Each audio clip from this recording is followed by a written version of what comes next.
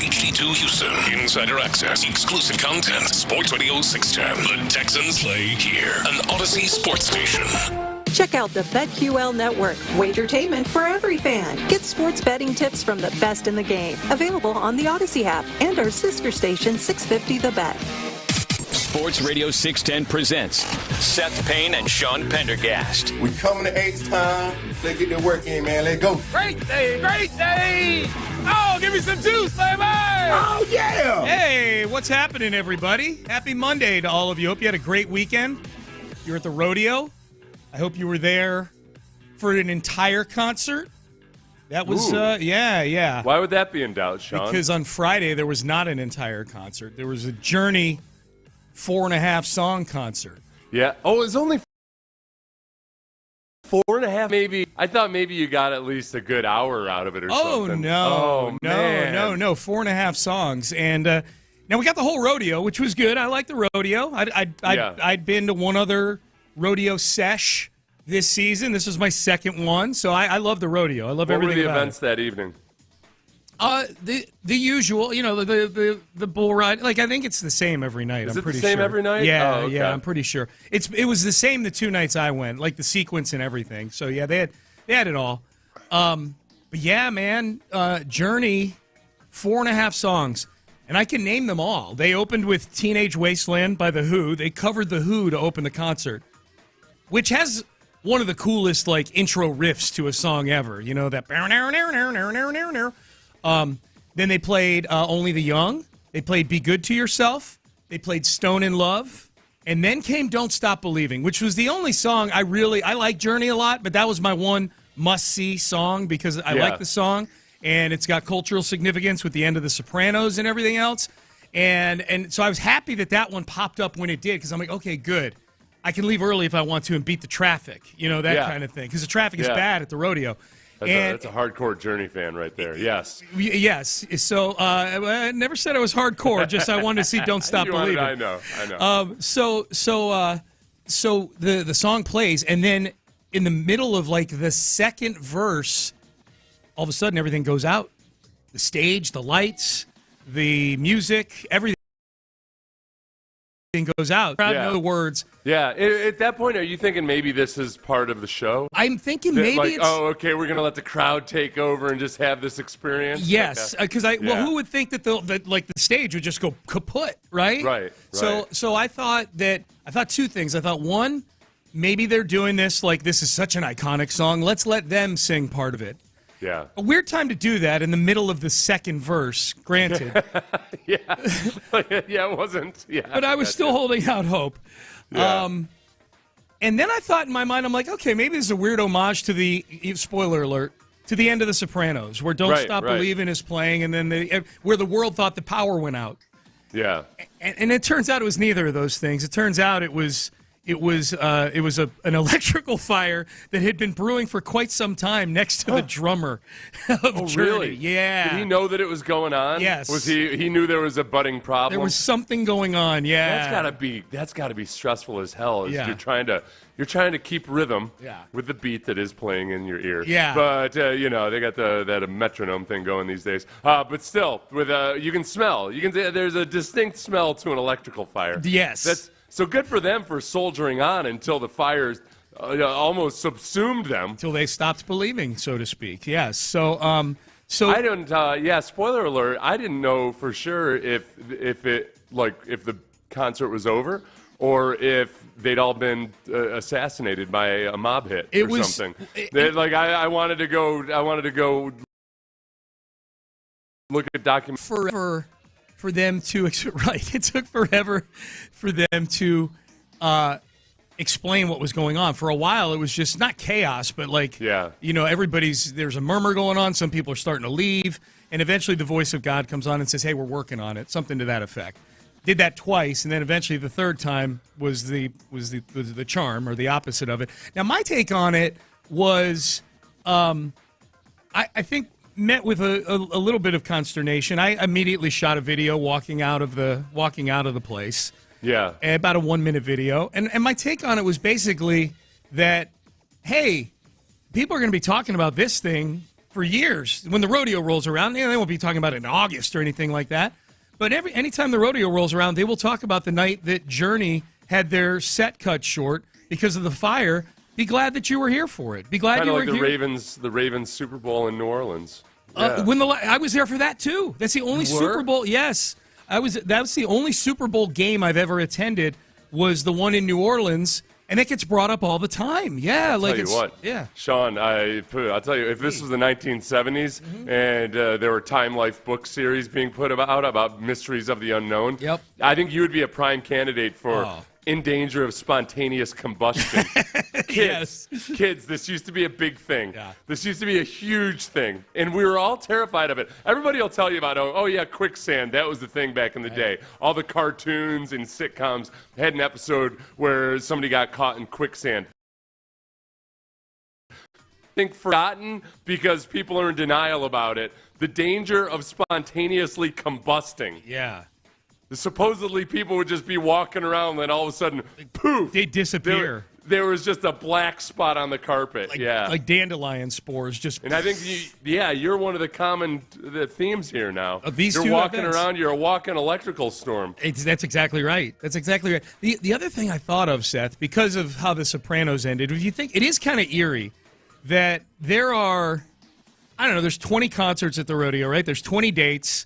So there's 20 musical acts. They each play, conservatively, 10 songs. It's shorter than a normal concert. It's usually like an hour long, maybe an hour and 15. So let's call it 10 songs. So there's 200 songs played at the rodeo every year. That the one where the power went out was Journey, Don't Stop Believing, is a little eerie to me. It feels a little bit like an inside job of some sort. You think? Yeah. Man. I'm not one to, delve into conspiracy theories or anything, but this definitely happened. This was definitely somebody, kind of like the guy in Forrest Gump that pulled the plug on the speech. Yes. There was somebody down there, a diehard Sopranos fan that was like, I'm going to do it. I'm going to do it. So you think they, instead of just pulling the plug on it, they decided to light an electrical fire? An electrical fire. Yeah, in the spirit of the Sopranos. They're not afraid to burn a place out. Yeah, you got it right. It's arson. Yes. It's an arson job. Good call, Seth. Good call. Yeah. I don't think there's any other way to think about this. The other thing I'm watching was that the lead singer, is it Amel or Amel? How do you pronounce it? I don't know. I don't even know his name. Amel Pineda. Yeah, exactly. You don't know his name. He's awesome. I pronounce it Filipino Steve Perry. That's how I pronounce it. He's awesome. Yeah. So it's probably Amel Pineda. And he's been the lead singer of Journey for almost 20 years. And yet, nobody knows his name, or very few people know his name, compared to Steve Perry. Yes. He's widely known as the guy who sounds like Steve Perry. And yet, whereas Van Halen, okay, so you've got two distinct eras. You got Van Hagar, you got David Lee Roth. And I feel bad. I feel bad for Pineda. For his biggest crime is having a voice that is just as incredible as Steve Perry. They found him on YouTube. Yeah. Like, the band had gone dark for a while, and they found him on YouTube, and they're like, let's get the band back together, minus Steve Perry. Let's get this guy off of YouTube, this Pineda guy, and he sounds exactly like him. He sounds exactly like Steve Perry. Yeah, like Sammy Hagar sounds nothing like David Very Lee Roth. Distinct, yes. Yeah. So, text message, Jim Adler text line, spontaneous combustion is real, you a-holes. That's good. Keep that spirit alive. Spontaneous combustion, that's just what the arsonists want you to believe, okay? That's just what whoever started the electrical fire at the Journey concert is like, yes. Keep the spontaneous combustion stuff Keep it rolling. going. It's a thing, yeah. Keep it going. That's been my cover for these past 40 years. Should I have been mad? A lot of people were telling me, Sean, you should be mad about this. You should want to. I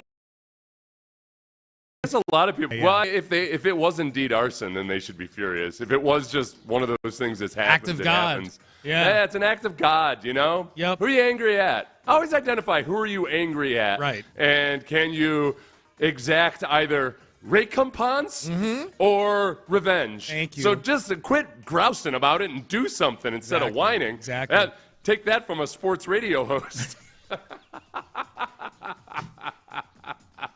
Why would you be angry about something that actually materially affected you? Right.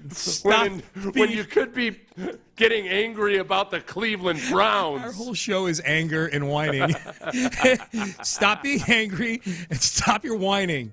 All right? If I good dose of spontaneous combustion talk. If we have to stop this car, all right? If we have to stop this car, stop whining and get to whining about Mekhi Becton signing with the Chargers. Yeah, you were a Mekhi Becton guy. How did you feel? I was a fan of any guy who could be an impact player on the interior offensive line. We're still kind of waiting, huh? Well, yeah, and even Kevin Zeitler, who signed with the Titans, was a guy that I talked about a lot, and he went to the Titans on a pretty manageable deal. It was 1 year, $9 million. So far the Texans have they've signed a couple of, I'd say a stopgap or a veteran guy who can start for you in Laken Tomlinson. Yep.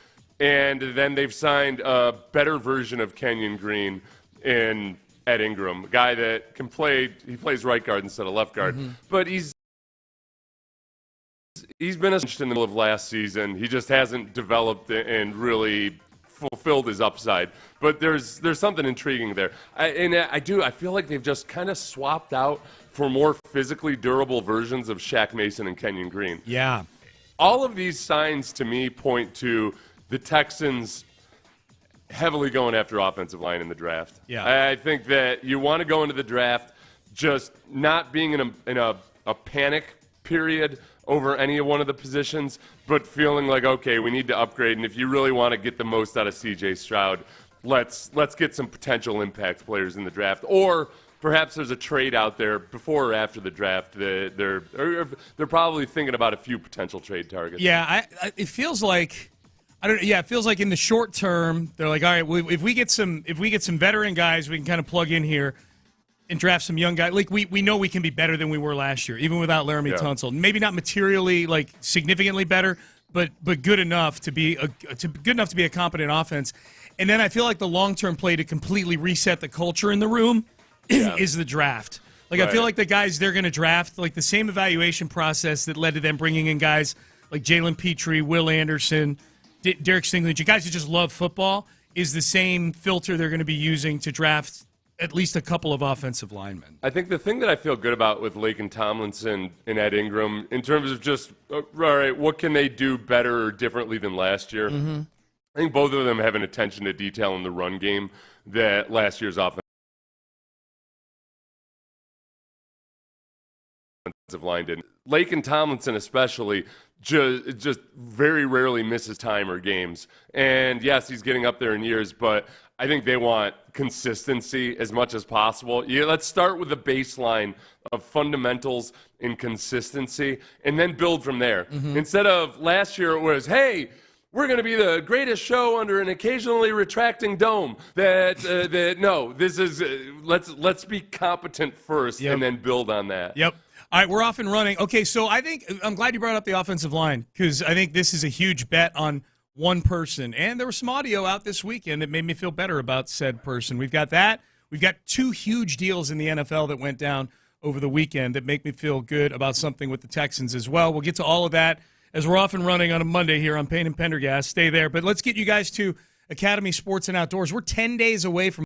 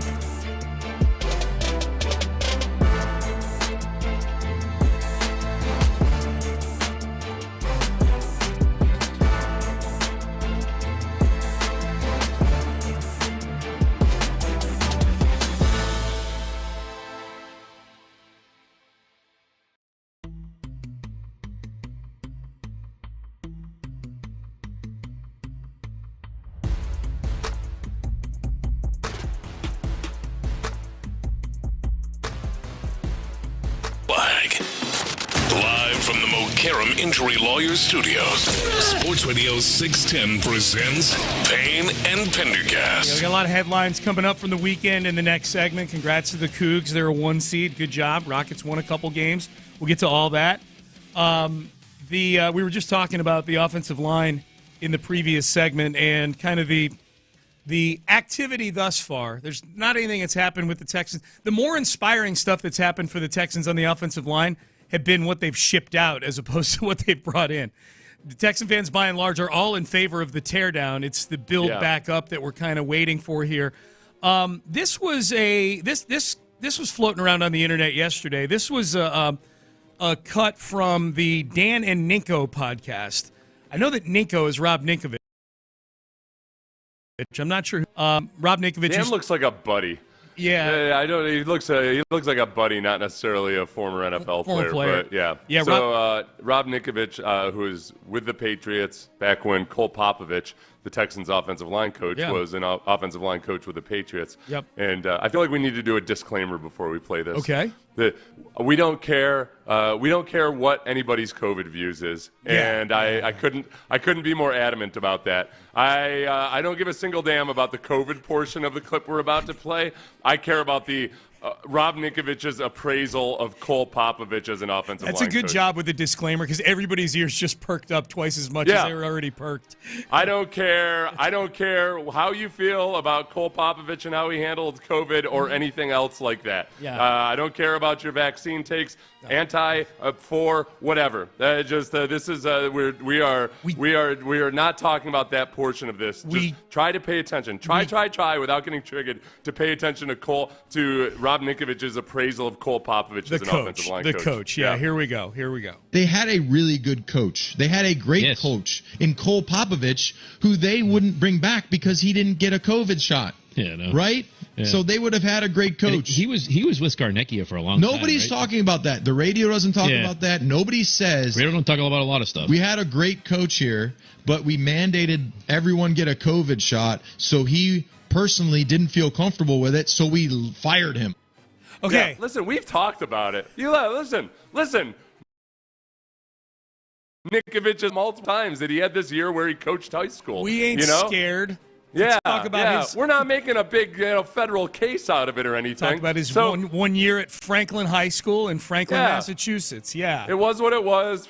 Some people didn't want to get back. Some people did, et cetera, et cetera. That's not our purview. That's something, if you want to debate about that, I think you can find a place on the internet or on cable television to take Walk in outside, what you need. you'll be fine. But as far as I do like that Ninkovich is riled up because for whatever reason, any reason at all, that Cole Papovich wasn't as a good offensive line coach wasn't available to the Patriots. That's right. I like that. Hey Ben, cue that up again and hit play, and I'll stop you when I need. This is all. The only part you need to know is this. They had a really good coach. They had a great coach in Cole Papovich. Boom. Yeah. That's all you need to know. All you need to know, people. They had a really good coach. They had a great coach in Cole Papovich. Yeah. I can't remember who it was. Oh, because I want to say it was somebody that would have been more leaning politically to the left, who was talking about football and was basically saying, your O-line coach, oh, yeah, you want him to be an anti-vaxxer. Like, that's the perfect O-line coach. Yeah. You want him to be just a crusty old dude that's set in his ways, and he's going to, damn it, it's going to be this way, and whatever it is, It made it better that it was somebody that I think, if I remember correctly, was probably left-leaning. Yeah. Yes. Apolitical when it comes out. Just give me a crusty, cranky bastard that will accept nothing less than what he demands. Crusty, cranky Cole Papovich at age 40. I wish it'd be better if he were 67. Yes, he turned 40 in February. Yeah. But I independent of all the the gaga that went on for the last 28 seconds of that 33-second clip. I was glad to hear a ringing endorsement for Cole Papovich from somebody who was in the building with him. No, and I get it. And people raise eyebrows when they find out or think about, logically, okay, you're going to fix the O-line and you're going to do things differently on offense, and yet you retained most of your assistant coaches, including the guy who was the assistant offensive line coach last year. I did myself as well. This is where the little bit of the leap of faith comes. If you want to feel positive about it, if you want to lean into the negativity, there's plenty of reasons to do that because Cole Papovich was in that room last year. It's just that there's many, many, many times where young coaches, especially assistant position coaches, really don't have much authority to do much at all. They're trying to do what their boss is telling them, and that boss is trying to do what his boss is trying to tell him to do.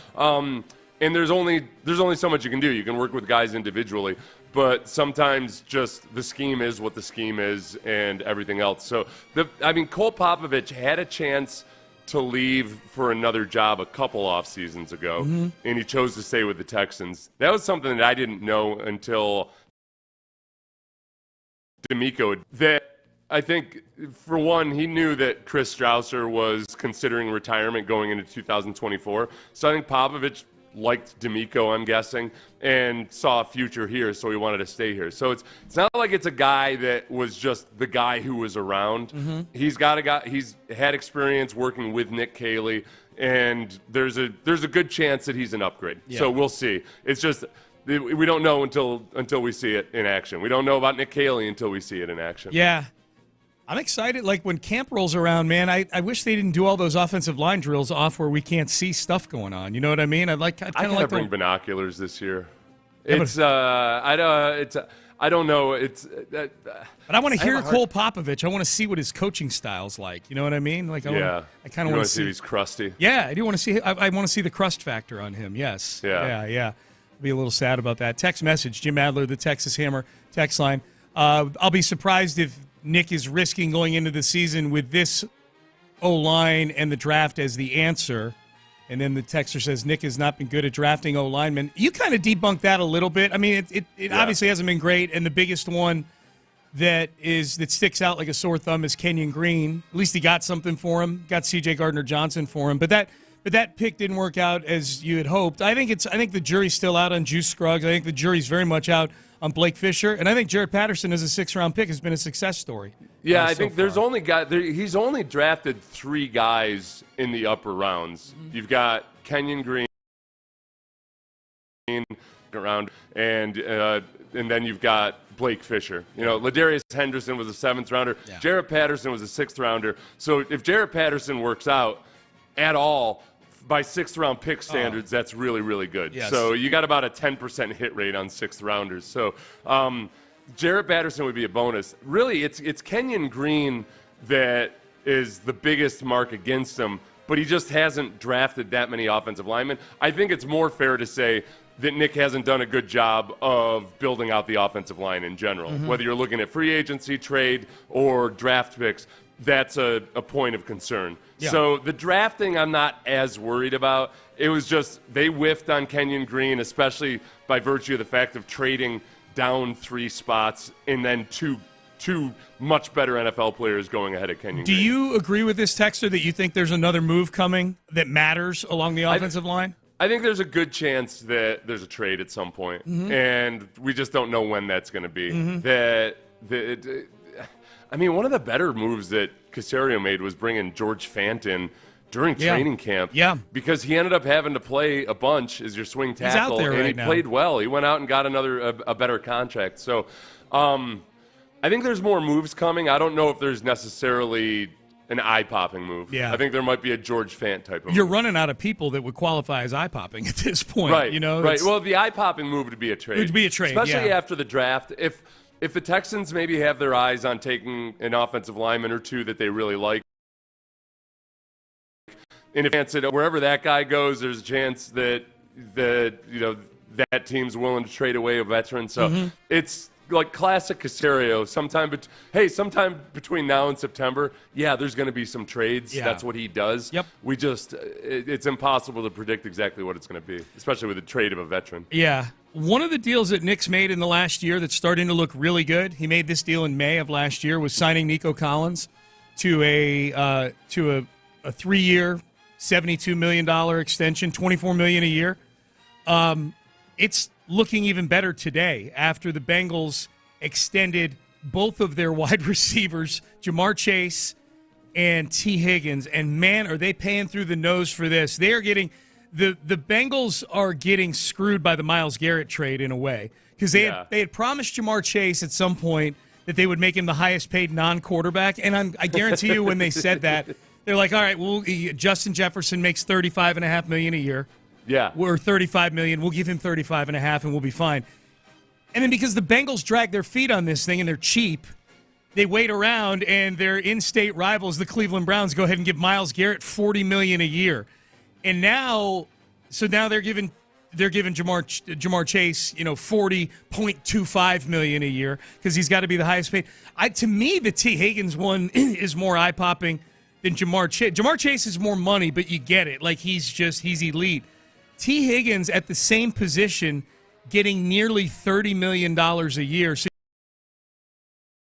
you've got $37 million wrapped up in two wide receivers plus Joe Burrow at $55 million. I am in this just for enjoying so much the immediate flip with zero self-awareness from people saying, the Bengals are so cheap. They're so dumb. They're not going to pay these guys. Oh, they're so stupid. To immediately, without hesitation, I can't believe they're paying a quarterback and two wide receivers like this. That's no way to build a football team. Oh, you frauds. I include you in this, Sean. Why? Yeah. I can't believe they're not paying these. Oh my God, I can't believe they paid these guys. No.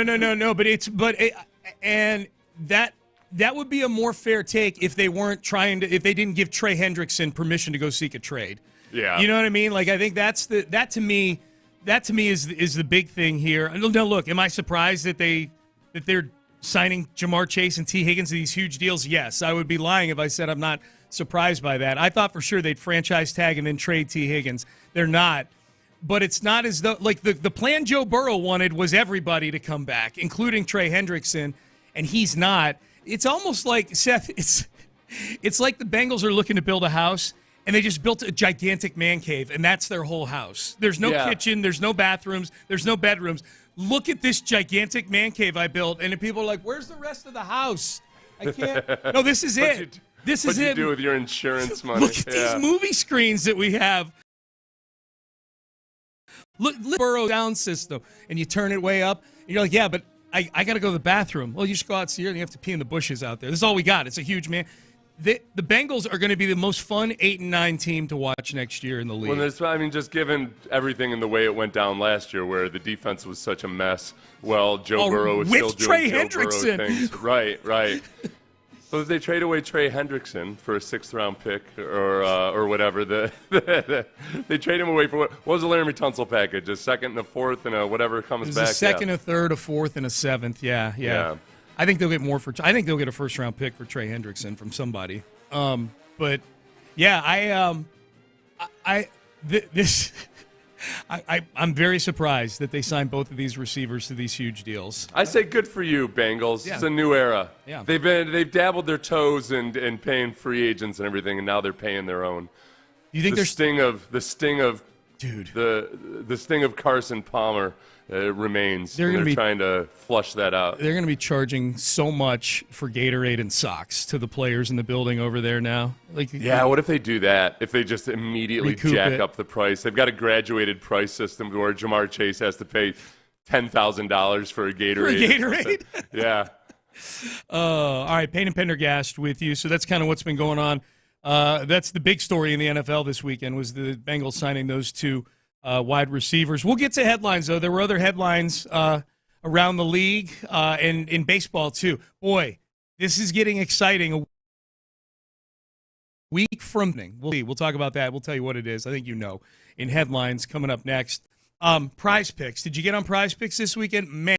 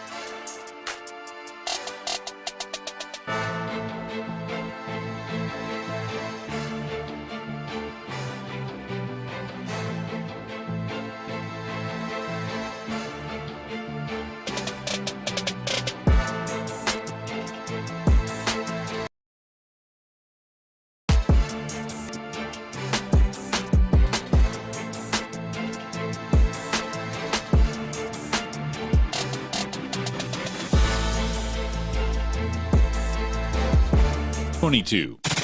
Payne and Pendergast with today's headlines. All right, let's start with a quick Texans headline. This dropped over the weekend, courtesy of Aaron Wilson. Turns out the Texans did a restructure on Danico Autry's contract. There'd been some discussion. He was probably the most debated player, Seth, I would say, as far as will they cut him? How will they handle him? Because there was a cap savings to be had if you cut Danico Autry. And instead, they keep Danico Autry around on a restructured deal and open up a few million in cap space, $6 to $7 million in cap space. I'm doing a check on the Texans cap space right now as we speak. According to overthecap.com, they've got nearly $19 million in cap space. So they need some space to sign their rookies that they end up drafting. This does feel like, though, that they're putting some dry powder out there for some sort of move, whether it's going and finding more free agents or there's some extensions. I know that they're either extensions or restructures again. Yeah, Danielle Hunter might get. Danielle Hunter would be a really interesting one because it's not going to be just I don't think it would just be a simple restructure because Danielle Hunter's probably looking at that Myles Garrett contract and thinking, all right, I'm 1 year older than Myles Garrett. And it's not out of the question for me to get a pretty damn. So I don't know if the Texans would be interested in restructuring his deal in such a money this year's cap, but also lock him up for an extra couple years. Yeah. I wouldn't be opposed to that. It'd be a bold move for a guy that's in his 30s from the Texans standpoint. Yep, for sure. And especially knowing that Will Anderson's going to likely get an extension going into next season. Yeah, and break the bank doing so. Derek Stingley, I think Jalen Petry's a guy they probably want to extend. So there are a lot of moving parts with the Texans. That was the one that got reported this weekend, the Danico Autry restructure. I think one comment that I had seen from a guy that follows both of us, he said, nice, I hated the convo around wanting to trade or cut him simply for cap savings as if he wasn't worth playing or something. I feel like that's an unfair, extreme opinion about why they might cut or do something with Danico Autry. They cut him at one because they don't like him. That's for sure. Right, they love him. Yeah. It's just that he's 35 years old. He was suspended and or injured for much of last season. Yep. And sometimes you got to make tough decisions when you're trying to structure a team. Yep. People get cut all the time that still have tread on their tires or get traded away, obviously, that can still play. It's just you've got a cap to manage. The Texans have picked up a few of them this offseason. It's the cycle of a player in the NFL, for sure. Okay, Cam Smith hit a bomb yesterday, Seth. Off of a major league pitcher. And I don't care what the final score of the game was. I'll go find out. But that was the big thing yesterday. Cam Smith, and he drove in another run with a base hit. He's going to make this team, I think. No, I think that, for one, too, I feel bad for DeZenzo because DeZenzo's having a really nice spring training. He's not as sexy as Cam Smith. He's got over 1,000. Look, I think that Chandler Rome had a nice long article about this morning, and he pointed out a couple things that made sense to maybe pour a little bit of water on all of it. And one is that Cam Smith is still seen barely any double-A action, actual double-A action. The pitching that he's seen in spring training is just a little bit below the average caliber pitching that you would see in double-A. Mm-hmm. So he still hasn't had a whole lot of time.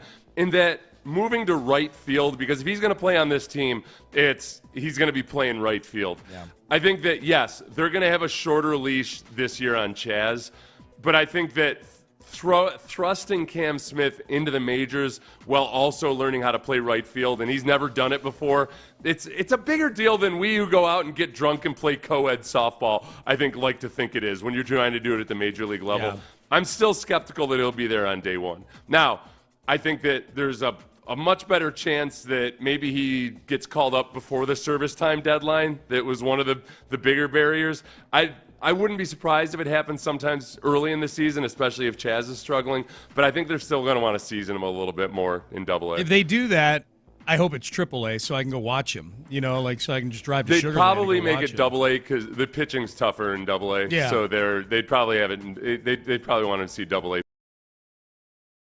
pitching. Yep. They also want DeZenzo and Cam Smith to get everyday action, so it probably makes the most sense that DeZenzo would be in AAA and Cam Smith would be in AA. I want to go see DeZenzo. I want to go see Cam Smith. I know you want. I know what you want. I want to. Do you want to see Cam Smith, or do you want him to develop it in the best possible way? Both. Yeah. I want both, but I get what you're saying. Lance McCullers is going to pitch in a game tomorrow, a spring training game.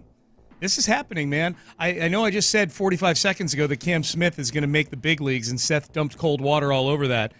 Will you dump cold water on the Lance McCullers comeback right now, Seth? No, I will not. Okay, good. I think he's going to come back. I think he's going to pitch well, and then everybody's going to hold their breath for as long as possible to see how long he can make it. Mm-hmm. Maybe he makes it in the entire season. Yep. I expect him, as he typically does, when he's in the majors and he's not pitching with a partially torn UCL or something like that. Yeah. He pitches well. Yeah. So I expect that he's going to pitch well. And I think people will allow themselves to get somewhat excited, but they're going to be constantly nervous that you're walking on Put your guard down, people. Let him in. Let Lance in. Yes, put your guard down. It's good. Luis Garcia was doing a good amount of work, too. That's good, man. This weekend, yeah. The more the merrier. The more the merrier. Framber's going to be starting on opening day for the 4th straight year. That's, when you consider all the pitchers that have been on this baseball team through this run of dominance here, Framber being the guy to start on opening day 4 years in a row in this era of Astros. Granted, it's at the end of the arc here, but 5 been the opening day pitcher. 4 straight These are the only guys who have done it in Astros history. Roy Oswalt, ever heard of him? Yeah, J.R. Richard, Yep. Mike Scott and Shane Reynolds. All of them righties. Yeah. Well, the Shane Reynolds one is Shane was good. Those other, I didn't put him first. Yeah. No, it looks like they're in chronology. Well, no, Roy's first there. Yeah, you're right. No, this is a significant thing for sure. I just like Oswalt, J.R. Richard, Mike Scott at their peaks were beasts. Like Cy Young winners or Cy Young contenders, and I'm like Shane Reynolds, the ultimate innings eater. Well, that was also with C.J. Stroud with some of his rookie records and everything. Remember, there would always be something like nobody's done this since Tom Brady, Peyton Manning, Drew Brees, and Carson Wentz or something. Yeah, or Gardner Minshew. Yeah, that was a big one. Yeah. It would be these Hall of Famers plus Gardner Minshew. Gardner Minshew, man, that people forget that rookie year. He was magical. Yeah, I'm glad you mentioned that. Gardner Minshew is always a good conversation killer, or just if somebody's trying to talk about hyping up a rookie like he's a future Hall of Famer, everything, you can probably find a Gardner Minshew stat that matches it. Yes. Rockets over the weekend, they beat the Mavericks like a drum on Friday by 37, 133-96. And then on Saturday, in a back-to-back, much closer game, but a fun game to watch, they end up beating the Chicago Bulls 117-114 in a game that was very back and forth throughout. We got this update from Vanessa Richardson on the broadcast on it was over the weekend. This was the update on the latest with Amen Thompson. I spoke to Ime Udoka just a few minutes before the game about Amin Thompson. Good news. He says Amin was able to do some spot shooting with lead assistant coach Ben Sullivan after shoot-around today. Ime also said Amin has been running on the Alter G treadmill, which is the non-weight-bearing treadmill. Ime told me Amin is getting around-the-clock treatment. Said pregame and postgame he's getting ice, he's getting stim, anything and everything to push the swelling out. Said he's going home with compression sleeves that also push the swelling out, and it's working. Amin currently has no limp, and a lot of the swelling is gone. Good news, guys. All right, so there you go. She said compression sleeves, but I heard depression sleeves, which sounds like something that sounds nice for when I'm feeling blue. Like maybe just like one of those heavy blankets or something. Right. Just a sleeve that just holds me tight and tells me everything's going to be all right. Yes. Or like a what do they call, like a therapy dog that you have with you? An emotional support dog inside my depression sleeve with me. Yes. That's good news on Amin Thompson. What was that non-weight-bearing treadmill she was talking about? The Alter G. I want to try one of those. It keeps you. It ends up like you're running on the moon. Okay. So you're moving your legs. You're just not hitting ground. There's not as much force on them. Yeah, it suspends you up above it a little bit. That's why I like the elliptical as opposed to a treadmill, because there's not as much banging going on. Yeah, that's the whole concept there. Yes. Yep. That's why I like it. All right, Payne and Pendergast with you. That's the latest on pretty much everything going on. All right, up next. This is an early candidate for Take-A-Mania on Friday. This take from somebody whose audio we've played in the last few days got Texan fans pretty upset over a rookie from last season. Do we agree with this take on one of the Texans' more prominent young players? We will have that for you coming up next. I would agree with you if you.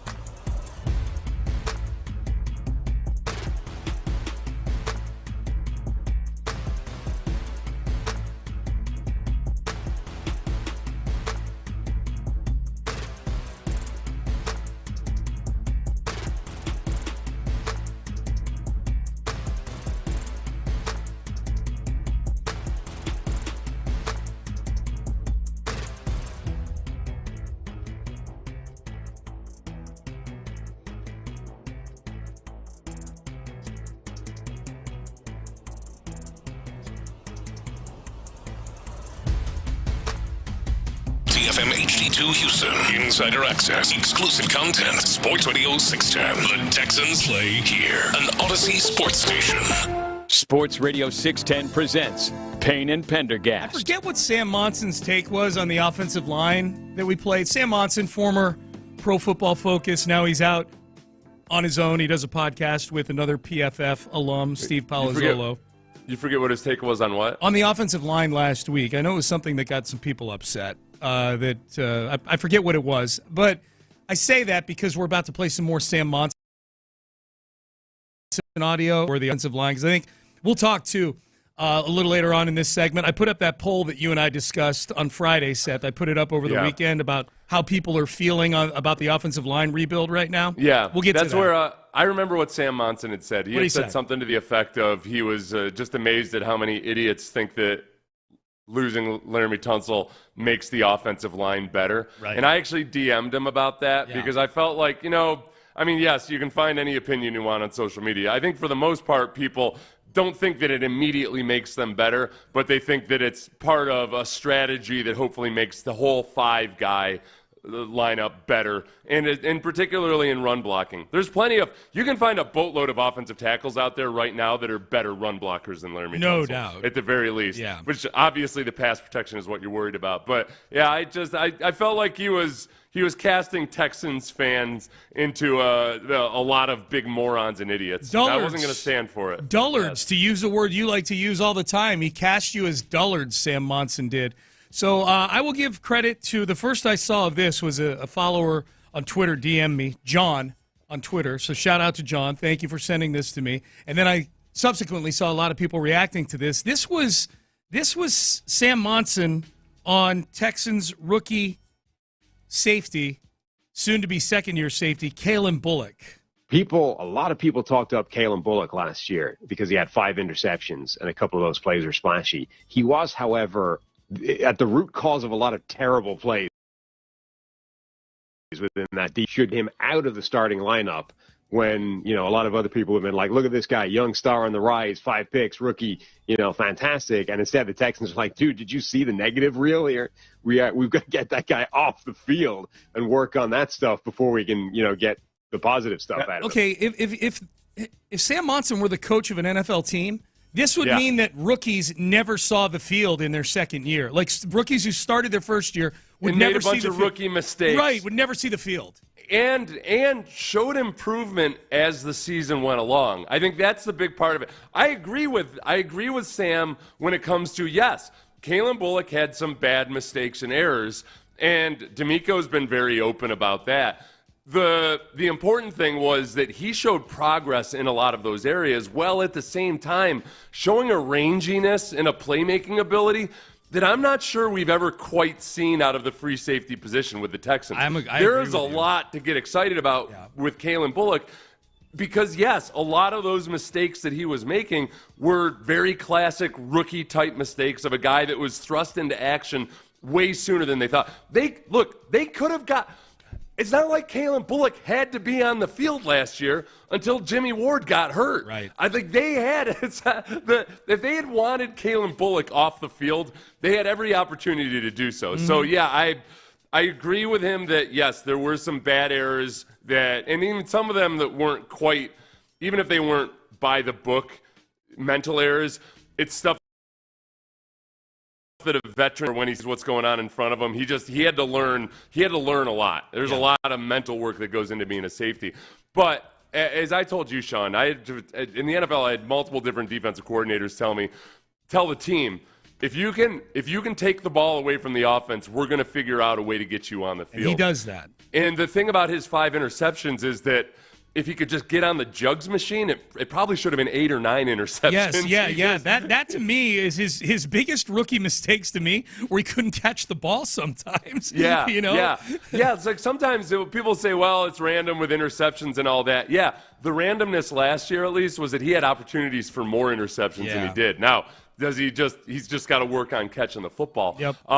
But yeah, there is not a single part of my brain that thinks the Texans are somehow eager to get Kalen Bullock off the field. Or that, and I'm guessing the C.J. Gardner-Johnson trade is what prompted that line of conversation. It was. Yeah, that's where Sam's take was, well, everybody's looking at this as, hey, you can pair him up with Kalen Bullock, when in fact he thinks it might be, no, they want to get Kalen Bullock off the field as fast as possible. It's a bad take, man. This will get played again on Friday, just so you know. Yeah, at 8 Texans, o'clock. I mean, and for people who want to get excited about it, I give you, unlike some people, I give you full license to get excited about how opportunistic this Texans defense could be. Mm-hmm. And this isn't like last year with the offense where you're still going on a wing and a prayer in a little bit. This is a team that had the second most interceptions in the NFL. And you had 12 interceptions in his last 3 seasons, and he only played 3 games in 2023. Mm-hmm. He is a ball hawk. So, no, I think they very, very much like the idea of C.J. Gardner-Johnson lined up next to Kalen Bullock. And just as a real quick, and Jimmy Ward, I mean, now you've got veterans back there so that maybe in situations where you want more veteran savvy, then if Jimmy Ward's healthy, him and C.J. Gardner-Johnson can be out there. You can work Kalen Bullock in the way you want to work him in. Yeah, Middle Screen, Coach Middle Screen, loyal listener to the show, texts in on the Jim Adler, the Texas Hammer text line. He says, hey, you dumb bleep ass clown. Maybe you should, not us, Sam Monson. It's not like him to talk to me that way. Yeah, Sam Monson. Maybe you should keep your crappy takes to yourself and not try to project them onto the Texans organization. Gardner-Johnson is more of an Eric Murray replacement than a Bullock one. Jackass. Yeah. I would say this is what I would say is he is, I mean, if we're comparing the two, he's definitely more of an Eric Murray replacement than a Kalen Bullock one. I think C.J. Gardner-Johnson, to me, is a younger, souped-up Jimmy Ward. Like I think they envision getting out of C.J. Gardner-Johnson what they've envisioned and at times have gotten out of Jimmy Ward. It's just that Jimmy Ward has been just hit with a spate of injuries over 2 years. Yeah. You know? The one thing that's been nice about Kalen Bullock is that as skinny as he is, there was never any question about his willingness to tackle. Yeah. But he is a better tackler than I thought. Now, he said he had a bunch of those errors that Sam Monson was talking physical errors, but a lot of them mental errors, just classic rookie type errors.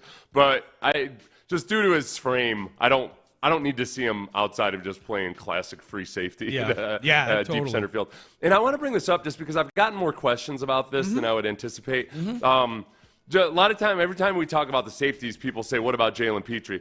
Just see it like Jalen Petrie isn't a safety anymore. He can and does at times play safety, but he's more of a nickel linebacker / slot corner. So there's plenty of room to have Jalen Petrie on the field with all the other safeties on the roster. It's fun to look at what the secondary is going to look like with C.J. Gardner-Johnson and Jalen Petrie on the field at the same time with Bullock and Stingley and Lassiter. I mean, they're going to get a lot of love this offseason as the best secondary in football. And I don't know when we could say that about this is the best secondary they've had since the Wade Phillips secondaries with Jonathan Joseph and Kareem Jackson at corner and Daniel Manning and Glover Quinn running at safety.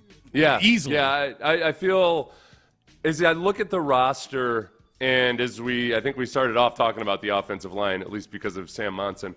Going into the draft, the best way to feel as a GM is to not feel overly desperate at any given position. I think right now, if there's no more notable moves made before the draft, I'm still, this is not, it's a novel take amongst Texans fans. I just don't feel comfortable with the offensive line. Yeah. And it just, you don't want to go into the draft really overly eager to draft a specific position. Offensive line is still the place where, man, if they've got guys that they've identified and they've got a little extra draft capital to perhaps move up in the first round, I think I'd say there's a better than 50% chance right now they go offensive line. I think so too. All right, so tight end gets a little dicier. Because really it's I don't feel atrocious like the whole group sucks or anything. Remember, you get Brevin Jordan coming back? Yeah. And yet, there's not a guy that I feel comfortable about as an actual inline blocking tight end. So you're missing that. I just don't look at that as a first-round addressing, given the numbers right now. No, given the numbers on the O-line, yeah, for sure. Yeah. All right, so with that in mind, the poll that I put up on, what was the 14th? Friday afternoon. For Texan fans, how are you feeling right now about the team's plan for fixing the offensive line? Plain and simple. And they haven't done anything over the weekend that would change this. There were no big moves made over the weekend on the offensive line. Have you looked at this yet, Seth? I have not looked at it. Here are the three choices, as agreed to by me and you when we concocted this thing on Friday. The three choices about how you're feeling right now about the team's plan for fixing the O-line are outright panic, wait and see, let Nick cook. All right, outright panic. I think that's going to be pretty low right now. Mm-hmm. So partly because even if some people, I think there's some people that might be panicking on the inside, but they also were happy about the Laramie Tunsil trade. Sure. And they want to, I think outright panic is going to be below 15%. Let Nick cook. I feel like that's just almost a little too aggressively optimistic at this point, where there hasn't really been a whole lot of notable movement. Yeah. What was the middle choice? Wait and see. Wait and see, I think, is going to be 55%. Holy crap. And you're a man of honor. Let me just say this before I say what the number. And the poll is closed, so this is the number. You might have won both showcases if this were the Price is Right. 54.8%. Give yourself a ding. Hey, Ben gave you one. Get out that bell, man. That's my best in a long time. You're not going to do 0.2%. You and I can do this show for 30 more years. I don't know if you're going to do better than that. I wonder if this is because I've been spending less time on X. Just for my mental health, everybody. It's not a political thing or anything. This goes back to pre-Elon. Yeah. X is probably the most toxic of all the social media platforms where you can spend time thinking about sports. I think because I've been spending more time on X than I ever have. Yeah. So, but because I'm kind of targeted, I'm like, okay, I want to see what people are saying, get a feel for it, look at the replies, but not get overly wrapped up in it. Yeah. So because of that, the algorithm isn't leading me down some spiraling negativity wormhole that I end up being on the platform for 3 hours. So I think I'm canvassing the opinions better and doing it more objectively. Yeah, you've been really good lately, man. And I had very few emotional breakdowns per day too. 54 by EB per day, emotional breakdown per day, advanced stats. Wait and see, 54.8%. And you were headed down the right path with outright panic, 12.8%. You said below 15%. It's just below 15%, 12.8%. Then about a third of the people say, "Let Nick cook." So I think to me the biggest takeaway there is the 12.8%, more so than the wait and see, the one that won. To me, that's the big takeaway. Is like, all right, people aren't at least the several hundred or whatever that voted in this poll are not freaking out right now about where we are. I feel like this is a poll that I should put up probably at the end of each week as we work towards the draft. If there's no movement between now and the draft, I think you're really, really betting. You're betting on two things. You're betting on young players and you're betting on Cole Papovich. Yeah. That's the big bet. Yeah, that's it. Well, and Nick Haley, and there's just that. There is some of that it's just feels too easy and trite to just blame Bobby Slowick for everything. And I don't think you should. I think there's multiple things going on always and forever. But Bobby Slowick was a guy that fundamentally I don't think just had the same grounding in the ground game. And it not really worked with the nuts and bolts of coaching players at positions who have to pass block, who have to run block, whereas Nick Haley has. So I'm intrigued by that. And I think just what Nick Haley is focused on in press conferences is so fundamentals. And the Texans were severely lacking in fundamentals. When I watch Laken Tomlinson as an offensive guard, that right now he'd likely be the starting left guard. I don't think that's written in pen whatsoever. But, man, he's a fundamentally sound football player. And it's nice to see because there has just not been good fundamentally sound play at guard as of late. So, at the very least, if you can have fundamentally sound play across the board, it's going to be an improvement over last year. Yep. And that's what I'd hope for. Aaron Rodgers to Minnesota started to pick up some steam over the weekend. I saw Michael Silver, who's reported on the NFL for a long time, say that it's a 50-50 shot right now that he might wind up, that Aaron Rodgers might wind up the quarterback in Minnesota. And I'm still amazed at the number of people that Aaron Rodgers going to Minnesota, like, oh, now they're in the Super Bowl conversation. I'm like, he went 5-12 with the Jets last year. Like, he wasn't good last year. Right. He was good in spells. It's really weird, like, automatic they're making it. Like, they were 14-3 last year. Yeah. There's a way better chance that they are worse with Aaron Rodgers this year than they were last year if they sign him. This is what's annoying me about it, is that I feel like a lot of these highfalutin NFL writers all of a sudden are acting like NBA writers, where they are just so hung up in the jocks of anybody with a big name that they're like, oh, Steve Nash on the Lakers, watch out. You got Steve H and Kobe Bryant. Woo!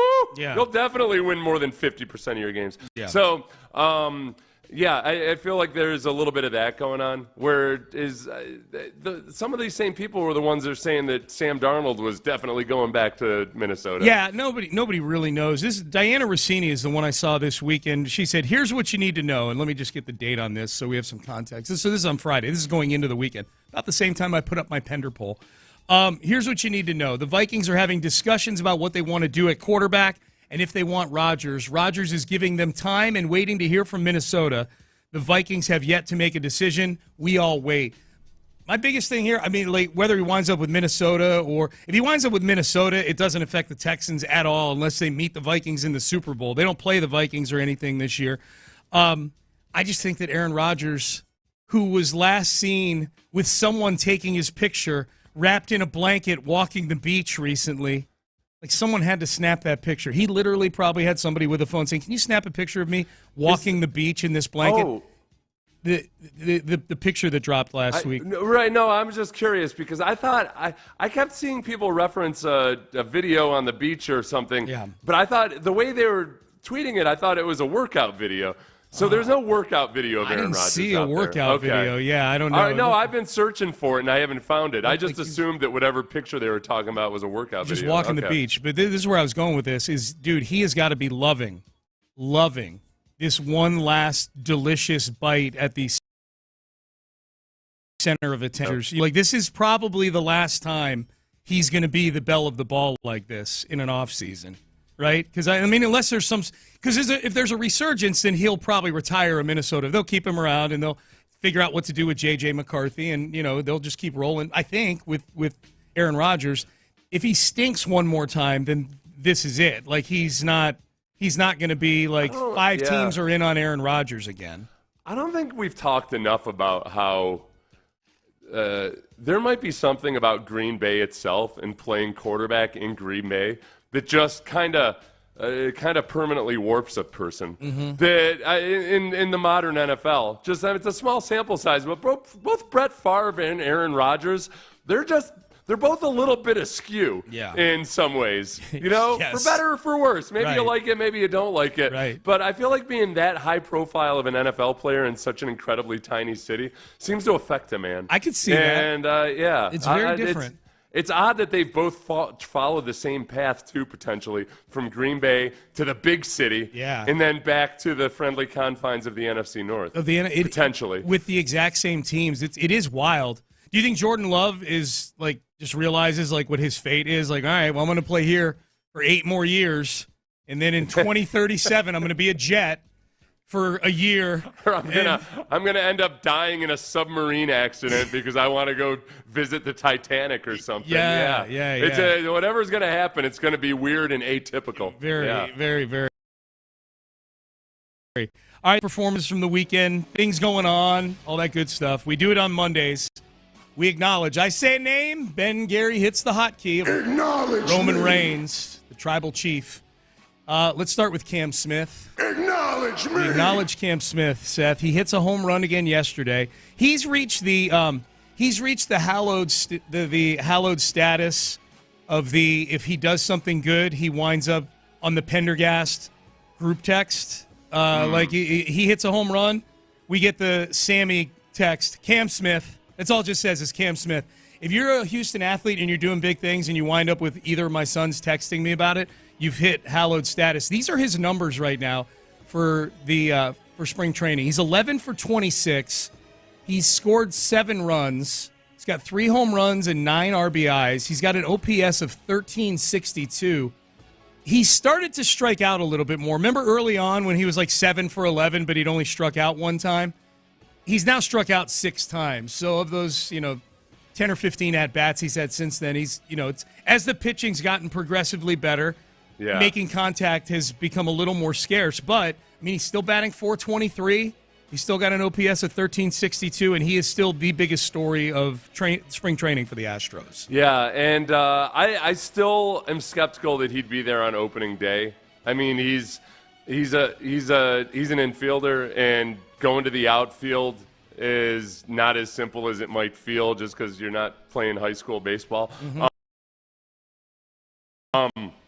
Apparently, people are pretty skeptical about Paredes' ability to play second. Yeah. So it's not as simple as just slotting Cam Smith in there at third and have Paredes at second, right. And then there you go, you're off to the races. And then you factor in the fact that Cam Smith's had like 10 games of experience in Double-A, and I think that if they want him to see more pitching, because he's basically seen about Double-A caliber pitching by and large in spring training, but also learn how to play right field. I don't think it makes a lot of sense to move him up right now, and it's because they want him to play every day. Spada is very firm in that. Like we want these guys to play every day. You have him on the opening day roster, and there's not necessarily an avenue where you've got him learning how to play right field, but also potentially not playing every single day. It doesn't make a lot of sense. Wherever he goes, he has to play every day. I totally agree with that. No doubt. At this stage of his career. You know what would be nice in this whole thing? This would be nice if Chas McCormick just started hitting like a normal big league outfielder. That would be great. That would make it much, much, much simpler. Much easier. He's 4 for 24, batting against the same pitchers that Cam Smith is batting against. I'll point that out. When people are pointing out, like, well, Cam Smith has really only started facing big league caliber pitching of late. Like, yeah, well, at least he was hitting some of the pitching. Chas is hitting none of the pitching right now. He's 4 for 24 in spring training. So we acknowledge Cam Smith. I feel like Zach DeZenzo's still got over 1,000 OPS in spring training. Yep. If I haven't checked as of late. I feel like if a bubbling excitement about his potential to replace Chas maybe at some point. So. Yep. Minor acknowledgement to DeZenzo, but he's not as fresh-faced as Cam Smith. No, but we'll give him. That'll make him feel better today if we acknowledge him for sure. That's true. Yeah. He'll probably hit 3 home runs. Oh, for sure. Yeah, for sure. He's listening. Nico Collins. Acknowledge Thank you for being incredibly cheap. Thank you for being cheap as in the price of your contract. I don't know if you're cheap when you go out about town, Nico. I'm sure you're a great tipper and a healthy spender. I'm sure you're doing He's cheap but not stingy. Right. You're doing your part for the economy. But the fact that you are you on this contract and that the Cincinnati Bengals just paid Jamar Chase or just signed him, agreed to a deal for over $40 million a year, and T. Higgins for nearly $30 million a year. We said this the day that Nico signed that contract, Seth. That this contract is going to look amazing. We said it last year. We said it would look amazing within a matter of a month after he signed it because there were so many receivers that got new deals last year. And sure enough, it went from being the 5th best contract for receivers in all of football, and now you can't even find it in the top 10 anymore. Where is he? You were looking it up. Where is he? 12th, you told me? He's 11th, I think. Okay. Some of this, but that's for DK Metcalf is still below him. Okay, I don't know how that's on 12. average per year. Yeah. So he's still, it's not a top 10 contract, which was what you had predicted at the time. Yeah. So probably 12th right now, and then we'll be 13th or 14th maybe by the end of the season. Yep. Terry McLaurin, I think, will probably get a new deal at some point. Yep. So as long as he can stay healthy. It's got to stay healthy, man. But we're going to acknowledge you, Nico, because we like you. Well, T. Higgins has had a whole boatload of injury issues as well. Yep. Deshaun Watson. Acknowledge me. And Jilly, soon to be Jilly Watson, maybe, I guess. Acknowledge me. Love is She's in the probably air. going to keep her maiden name. I would if I were her. Because she's a social media influencer. It's really hard to do that and change your name. What are you looking at me for, Ben? No, because she's an influencer. They're engaged, for those who don't know. Wedding bells are in the air. Deshaun Watson announced it on social media over the weekend. And it's really, when you think about it, this is where the lovebirds here, it's really every girl's dream when you think about it, to fall in love with it's a story that's been told since time immemorial. A local girl falls in love with the quarterback of the local professional football team, who then endures 25 sexual assault lawsuits in a massage setting and then gets traded to Cleveland and watches his career spontaneously combust, as we've been discussing today. Yeah. And then Except they get for engaged. the paycheck part. And then they get engaged and sit on a big pile of money for the rest of their lives. It's really, it's the American dream, in that the only other avenue to do it quite this glaringly is if you marry a politician. So, like, her steadfastness in standing by her man no matter what, without having to do it the political route. Yeah. Good for her and him. Did he do it on the shores of Lake Erie? I don't know. I couldn't tell where he was. No, I don't. You know what? No, I did not. Oh, yes. Underrated amusement park, by the way, in Ohio. No, I don't. I couldn't tell where they were, but Seth, they just both look so happy. They both look ecstatic about this development, and I'm sure all of Houston is happy for both of them. So we acknowledge their soon-to-be nuptials. She is from, I would be actually honestly nastier, but like, she is from Houston, and it does seem like, I wonder. She probably has family that's listening to the show right now, you know? No, at the very least, I think it's probably good for Deshaun that he hasn't had his only incidents or issues since all of the accusations has been he got pulled over for speeding. Right. And I think he did pull a "do you know who I am" type of scenario. Did he? I don't remember. I had something along those lines. Bad look. But yeah, so good. This looks like it might be South Florida. There's a bunch of, they're in front of the water. There's a bunch of skyscrapers in the back. He hangs out down there a lot. He likes Miami. All right, the Cougs. Acknowledging the Cougs. The number 1 seed in the Midwest. Big 12 champions, Kelvin Sampson, one of the best to do it, man. So we got to get an appropriate amount of vitriol going here over the next few days, Seth, for SIU Edwardsville. Oh, I've hated them forever. Yeah, I'm sick and tired of them, the disgusting sods. I will say this. Does I stand for Indiana? Illinois. Yeah, it's Southern Illinois. Well, have you ever been to I hated it more when I thought it was Indiana. No, but have you ever been to the southern half of Illinois, like the not, Chicago's up north part? Yeah, man. Does it feel like you're in northern Alabama? Yeah, or something? it is an area of the country that if you spent any time there, you would be making fun of it on this show. It's rough, man. A&M's going to be playing Yale. Just go take on those fancy lads. Can I ask largely known as, the A&M is largely known as the Yale of the South. Sure. And, so it makes sense. It's the Yale of Bryan College Station, yes. Mm-hmm. Can I ask you this? You played ball in the same league as Yale, in the Ivy League. Yeah. Do we know that Texas A&M is in the SEC, and that SEC fans love to just chant about the conference. Are you going to find your way to this game? Not because you went to Cornell, but because they're playing Yale and just chant Ivy League.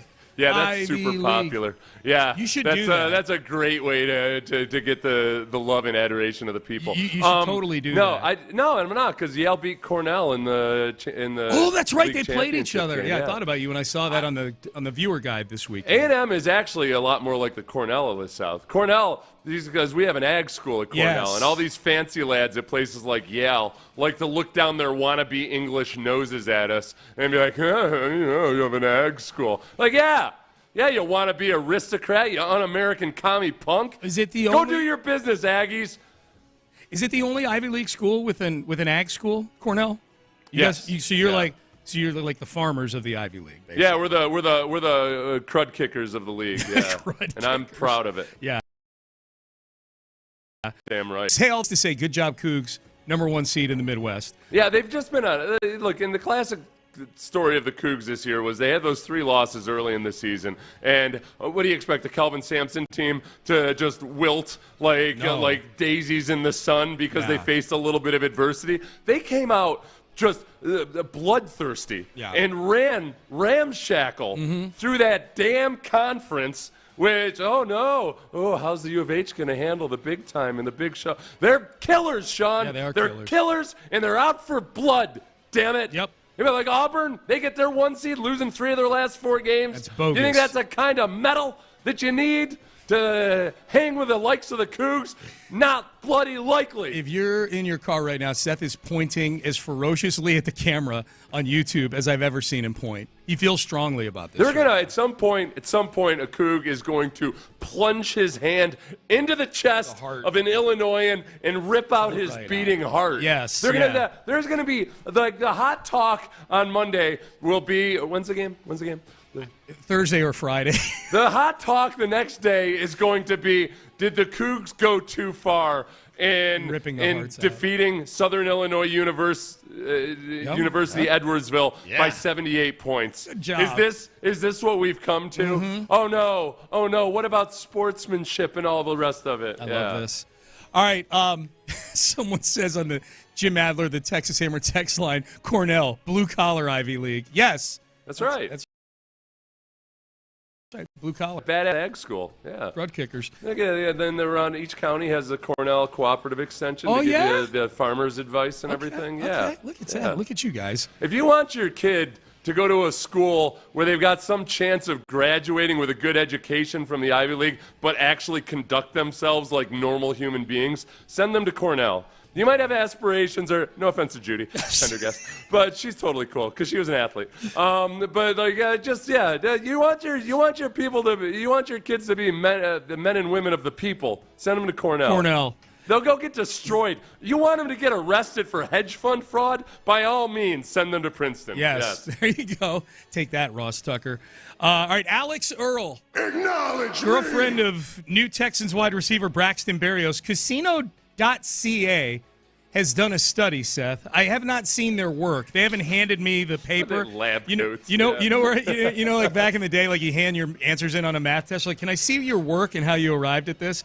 They've not shown me their work. However, they claim that Alex Earl could add $10.45 million in brand value for the Texans due to things like merchandise sales, TV ratings, ad revenue sponsorships, ticket sales. They even break down the 10.45 by category. What's that do for me? Okay, I'm in. I'm part of this. All right. If it's going to help TV ratings, is she going to help radio? Do we have a bunch of Alex Earl followers listening to sports radio, doing a talk more towards beauty tips? Yeah. I don't know. I found out she existed when the Texans signed Braxton Berrios. Yeah, me too. You and I both found out that it was a big deal. It was a big deal. Because of Jesse Watt. Yes. Across the hall. Yes. The producer for 96.5. Yeah. How about this for a stat, though? I mean, we may not know who she is, but social media is definitely part of what you and I do. She's definitely social media famous. Yeah. She's social media famous and maybe people are just hearing for the first time. She got like 7 million followers on TikTok, and she pushes product on TikTok, like makeup and things like that, and she cleans up. Yeah, which to say, like when I say social media famous, that used to be a little bit of a put down. Obviously, these days it's like it's probably better than being a movie star back in the day. In terms of how many people are like following you so closely. In terms of how good the movies are that come out lately, yeah, TikTok's way better than anything going on in the theater right now. It's like she's like a movie star, but not animated. Right. Yeah. She's real. And she's real, because she gets on there with no makeup on. Man, that's what really pushed her over the top, was acknowledging like when she had like some she a has skin a skin condition, and she would go on with no makeup showing her skin condition. Very humble. I love her already. How about this for a number, though? Her one post, she did a post about Braxton Berrios signing with the Houston Texans, got 680,000 likes on TikTok, which is nearly as much as the entire following the Texans have as a team on TikTok. The Texans have 750,000 followers roughly on TikTok. Yeah. Her post about Braxton signing there got 680,000 likes. I think this is for me. I think if we were to somehow like just get her on the show at training camp or something like that, if and she's really proud of the interview and then pushes out a picture of me and you chit-chatting with her. We'll have to come up with I want to come up with horrible questions that really paint us like out of touch Gen Xers. Yeah. So we can get dragged on social media about these that won't be hard. these old codger idiots. Yeah. That might be better for us than actually asking good questions. It would get more attention, probably. Yeah. It's all about the attention. Yeah, send in your suggestions for the dumbest questions we could ask. Yes. To the Jim Adler, the Texas Hammer text line 71357. So are you ready to settle down now that? It's like super. Oh, okay. Totally. So I haven't followed you on social media because I'm into trad wives, you see. So when are you ready to buckle down and start acting proper?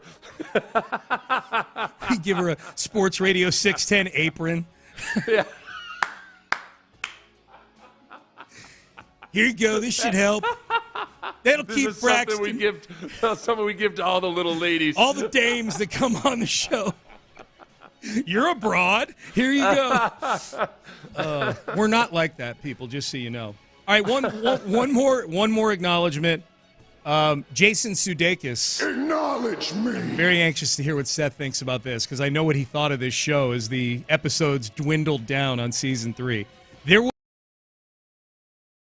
be a Lasso, as confirmed by Jason Sudeikis on the New Heights podcast. As Ted Lasso fans, man, thank you, because that is gold. I appreciate it. Thank you. Is there season 4? Is it in the works? Are we allowed I don't to say know what that? I'm allowed to ask. I think you can ask it, yeah. That's what we're writing. We're writing season 4 now. Yeah! That's the official word, yeah. Ted's coaching, the women's team. So there. That's happening. Women's team. Yeah. Is he coming back to the States? Or? Yeah, that's too many questions. But All right.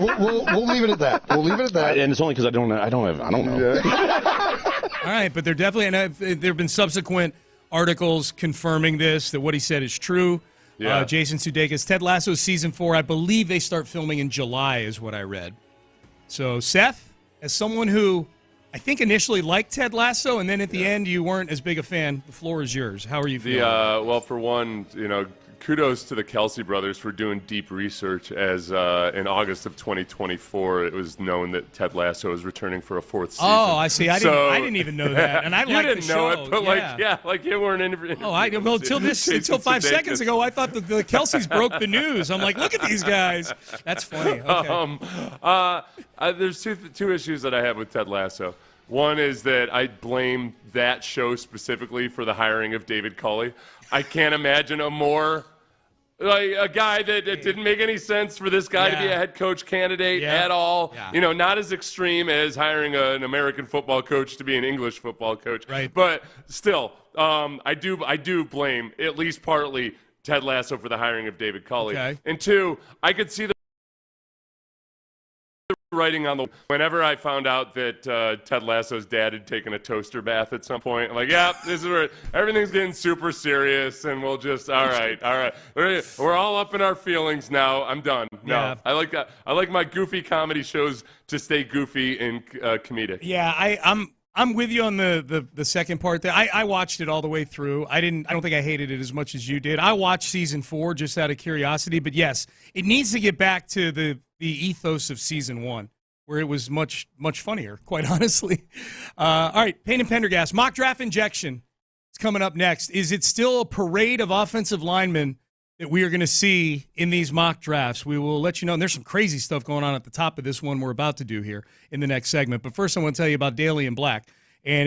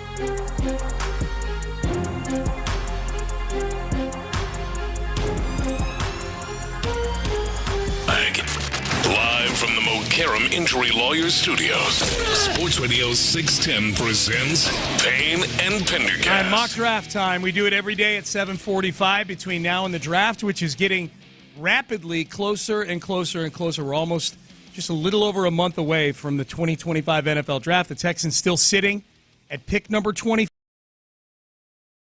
What we're doing today is the Pro Football Focus post first week of free agency mock draft. It just went up a few hours ago this morning, so it's fresh. There's still steam coming off of it, just pulled out of the oven.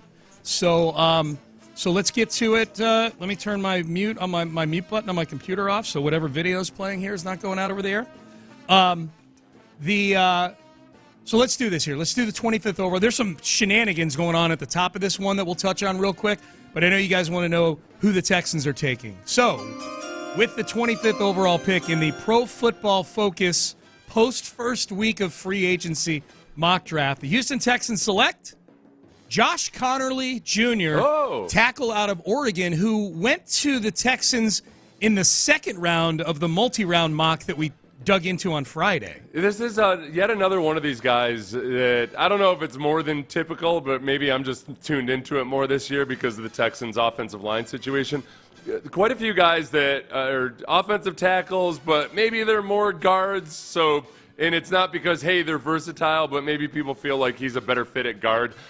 Sometimes I like those guys because if they're not, there's plenty of really good offensive tackles who don't meet all of the physical parameters or athletic parameters or anything else like that. But it makes people nervous when you don't see all of that classic first-round offensive tackle type traits. This would be an interesting one. This would be a really interesting one. Yep. They say, here's what they say: the Texans are on a collision course, and they elect the best one available here. Connerly needs to improve his strength and recovery ability, but his size and movement skills are too good to pass up. Yeah. This one, I know people get excited whenever they see this these days after watching the Texans play offensive line last year. He's good at picking up twists and blitzes and D-line games and all of that. Dude, that is O-line porn right there for Texan fans right now. And honestly, picked up stunts. Oh, yeah. Full disclosure, I thought Kenyon Green did a good job of that in college and then somehow got worse at it in the NFL. Coaching. Which is one of the things that I always felt, because Shaq Mason's a smart dude, smart offensive lineman, but, man, he struggled with that at times. And when it comes to scheme and coaching and all of that stuff matters. When guys all of a sudden become fundamentally worse. So hopefully you get guys who do that well in college, but then also get the right coaching and are in the right scheme to where they do it well in the NFL. I'll tell you what's interesting. The very next player taken after the Texans is Colston Loveland, the tight end out of Michigan. If he were on the board there, that would be an interesting tight end. The offensive line need feels more acute now than when I was toying with the idea of a tight end in my brain a few weeks ago. Yeah. But he's a good player, man, and I still think that tight end room needs some shoring up. That would be intriguing to see if they felt like, okay, we feel like there's guys in the second and the third, because they have 2 third-round picks also. We feel like there's some offensive linemen in the second or third round that maybe, just slightly, not, just the increment there versus taking a tight end where there's a big drop-off at tight end after Colston Loveland. I don't know. Yeah, it's weird because you feel like you've got a numbers crunch in a tight ends room that you don't actually feel great about. I like Brevin Jordan, but he's not a classic inline tight end, so you can use him as a compliment. But right now, unless Cade Stover takes a big step forward, you don't have a guy that you feel good about that can line up next to the offensive tackle and be good at blocking and capable. As a pass protector, as a tight end, all you have to do is master the art of getting your butt kicked slowly instead of quickly. Yeah. Give me somebody that can be a relative speed bump when you do have some tough matchups. And it's a lot of that's riding on Cade Stover because Dalton Schultz simply isn't going to be that guy. I'd love to know what they think of Cade Stover right now in the building over there. Like if they're as high as they were on him coming, after they took him in the 4th round. I mean, Nick said some huge praise type compliments after, in his press conference he did right after the draft. I'm curious if they still feel the same way after his rookie year. Well, and this is where, I saw a lot of people excited about Nick Caley being a tight ends coach. There is only so much a tight ends coach can do for a guy.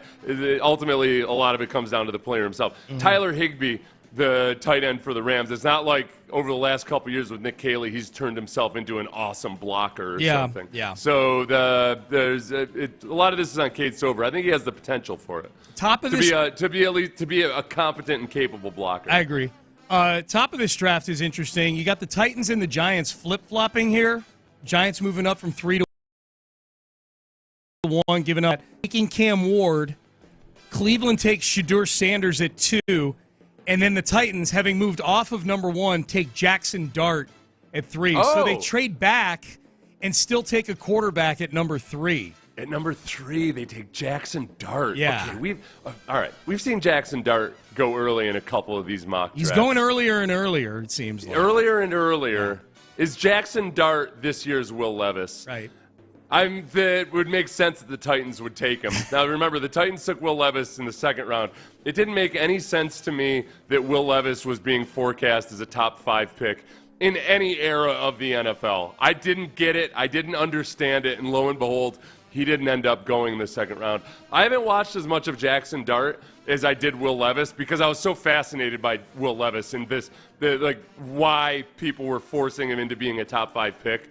So I did deep dive research. I found every ex-NFL quarterback who actually watches film. Mm-hmm. Not a single one of them understood why Will Levis was going. So I got to go the same route. And I remember Kurt Warner breaking down Will Levis. Okay. And, Kurt Warner, as politely as possible, basically being like, I don't get it. And he was accurate with that. Yeah. Oh, yeah, you got to find... So I'll go watch... Kurt Warner's got a good YouTube channel where he does pretty good, not overly in-depth, but 15 to 30-minute breakdowns of quarterbacks.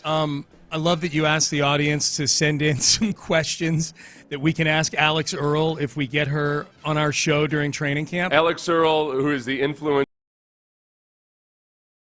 girl, new Texans wide receiver, but she's huge. She's big time. And Sean and I were just kind of workshopping, okay, what could present us as the most annoying old men possible to the younger generation, to where we'd go viral for all the wrong reasons. Right. Yeah. Jim Adler, the Texas Hammer text line. We know you're a social media influencer, so what do you do for money? Yeah, that would be good. Look at these clowns. These guys don't even know how much money you can make on social media. Yeah. After we're getting a lot of variations of that. So Alex, after this social media influencing thing blows over, what are you then going to do?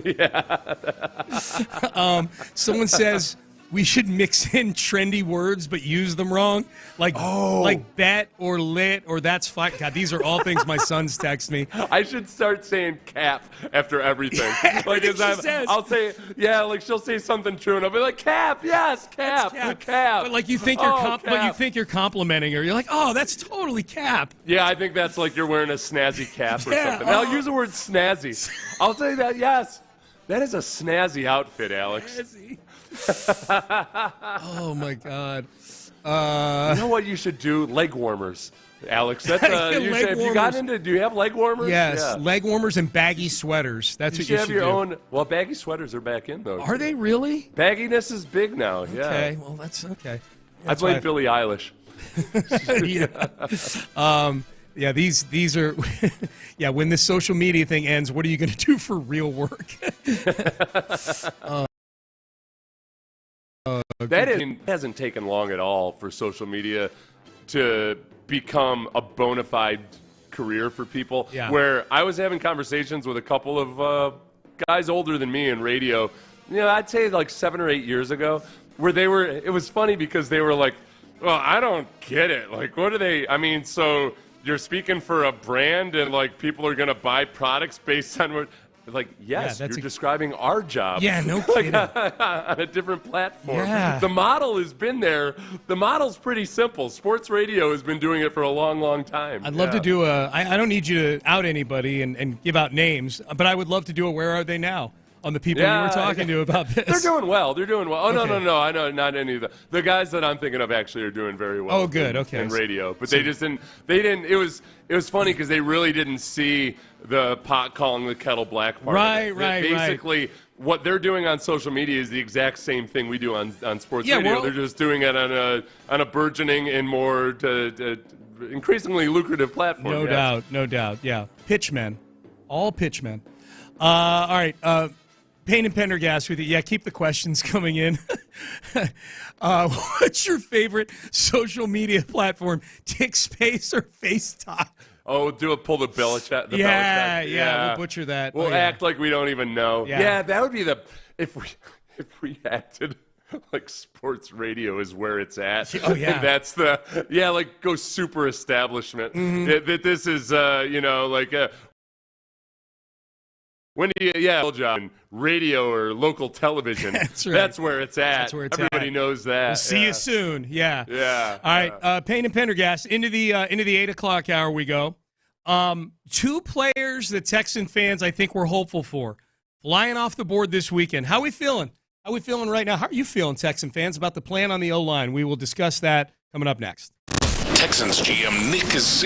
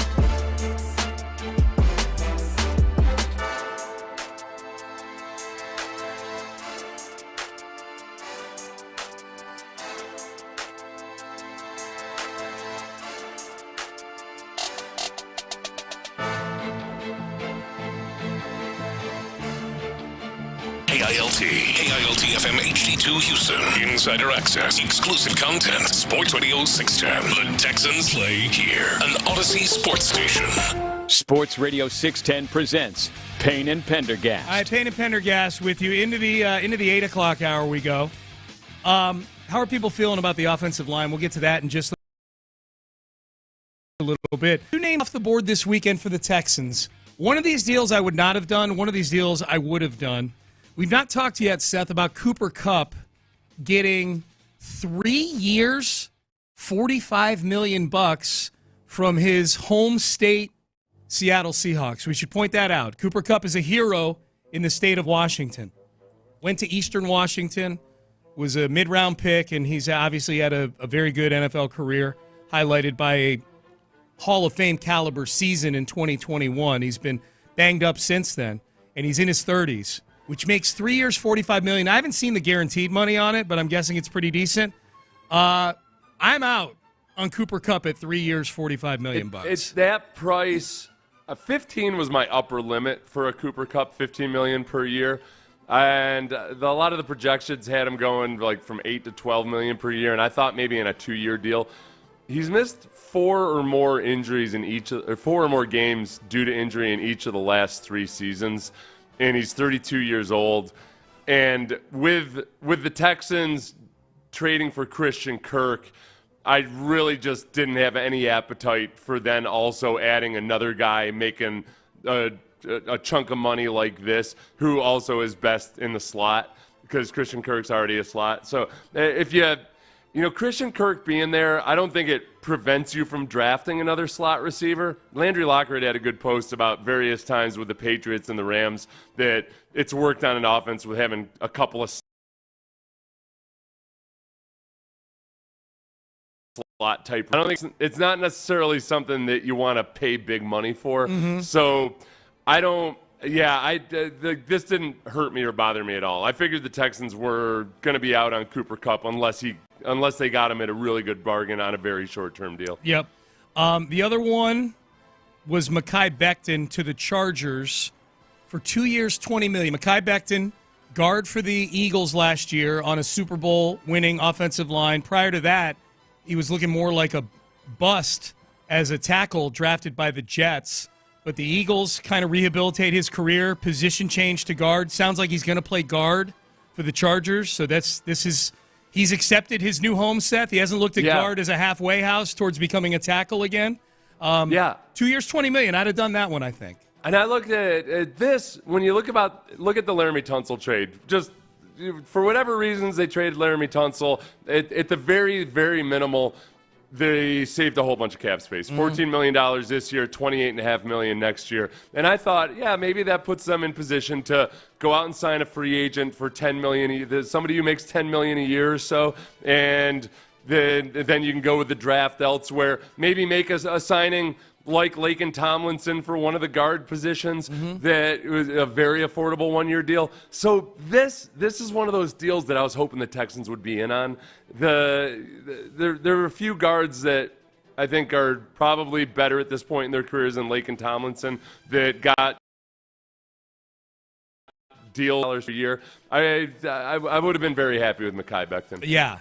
And I think, by the way, when I went and watched Laken Tomlinson play the Texans in 2023. Yeah. That was back when Mekhi Becton was still playing offensive tackle. Oh my God! Huh? It was a good idea to move him to guard. Yeah. He helped Jonathan Grenard get paid. Mekhi Becton. Oh yeah. Jonathan Grenard just destroyed him on an inside move. Almost injured the precious Zach Wilson with a low tackle on a sack. Oh, that was the CJ got concussed game. Yeah. Well, yeah, Quinnen Williams is already paid and already. Laken Tomlinson had a good battle in that game versus. So I'm talking about Laken Tomlinson now, not Mekhi Becton. Right. Laken Tomlinson had a pretty good battle with Malik Collins for much of the day, but then got beat really badly on a sack at the end of the game. So with Laken Tomlinson, I think you get a guy who's been very durable and healthy, a guy that's very fundamentally sound and smart. He's a Duke guy who plays like it means something to be a Duke guy. He looks like an intelligent player when it comes to picking up blitzes and everything else like that. But I don't think he's the antidote to Quinnen Williams concussing C.J. Stroud on a biannual basis for the rest of time. Is he swarmier than your average Dookie? Oh yeah, I think so. Yeah. I mean, I don't when I just hear Duke University, I don't think swarm. You know. Right. Yeah. No, it's interesting. With Tomlinson, I think because you see when he was playing with the 49ers, when that offense was really humming and the offensive line was playing really well, I think you get the very best out of him as long as he's playing alongside other competent players. He goes to the Jets for a couple years and then the Seahawks, and he got a little bit older. I don't think he fundamentally changed as a football player, but the performance wasn't as good because I don't think he was in a good ecosystem. Okay. So he's not – I don't think he's a guy that's going to change the ecosystem, but if you've got other good players next to him, if you've got a guy playing left tackle really well, if you've got a good center, then you can get very, very credible play out of him. People texting in about the offensive line on the Jim Adler, the Texas Hammer text line. Text message, I've given Nick Caserio more leeway than most. I don't mind the occasional bust or move that doesn't work, but I have to admit, as of right now, I don't see how the Texans are going to not take a step back, even if they do draft some badass lineman that will need time to develop. So that's somebody who's nervous about the offensive line. Maybe not outright panic like we had in our poll that we put up, the poll I put up on Friday. I asked the audience, how are you feeling right now about the plan for fixing the offensive line? Outright panic, wait and see, let Nick cook. 55% of the people are wait and see. 32% are let Nick cook. So there's only 13% of people who are in outright panic right now. But I think some of them are texting the show as I solicit the responses to that question. How am I feeling about the offensive line? I'm starting to get scared. This is another texter. I hope Nick has something up his sleeve. We'll see. Rises make a double move like he did 2 years ago. He's done a lot of maneuvering in the draft. I don't know what the chances are they stay at 25. I think it's going to be, if I had to guess, I think it's going to be a night of the draft thing. Kind of see how the board falls and whatnot. So that's a couple people texting in there. Caserio does it again, trades Kenyon Green and already has an exact replica ready to acquire. I didn't think that was possible. I think they're saying that Ed Ingram is basically Kenyon Green 2.0. Keep texting in, 713-572-4610 on the Jim Adler, the Texas Hammer text line. More questions coming in for Alex Earl as well. People wanting us to use big old man words when we talk to Alex Earl. Keep texting those in. Alex Earl, Braxton Berrios' girlfriend. This is another text message. I don't want the Rockets or the Texans to get any old, big-name, expensive players. So I was okay with Kupp not coming to the Texans, and I don't want Durant to come to the Suns or Booker develop the young players. I'm with you on that.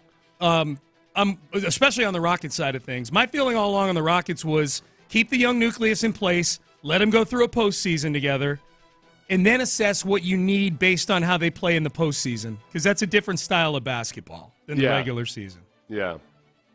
All right, Payne and Pendergast with you. Hey, did you happen to catch the videos of Stephon Diggs working out? I did. Yeah. Do we know those are current videos? That's my first question always. I'm like, all right, Is his hair the same as it was when I saw him on TV a week ago? You know, it was on his Instagram. So yeah, I'm guessing they're his. I don't think Stefon Diggs is in the business of misleading people with videos of workouts long ago. Okay. He was doing like a cone drill, and then he was doing another drill where he had on like an elastic band that was kind of holding him back a little bit. Yeah, so he looked good. I thought, when did he get injured?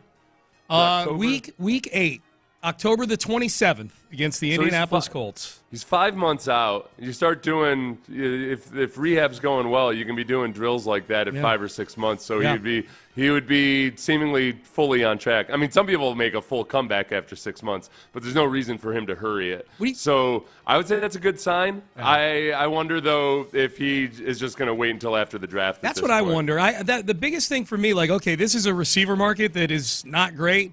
Cooper Kupp just got 3 years, $45 million, which is more years and money than I think both you and I thought he would get.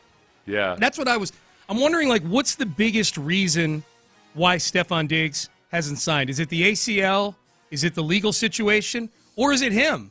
You know, as you just pointed out, Seth, like he may want to make sure he gets a clean bill of health on the ACL because he's going to get more money if he's ready to go. I'm guessing he's not fully recovered yet. Well, the big thing, too, is he's doing stuff where he looks really quick. It's impossible to say, okay, he's not running these drills, doing them next to other NFL wide receivers. So how normal quickitude? I don't know. But, like, this is the normal timeline. So then it's, does he continue to improve in advance, and then does he not have any setbacks? His best payday, I'm guessing, is sometime after the draft. Maybe right before training camp. And I think, you might think, okay, yeah, plus he's getting up there in years. Maybe he just wants to miss training camp altogether. He's a workaholic. Yeah, I don't think that's the case at all. When we watched him work in mini camps and in training camp last year, there was no part of the way Stefon Diggs operated where it looked like he wanted to cruise. He was not on the Laramie Tunsil plan. Yes. But he looked like he wanted to get work with CJ, with the other receivers, everything else like that. So I'm guessing it's after the draft, before training camp, and with enough time to really get ingrained in an offense. I can see that. This texter captures how I'm feeling about the offensive line, I think, more than anything else. Jim Adler, the Texas Hammer text line. Texter says, honestly, I'm of the opinion that it really can't be that much worse than last year. All we need is the line to be functional, not all world. Like, if they can just block, we'll be okay. And I would add block and not look really, really stupid in the process. Like picking up stunts and games up front would be a big step. There were a bunch of things going on last year that it was almost impossible to point out what the major issue was with the offensive line because they were doing so many things poorly that you can't – it's almost impossible that with just better coaching and this current group be better if the coaching is better than they were last year. And that's where when people say, well, how can you get rid of Laramie Tunsil? He was the only good pass protector on that offensive line last year. How could you do it? I guess the argument would be, they were one of the worst offensive lines in the league last year with Laramie Tunsil. If you clear up the cap space and you just get credible play along the board, then they should be better than last year. Yeah. And that Laramie Tunsil clears up cap space, which can be used on the offensive line and the rest of the team. You're trying to get better as an offense. And as we saw last year, Laramie Tunsil being a good pass protector, an okay run blocker, pretty much an extreme negative on screen blocking, which I feel like isn't harped on enough but drives me insane. That's what the plan would be, is that it's got to be that Nick Caley is just better at engineering and designing a run game than Bobby Slowick was. And we talked about this all last offseason. The Texans were not actually a genuinely good offense in 2023. They had to establish that Bobby Slowick could engineer a run game. Mm-hmm. And it's not because in the modern NFL you have to have an awesome rushing attack or anything, but at the very least, when teams are playing a bunch of zone and cover two against you, you got to be able to take advantage of those opportunities to run the ball. And they couldn't do it. Even in an environment where it should have been easy to run the ball, the Texans couldn't run the ball.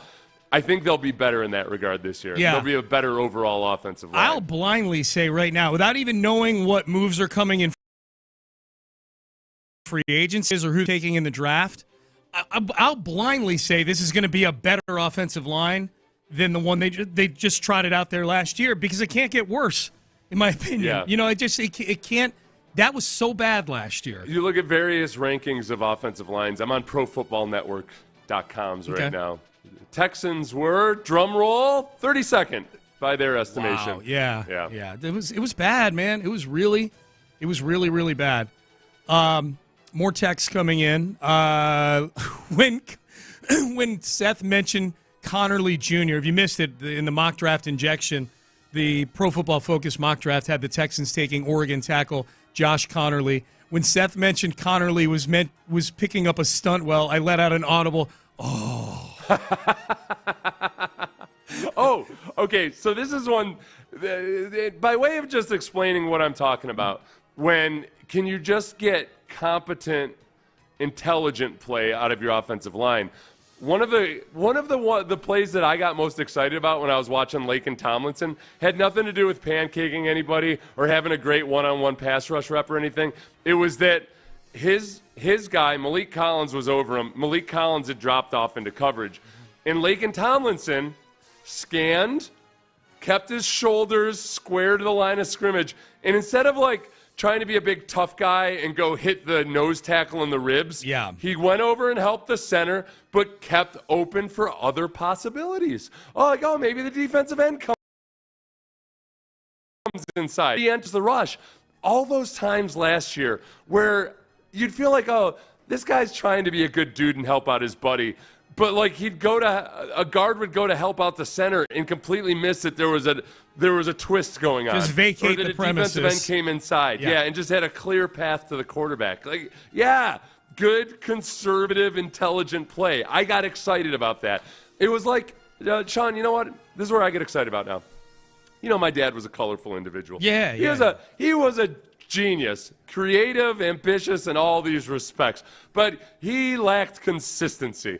He would get these incredible ideas, and he would pursue it like hell for 3 months, and then flame out, and then on to the next. The next, yeah. Yeah, and so my mom, when she inevitably that marriage had to come to an end. It was not my mom's fault. She married an accountant, my stepfather Pete, who couldn't have been more opposite of my dad, other than that he's also very intelligent. Yeah. And Pete is an awesome, awesome, awesome stepdad because he's consistent. Yes. He doesn't do anything over the top or have anything he is the picture of an accountant. Mm-hmm. That's what I want right now. You want accountants? I want accountants. I want my stepfather to be playing left guard for the Texans more so than anything else. I don't need a rock star left guard, okay? We need 5 Petes. That's what we need. 5 Petes on the offensive line. And then we can build from there. Sure. Okay? But first, incompetence. Yeah. And realistic business expenses. Right. Payne and Pendergast with you here on a Monday. Good to be rolling with you here on a Monday. All right. Framber Valdez is accomplishing something only a few other Astros have done. And there's a hypothetical out there for a contract extension for Framber. Would you do this? I think I would. We'll have that for you coming up next. Would you go to Beck's?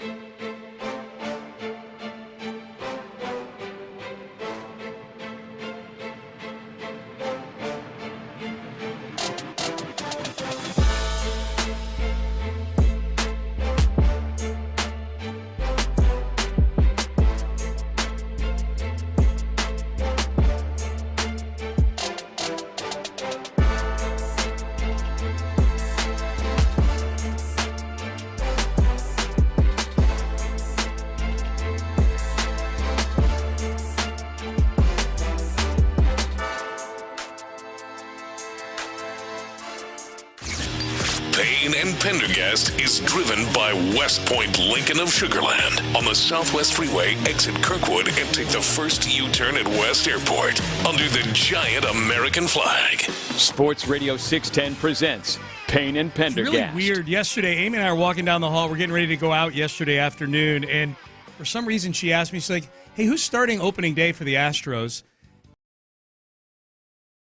And I said, Hunter Brown. And then literally 10 seconds later, I get a push notification from the Astros. It was almost like I'd asked Siri, you know, like push notification comes from the Astros. No, Siri, I'm not talking to you. Or like your phone had been listening in on you. And like pushed here, it up into the algorithm. Yeah. It pushes out an Astros tweet that has a big graphic of Framber Valdez. It says fourth straight year opening Maybe day Joe starter. Espada was listening to you. Could have been, and said, hey, social media team, push this out. Get Sean, smarten him up.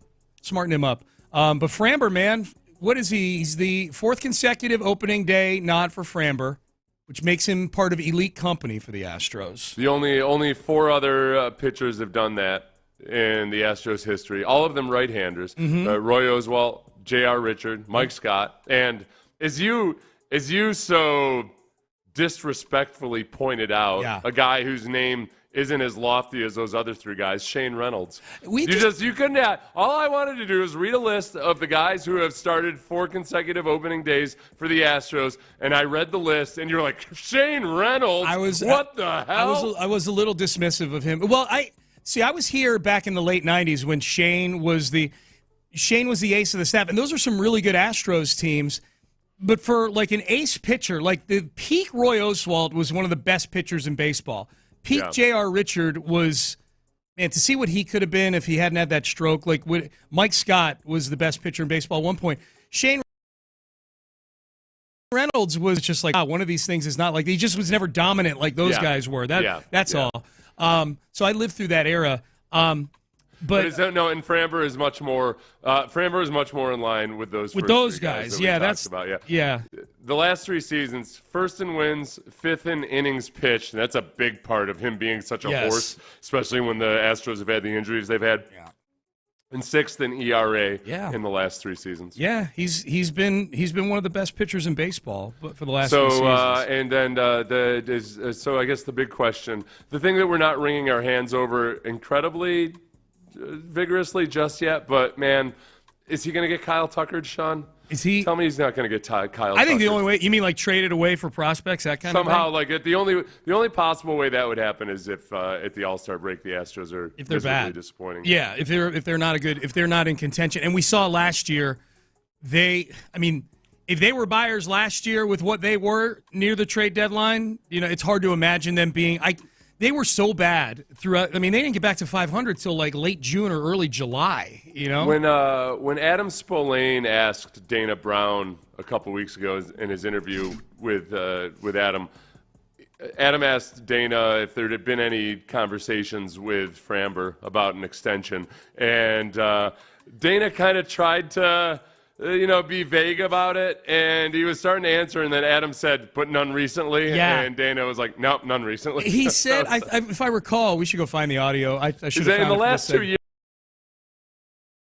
we've had. It was in the last couple of years we've talked about it, and it's like, okay, Dana, you've been the GM for 2 years. So it basically means you've had a conversation about it at some point since you became the GM. Would you – so the Athletic has, Seth, a bunch of players who are potential. They're there for potentially they could get extensions. They called it extension week last week. So getting a deal done sometime before the season starts. Now, Kyle Tucker is on this list. They put him into tiers where the tier 1 is get the deal done now. It's got guys like Paul Skeens and Garrett Crochet, George Kirby, Ellie De La Cruz, like young guys who are really good. And then makes more sense for the team. Kyle Tucker is actually in there. They propose an 11-year, $336 million contract for Kyle Tucker. Yeah, Jim Crane was never doing that. This is what they proposed for Framber. 5 years, $134 million. Do it. So that's do it. What are you? Yell at Jim Crane? There you go. Do it. Yeah. 5 years. He's going to be 32 this year. Yeah. But he's a hoss. Yes. He just eats up innings. Roll me out there. He'd pitch nothing but complete games if you asked him to. Damn it. It's $27 million a year, and it would kick in next year because he's already under contract for this year. And this is what I would remind people is that they've got Jose Abreu's contract coming off the books next year. They've got Rafael Montero's bad contract coming off the books next year.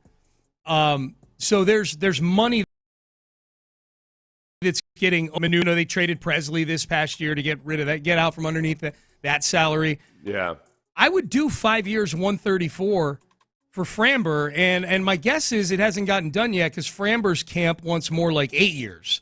They want a contract that's going to take him through his 30s. I think I wonder if you put up a Pender poll, and by the response of our listeners just in general, I'm curious. I think more people would be reluctant to give him that big of a contract for a 5-year deal to a 32-year-old. $27 million a year? Yeah, I think part of it with Framber, there's a couple things working against Framber, just I think in the minds of the fan base. For one, it was just I don't feel like he's ever lost the stain of his early career erraticism. Is that a word? His erratic play when he used to Framber in a bad way. Mm-hmm. No matter how consistent he's been since then, since he got it under control, I feel like there's just still a little bit of hesitation in people's minds. And then second is that his postseason performances haven't been as impressive as his regular season. He's very up and down. It's like 1 year he's good, 1 year he's bad. Yeah, that's fair. And I think he's older than people think too. I think if you ask the average Astros right, because he's one of the many Latin American prospects that the Astros brought in as old men by apparently baseball standards forever. Yeah. Ooh, he's 19. Oh my gosh. Yeah. No. He's older than you think, man. But he will be the. If I had to guess on social media, he will be the annual hashtag Pay the Man. That he's always a free agent, getting ready to bust loose. Where are you on 5 years, 100? I'm for it. I would do it. I would do it because if you got a little money coming off the books next year. The veteran guys you have are kind of you've got this team, you got kind of this core together for the next 3 years. You know which trade wasn't going to happen? What's that? Vlad Guerrero Jr. The projected contract. Yeah. 15 years, $450 million. Except does he have 2 years left? No, 1. He's just 1 year. These are all guys with 1 year. Yeah. So that trade wasn't going to happen as much as I dreamed of a Vlad Guerrero Jr. It's the craziest. So I was sitting outside one day drinking at my local watering hole, and they always have ESPN on the TV there, and they had the ticker at the bottom of the screen a few weeks ago when Vlad Guerrero Jr. and the Toronto Blue Jays came to their stalemate, where he's like, well, I'm not signing, and we're not going here with the money. And the ticker at the bottom of the screen said that Vlad Guerrero Jr. not signing with something to the effect of not signing with the Blue Jays, who wouldn't get to $600 million. Oh my God! Some number. It was either $500 or $600 million. It was some crazy number. And I'm like, if you were in carbon freeze for even like 15 years and got plunked down into 2025, and you're reading something on the ticker that says a player is walking away from a deal because the team couldn't get to $600 million. $600 million to play baseball. Okay, so they're saying in this article another 5 or 6 or season could push him over $500 million. Yeah. So is he? All right, so $600 million isn't enough for Vlad Guerrero Jr.? I'd have to go see exactly what the number was at the bottom of the ticker. My overall point was just the number is so silly these days. Team couldn't get if it was $500 million. It sounds just as silly. You know what I'm saying? I wonder how much of a wrinkle just the current economic conditions and the tension between the U.S. and Canada. I wonder how much that might factor into. I have zero idea on this. Anybody before anybody mansplains to me how dumb I am on this, I'm admitting when it comes down to an actual individual making money in Toronto now, and given the current tension, it feels like it might have to be something that you have to think about or worry. I don't know. I don't have a clue. Somebody so actually go ahead and mansplain it to me about how this might be either a barrier for the Blue Jays or an advantage or something else like that. Okay, according to the Athletics' Ken Rosenthal, Guerrero rejected an extension offer in excess of $500 million. No, gosh. I have one rule in life, Sean, and maybe this makes me a bad business person. I have always said, if somebody offers me $500 million to do something that's fun to do, dude, I'm just going to take it. Yes. I'm not gonna play hardball at that point. That's my line. Okay. Hey, maybe I'm just maybe I'm a little too easygoing. But if I promise you, if Odyssey comes to me with a $501 million contract offer tomorrow, I'm not going to overthink it. No. I'm just going to take it. And I will not be plagued with thoughts of like, oh, it could have been $600 million or something. That is some balls, man. Paper in front of you, figuratively. Yeah, I know. A piece of paper in front of you that says we're going to pay you $500 million, and then say, nah. Crazy. I'm not criticizing him for it. I just don't. I know. I wouldn't be able to do it either. Yeah, I would start laughing. Yeah. If it was face to face, I would start like giggling and laughing. Really? And I'd be like looking around to be sure this wasn't a simulation of some sort. Right. And I'm like, yeah, why not? For all I know, I don't know. The pigs are actually flying. I don't know. $500 million, right? It says dollars right here. It says this is dollar. And then you look. He spelled it with one L or something like that. Tricked you. Text message on the Jim Adler, the Texas Hammer text line. This is about the Texans offensive line. I'd rather have 5 serviceable guys that work great as a unit rather than one exceptional individual pose as a team player with 4 serviceable guys that can't get on the same page. That's from Sonny Steve on the text line. It really is. I think that I think it's one of those situations that people in Houston understand maybe better than outside observers do. If they're just checking in on the Texans and they think, oh, yeah, the offensive line was bad. Laramie Tunsil was really good in pass protection. Why on earth would you do that? That there was just so much more to it. Yeah. And that you need to get to a point where at the very least you have 5 serviceable offensive linemen. Or even 4 serviceable guys and 1 guy that's questionable. You've got to get back to just baseline competence. And with Laramie, there were, I don't even want to rehash everything about the false starts or the poor run blocking or mediocre run blocking. They're spending a lot of money on an offensive line that was the 5th highest paid offensive line in football last year. They had to reset the deck and at the very least be spending as much as you're getting out of that group. Okay, we've got Texans news here, and we can see why Nick Caserio was cleaning out some cap space. Oh. Record deal for Derek Stingley Jr. 3-year, $90 million extension, including $89 million guaranteed. This according to Adam Schefter. 80 million. You see, this is the way. This is the way for both the players and the teams. You want fully guaranteed contracts, sign a shorter term deal and do it up front. The team knows what they're spending. The injury, you're somewhat protected because of injuries and whether a guy falls off. They did it with Danielle Hunter 2 years ago or last offseason. Yeah. And good. This is the way Caserio has been headed for a while. Like, he gives guys, he's not afraid to pay them, but he's going to do it on a shorter term deal. All right, do we like this deal? 3 years, $90 million, nearly all of it guaranteed for Derek Stingley Jr. Let's talk about it. We're up against it. Let's talk about it when we come back. So if you missed the news, Derek Stingley Jr. is going to be a Houston Texan for several more years. We'll hit that coming up next. Stay there. Daly in Black, though, I want to tell you about that. Daly in Black.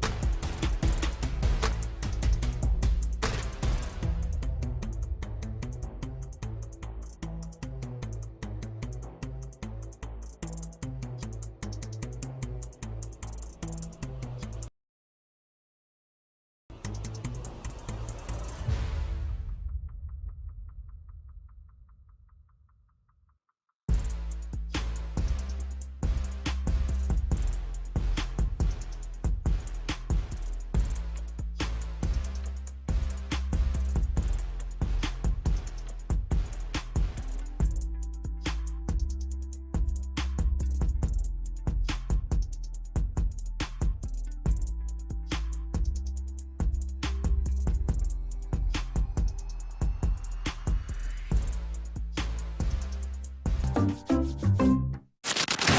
from the Mokaram Injury Lawyers Studios, Sports Radio 610 presents Payne and Pendergast. Sports Radio 610, Houston Texans breaking news. All right, if you missed it, previous segment came down, the news, Derek Stingley Jr. becomes the highest paid defensive back in the history of the NFL by, if we're going by average annual value, by a pretty tidy sum. He is signing a 3-year, $90 million contract, Derek Stingley is, with nearly all of it guaranteed. $89 million guaranteed, according to Adam Schefter. Here's the tweet. Record deal. Texans All-Pro cornerback Derek Stingley Jr. has agreed to a 3-year, $90 million extension, including $89 million guaranteed. A $30 million base value per year. In NFL history, the cornerback market has been completely reset. So the same thing that happened to the non-QB market with Myles Garrett a week ago, where he was getting $40 million a year and it jumped over Justin Jefferson. That's happening by even a bigger percentage in the cornerback market. Now, the highest paid corner before this news was J.C. Horn, and I think Derek Stingley Jr. is a significant bump above J.C. Horn. And Seth, I think that's what's reflected here, is at the top of the cornerback market had turned into one of those things where you got guys who are good players kind of jumping over each other by a little bit. And the fact of the matter is that Derek Stingley Jr. he's not $100,000 better than J.C. Horn. When healthy, he's way better than J.C. Horn. Right, and I think that's the big question. And we wondered how would the health factor into this, in that Derek Stingley last year had his first fully healthy season, and he was an All-Pro. And he'd shown the ability to play at that level before. He just hadn't been able to stay on the field. So you can see from the Texans' perspective, they might be a little bit nervous about giving a guy a long extension if he hasn't had multiple healthy seasons. And this goes back to his college days as well. But it also is something that Caserio's been doing pretty consistently, starting with Laramie Tunsil and then with other guys like Nico Collins and other players. When he extends them, he's not going to give them a 4 or 5 year extension. It's a 3-year carrot on the stick.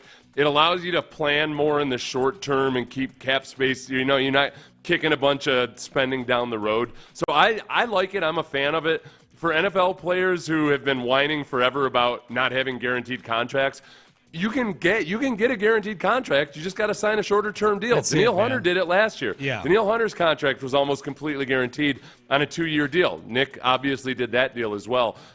So I like it. I'm really excited for Derek Stingley. I think he's the classic kind of guy that will probably work out 2 extra hours today instead of planning a trip to Egypt or something. He's probably gonna feel that much hungrier to prove that he's worth the money. So no doubt. It's the right kind of guy to give an extension like this. He is not going to drop off and work one single bit. Here's Derek Stingley Jr. on the Pivot podcast earlier this offseason. It's actually Super Bowl week in Louisiana, where Stingley is from, on him wanting to be a Texan for the rest of his career. How important is it for you to get a deal done and remain a Houston Texan? Well, I mean, I want to stay in Houston for the rest of my career, really. The deal going to happen when it happens. We still got to take care of business. I still got to work out. I still got to be there. Nico Collins, when he was doing all that last year, every day I'm in there working out. I see him working out. So, that's the standard that we got over there with the Texans. So that's what I'm going to try to keep on doing. All right, so that was Stingley. He wants to be here. It's back and look at the journey to arrive at this contract, where the night that Stingley was picked 3rd overall, that was, I don't want to say it was out of nowhere, but that was like, Stingley was like, if it was a horse race to see who the Texans were taking with that 3rd pick in the draft back in 2022, Stingley was like the horse coming up on the outside at the very end. Like, it was mildly surprising, I think, that Stingley ended up being the guy, only because, to your point, he had been injured for the last 2 years he was at LSU. until this past season, he hadn't played a full season of good football since his freshman year in college. And I guess that might be something that, as I say those things, maybe makes this contract a little scary. I like to think that maybe, he figured some things out. His body stayed, he played all 17 games last year. It's not for a lack of work that he had health issues. He's in the building there at NRG Stadium, according to Nick and others, every single day working out. He is a junkie when it comes to football and the things that go into being good at football. But I remember the night that he was drafted, and it was a little surprising it was Stingley, but I was cool with it. And I remember Nick in the war room that night, and there's video of this out there, him talking to Cal and Hannah and explaining the selection to them. And the one thing Nick said is, this is a guy that just doesn't grow on trees. He's unique. Well, I think that when you watch Stingley play, compared to a guy like Sauce Gardner, who's he's got a very grabby brand of football that sometimes comes and goes with its effectiveness depending on how they used to officiate. That with Stingley, he's a pure cover cornerback. The way he operates, how comfortable he is, just moving in 19 different directions out of his back pedal. He does a lot of things really, really well, and then his ball tracking is what really puts him over the top. Yep. His ability to make plays on the ball like he's a receiver himself. A lot of times, especially if he's got a receiver figured out, he's running the receiver's route better than the receiver himself is. It's all those things where you just look at it, and when you watch him play, you say, oh, that's a true professional cornerback. And it's just a matter of keeping him healthy. Yep. The big thing is, in his ability to stay healthy, I think that all of those things that sometimes you hear younger players learning about how to recover, how to handle the week, just how much should you exert yourself versus overdoing it, all of that. Hopefully he's learned a lot of that over the first couple seasons, and that it wasn't just dumb luck that he was healthy this year. Yeah. But on the professionalism side of it and the work side of it, he is kind of like it will be with Will Anderson, I think. He's everything you want in terms of a guy who just lives, eats, and breathes football. Yeah. And the money's going to be really nice for him, but you've never gotten the sense that that's what's driving him. That more than anything, I think he just wants to be a great cornerback. I agree. I wholeheartedly agree, and I will go back to the detail I had pointed out a few minutes ago that last week, where he became clearly the highest paid non-quarterback in the sport at $40 million a year. Immediately articles coming out, an article in The Athletic coming out about maybe how he's been lacking some professionalism over the last couple years, late to meetings, not going to mandatory stuff like that. I listened in on Cleveland this morning, and Myles Garrett got asked about that at his press conference last Friday about this extension, and he next questioned the guy. And, oh, really? Yes, and he next questioned the guy, and the hosts on the Cleveland Morning Show, Ken Carman and Anthony Lima, in breaking down that audio, made a great point, which is nobody has come out on social media, Myles Garrett's teammates, and said it's not true. We see that all the time. No reporters, no teammates have come out and said that it's not true. And Jason Lloyd, who wrote the article, is clearly getting it from somebody who is probably still in the building with Myles Garrett. Yeah. I bring this up, not because we're not Cleveland radio, I get it, but Derek Stingley Jr.'s contract lives in the same neighborhood as Myles Garrett's contract. And you hear not a peep about nor from Derek Stingley Jr. about anything. This is a dream player. Other than the medicals, before last year, this is a dream player, and hopefully the medicals from 2024 are now the trend, not the exception. Yeah, this is you know what? In terms of how do you approach the offseason, obviously this is going to create, I'm guessing, not any cap issues this year. Typically these are extensions that kick in a year down the road or so. Create cap space. So it might actually create a little bit of cap space this year. Yeah.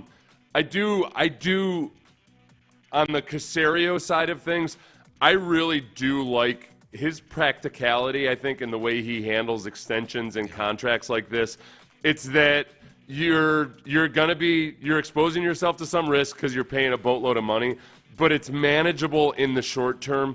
And for any player, not just Derek Stingley with his injury history, any player at all, there's if you get great play out of them over the course of 3 years, so whether it's Derek Stingley or Nico Collins or Daniil Hunter or anybody else, it's manageable, and you know what you're dealing with. It's the opposite of kicking the can down the road in the way that a lot of teams do, where they sometimes, like the Browns have been doing now, where they just keep kicking the can down the road, and it gets harder and harder to manage.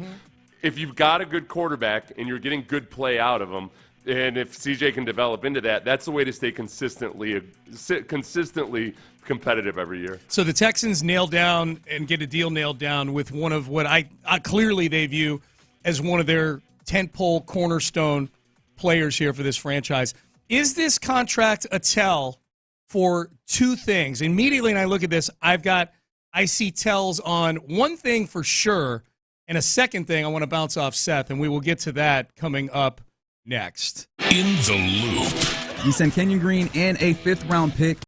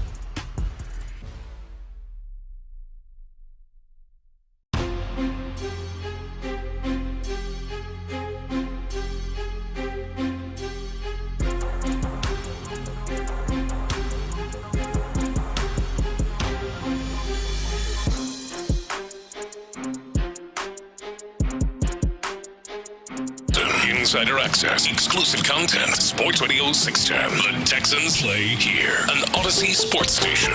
Sports Radio 610 presents Payne and Pendergast. All right, if you missed it, the breaking news in the last 30 minutes or so, the Houston Texans have agreed to a contract extension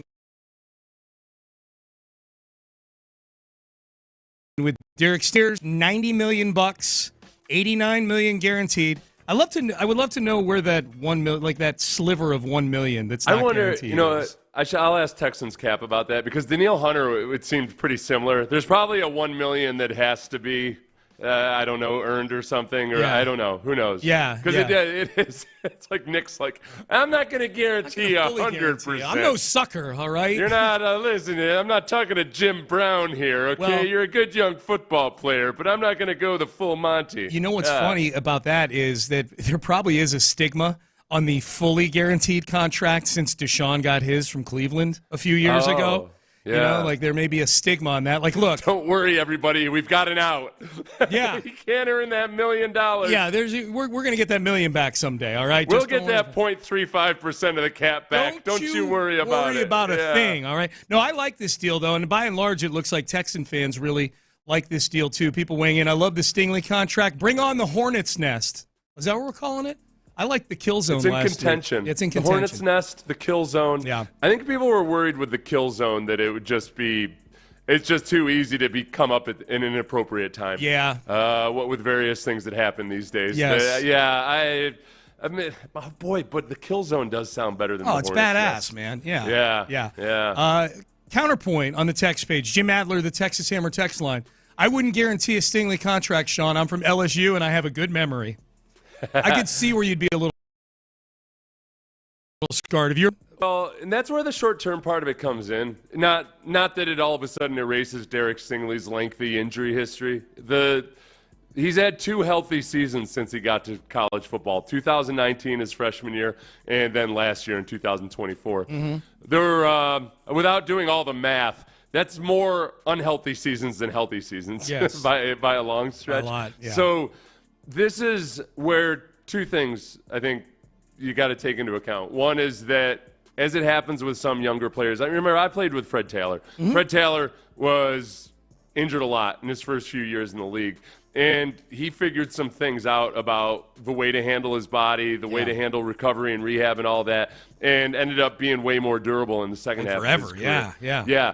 So, and it does happen. It happens with younger players all the time. On the baseball side of things, Carlos Correa learned how to manage it to where after a while, the only thing that was injuring him was a massage therapist, allegedly, and then whatever that anomaly in his leg was. Right. So I'm cautiously optimistic that last year's version of Stingley, a more durable and healthy one, is the one that we're going to see. Mm-hmm. But that is also why these short-term contracts, like you gave to Danielle Hunter, like you did with Nico Collins, like they did with Laramie Tunsil a couple times, they're appetizing to the team because you cover your butt a little bit on the injury side of things. The carrot on the stick for the player is, all right, I'm making top of the market right now, but then in a couple years when the salary cap is increased, Yecht isn't going to be as competitive. If I just keep playing my ass off, then I can get another deal like this, either with the Texans or elsewhere. So it covers a lot of the concerns and or, productive greed of either side. Does it bother you that it was so much higher than the next closest one? I mean, this is a 20% bump over what the previous high was that was signed a week ago with J.C. Horn. Going from $25 million all the way up to $30 million. No, I like it. Without doing any thinking about it, but that's the irrational side of me. I mean, to be clear, I think Stingley is 20% better than J.C. Horn, but we know how these markets work sometimes. Well, that's where on the practical side of things, I think it makes sense that I think that Caserio might realize that, J.C. Horn's deal isn't going to be the one that sets the market, and that you're going to be up around $30 million per year regardless. So let's be the first in, like they did with Nico Collins last year. Yep. And maybe by the end of next offseason, there's a really good chance that this looks like a relative bargain because the salaries are going to go up that much more. 2 front offices that are cursing Nick Caserio today. The Jets and the Chiefs. You've got Sauce Gardner and Trent McDuffie, both extension eligible, and they've both been decorated in that same strata of cornerback that Derek Stingley currently resides in. So those two front offices are not happy with. They were probably planning on $25.2 million or whatever it was. Derek Stingley might be a tell for two things with the Texans as we're kind of looking forward here. Okay, this is the first really big market-setting contract that Nick Caserio has done as the Texans GM. Maybe the Tunsil extension qualifies as well, I guess, but I'm thinking more like young player coming off a rookie deal, second contract, big deal. Is this a tell for Will Anderson Jr. and C.J. Stroud? If they keep playing at the level they're at, are we going to get the same tweet next summer or spring with Will Anderson Jr. getting $42 million a year, or whatever it is at that point, and C.J. Stroud getting $62 million a year, or whatever it is? Yeah, I think it's very, very possible. And this is one thing that I have always given Laramie Tunsil credit for, because I think it has been a good precedent to set on this team. So as much as we can talk about this, that, or the other with Laramie Tunsil, he was very cool with signing extensions that were very short-term extensions. And then the second time he got a new contract from the Texans, it was kind of a proof of concept that, hey, if the team likes what you're doing, that they'll give you a new contract. So even after Laramie Tunsil is gone, I do think there's a precedent on this team and an increasing precedent on other teams in the NFL that this is a good way to operate. That, hey, Laramie Tunsil did it, and he's a guy that negotiates his own contracts and don't take no BS from nobody, all that. That younger players see that and think that it does. And this is what I've long advocated, that NFL players, if you want guaranteed contract or deal. Yeah. And then what you also avoid is these incredibly annoying situations where a player decides 2 years into his 5-year deal that he's underpaid. And no, that's not fair. It's not fair. I need more. Okay, it's a 3-year deal. You're one of the top paid. Yes, if you play well, there's going to be other people that maybe you deserve more money than, but you're on a short-term contract. Yeah. Just play it out and go be a free agent. Do you think that this contract, because they paid Stingley, if you missed it, if you're just tuning in, Texans just signed Derek Stingley Jr. to a monster extension. 3 years, $90 million, nearly every penny of it guaranteed, $89 million guaranteed. So they've paid Stingley. I think it's a given. Barring injury or some quirky underperformance that I don't think anybody sees coming with either guy, I think Will Anderson Jr. is going to be a near, if not a market-setting contract at edge rusher. I think C.J. Stroud will be the next quarterback to get paid next summer, and that'll be in the $60 million range. They're going to have to steal from something in order to pay all these guys, Seth, like these tippy-top contracts that they've not been in this neighborhood before with this regime. Like with Nick Caserio at the controls, they've not lived in this world that like the Eagles and the Chiefs live in, where you're having to figure out which guys are going to be our $20 and $30 million guys. I do wonder if the offensive line is going to be the thing where not only is there a shift in the culture in that room, but is there a shift into how they prioritize paying offensive line? Like, is that line that's 5 average guys doing their job together, is that the future of the Texans on the offensive line? Okay, so in calling it the Seth Payne offensive line, it's not like that's my dream. It's my dream for the baseline you have to get to right now. And beyond that, then, yeah, hopefully you draft a stud. You bring in some other guy develops into a stud, which tends to happen at the offensive line way more than at other positions. Yeah, that makes a lot of sense. But, I mean, it's always a good problem to have. It's that if you draft well and too many good guys, talent well, it's like the Astros. Yeah, you're going to have too many good players, and at some point you're going to have to make some tough decisions. It's always, and I think Laramie Tunsil fell into that boat of, all right, we're getting to a point where we've got to pay guys, we've got to keep cap space open.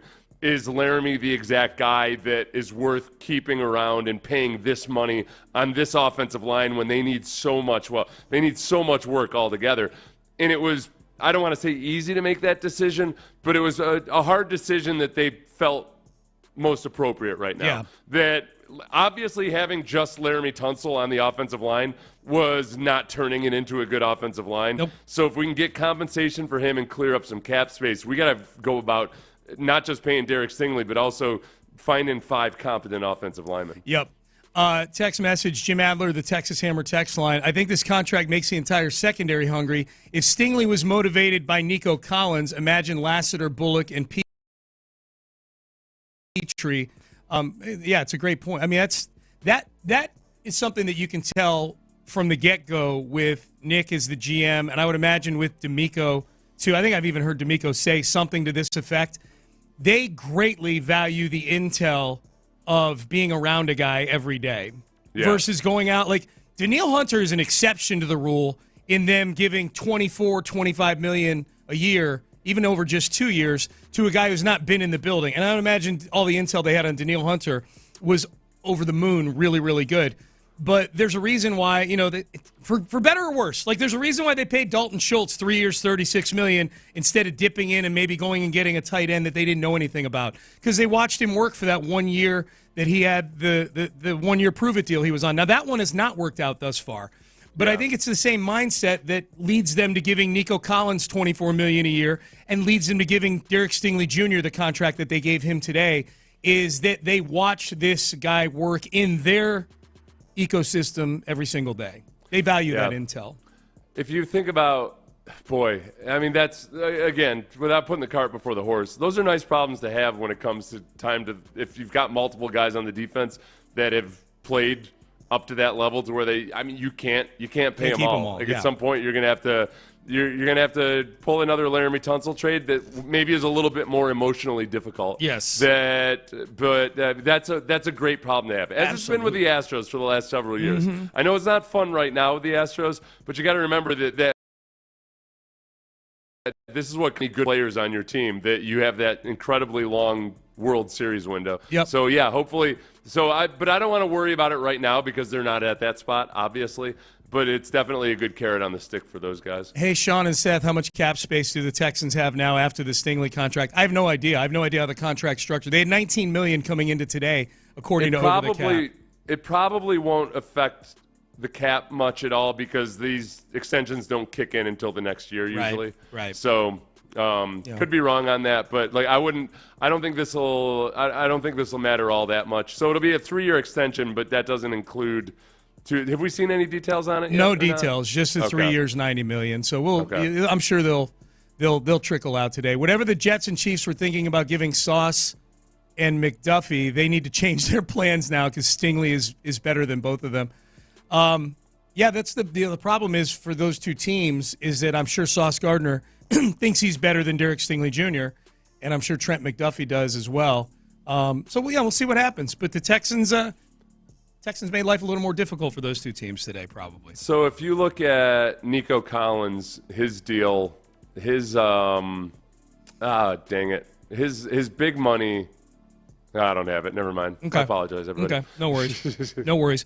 You brought this up, I think, during the break. Sorry. Okay. Nico Collins' first year of big salary is 2026. Okay. So he redid his deal last year, and his his salary, his base salary in 2025 is And in 2012. Oh, that's right. They redid that, so I can't go back to the original. Yeah, they restructured. I think the big money was going to kick in this year. This coming season. This coming year, a year after his rookie deal was up. They had redone the deal. So usually this first year, it's not. Derek Stingley's deal probably isn't going to affect the way the Texans operate this season. Correct. Or at least not, obviously it's going to affect the way they plan and everything, but they still have cap space. It's not going to soak up a bunch of cap space. You brought up a good question. What is Danielle Hunter thinking right now? Because there have been rumors of maybe them trying to extend him. He's a restructure candidate for sure if they're trying to open up cap space because he's got a nearly fully guaranteed $25 million deal this year. But, man, the roof has been blown off some of these positional markets, and his is one of them. I would love to know what both sides are thinking right now, Danielle Hunter and the Houston Texans. If there's any sort of staring contest or if there's any conversation going on, is he a guy that the Texans, as they're putting a core together, like in the NFL, I think you can put a core together that you can feel good about being together for maybe 3 years. Like that feels like the window, especially the window the Texans seem to be operating in. I don't know that I want to tack 3 more years onto Danielle Hunter's deal, but I wonder if he's of mind. He wants to be here badly enough where he would tack, another year at 30-something million onto his deal. Right. It's a hard decision because he's everything that you want, but they also have a defensive end on the other side that's going to be making a boatload of money most likely pretty soon. And if you're Nick, you almost got to hope that, man, if they end up drafting a defensive end, or that maybe they feel like they just don't want to commit that long term to a guy who's in his 30s. Yeah. But it's not like they've been afraid to commit pretty big money to guys in their 30s before. I would lean toward. I would think this is what I would guess. I think Nick is cool with extending Danielle Hunter for maybe 1 more year. But the Danielle Hunter is thinking, all right, I'm only 1 year older than Myles Garrett, and if I'm going to be a free agent at the end of this season, I'm just going to go ahead and see what's out there, or see if the Texans want to pony back up as a free agent, whatever it might be. Yeah, I would have to want to be here really, really badly to forego one last dip into the pool of a market where the ceiling has now become 40. Now, it doesn't mean that Danielle Hunter's getting $40 million, but it does mean he's probably getting way more than the 24 that he's currently getting. Plus, we got to remember, Danielle's he's been living back at home for a year now. Yeah. And sometimes when you first move back to your hometown, it's, oh, yeah, this is awesome, man. Oh, boy, it's great being around family. And then after a while, you remember, like, oh, boy, I'm really just around family all the time now, aren't I? Woo! Woo! It happens. I don't know. I don't know how it is for him. It's a curiosity, man. I'm curious what's going on with that. All right, so if you missed it, the big news, Derek Stingley Jr., 3 years, $90 million extension. We'll continue to touch on that. Hard to find a report card, though, for the Texans in free agency that's giving them good grades. Boo. I think there's a big reason for this. Explain coming up next. There's a big reason you should be calling Mokaram Injury Lawyers if you've been in an accident that wasn't your fault, on the road, a slip and slide, or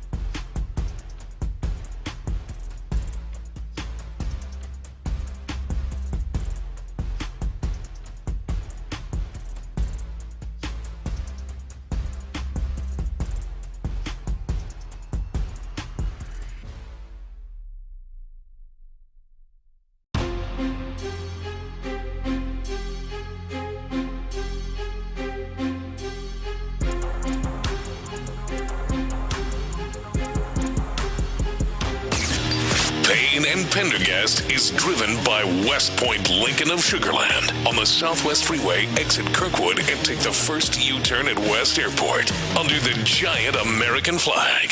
Sports Radio 610 presents Payne and Pendergast. Should I just approval poll of this deal? Just a simple, do you approve of this deal for Derek Stingley Jr.? 3 years, $90 million, $89 million guaranteed, and see what the people say?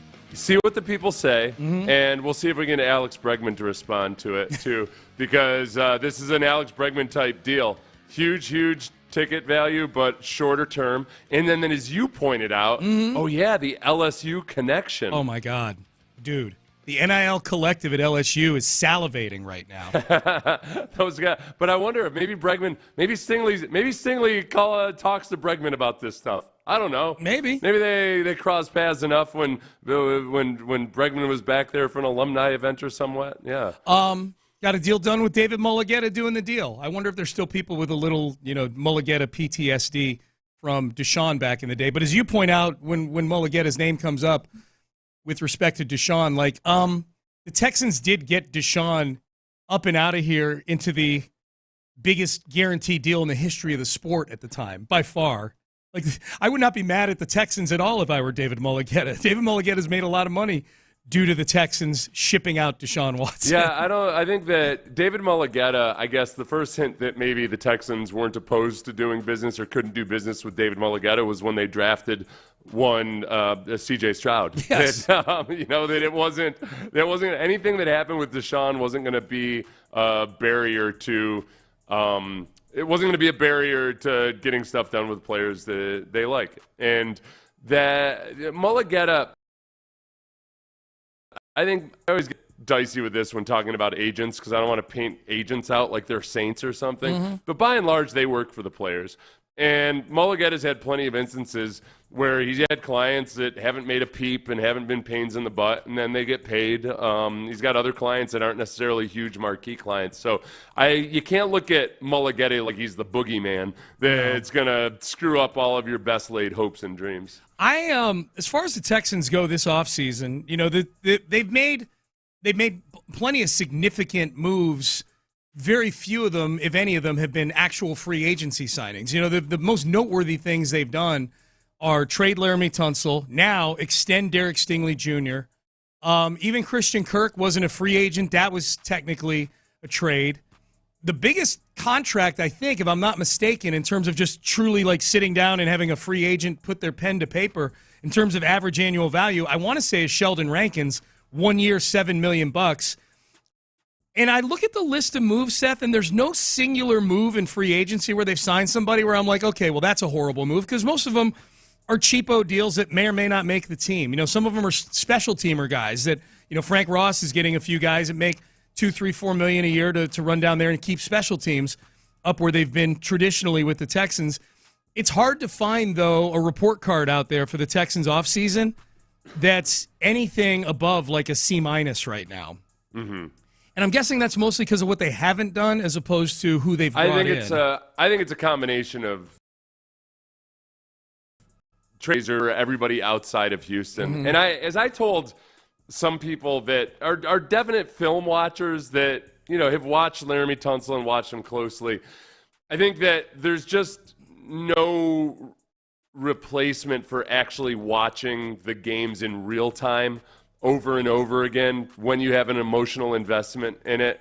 And that's where there's a gap between how people in Houston feel about the Laramie Tunsil trade and how the rest of the America sees it. Because when other people outside of Houston hear stuff like, well, culture this and salary cap that and everything, they don't really get the sum total of it all, the whole picture. And not to mention, they didn't have to live through watching C.J. Stroud get pressured by an entire offensive line. Not Laramie Tunsil on the pass protection side, but the entire offensive line being incredibly inept.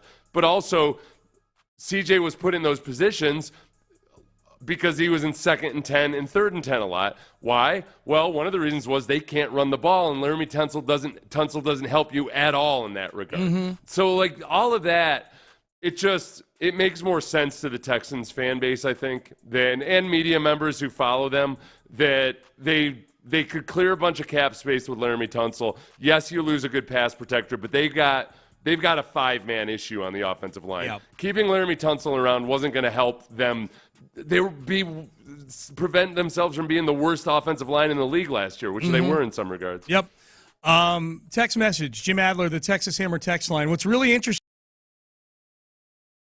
about this understanding of why these moves, especially the Tunsil deal, are being done 10 or 15 years ago. If the team had traded away its Pro Bowl left tackle for a collection of picks, none of which were a first-rounder, the phone lines would have been lit up on your show, people thinking the Texans are crazy. Maybe. I think, look, if we're going to look back and go, okay, what if they did trade an all-pro left tackle back in 2017. His name was Dwayne Brown. They've done that was, but there was a whole lot of drama surrounding that. Different type of drama for sure. You know when the other time where there was approval for this was back in 2012 or so, when the Texans had extended Arian Foster, but also had to let go of Eric Winston. Yeah. And, Eric Winston wasn't the same caliber of offensive tackle that Laramie Tunsil was, but he was a Pro Bowl offensive tackle on a good offense. But it was time where they had to make some of those decisions. And then that year or the next year was when they just let Mario Williams walk in free agency. It was the year before. They let him walk. They let Mario walk after 2011, and then they cut Winston after. And they think they cut Winston in that same offseason. So in that 2-year period, they did have to make some of those tough decisions. Yeah. And they extended Matt Schaub, which I know in hindsight, it's not like everybody was full bore like, hell yeah, here we go when they extended Matt Schaub, but it was a move that made sense. Yeah. So they had to make some tough decisions. And I think that the difference with the Texans is they're making a decision and letting it go of a good offensive lineman, but you got to look at the full context of how much the cap savings can help and how little Laramie Tunsil was really helping that offensive line become. Not because it's his fault per se, but they have an entire offensive line issue that you're going to have to tear it down to the studs and build it up. And that doesn't look good from the outside. It doesn't feel awesome right now. No. It doesn't feel like they're right on their path. No. Because there's a lot of unknowns about how they're going to handle everything. Yeah. Yeah, I can't wait to see what happens next here with all this. This is the one thing that's annoying me, though, is that I do see in people appraising and assessing the Texans offseason, or when they say free agency, some of the people that write the articles genuinely ignore the trades. And I'll see it because I'll read some of the articles and they won't mention any of the trades. Mm-hmm. Like, all right, well, you have to – can we acknowledge that getting C.J. Gardner-Johnson for Kenyon Green – is a really, really good player-for-player trade, that the Eagles would never want to make that trade except that they have to shed salary right now. Like, that's a good trade. The Christian Kirk trade was still a trade, so it doesn't get lumped into free agency some.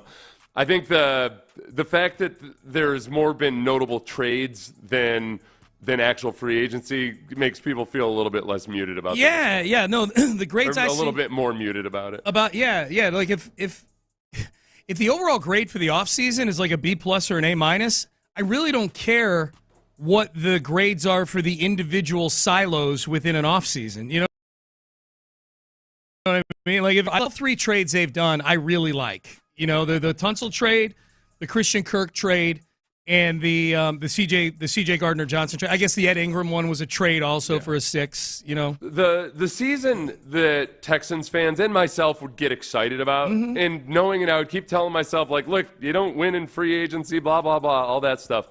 Like, if you trade away Laramie Tunsil, that's one thing. But if then, like, the Vikings or the Bears, you go out and sign and trade for 2 to 3 viable guys still in their prime offensive linemen, then that feels like, all right, this makes sense. Let's get her done. Yep. There hasn't really been a let's get her done moment since the Tunsil trade. Well, and I think it's funny you bring up the Bears and the Vikings, 2 teams that have aggressively gone to rebuild the interior of their, like, super aggressively gone to rebuild the interior of their offensive line. Maybe I'm just more acute to it, seeing it this year because the Texans need to rebuild their offensive line. But, like, the Bears, the 3 moves they've made to sign Drew Dahlman, trade for Joe Thuney, and trade for Jonah Jackson, and then the Vikings pilfering the 2 guys from the Colts, Ryan Kelly and Will Fries. I mean, those are big time aggressive moves, and I think that probably also kind of paints the Texans into a light of like, okay, what are we doing here? Let's go. But I also think, amongst the fans or amongst the media. Yeah. But I guess with Caserio and D'Amico, really, a lot of this is either a vote of confidence in or a gamble on that you really like Nick Caley and Cole Papovich. Mm-hmm. That Cole Papovich, in your meetings with him about what went wrong last year, maybe, without totally selling out the old coaches, had some ideas or thoughts about the way things should have operated. And, Nick Caley and Caserio have both had dealings with, or have worked with Cole Papovich before.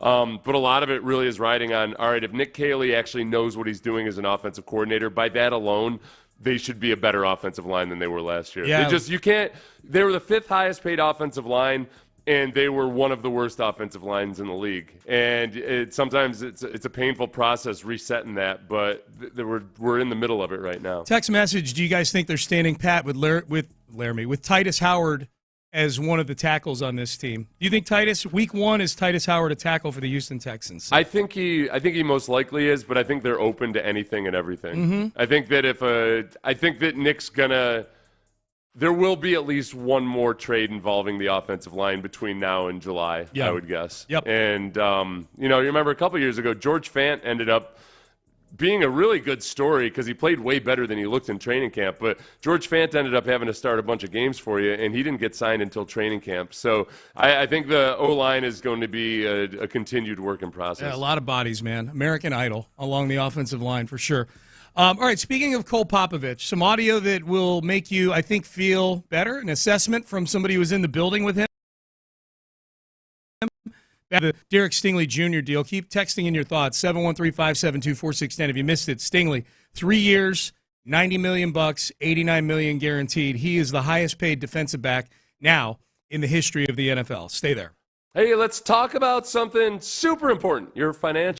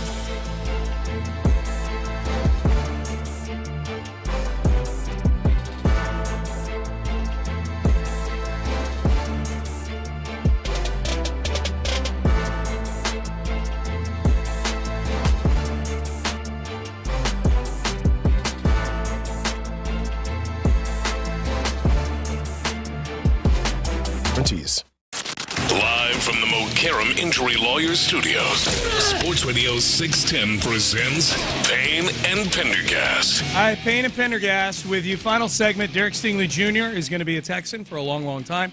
At least 3 more years attached to his deal. $90 million, $89 million guaranteed. And so the Texans check off a big contractual to do. I would imagine if there's one more coming this offseason, it might be Daniil Hunter. It might be Jalen Petrie. Not in the neighborhood of Derek Stingley income-wise, but that would be an interesting one because I think, as Texans Cap and others have pointed out, that you get ahead of the market right now where other cornerbacks are going to get their deals extended sometime this offseason. Caserio probably looked at the J.C. Horn deal where he makes $25 million a year for 4 years and figured there's going to be some of these guys they're going to sail past that. So go ahead and set the market, but then you're not reacting to the other deals and then chasing that and putting the opposite end of the spectrum from the way that Caserio handled this is Jerry Jones and thinks, whoa, prices keep going up. That's about whatever goes up must come down, right? That's the way my pappy taught me. Mm-hmm. Yeah, no, they keep going up generally. And that you get them under control for an extra 3 years. It's still enough of a carrot on a stick for younger players that, man, they're still going to be, he's still going to get a second contract after this or a third contract where hopefully, yeah. The prices will have raised that much more. And Caserio's been doing this with players now for a while, going back to Tunsil, where, hey, you get a lot of guaranteed money. It's a short-term deal. You're going to be, hey, if you play well, you're going to be underpaid by the end of this, but not for like 2 or 3 years of being underpaid. Yeah. You're going to have that carrot on a stick right in front of you that you're a free agent very soon. Mm-hmm. Mm-hmm. Here was this is the Dan and Ninko podcast. We've been talking a lot about the offensive line today, in large part because I think a lot of folks are still waiting for the Texans to make some more moves along the offensive line. But Cole Papovich is going to be the new offensive line coach. We really don't know a ton about him and how he's going to operate as the guy coaching the offensive line. Here's at least one former Patriot, though, Rob Ninkovich. And to set the stage, they're having some kind of a conversation about the COVID restrictions, I think. So I have zero clue what their actual conversation was about COVID and vaccines and everything. But so you know, Cole Papovich didn't want to get vaccinated, so he was out of football for a year. He coached high school and that stuff. But still, I don't care. I don't care what I don't care what your opinions are about vaccines or otherwise.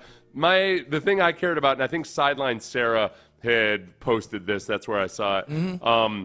This is their opinion, or Rob Ninkovich's opinion of Cole Papovich as an offensive line coach. Yeah. They had a really good coach. They had a great coach in Cole Papovich, who they wouldn't bring back because he didn't get a COVID shot. Yeah, no. Right? Yeah. So they would have had a great coach. He was with Scarnecchia for a long time. Nobody's talking about that. The radio doesn't talk about that. Nobody says. Radio don't talk about a lot of stuff. We had a great coach here, but we mandated everyone get a COVID shot, so he personally didn't feel comfortable with it, so we fired him. Yeah.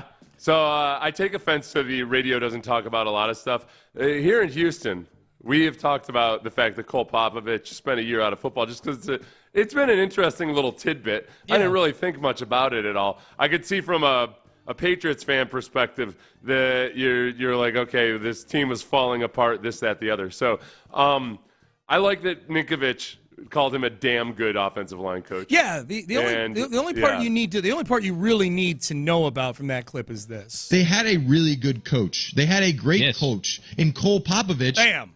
Oh, sorry, a great coach, not a damn good coach. Yeah, a great coach. Yeah, really good and great were just dropped on him in a 6-second span. So take the only part I thought about that was if he's trying to drive home a point about the COVID restrictions, that maybe he could have oversold Cole Papovich a little bit. Maybe like that. You really screwed us. But I think Ninkovich would do that. Okay. How would you? He felt that Ninkovich was a good offensive line coach. Yeah, he was. I think he was the assistant O-line coach in New England. No, he was an offensive line coach for 1 year. I want to say he was a co-offensive line coach. Oh, okay, that might be what it was. I knew there was a caveat to the whole thing. Okay. So I feel good about that, man. Ninkovich says he's good. This offensive line right now, a big part of the bet they're making on this offensive line being better is Cole Papovich right now. He was, he went to Troy University for a year, whatever it was. So, was it high school? He left the Patriots in 2020. He went to Franklin High School for a year. He went to Troy for a year, and then he came to the Texans when D'Amico got here. Yeah. Co-offensive line coach in the 2020 season. There you go. I think the other thing about Papovich that D'Amico dropped in an interview, I think on Texans Radio with John and Mark, that Papovich had an opportunity to go somewhere last year as an offensive line coach, but he chose to stay, which it's always nice to have that little bit of glow of, okay, he was a desired asset somewhere else. I think that reading the writing on the wall, I'm guessing Papovich likes D'Amico and the way he operates, and Strausser had been considering retirement at the time, so he probably looked at the Texans as a good opportunity. And I wonder if he was surprised because he was probably thinking midway through the season, like, "Whoa, I screwed that one up." Yeah, might be in jeopardy here. Yeah. Wherever he wanted to go, I don't know if they were any better than the Texans' offensive line. No.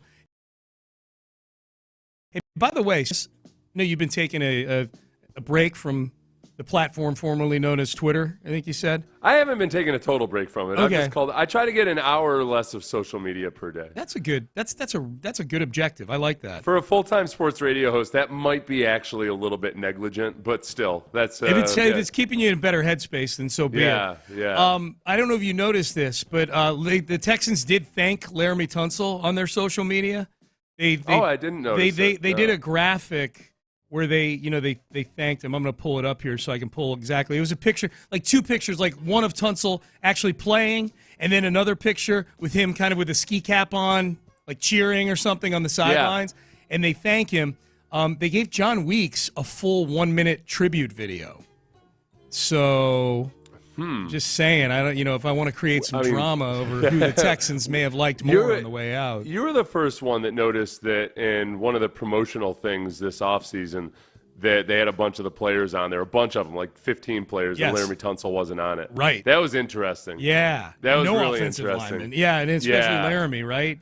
Yeah. It was the graphic they put up. It was in season. It was the graphic they posted when they clinched the division.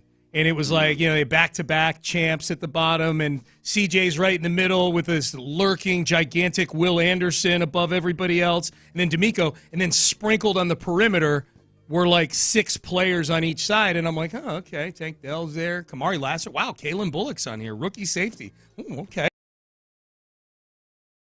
John Weeks, a little, maybe Laramie gets short shrift in the social media department compared to old Weeksy. I thought, and I'll tell you, where I vary from a lot of other opinion givers, or at least some people that have really gone way out of their way to defend Laramie Tunsil since he left. Interestingly, so that in both the pictures they used on this thank you, very prominently displayed is the captain's patch, and people have said, hey, leadership wasn't an issue. The players voted him captain. This is what you need to know about voting for captains. The players vote for the captains. And the who amongst that offensive line last year do you think, like, yep, those guys all knew and could identify the right kind of leader. So, yep, there you go. Yeah. There's our captain. Mm-hmm. It was an issue that they voted Laramie Tunsil a captain, Big given time. the way that Laramie Tunsil operates. Yes. As CJ said, a vet. Not doing anything extra at practice. That's what in CJ's mind a vet does. You don't do anything extra in practice. We have a listener. When I'm looking around at the Texans during training camp and I see guys like Jerry Hughes, who's old as dirt, doing extra stuff at practice. Yes. Daniil Hunter, who's in his 30s, doing extra stuff at practice. Laramie's been operating like a vet since he was 26 years old. Yes. Now, there's old veterans that – a lot of times because their bodies are so beat up, they're not doing a lot extra at practice. And then there's guys that have operated that way since they were 26 years old. Yeah. That's not a vet, CJ. Mm-mm. It's very important for CJ. That shouldn't be your definition of a vet. I think hopefully the moves the Texans are making should send that message. Hopefully he gets it. Somebody literally on the text page, in the Jim Adler text line, when it found that graphic we were talking about and counted the number of players, it just said 13 players, none of them Tunsil. LOL. I love that they went and counted it. Counted them up. Payne and Pendergast. So the big news today, Derek Stingley Jr., 3 years, $90 million, $89 million guaranteed. I got to say that the $30 million is more than I would have predicted. Like that part pops. Yeah, except that I think that Caserio read the market and read where a lot of the where the salaries are at cornerback right now. Yep. And I think that he expects that to go up pretty dramatically, and that $25 million was probably not quite pricing the market the right way. So you do it early in the offseason, and over the next 18 months, Stingley might very well end up being the 5th or 6th highest paid cornerback by the end of next offseason. Yeah, I got to go see what they're saying in New York and Kansas City and a couple other places about this deal. If they, where they've got cornerbacks who are, who kind of live in the same cornerback neighborhood as Derek Stingley Jr. If they're like, oh man, thanks. Well, when did Pat Surtain do his deal? Was it last offseason? It was last offseason. He's a year older than Stingley. He's making $24 million a year, dude. Now they're in Denver today, saying like, good thing we got that deal done. Yeah. I wonder if Pat Surtain, his potential out is after 2028. Okay. So he signed a 4-year extension. Yeah. That's at some point, if Pat Surtain keeps playing the way he is, he's going to be agitating for a new deal. Yes, he will. That's why the 3-year extension makes so much sense. Well, because by the time a player starts to feel like, hey man, I'm dramatically underpaid, he's only a year away from free agency. Yeah. And the carrot on the stick, the achievable contract while you're still young is right there. Yeah. So you don't ideally end up with as many murky and annoying situations like with a Trey Hendrickson or people like that. Nick's done a pretty good job of cobbling together a roster or a system or a philosophy that's resulted in very little contractual drama. I'm putting Deshaun Watson aside, obviously. That wasn't his deal, nor was he the reason Deshaun, wanted to trade and then all the other stuff. The only one I can think of is Steven Nelson, who's like, I just want more money. Yeah. Oh, you know what? Kudos to the Broncos. The Surtain's has an out for him after 2027. Well, there you go. So like the extension would be 2025. It kicks in 26, 27. So they did largely what the Texans did. Cool. John Lopez, Reggie Atatula are here, gentlemen. How are you? Great to see both of you. What up, though? You too. Gut reaction to the Derek Stingley Jr. contract extension. I shouldn't be anybody's agent because I was looking at the top of the cornerback market and being like, all right, we clearly have a percentage of the cap. Just apply that. And if I had done that, he's probably in like the 20s. Yeah. I would have lost a few million. So we're changing a little bit of the percentage. So what's the percentage of the cap on the $30 million? Have you done that? Actually, surprisingly enough, I have not. So if you give me a moment, I will absolutely do that math. What about you, John? Get it done when you can. Yeah. I mean, that's the way to do it. And no nervousness about the injury history with the player or anything like that? No, not really. I mean, as an NFL player, he's been okay, by and large. But I just like the fact that you're getting the deal done. Yeah. Get it done as soon as you can, and more to come. I think so, too. Yeah. I think we were Seth and I were just talking about potentially a Petrie. Petre's up for a contract extension also. I don't think it's going to be anywhere near, obviously, nowhere near what Stingley got.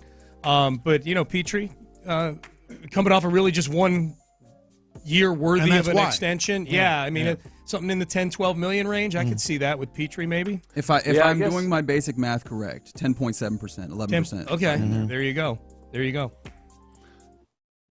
Oh, okay. My bad, well, you're about to say something. I apologize. Yeah. I'm just sitting here enjoying the conversation. Yeah. Sorry, I just like to turn you guys on and listen to you. The smooth music. Okay, so the potential downsides of Stingley, because we didn't. Sean and I were eagerly awaiting somebody to slam this, and so maybe to uncover a blind spot or something. The injuries are a big one, where I know John, it's only been 3 years. I think he missed 8 games his first year, and he missed 6 games in his second year. So that's games in 11 games, and then this last year plays 17. I'm still a little bit concerned about his long-term durability. That's where a 3-year extension makes me feel a lot better about that. But there's plenty of examples in football, baseball, everywhere else of guys who have injury issues early on, then kind of figure out how to handle their bodies and end up being fine after that. Frank Gore was a guy that tore both his ACLs early in his career and then ended up being one of the most durable guys in the history of football. Mm-hmm. So it's something to keep in mind. Yeah. I think it was hamstrings both times with Stingley since he got into the league, right? Mm-hmm. Which doesn't make me feel great. I mean, anything soft tissue, I'm always hamstrings are something though that a lot of times guys, just by the way they're training, sometimes invite hamstring issues, and if you tweak it a little bit, you stop tweaking the hamstring. Yeah. Yep. All right. So I'm sure Stingley will be a big topic on the show today. What's the question of the day today, by the way? Well, let's talk about your bracket. What's the craziest bracket story / strategy that you have? Okay. You have experienced or witnessed? Okay. That I've experienced. I mean, there's always the picking by mascot. There's the picking by. One time. I lost to a dog once. You did? You lost to a dog? Okay, well, that's... Who amongst us, you know? Did it pee, like it picked which team to pee on or something like that? Yeah, it was toys. Oh, toys, okay. Yeah. Okay.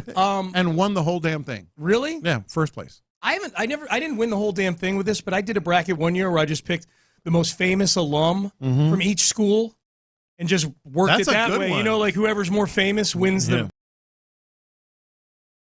bracket. I think they still do that. Okay. The Seals pick. Okay. Yeah. Yeah. That's probably mine. Mm-hmm. My most annoying one is I just had a computer do it for me, just online at one point, and I finished almost dead last, and I was really annoyed because I was like, all right, I'm going to defer to almighty big intelligence here. And I ended up looking like a moron. Yeah, I didn't like that. That was the year. Remember a couple years ago, it was a ridiculous number of bracket busters early on. Oh, yeah. So I didn't feel as bad about it, but still. Do we have a bracket? Do we have anything going on around We're here? We're going to have one. We're going to have one? We're going to have one. Good. All of us are volunteering to participate. Okay. I'm happy to. Can I win money? I think we're gonna spirits. I think win some whiskey or something. Oh, okay. Yeah. That's better. That's where the money was going to go. That's metaphorical money right there. Is what that. Yeah. All right, fellas, the floor is yours. Thank you, friend. Seth, antibodies to you. Antibodies, and just heed my advice, Sean. If anybody ever offers you anything greater than $500 million to do just about anything, just accept it. Stop negotiating after that Listening, point. Vladimir? Yeah. It's crazy, man. It's just wild. All right, we're done. We're out of time. You're listening to KLT AM, KLT FM HD2, Houston, and Odyssey Sports Station. Reggie Atatula, John Lopez, Figgy Fig. They are in the loop, and they start now. That's right. Happy Monday to everybody listening, everybody under the sound of my voice. Happy St. Patrick's Day. I guess it is also that. That is fair. I had not considered that. And look, Sean is not wearing green. No, he's not. He went to Notre Dame, so I feel like I am 100% off the hook as if I care too. about being off the hook. Sorry. I mean, look. So why you say Happy St. Patrick's Day? Because it's St. Patrick's Day for those who celebrate. Okay, very good. For those, that's nice, right? He's like, I don't care, but that doesn't mean that everybody doesn't care. So That's right. Shout out to all the people out there wearing their green or drinking beer, maybe colored green. Or you think people out there drinking right now as we speak? Yes. I mean, it's 5 o'clock somewhere, right? Yeah, That Frankly, if we're being honest with them, we're going to get right into it. But St. Patrick's Day kind of irritates me. Why is that? Just does. Just kind of like people go over the top for no particular reason. That's because it's a reason to go over the top. Like one thing I will say, as someone who is not necessarily an over the top type person, I do appreciate the people that go, look, life's hard enough as is. If there's a reason to turn up. You know what I mean? Like this gives me leeway. This gives me opportunity to be maybe a version of myself that I don't always get to be. Let's do it. So shout out to you. If you're capable of doing that on a Monday, even more power to you, I gotta say. But yes, it is a Monday here in the loop, right here on Sports Radio 610 from the 713. OG is fishing for a pinch. He not getting it. No. I hate those people even more. The ones that pinch you if you don't have green. Where did that start? Get out of here with that stuff. Can somebody do some research and let us know? Me for? On the Jim Adler, the Texas Hammer text line. The Texas Hammer! 713-572-4610. If you have any insight into the origin of what the St. Patrick's Day pension, if you're not wearing green, where that comes from, please text it in. I want to see if our text line can be anywhere near as accurate or maybe inaccurate is the right way of saying somebody it as about the AI text models. Yeah. Yes, 89. That's right. This That's is right. when it started with the. I want to see all of it. And from the 713 also, Dang Lopez, I don't hear any Irish people saying Cinco de Mayo ticks them off because it doesn't. Cinco de Mayo is 100% better. Oh, wow. Yeah, 100% better. Man. You don't. First of all, there's no there's no requirement to wear any particular brand of clothes, and you get to eat Mexican food. Come on, it's 100% better. Do we? But that's the thing every day though. Some people eat Mexican food every day. Well, and drink God bless margaritas them. every day. God bless them. Yeah, I was like, I don't know. I don't know what this case that you're putting down. I don't know if I buy in quite. Yeah, that's the Cinco hill de I am Mayo is pretty much 420 a drink. Yes, it is. That is a great way of putting it. Yeah. But I mean, so is St. Patty's Day. Just like, hey man, get all this beer and maybe get some whiskey or some of these things involved as well. But yeah, salute to all the folks out there. From somebody said, if they're wearing red, leave them be because they're probably Italian. Okay, I don't understand all of the aspects here. I feel like I'm delving into. It sounds like some gang activity. To me. Yeah, I'm delving into some cross-cultural things that I probably shouldn't. I have the answer from AI. There we go. Oh, AI. So there's about at least a 60% chance. And as I was sitting here getting a little agitated with Lopez comparing Cinco de Mayo and the holiday for my people, St. Patrick's Day. That's right. I realized that, well, the fact that I didn't know I needed AI to find out. You look like you're really into it, too. Really, yeah. Like my religion has been exposed, yeah. So the St. Patrick's Day tradition of pinching those not wearing green stems from the folklore that leprechauns, who are known for their mischievousness, they can't see people wearing green. So they're invisible. Man, I pun a leprechaun. Get out of here. I'm not worried about no leprechauns. Yeah. Was there a lot leprechaun of in the leprechauns tree? getting Me Too'd these Yeah, days. yeah. Good joke. Oh, man. I saw a leprechaun in a tree once. No, I'm just kidding. Well, I've seen a leprechaun say, yeah. Okay, I feel like that is a clear indication that we need to talk about sports now. All right, news on the day. Don't be afraid. I want to watch Leprechaun in the Hood now. Leprechaun in that movie. Oh yeah, like the Leprechaun movies. Wow, we are just in a whole. I had no anticipation of us being Look here. at us celebrating St. Patrick's Day. All of a sudden, see? I guess so. Another person who's celebrating St. Patrick's Day, but not for St. Patrick's Day. He's got some green. Yeah, he does have some green. That's a great way of putting it. He's got Derek some green. Stingley Jr., all pro Sting, actually all paid Sting. He's just, his entire outfit is $100 bills. That's right. All paid Sting. Derek Stingley Jr. It was announced, has an extension on the board. He has set the market. He is a history maker. 3 years, $90 million. Obviously, you can do the quick math. Average annual value of $30 million a year. $89 million of that guaranteed. And, of course, the way that we report guarantees is, not all that helpful at times because some things are guaranteed for this or that. But, I mean, 89 of 90. Hey, y'all couldn't throw that $1 million? I was just thinking the same thing. Y'all couldn't throw that $1 million? What was the negotiating like when they said, all right, we're going to make this 80 million guaranteed. Well, can you make it 90? All right, we'll do 89. Well, I have a feeling that this is some owners protect owner stuff because, we'll give you 89, but we can't go all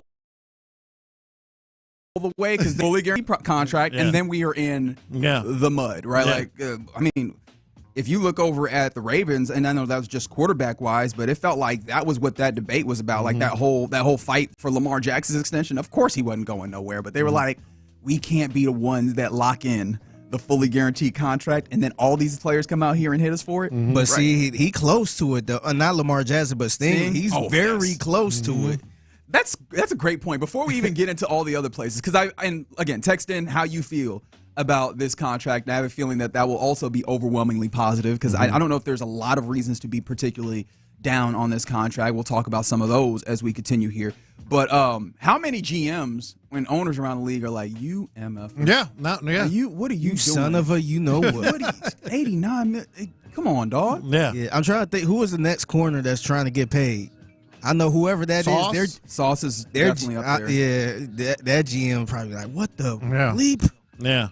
Look, man, I mean, this is also a trend, right? Even though there hasn't been a fully guaranteed, since Deshaun, a lot of the guaranteed money is getting pretty dang high out of those contracts. It didn't used to be that percentage of it. And now 89 out of 90, that's a trendsetter right there. And we probably should have seen this extension coming when J.C. Horn, not too long ago, J.C. Horn of Carolina got an extension that was paying him 4 years, 100, right, $25 million a year, that sounds right to me. Which made him at that point the highest paid defensive back in NFL history, which was long-lived clearly. Casey Horn is not on the level of Derek Stingley Jr. And apparently not on the level is a whole $5 million more, right? Like I didn't realize that was a 20% increase was what we were talking about here. But yeah, that's what ultimately comes down. And I know that obviously the GMs around the league are probably also mad at the Texans, or maybe not mad, but understanding of the Texans there.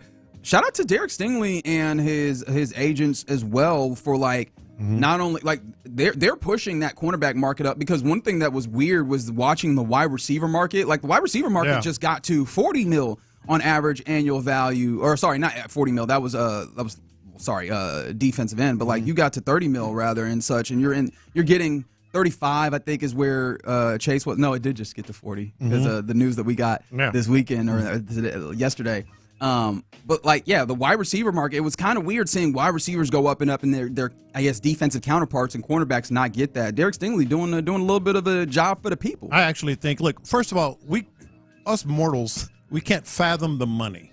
You know, if you look at it, you're like, holy crap, that's a lot of money. And we can't fathom it. But if you set that aside, I feel like this is a win-win for the Texans and Stingley. Okay, I really do. First of all, for Stingley, man. He's gonna be a free agent when he's 28.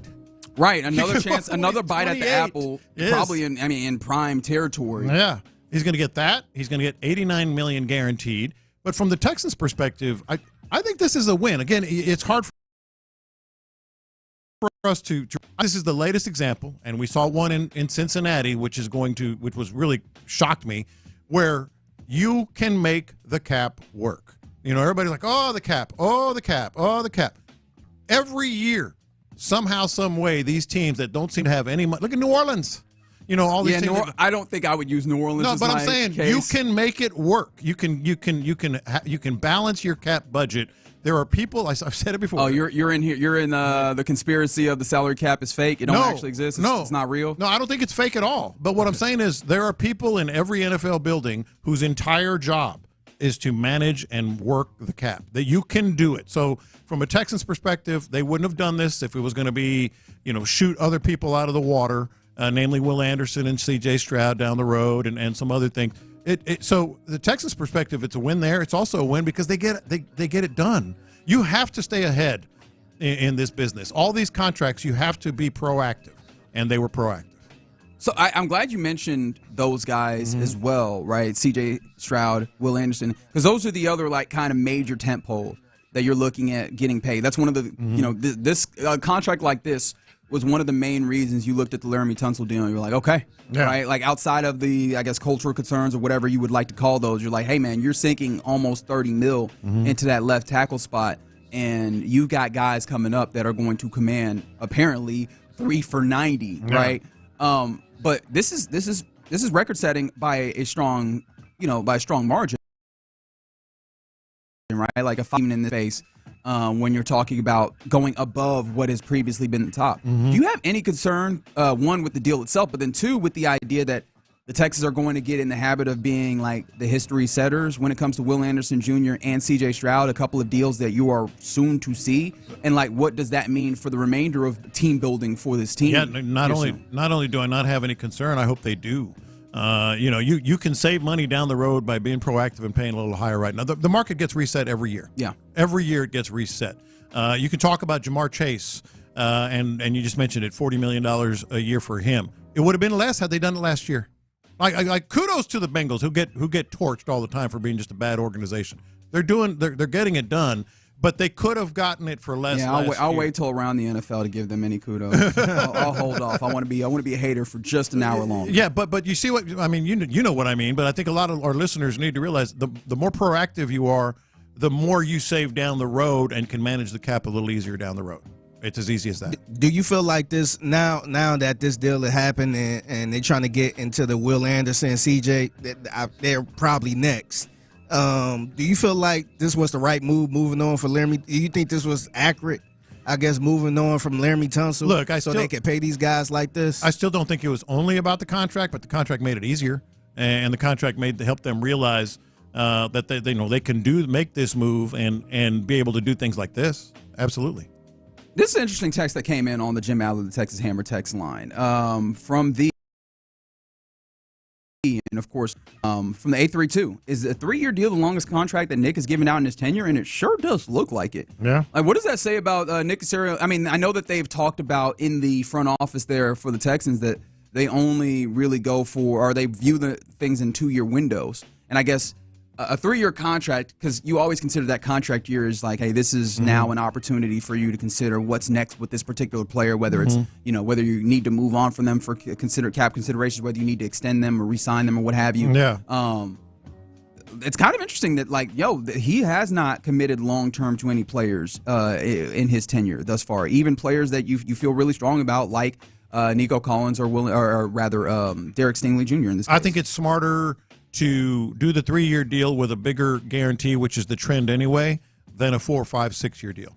It's something that the players like. It's just smart because you get a bigger guarantee. The players happy. Again, win-win. The players happy because they get the big guarantee. The organization is happy because it's only 3 years. And we know how this business is with these guys. Yeah, I was gonna say it seemed like it's more a little more friendly for the players. It is because you can get 2 or 3 more big contracts like that, and the guarantee. You know what it also feels like? It feels like an acceptation. I butchered that word. Wow, that's tough. It feels like they're accepting the reality of the situation, which is, in theory, these labor disputes or these like kind of contract negotiations go to a place where the team is trying to lock up a player for longer for a level of security, and then inevitably we'll get relatively close to like 2-year deal, and the player just agitates, and then you have to figure out something anyways where that technical 4 or 5-year deal in effect basically becomes a 2-3 year deal anyway. That's what I was thinking, because let's say you did sign him to a 5-6 year deal, then after a while he probably going to be one of the lowest paid cornerbacks because or lower. And now he's upset and now want a new deal, and then now it's that friction going back and forth. So why y'all like it's a little easier. Why y'all talking about Nico like that? Well, I think that look, we're gonna have instances. We mentioned it, and we'll talk more about it when we go around the NFL. The Bengals really did a little bit of themselves pushing the pendulum forward when it comes to wide receiver money. And I looked over and I was like, ooh, the Nico's deal looks that much more palatable. But I don't know that he's in a place where you would need to agitate, because, again, you're relatively soon to that situation where it's like, all right, well, now we're back at the negotiating table. I think that it does manage to, in a roundabout way, create a level of peace. Like, we'll sign this deal and we'll talk in a couple of years. Like, I'll see you at this table again in 2 years. And so that players probably don't get themselves to where they're in their feelings about things that's happening around the league. And it motivates the player. I mean, and not that they need it, but we always know about when a contract is looming, how a player performs. Shorter deals means you get that more often. Right? You get that level of play, especially if they already getting a big lump sum of the guarantee. Yeah. So it's not like they making pennies or anything like that. Now, of course, I'm not going to put this on Nick Caserio and the Texans front office as absolutely being their MO, but I mean, the deal is next. That seems like it's there. How far do you think they take this if they do believe this? Because, again, you signing a quarterback to a 3-year deal? No, see, that's enough. That's what I'm saying. Like, does this end when you have to get CJ? No, absolutely. And plus, you probably want the longer term deal. Oh, absolutely. But the real question is, no, you mean as a player or as the team? Well, as a team, you want the longer team deal, but as a player.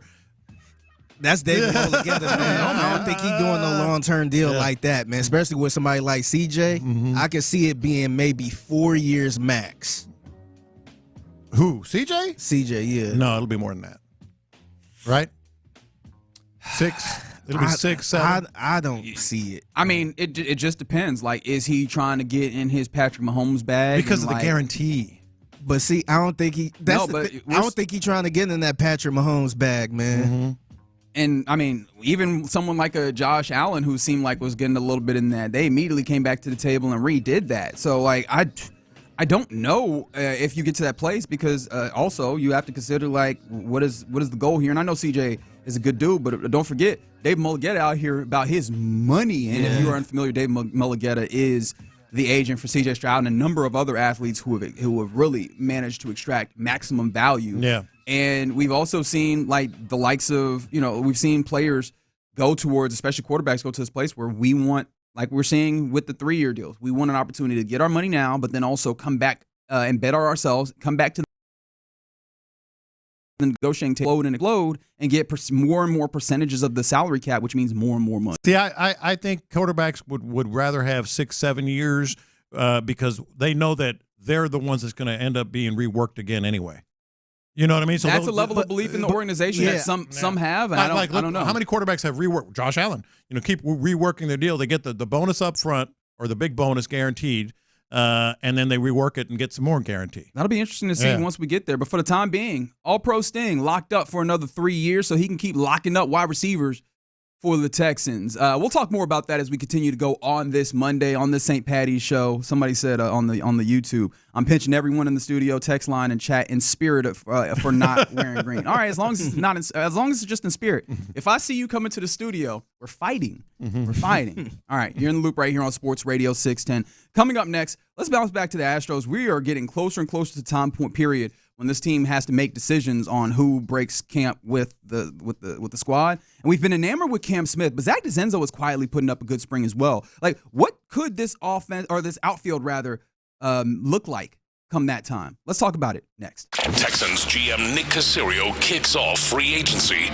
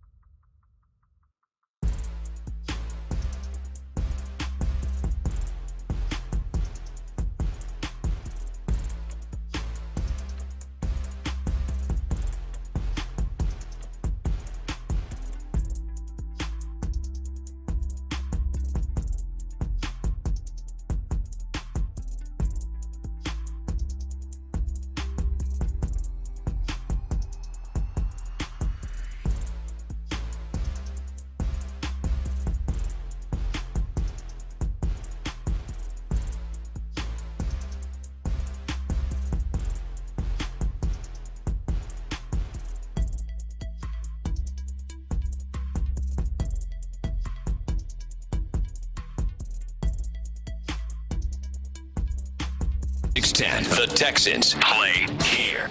Figgy, let's hit him big time.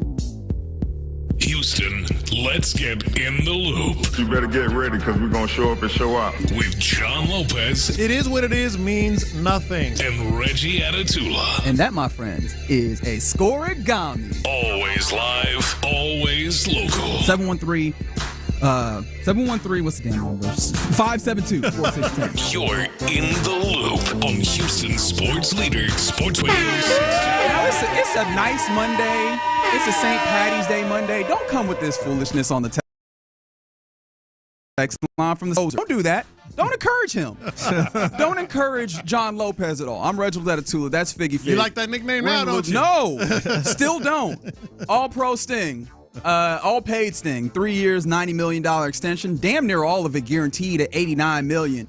Shout out to the man setting the market. I mean, a good $5 million above what the previous high had been on average annual value, like the raw numbers of the raw money of it, where J.C. Horn got $25 million just mere weeks ago, and then he came up and was like, how does 30 sound? Which, honestly, that's not a bad negotiating point. J.C. Horn got 25. How about an extra 20% on Yeah, on I'm top liking of that? 30. I'm thinking 30. Sound about right? Okay, Yeah. we can get this done. Shake hands. Let's get it moving. So shout out to him. Another man who's been getting the people going here in Houston, while not even being in Houston. His name is Cam Smith. Did this weekend. In the past, bounced that one down the right field line. Long run over there. I take it back. That sneaks out. It's gone. The wind brought it back. A two-run shot for Cam Smith. But you can see what the Houston Astros are excited about with a guy like this. He's got some dynamic tools. He's a good collegiate player, so he's got some maturity. Yeah, that one's off for Tyler McGill, who is, again, major league arm. Major league pitcher. So, look, that was one of the things we were talking about. If that bat continues to be hot, man, it's going to add some difficulty on figuring out who's on the 40-man, who breaks camp with the big league club. And that's an Oppo Field, right? Like, 2-run blast for Cam Smith. 3 homers. He's captivated our attention. We've been all in on him. But quiet as it's kept, Zach DeZenzo has had a really good spring as well. Zach DeZenzo slashing a .371 batting average, .405 on base, .600 when it comes to slugging. Like, he has been very good this spring. I think he has a couple of home runs his damn self. Both of these guys are guys that aren't guaranteed to be on the 40-man, or maybe even if they are on the 40-man, not guaranteed to start on the big league club. Like, I'm interested to see how this outfield shakes out, because it feels like they have 4 guys that, 2 guys are set, right, when it comes to your outfield. Jose Altuve, it feels like he's set, right? He made a nice little catch in left field. He still jumped for it when he didn't need. He caught the ball, damn it, all right? Like, look, man, I'm going to be optimistic until I don't have to when it comes to Jose Altuve. He caught the damn ball. Yeah. He tracked it. He made a little hop, which was like, hey, dog. I think I likened it when I was talking to you about this weekend. I likened it to when I was, playing wide receiver in high school. Don't worry, it wasn't anything amazing. But, like, the conversation was always, don't jump unless you have to. Yeah. Right? Don't get off your feet. And it feels like that probably should be the same in baseball. Like, if you need to jump, sure. But otherwise, like, don't worry about that. He was out here hopping for no reason. But he caught the ball. He did. All right, so him at left. Jake Myers in center. I mean, we're not getting away from that because of the range that he has defensively. And then right field, it could go a lot of ways, because you have Chaz, you have Ben Gamble, don't forget. But then DeZenzo and Smith, both of them have done work at right field, and both of them having a really, really good spring. Yeah, look, tell me who's going to play second base, and then I'll have a better feel on DeZenzo, because he might mess around and be a utility guy. Because he's played third. Yeah. He's played first base this spring as well. Yeah. So if you're saying Dubon, I kind of like the idea of DeZenzo as a utility guy. Okay. I had not considered that. I think that's where he's going to maybe find a place on this squad. And if not right out of camp, maybe down the road a little bit. Yeah, and I mean, that's the question is, because also I know that Chandler Rome's done a great job covering this team, obviously, for The Athletic. He was talking about it this weekend, the idea that Joe Espada and the Astros want these young guys in DeZenzo and Smith to get everyday at bats, right? So I feel like the idea of utility might not work in that way because of their youth and because of maybe, and that's why trying maybe to bring a them little along further down the road. You want them to have everyday at bats, but there's a possibility if one of those guys is your starter that they get every day at bats. Maybe one of them could be there. And I wonder if because DeCenzo does have that, it's more of that utility to him, if he might not be something that, considering how they feel about white boy Chaz, right? Yeah. He might be able to hold on to right field, don't you think? Because they have not seemed all that committal to Chaz. I know that they started out pretty much in that place, but I don't know that they've been in a place where they're putting him down in pen or even pencil, really. Look, I think Cam is going to be your right fielder. I don't see any. I mean, he's making the decision for him. But DeCenzo has had more minor league experience. That's the thing, and he's been not exactly on his fate. According to Baseball References, like the metric of opponent in spring. And of course, again, the caveat that you have to put in here is that spring training can only tell you about so much. I mean, hell, Chaz McCormick last year had a very phenomenal spring, and then you got into the season, and y'all know how that bat looked. It was just, it was not what you wanted from a major league level. And so, but he's faced like almost a level up when it comes to pitching quality. And he has he's batting 1,005, or his OPS is 1,000 or 1.005, right? That's a better way for me to get through that. I mean, he's getting on base at a good level. He's slugging. He has a couple of homers as well, and he has a little bit more experience than Cam Smith. I do wonder if would they get to a place where they're like, hey, DeCenzo's a little bit more close. If you get to that spot, do you even think you'll get to that spot? I think you could. I think absolutely you could get to that spot. The reason is, like, Dana Brown is kind of on a roll in terms of player evaluation right now this spring. Yeah. And if you're going to go into the season, you got to have those hot bats, those young bats, those positional players lined up, because at the end of the year, I think it's safe to say at the end of the year, DeCenzo and Cam Smith are going to be, if not everyday players, an everyday player and a utility.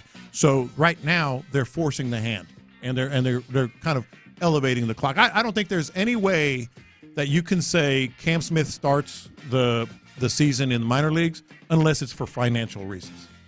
Like right at this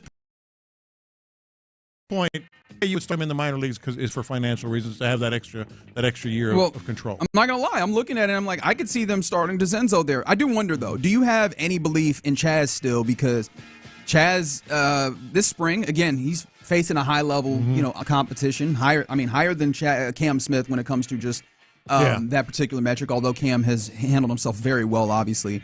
His slash line, 167 batting average, which, but his on base percentage is a 429. Like he is seeing the ball good well. At bats, and he's just maybe not, getting great contact, or not necessarily able to, turn the contact into base hits or whatever, or really getting on base in that way.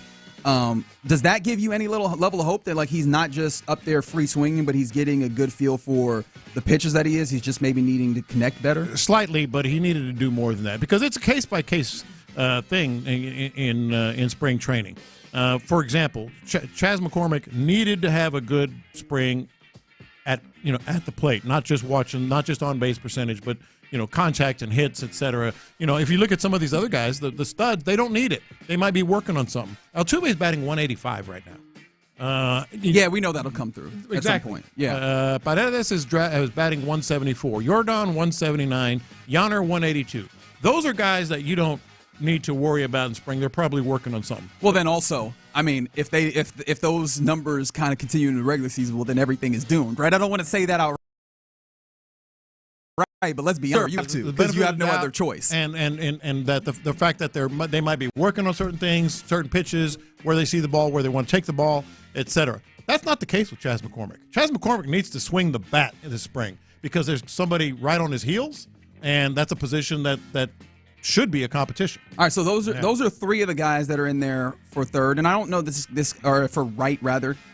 And I don't know if this guy specifically is in there just for right, but Ben Gamble is another name that I find to be interesting, because obviously you don't have an unlimited bench, right? You have but so much, and Ben Gamble seems like he is slotted in as your fourth outfielder. Yeah, especially because of one thing in particular. He hasn't had a great spring, batting 167, on base 348. Like the OPS is a 514. Like that's not anything to be happy about. However, left-handed bat. Yeah. Much needed left-handed bat. You are, I think, outside of one lefty, when it comes to your projected starting lineup. Mm-hmm. You have, you need lefty, or they're all righties, right? Like, so you need left-handed bats, and Ben Gamel is that. Is that strong enough to keep him over? You looking at three dudes who, I mean, Zenzo and Smith clearly having really hot springs, but then also Chaz, like, still even with him, not necessarily swinging the bat very well when it comes to the batting average, like getting on base decently, he's also having a better spring than Gamel. Here we go again, right? Astros and a left-handed bat. I mean, they just, it's an ongoing thing. Left-handed arms, left-handed bats, it's an ongoing thing. To answer your question, no. I think too many factors involved with the other guys, Zenzo and particularly Cam Smith, that you can't make that decision just based on how he hits. I wanted to see if I can maybe get you off of the block of like being so gung-ho on the young man Cam Smith, and maybe even Zenzo, like getting a hold of that spot. It'll be interesting to see. Like, again, we're getting closer. You're not off it, are you? To them. I mean, I don't know if I am entirely, but that means if Cam Smith makes the major, he has to be the starting right fielder. Yeah. And I don't think I'm off it, but I do find it like, and I know that they have spoken so glowingly about Cam Smith. I do wonder if DeZenzo having a little bit more experience and doing relatively similar things maybe puts it to a place where they feel a little bit more comfortable, even if they were wanting to go with the young guy at right field starting, if they wouldn't go with DeZenzo. Yeah. That'd be a bold move right there, but he's having a great spring. Yeah. Yeah. All right, you're in the loop right here on Sports Radio 610. Just getting going on a Monday. Coming up next, let's get to our question of the day. And it'll come in on the Jim Aller, the Texas Hammer text line, 713-572-4610. What's your craziest bracket story or strategy? We have our bracket out, and Lopez has some takes. But also, what is your bracket strategy? What's your tried and true, or what's the greatest bracket story that you have? We'll do that next. Texans GM Nick Caserio.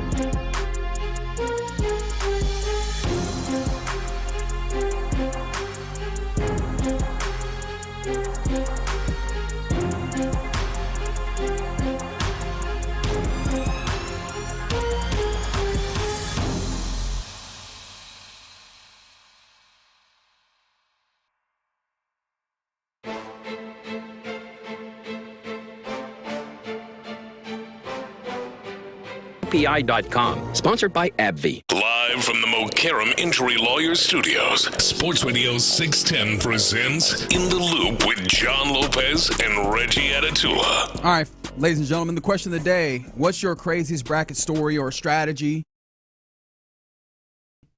Text line. Texas Hammer. Thank you, Jim. Before we get to that, I want to circle back to the text line where last segment we were talking about kind of the outfield situation, how that goes. And a great point comes in from the 832. They said, remember, guys, Espada wants this team to be more patient at the plate. How does White Boy Chaz, does he have a lot of strikeouts in spring? And so I want to look at it. 4 strikeouts and 35 plate appearances thus far in spring, which is good for a strikeout percentage of 11.4. And that is almost half of what last year's average strikeout percentage was in the majors. And so I don't know what I can do with that because, again, that's not – spring training can be so fraught. Like spring training numbers can be so fraught. Hell, even just with Chaz himself, last year's spring training, he was good in spring. He was not good in the regular season. However, that's got to be encouraging though, right? Yeah. Oh, well, yeah, it absolutely is encouraging from that perspective. Again, I go back to, what players really needed to swing the bat well. He was one of them. For sure. Yeah. For sure. So, again, a lot of interesting things happening with this Astros team and how they're going to go about it. I see you, Tim. We'll circle back around to what you said there on the YouTube, which, again, always available to you. Shout out to the Mokaram Injury Lawyers live stream. We keep it 100. Thank you. All right. Question of the day. What's your craziest bracket story or strategy? What do you turn to here now this time of year? We had Selection Sunday yesterday, and salute to the local squads that are going to be playing. Obviously, the Cougars get a 1 seed, and Texas slides their way in after being A&M, of course, in the SEC tournament. Of course, A&M is in there as well. Texas Tech is going to be one of those kind of, that could be a sleeper championship team. In fact, I talked to Josh Pastner, former head coach at Georgia Tech and Memphis, and now TV analyst for college basketball. We'll talk to him at 11:20 about this bracket. But I'm always interested in how people go about filling out the brackets. How many brackets is too much? How 2. 2 is too many. 2 is too many. Wait, so you can only have 1 every year? I feel like 2 is allowed. 3 is probably too many. I guess depending on the circumstance, 2. I will say those people that do 3, 4, 5 or more brackets. What are you doing? Pick a lane, man. Pick a bracket. How do you even remember your rooting interest at that point? Exactly. When you have 3 or 4. Exactly. Because let's be honest. A lot of times we're putting out these brackets so that we have a level of rooting interest for ourselves instead of just this is a fun story or this squad is playing good basketball. No, we don't care about this basketball. We I want to win via these 18, 19, 20-year-olds. And now I guess 22, 23, 24, 25. Okay, you get the point. I do have a goal this year. For the bracket. And that is to get Figgy Fig to fill out a bracket. He has never done it, correct? Really? No, I have done it around here. Okay. Honestly, but you used to say that you never did it. Yeah, I did it a couple times. I know last year I ended up doing it last minute. Okay. I felt like we got a little pressure from our boss. That pressure is not gone. Let me tell you. She is very diehard when it comes that's right. You did do last year. That's right. Yeah, so I did that. I did not. I want to say, did I do I think I did both. I did the men's and she had the women's bracket too. So what's your craziest bracket story? 2 immediately come to mind. Okay. One from the way back name, Rumeal Robinson. No. Rumeal Robinson.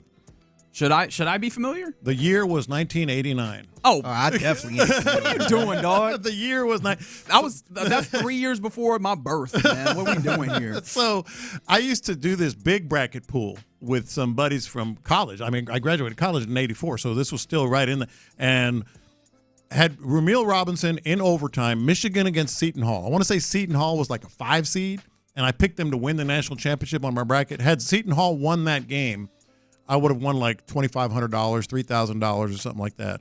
Ramil Robinson knocked down 2 free throws. He was like a 60% free throw shooter. Dang. In overtime for Michigan to beat Seton Hall. You had Seton Hall winning? Seton Hall. Not that I'm bitter. So that's the Wayback Machine one. Early confession. Yeah. I'm concerned about you, man. I am. I'm certain that Figgy will talk about the housewarming party later, but there was a point in time during the housewarming party where you decided, change venues from inside to outside. Yeah. You left your phone, which I was like, oh, that's healthy of you. Mm-hmm. He came back in like 5 minutes later, just Jones, and he's like, where's my phone? I need it. And I know it's because you had some bets going on. Well, I know it. Maybe. Shout out to Michigan because I actually had them yesterday. See? But either way, the other one is year before last on my bracket pool. I was doing pretty well, but I lost to a dog. Excuse me? I lost to. You mean like, how Laramie Tunsil will be like, yo, No, not a G. My son puts together a bracket every year, and he has his son, his son, well, it's kind of his daughter, Campbell, pick a bracket by choosing a toy. Literally every game. I'm trying to decide if Campbell's a good dog name. He get Cammy. We call her Cammy. Okay, I think it works. Yeah, but anyway, so literally every single game, Campbell picks a toy, and fills out the bracket. Well, he fills out the bracket for her. Hold on. Yeah. Does Cammy have a favorite toy? Because it feels like this is rife. No. This feels like this is rife for stacking the deck here. Well, she does, but she's got so many toys that he just puts different ones out there, whatever. I feel like he knows which toys she gonna like more than other ones. Either way, he's adding he's leaning on the result. She won. First place. How many people were in the? Oh, it was a good number. I finished like second or third, but Cammy won the bracket. What'd she get? A dog. Well, I guess he got it. Did she get a prize? She got some milk bones or something. He bought her some new toys, I guess. Okay. I don't know what it was. Yeah, I lost to a dog. And Ramil Robinson, I will never forgive you. From the 281, they said they had their boxer Sadie. That's a good dog name. Picked their bracket using her toys. Came in third place. Okay, so apparently the dog strategy. Yeah. Okay. If you got. Does Jackson? What's Jackson on? Can Jackson win a tournament? You know what? I feel like that's the bit this year. I might have to try. I feel like that's the bit. Put Jackson in the Sports Radio 610. It takes time because you got to do every round with the toy. Yeah. I might have to do it. Jackson would be more than happy to do that. Jackson was hyped. Man, he had a day yesterday. From the 713 best bracket they ever had was a complete mess, but they picked Cardiac Kemba and UConn in 2011, which won the whole pot. Since they were the only one who had it. That's always fun to some degree. Like I feel like the relatively chalky years where the teams that you could pick are not as interesting because so many teams or so many people get the same champion. So you really have to be on your P's and Q's with all the other picks down the line. Yeah, you really do. It's always kind of wild to just be like, I was the one person who picked this random team. Maybe not all that random, but this that team was me that with nobody Seton else. Hall back in the day. But you didn't win though, so you don't get to be in this space. Freaking Ramil Robinson. From the 631, they said in high school and college they ran brackets, and their cousin Sal or Tony would always win. Same person. Are you saying that you put your thumb on the scale, or he was just really good at it? Because I feel like those are different things that could also fit within this. And then from the 281, crazy story was basically winning 4 in 1 year. They said first at work, first at Buffalo Wild Wings, one with a group of friends where you could submit. They won first and second in that one. And they haven't won a bracket challenge since. Isn't there always someone who has no clue about anything? But always. It's funny because even around here, it seems like I would consider us like the experts when it comes to sports out of Odyssey here.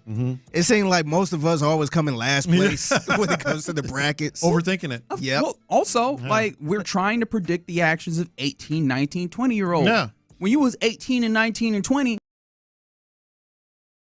when were actions ever predictable? Yeah. What are we supposed to do here, man? We're trying.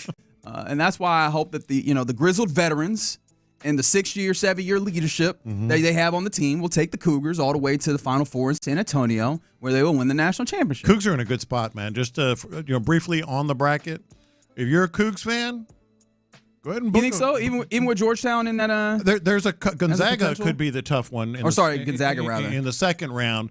That way, if they get past Gonzaga, maybe Tennessee down the road, but they're in a good spot. Cougs are in a good spot. Okay. All right. We'll talk more about that with Josh Pastner when we talk to him in about 20, 25 minutes. But coming up next, let's get into around the NFL, where it ain't just the Texans and Derek Stingley who are setting marks in NFL free agency. We'll talk about that and some offensive linemen that have gone off the board for the Texans. We'll do that next. All right. Let's talk about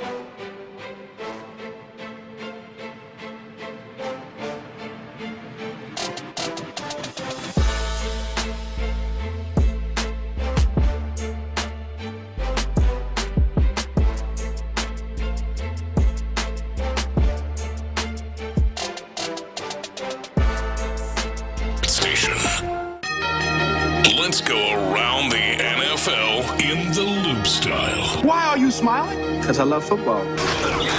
Here's John Lopez and Reggie Atatula. I'm going to tell you all about how much fun you're going to have this season. On Houston sports leader, Sports Radio 610. All right, you're in the loop right here on Sports Radio 610. Let's go around the NFL here. Actually, before we do that, we were just talking about your brackets, stories and strategies and such. I love the people that, like the 281 who said their wife picks her bracket using mascot fights, and the best part is listening to the rationale behind who wins each fight. I feel like we should do that. I love this idea. I feel like we need to do that, like just on Thursday or maybe not Thursday. Thursday would be too late, but maybe Wednesday. Let's just. I'm not liking the Aggies in this case. I'm thinking Reveille, the American Collie, and a Bulldog. Think about Aggie. You got to think Farmer. Farmer representing. So you think Aggie and Bulldog, or are you just going straight Reveille and Bulldog? Because she said mascot fight. Also, them Bulldogs, they got the they especially. So Reveille gonna do all right? Them Bulldogs can't breathe. She's big. She's a big collie.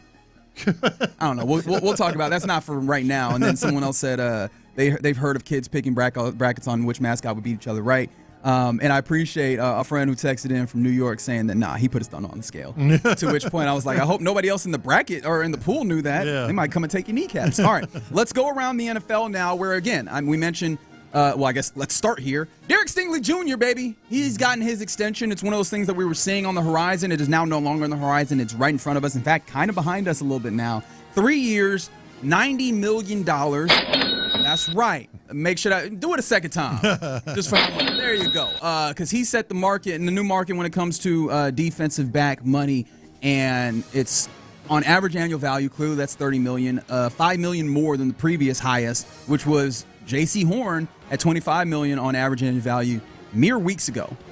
So shout out to Derek Stingley. It is also represents, and this is the thing that I've been trying to pay attention to a lot more. Just again, the numbers themselves, the raw numbers are so eye-poppingly large now that sometimes we lose a little bit of perspective. Percentage of the cap is the way that I'm trying to at least think about these things. Yeah. And even there, this is a step up from like just under that, maybe like under 10, right in that 9.5 range. This is 10.7% of the salary cap upon signing. So he's getting amount of money that's probably going to then set the negotiations for the likes of Sauce Gardner. I almost called him Ahmad, which I bet nobody call him that but his mama. Sauce Gardner and Trent McDuffie, two of the guys that are at the kind of in that same range as Derek Stingley. But no, again, salute to Derek Stingley. Start to get some of these extensions under the belt. That's one of three that it feels like are absolutely coming in the next few years. Yeah, and it's curious to me. My mind immediately went there, but also to how it affects free agency today, like now. I mean, does it? What kind of impact does it have? It has to have some kind of impact on any offensive linemen that are still out there, and maybe the category of player that you're going to be, addressing. That's interesting. I don't know that.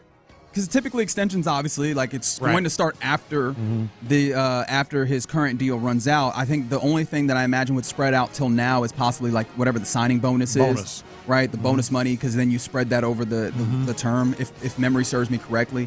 So I don't know how much this will affect the current salary cap, but also we don't have a great idea of where the current salary cap actually stands. They're still figuring out some of the other numbers. Plus, You have opened up a little bit more space also. Was this earlier this morning that it was announced? Danico Autry. So, look, there was a point in time where, we saw various people talking about the idea that Danico Autry could be a cap casualty for this organization. It makes sense, though, that he will not be, because D'Amico Ryans is like a dog with his favorite chew toy. He's like, no, give me more of these. I want all of them, right? And when it comes to pass rushers, and Danico Autry, obviously that did not have an intention, and it seems like maybe that was some of the conversation, because he didn't do a restructure, he did a renegotiation. Yeah, that was wild. And it sounds like a difference without a distinction, but it's not. Like, it seems like you will actually just go in and change the contract. Now, I don't know what the actual terms of it are, and I don't know what the conversation would have to be, or what the incentive would have been for Danico himself. And maybe it was just, hey, we appreciate you being here, and if you want to keep being here, we just can't do it at this number. So I think that's it. Would you be willing to change the number in order to remain here with this special thing that we are building? No, I think that's it. Texans cap, and maybe others, but I saw him talking about that it might have been a pay reduction for Danico Autry. But It had all. If you're renegotiating, it has to be a pay reduction. It has at to that be. point. Yeah. But it has all the markings of Nick Caserio and D'Amico Ryan say, man, we love you. We want you here. We think there's value here. Just can't pay you that. I mean, we for the sake of the squad, we have to have a different number out there. And Autry at some level probably understood and likes it here as well, and maybe thinks that he can get it done here better than he would elsewhere. Which is interesting considering like the way that we're looking at money continuing to go up, and with the salary cap space going up. Maybe, if he had to be a cap casualty, of course, makes him a free agent. It feels like, could he not go out there and get pretty good money? But he might just. And sometimes we think about this only in the terms of contract. I do wonder if he just looks up and he's like, I like being in Houston. That's what I'm saying. Not just as an organization, but like the city, right? Being in Texas and particularly Houston is one of those cities they enjoy it. I do wonder if maybe any of that played in, but of course all of that is real reckless speculation. The one thing that we do know, a renegotiation happens there, and I strongly believe that is obviously to create more cap space and more flexibility for this Houston Texans team. Yeah. Hopefully maybe add like on the offensive line, because you're losing the opportunities to do so. As this weekend the Los Angeles Chargers signed Mekhi Becton, and get this, the numbers. 2 years, $20 million. $10 million on average for these 2 seasons. Now, I don't know if this is like a 1-and-1 type deal with 1 year with an option or what have you, but all of that, right? 1-and-1, straight up 2 years, whatever. Sign me up for that. I'm kind of surprised that, we sometimes we talk about this as if like, well, the Texans should have given him that. Why didn't they? And I don't know that they didn't, right? Like, I don't know that they didn't, kind of compete or contend or what have you. Yeah. But I would have loved for the Texans to get Mekhi Becton. It's looking more and more like they're going to go heavy in the draft on the offensive line. Get those rookie contracts. Get a couple of guys, not just one, because there are some guys still out there. Will Hernandez is still out there. Will Hernandez is still out there. Tevin Jenkins is talking with Seattle today. Yes. But it doesn't have all the markings of, okay, they're going to go draft. They're going to go draft. Yeah, and it makes kind of the idea and the notion of possibly Laken Tomlinson, the man who you signed, who had previously played with Seattle last season. I know he's been with the Jets as well. Like that's a guy who has consistently started games, but maybe he did not have a very good season last year or what have you. The idea that he could possibly actually be a starter for you feels like it's more plausible, or at least really and truly contend for a starter job. I was just hoping that you would get an opportunity to maybe push that kind of talent and that kind of like experience back with even better talent up top. Yeah. But yeah, look, we'll talk more about the offensive line. I feel like this is the continual running conversation with this Texans team. But yeah, that's where you are. But Mekhi Becton signs, and he'll play guard with the Chargers. Like, they have really, really good tackles, so he's not sliding back out. Like, it seems like he is fully locked in on the idea that's where of playing guard. It'll be interesting, though. I will be watching the Chargers to see, was that like a one-year wonder under Jeff Stoutland, or is he really fully rehabilitated? Yeah. And I might be kicking myself in some ways and seeing the rehabilitation there continue. All right, some other things around the NFL. Oh, I keep forgetting. We talk about setting the market. I didn't even talk about the Cincinnati Bengals. How about that? The Bengals actually not being broke boys. Look, I might have to have a little mea culpa here. My bad, Mike Brown. I was unfamiliar with your game. They just single-handedly shifted the wide receiver market a little bit more. Jordan Schultz reporting this earlier today. And, I guess a little hat tip as well to our guy locally, Aaron Wilson, because he had kind of a couple of days ago said things that were close and in line with some of the numbers that we ultimately get. Jamar Chase, one of the top 2 and maybe the best wide receiver in the NFL right now, he gets paid accordingly. 4 years, $161 million, 112 of that is guaranteed. He is the highest paid non-quarterback in NFL history. Thanks for holding that seat just for a little bit, Myles Garrett. Jamar Chase will take that from $40.25 million on average annual value, which, that's a lot. That is like, and T. Higgins.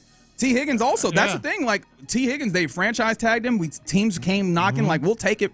We'll trade you still. They were like, no, and they proved it. Yeah. A 4-year deal there as well, $115 million, the first 2 years guaranteed, which comes out to about $28.75 crazy on average annual value, and that's like number 2, like getting almost 30 now. And Diana Rossini reporting that they're working on keeping Trey Hendrickson. This is amazing. Like they're going to be wildly top heavy. Yeah. Which again, that wasn't something that I even believed that the organization willing to do. So I guess in some ways, kudos to the Bengals. Do you think this is a smart way of playing it though? Like they are condensing a lot of their money between the triumvirate of Joe Burrow and then also Jamar Chase and T. Higgins. But last year, offensive line, a little so-so, but defense was problematic. Defense was, but I think the lesson here for the Texans is you better damn well keep that quarterback happy. Joe Burrow made it very, very clear. Certainly. From the very start. I'm willing to do whatever it takes, and I want these guys here. And I think the lesson is you've got to – there are no guarantees that any quarterback is going to stay where they are if they're not happy. Not C.J. Stroud. Yes, C.J. Stroud. Any quarterback. Yes, especially with that agent he got. Yes, any quarterback would do that.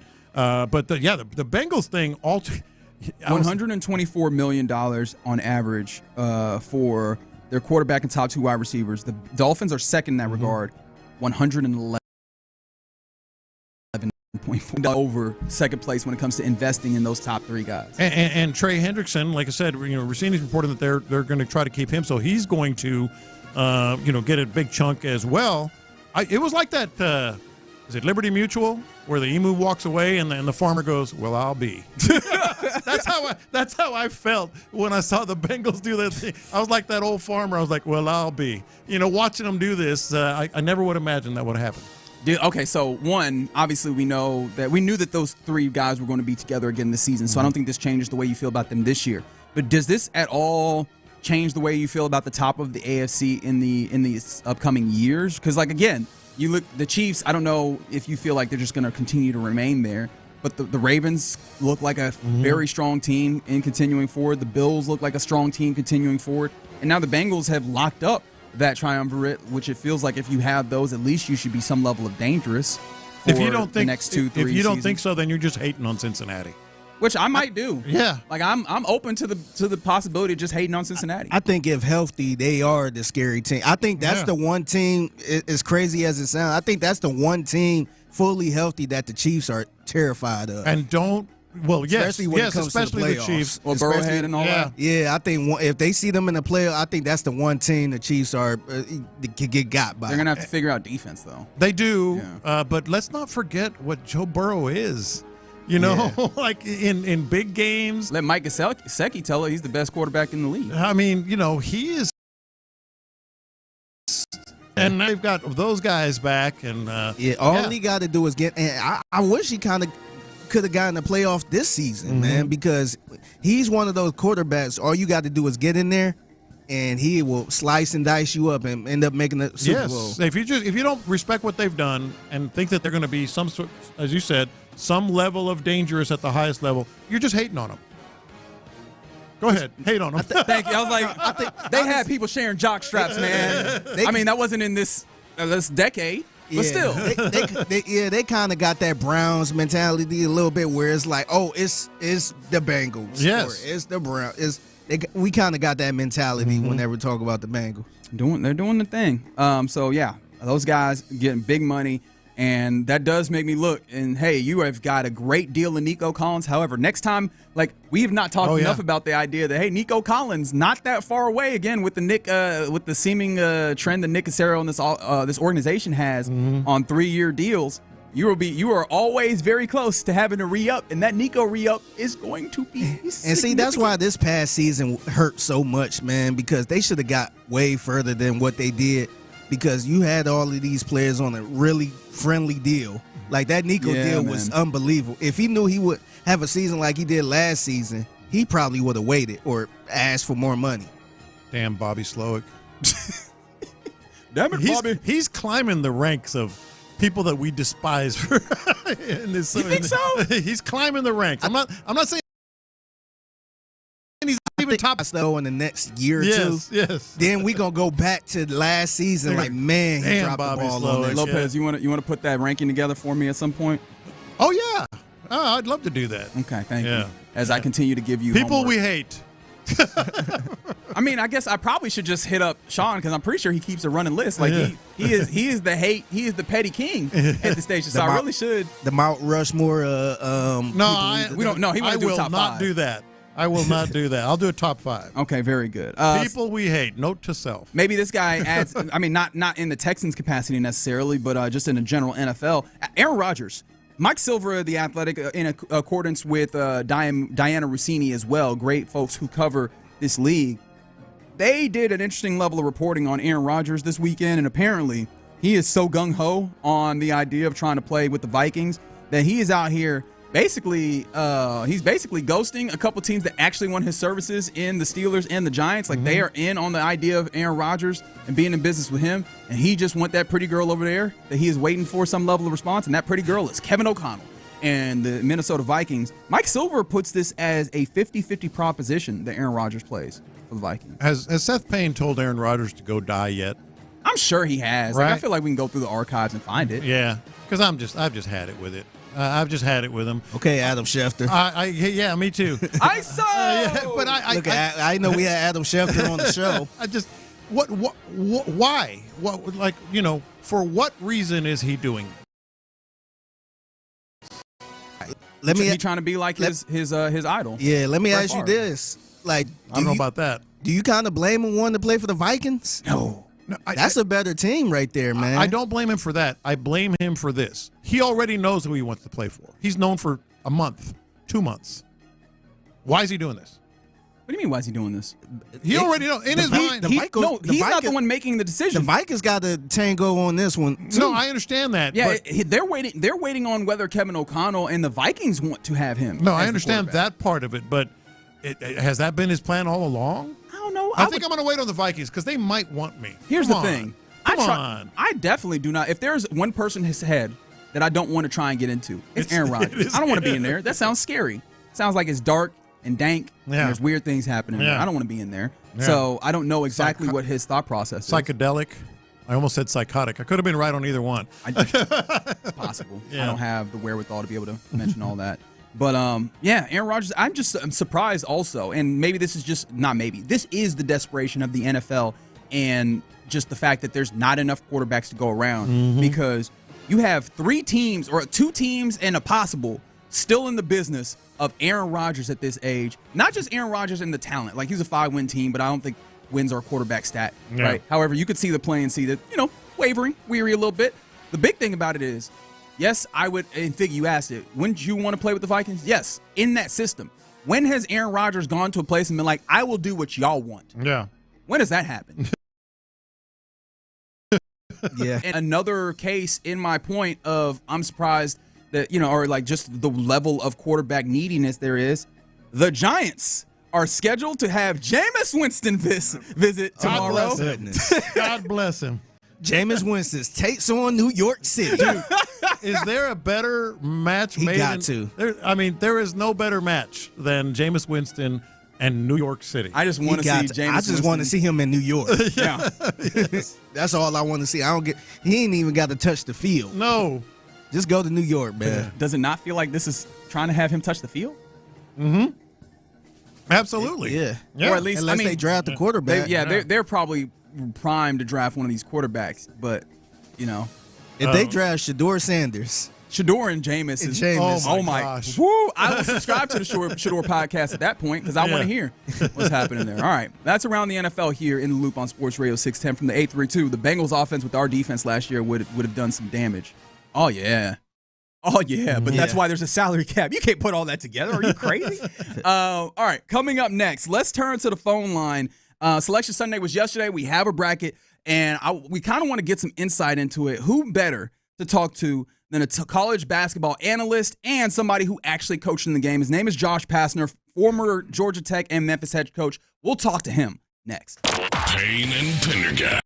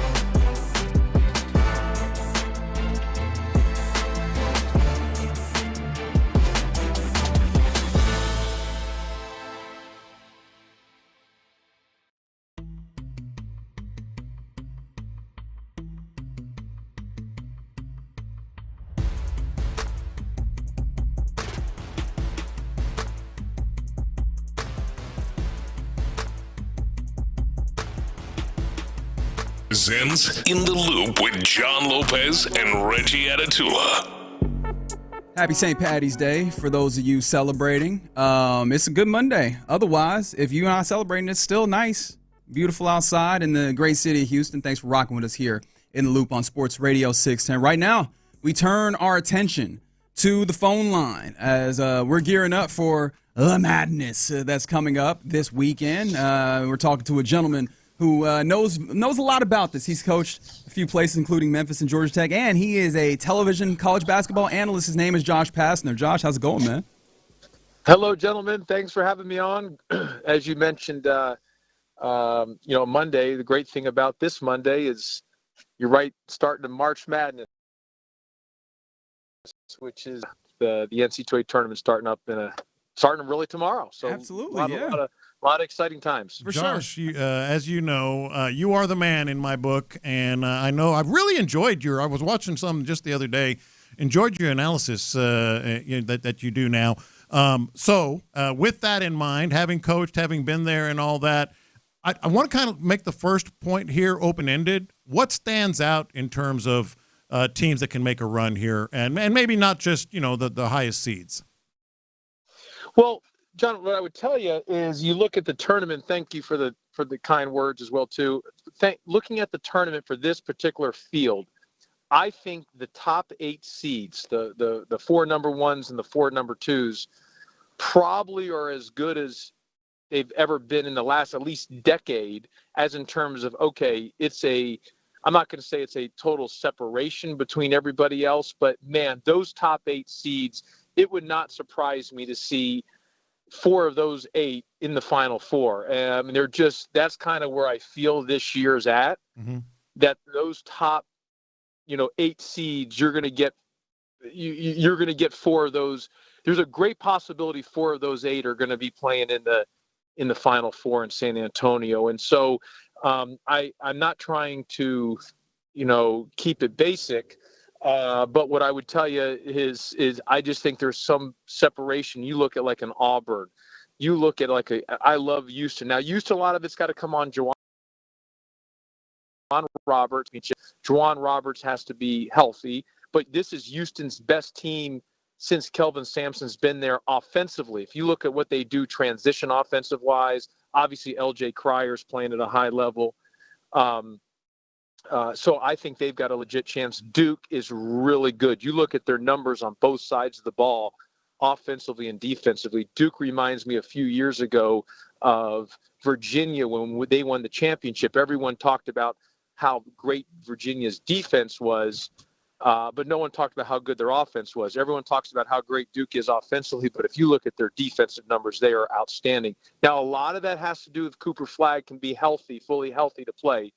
And if he is, then Duke's really good. Auburn, even though they've lost 3 of the last 4, they do have Janiah Broome, and they have won some incredible games in the SEC, which is the toughest conference, and won a lot of games on the road in hostile environments. And then, I think there's no team playing better than Florida and St. John's in the entire country. And so you have those 2 teams going to possibly square off in the Elite 8 in the same region, which is incredible. But I want to go back to Auburn 1 second, because I know with you guys being in Houston, I think Auburn's toughest fit test moving forward will be in the Sweet 16 if Texas A&M can get there. Buzz and his Aggie team. I think Texas A&M is a bad matchup for Auburn. 2 reasons why. I mean, the last time they played, Texas A&M really just kicked their mat on the offensive glass. Auburn really had no answers. And the second thing is, when you play Texas A&M, the way they defend, because they're constantly stunting at you, meaning when I say stunting, they're just kind of all over you every time you get the ball for the next defender over. And then it feels like you're playing 6-on-5 at a sense, and eventually you got to keep really attacking them and having second and third and fourth tries. And they eventually will run out of guys stunting, so you eventually get to the rim, but you've got to be really disciplined to get to that third, fourth side. And I say all that to say, Auburn, when you play Texas A&M, it's hard to run your offense a lot of times, and you got to really just kind of make plays, run within concepts, and I don't know if that's a strength of Auburn. So that could be a little scary there moving forward. But I do think, as I mentioned, those teams I just mentioned, it's got a great shot to see the power, the top-seeded teams end up being where they need to be in San Antonio. Man, that is dense and very good. We appreciate that. That's Josh Pastner, who's TV college basketball analyst. I'm interested when it comes to, and you'll have to forgive me, I'm very Houston-focused here, especially with the Cougs. It seems like when they've had some trouble, like as teams that are able to kind of stop them from getting down low and force them to be guard-oriented with LJ Cryer and then Milos Uzan. Like, do you think this team is really equipped to be able to get beyond that, or do you foresee any teams that are able to like kind of put them in that place consistently? Look, I mean, it's not like they have an easy path either. I mean, they're going to have to go out and win games. Like I said, Juwan Roberts needs to be healthy, which I assume he will. I mean, they're going to get through the first round game. You got to get, that second round matchup with Gonzaga and Georgia's not going. Whoever they play is not going to be easy. And then obviously Tennessee, if they get to the Elite Eight, I mean, that would be a heck of a game. But look, defensively, it is what it is. You're choosing because of how hard they play. When you play them, you're not ready to play against them. Usually the opponent, you can't simulate it in practice. You look at BYU the other day when they played in the Big 12 semis. BYU is probably the hottest team in the country. And they are really good offensively. If you look at their numbers, whether you look at their numbers or you watched them play, BYU is really good. The first 7 minutes of the game, BYU couldn't even score.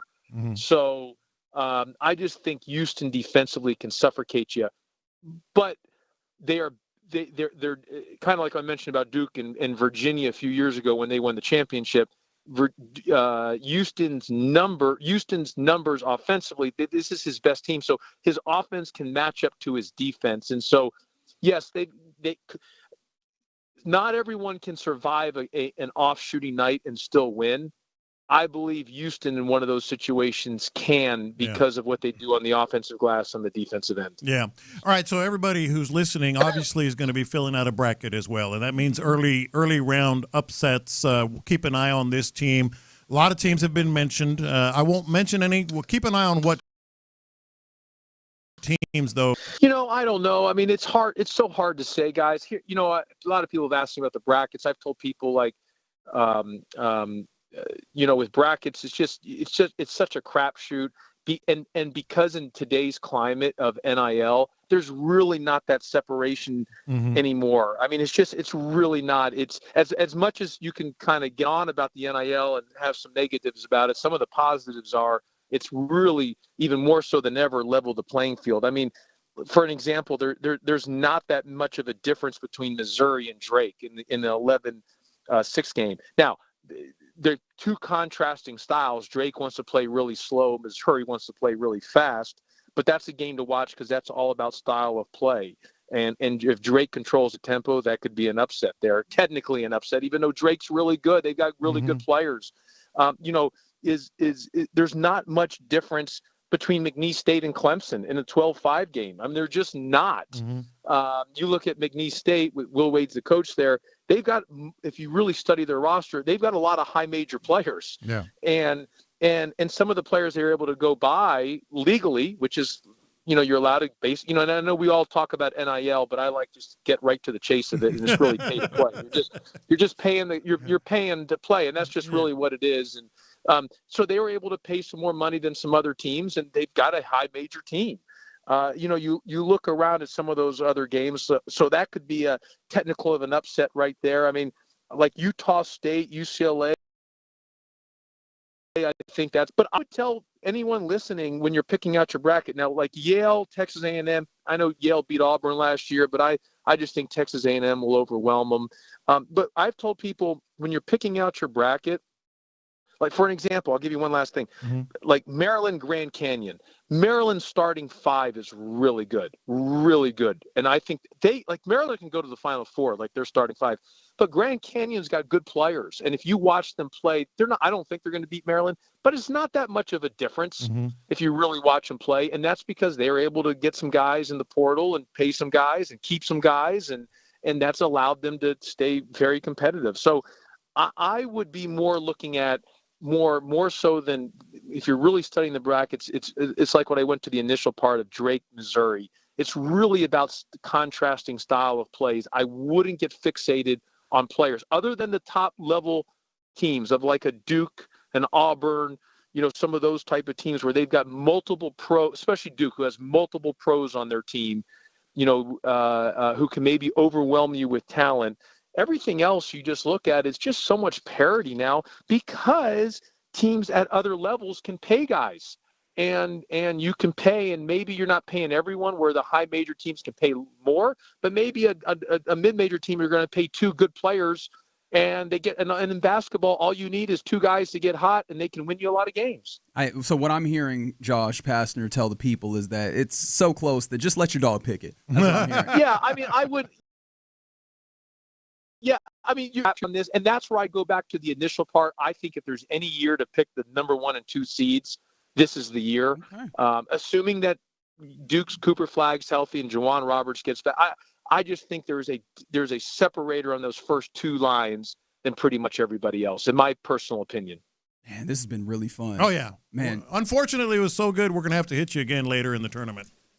Well, you call – hey, listen, anything for you guys. You know that. You call me anytime, anything I can do to be on and help. It's funny when I'm doing some of these shows and they want me to do some like bet shows or ESPN bet shows. I'm always like, hey, listen, I'll give you my opinion on but I am not getting involved in who I think is going to win the game. I don't want anyone coming after me telling me, you told me to pick this team. So, but I say all that to say my best advice is just, go with your gut and really look at style of plays and the contrasting styles is really the key. Before we let you go, how many of your family and friends are hitting you up like, hey Josh, you got a little insight on this pick? Yeah. Quite a few, but I'm always like, hey, I'm out of it. I'll give you what I think of each team, then you can make your.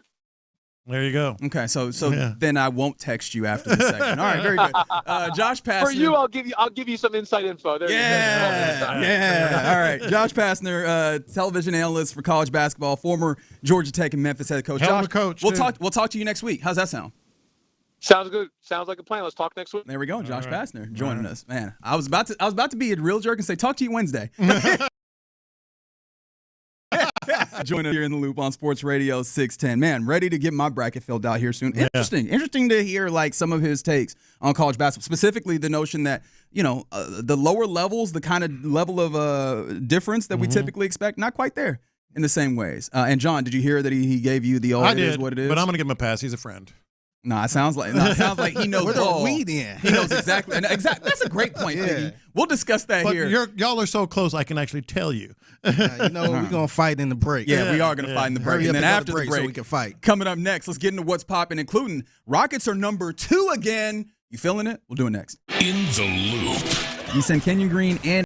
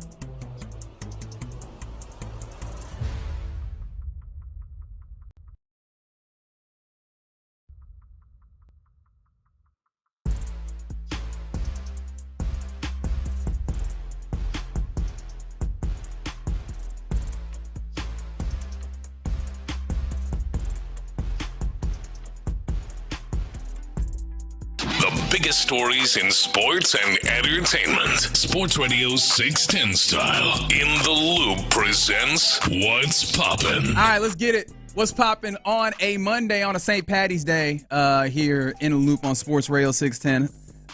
Who all seen the Leprechaun say yeah? And I say that to say, like, who all is celebrating St. Patrick's Day? Let us know. If you got a green beer right now, you listening to us.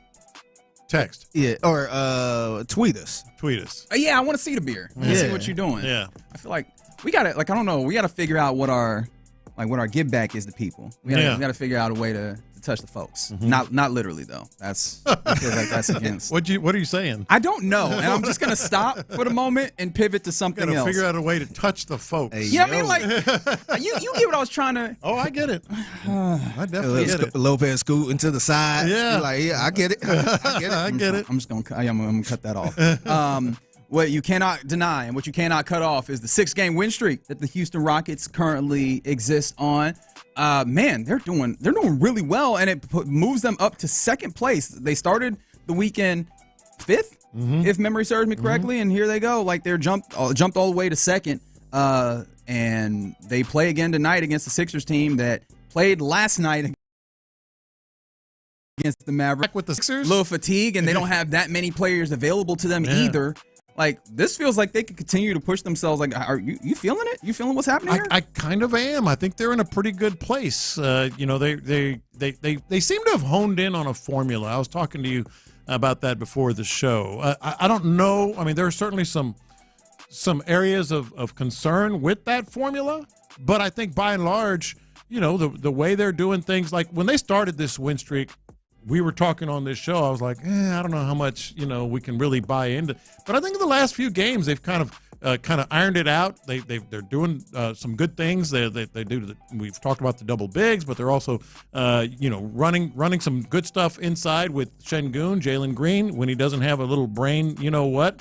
What are you doing? Wait, everything was going so nice, and then he just sideswiped the man. Oh, did you not see it? See, that's not the point. That's not what we're talking about, though. But no, I think they're kind of honing in on a formula. I like it. 4 teams right now, even in the loss column in the Western Conference. That's crazy. It is crazy. But this is the thing. Like, this was the part of the schedule where you have to try and really gain some ground, and they are doing exactly what you're supposed to.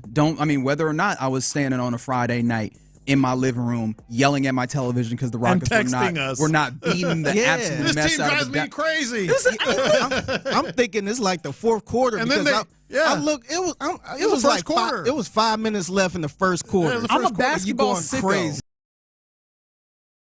You should know. So that's the night they put up 144 or 133 or something like that. Yeah, 133. This man was going off in the first quarter. They picked it up, but I'll have more conversation about this as we go. And I've been trying to temper it because the expectations I have might be watching this as a team that's like, again, back in the 2 and like, what is a team that's a contender? What do I expect from them? That's that is unfair for this Houston Rockets team and where they are right now. But that's the way my brain keeps looking at it. And so I'm watching them and I'm like, okay, even in that game, they score 133, but it wasn't efficient in like the process. And look, process is a word that causes people's eyes to roll. I get it. But I'm like, if your process is good, especially with the talent that you have and with the defense that you put up, you should be giving people hell.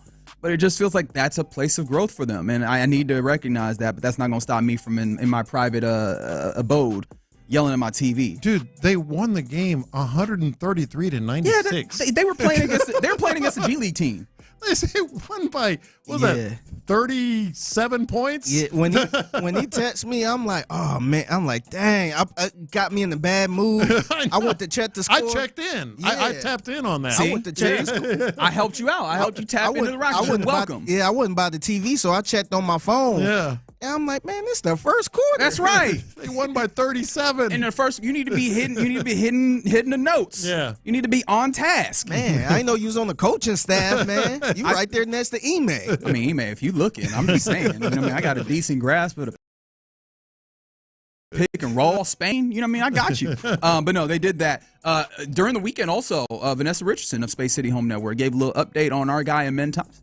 I spoke to Ime Udoka just a few minutes before the game about Amin Thompson. Good news. He says Amin was able to do some spot shooting with lead assistant coach Ben Sullivan after shoot-around today. Ime also said Amin has been running on the Alter G treadmill, which is the non-weight-bearing treadmill. Ime told me Amin is getting around-the-clock treatment. Said pregame and postgame he's getting ice, he's getting stim, anything and everything to push the swelling out.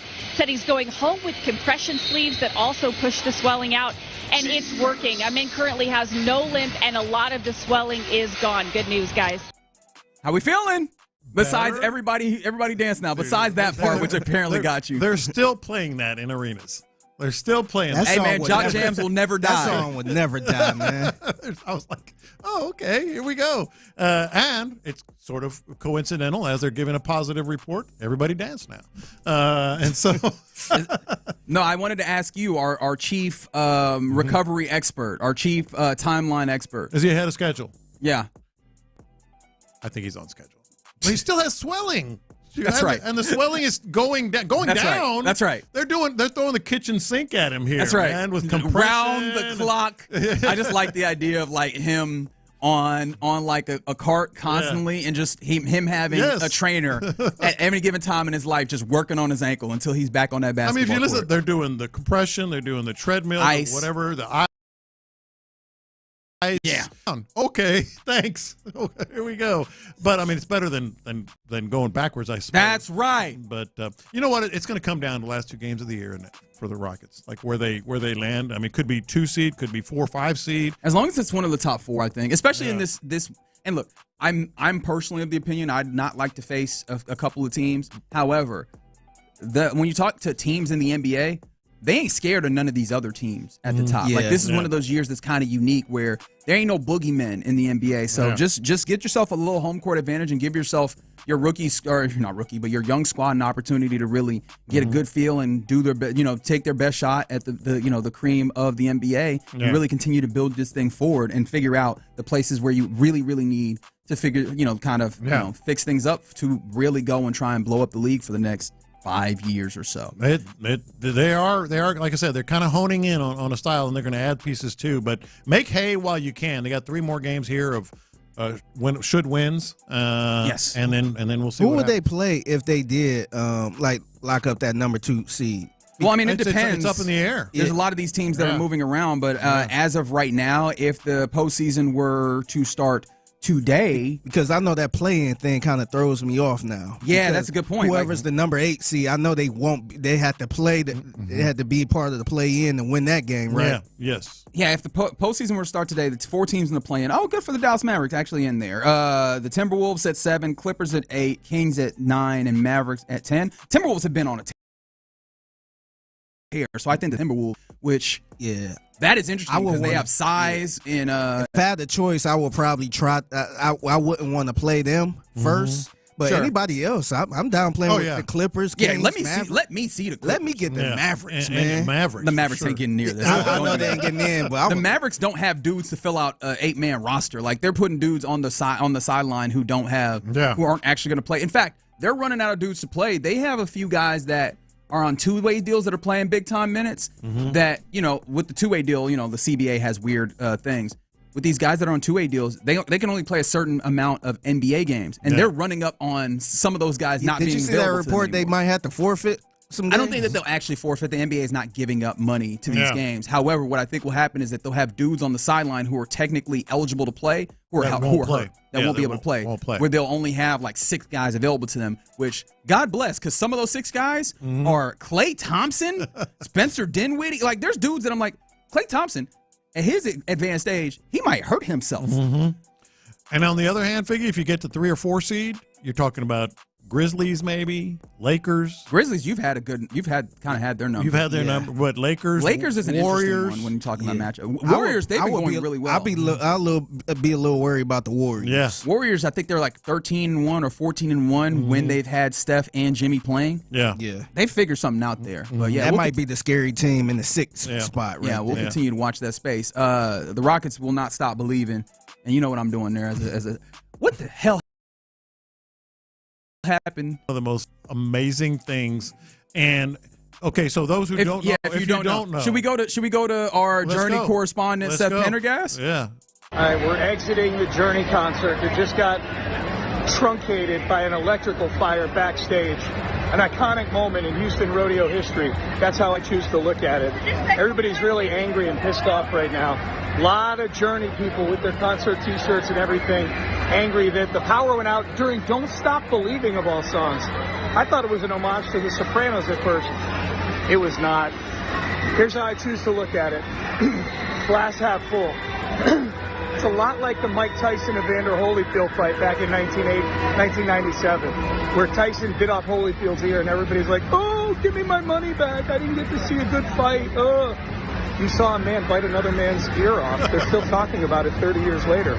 They'll be talking about the Journey Electrical Fire concert 30 years from now, and you were here for it. Suck it up and enjoy it, and save your digital ticket to show your grandkids. That's my advice. Talking about it 30 years later, yes or no? I agree. Yes, absolutely. How could you not? I part of it also was I couldn't believe it. I couldn't believe that "Don't Stop Believing" was like the third or fourth song. Yeah, me too. I thought it would be the last. Yeah, that's what I thought. I'm thinking like, okay, it happened towards the end. Yeah, I'm like, everybody should be fine by that moment. Yeah, I didn't know it was early in. Yeah, it was pretty crazy. And then the other thing, I was kind of thinking that maybe they should have Journey do like a matinee if they had it in their schedule. You still got the rodeo, dude. Come on, man. Yeah, and then that was it. And then, I guess sorry kids, no mutton busting. We got to get Journey out here to get the last few songs in. But no, I'm doing like a whole separate matinee show for those who had the ticket, because you still have your digital ticket, But the semantics there was not going to work. I will say this: early prediction, Journey 2026 Houston Rodeo. Look, it's gotta happen. There's a lot of people that'd be down. Gotta happen. Can I give you conspiracy, reckless speculation? Sure. This is what, the second or third kind of malfunction that's happened during rodeo performances, which just feels like it's out of touch. Is there any way that you get to a place where, remember, the Texans would like, stadium upgrades, maybe even open to the idea of a new stadium? Who is their partner in all of this? The Houston Livestock Show and Rodeo? What if the rodeo comes through and is like, hey man, just the facilities did not allow us to, get all these things off. We got electrical fires happening. We got stuff happening. Now that I think about it, I did see Hannah back there in the little engineering part messing around with a screwdriver, just pulling cords out, pulling things out of places. I wonder why she had that match in her hand, man. I like where your head's at, but it was a stage fire. It was a temporary stage, But even outside of that, man, to me, the concerts didn't really sound as good. No. The acoustics wasn't right? Just overall, man. So we just got to, we got to. People was complaining about the Bun B, all that stuff with the audio. Mm-hmm. People was complaining the very next day. Yes. I forgot who was performing, but it was a country artist. Big sound the best. So I think all right, let's run with it. Yeah. Let's run with it. Conspiracy. Yeah. You're in the loop conspiracy. This is all trying to get a new stadium, or at least a better situation for NRG. Mm-hmm. That's making a good argument. Keep your third eye open. Yeah, I'm friends. with you. I like where your head's at. I was just trying to throw it out there as a joke, but you're like, yeah, let's do it. Go. So I guess I have to. I can't back down. All right, you're in the loop right here on Sports Radio 610. By the way, Framber Valdez, it's wild to just throw this in on the backside. Tapped to be opening day starter versus the Mets on the 27th, right? So there you go. Those are some of the updates here. But coming up next, DeAndre Hopkins wanted to play in Baltimore because of Lamar. Mike Gesicki said he's comfortable paying the Burrow tax to remain in Cincy. What remains for CJ to be that kind of guy where people are taking the quarterback tax? 713-572-4610. Let's discuss it next. Area 45 with Bijani and Creighton.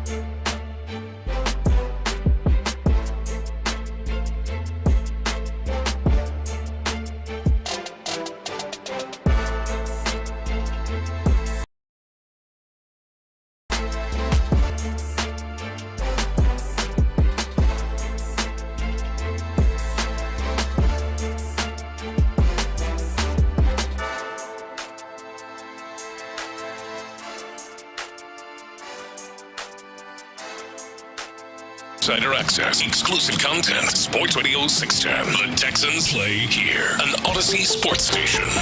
Sports Radio 610 presents In the Loop with John Lopez and Reggie Atatula. All right. You're in the loop right here on Sports Radio 610. What remains for CJ to be that guy? What guy? Like, not just the dude, right? Because I feel like we're all in that place where CJ is the dude. He's the dude here at the very least. In like lowercase the dude, right here in Houston. Very much that. But like the dude capital.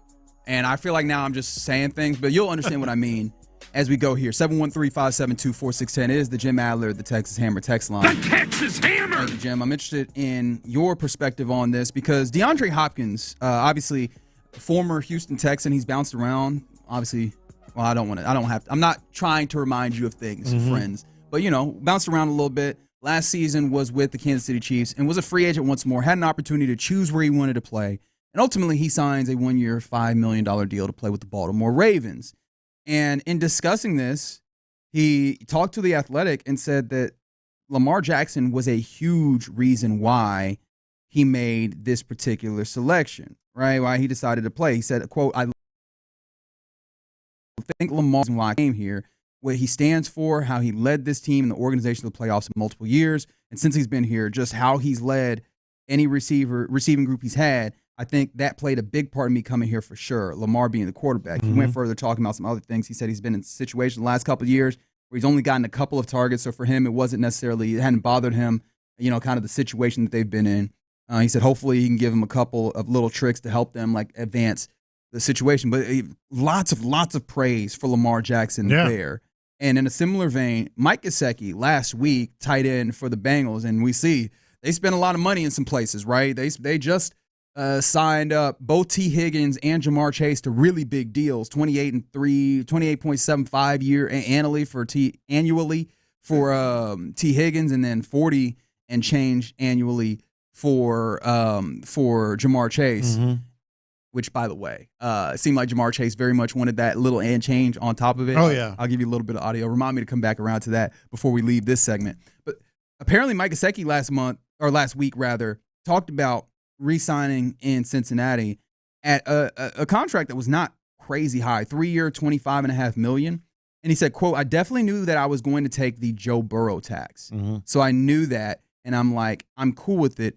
It makes it easy to come back to a place like this. There's so many different guys that were in the back of my mind as I'm thinking about it. But he's like, you hear about your value and what it could be. I wanted to go to Cincinnati. I wanted to be an offense where I carried me to my full potential, in essence. And offense but in large part about Joe Burrow. It's a couple of quarterbacks here where you have those kind of statements. And I thought to myself, like, is C.J. Stroud there? And if not, what more does he need in order to be that guy to where, like, part of the recruiting strategy isn't just like, hey, we're going to pay you really well and Houston's a great place, but it's just like, hey, 7, sign or not. You know what I mean? Yeah. I don't know if he's there. Well, I don't think he's there. But I think we could be starting to see some signs that he's getting there. Teams, players generally put the Texans on their list. That never happened before. Just the Texans being on the list. It could be D'Amico, a little bit of a D'Amico factor there. Could be whatever. But I think largely it's because, like you said, 7. Like, I think I'm going to have a chance to win there. I'm not saying they're paying the C.J. Stroud tax yet. And that's the thing. But it's become a more attractive place. I mean, you could maybe argue that Danico Autry, was like, you know what? I like Houston. Got a chance to win. Playoff money, all that stuff. You could argue that maybe there was a little bit of a factor there. But you're talking about, like, high-level tight ends and receivers and guys that can that can maybe take a little bit of that tax, as he put it, and want to play here. I think he's getting there. I don't think he's there. And to be fair, right, like, in giving CJ his props, remember when Devontae Adams was out there and we were like, are you interested? A lot of people kind of popped up with this video of Devontae Adams talking about CJ. What was that, last season? Yeah, CJ Stroud is on for coming out. So I was really, I won't say I was anti-rookie, but I was not pro rookie across the board. It wasn't just get somebody young, in here. It was really, that was the guy that I felt strongly about, and he felt the same way. I know I've seen a couple of videos where they had asked him who he'd like to throw to coming in the league, and he said me. And I actually got to kick it with him at Michael Rubin's all-white party out there in the Hamptons, and we kicked it for probably literally 8 hours. And dude is solid. I've never been around a dude that young coming in that, that's that mature, other than probably Trey Tucker. Those two dudes, probably two of the most mature rookies that I've been around. It's a pretty good age gap, but you don't really feel it when you're around them, which is something that I feel like, you, JJ, Cobb, Jordy, and 12 felt about me, which is something that, I kind of see a little bit of my personality as CJ. So, I mean, it's clear it's kind of happening. And by the way, have you seen this latest? It seems to be gaining legs. I don't know how real it is. Stephon Diggs being mentioned with the Texans as far as coming back. That's interesting. That is interesting, especially because we talked about this. Was it Friday? Kind of the video popping up of him working out and running drills, actually free running the drills, having some resistance on him while he's running. Obviously, it's not the full extent of back to his full powers, but he looks like he's looking pretty good considering that he got injured about early to midway through the season last year. Let's look at that.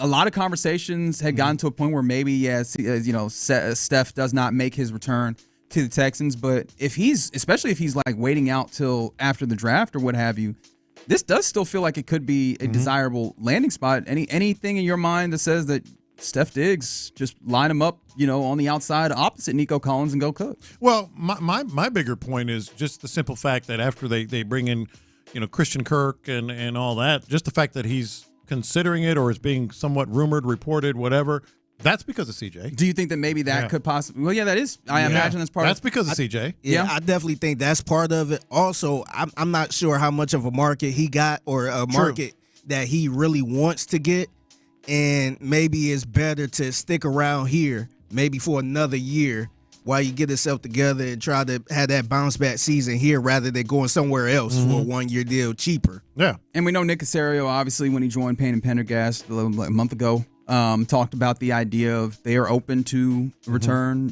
Obviously they enjoyed him here. And that does not end with the start of free agency, I imagine, right? And maybe that's part of why we have not seen them get super involved in the free agent market. Maybe that's something that they're continuing to leave open as a possibility. But yeah, I guess you could point that back to CJ as well. But I don't know. Did you say that you feel like he's on the same par in some ways as that Lamar Jackson, Joe Burrow? No, I think he's on his way. I think we're starting to see signs of CJ. I call him magnets. Houston is a magnet for a number of reasons. TJ is a magnet type player. What remains for him to get to that place where people are doing the thing where it's not? Well, we haven't seen a big time player take a pay cut.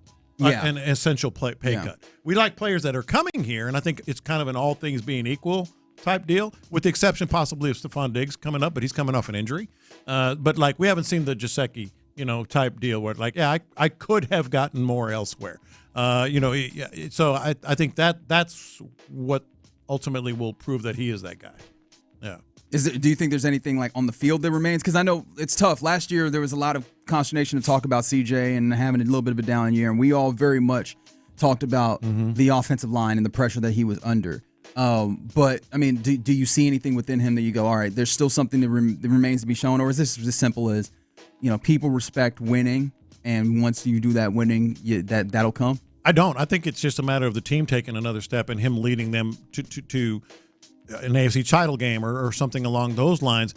Because I've said this before. I think people in the NFL will tell you that you could easily argue C.J. Stroud had just as good a year this year as last, given everything that was happening around him with the line and injuries and everything else. They know that. They know that C.J. was outstanding, even though the numbers weren't as outstanding as the year before. So I think it's just a matter of getting to the next level as a team and getting those wins in. Do you think the possibility of maybe the offensive coordinator, just the way they run the offense, could and I'm just nitpicking that. They're keeping an eye on it. Yeah, it's just kind of I know people on the defense will probably love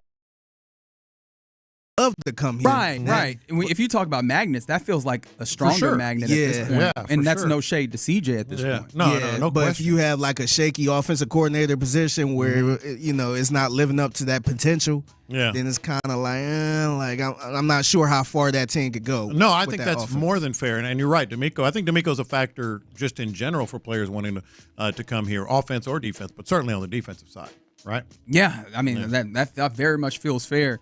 Now, one thing I will say, like whatever you want to call it, like obviously again the offensive line and its inefficiency and its ineffectiveness definitely factored into this, but like there was moments where CJ kind of looked a little ineffective, like actually throwing the football. How far would it go to see a season this year where it's not even just back to year one, but like a step further, right? Like that step further of being able to really command and dice up an offense. Yeah. There was times where, and again, this does come back to Bobby Slowick and the way the offense was. There was times where it feels like C.J. Stroud couldn't get the football to certain people, right? We were talking about the 5-headed offense and all that, and you were not able to feed all of them consistently. I do wonder how much like that growth and maturity of being able to run an offense, but then also like get everybody involved, because I imagine that's part of it, right? Like getting the football to the guys, that's part of why they want to come here. That's part of the, I guess, quote unquote diva mentality of pass catchers, is that they want the ball in their hands in order to be playmakers. Yeah, no, I think if he has a huge year numbers wise, then it's going to be obvious to everybody. I do think Stroud, and that includes players, but the numbers won't lie. I mean, the numbers will put it over the top. Like okay, like kind of like Joe Burrow, to be honest. Although Burrow, got the big run that he made, but really, people want to play with Joe Burrow because they just know how good he is. Yeah, and the numbers showed it. Yeah, like look how many yards he had.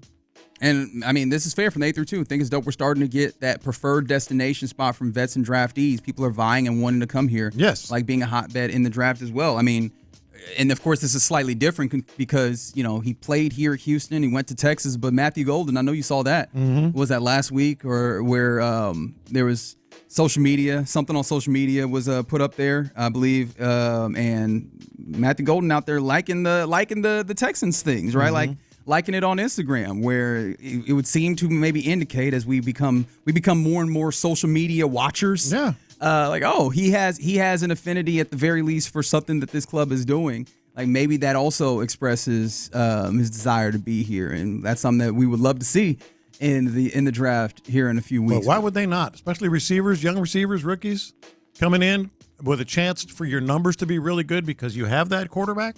Yeah, why would they not? And I guess here's the thing that's worth asking as well. How much does CJ need to be that by himself as opposed to, like you talk about, all the other factors, including, and Beat mentioned this on the YouTube, 3-year contracts being largely guaranteed, like that sure helps as well. Like I think just a full organizational push, obviously, to make they'll pay the money. Appealing. Yeah.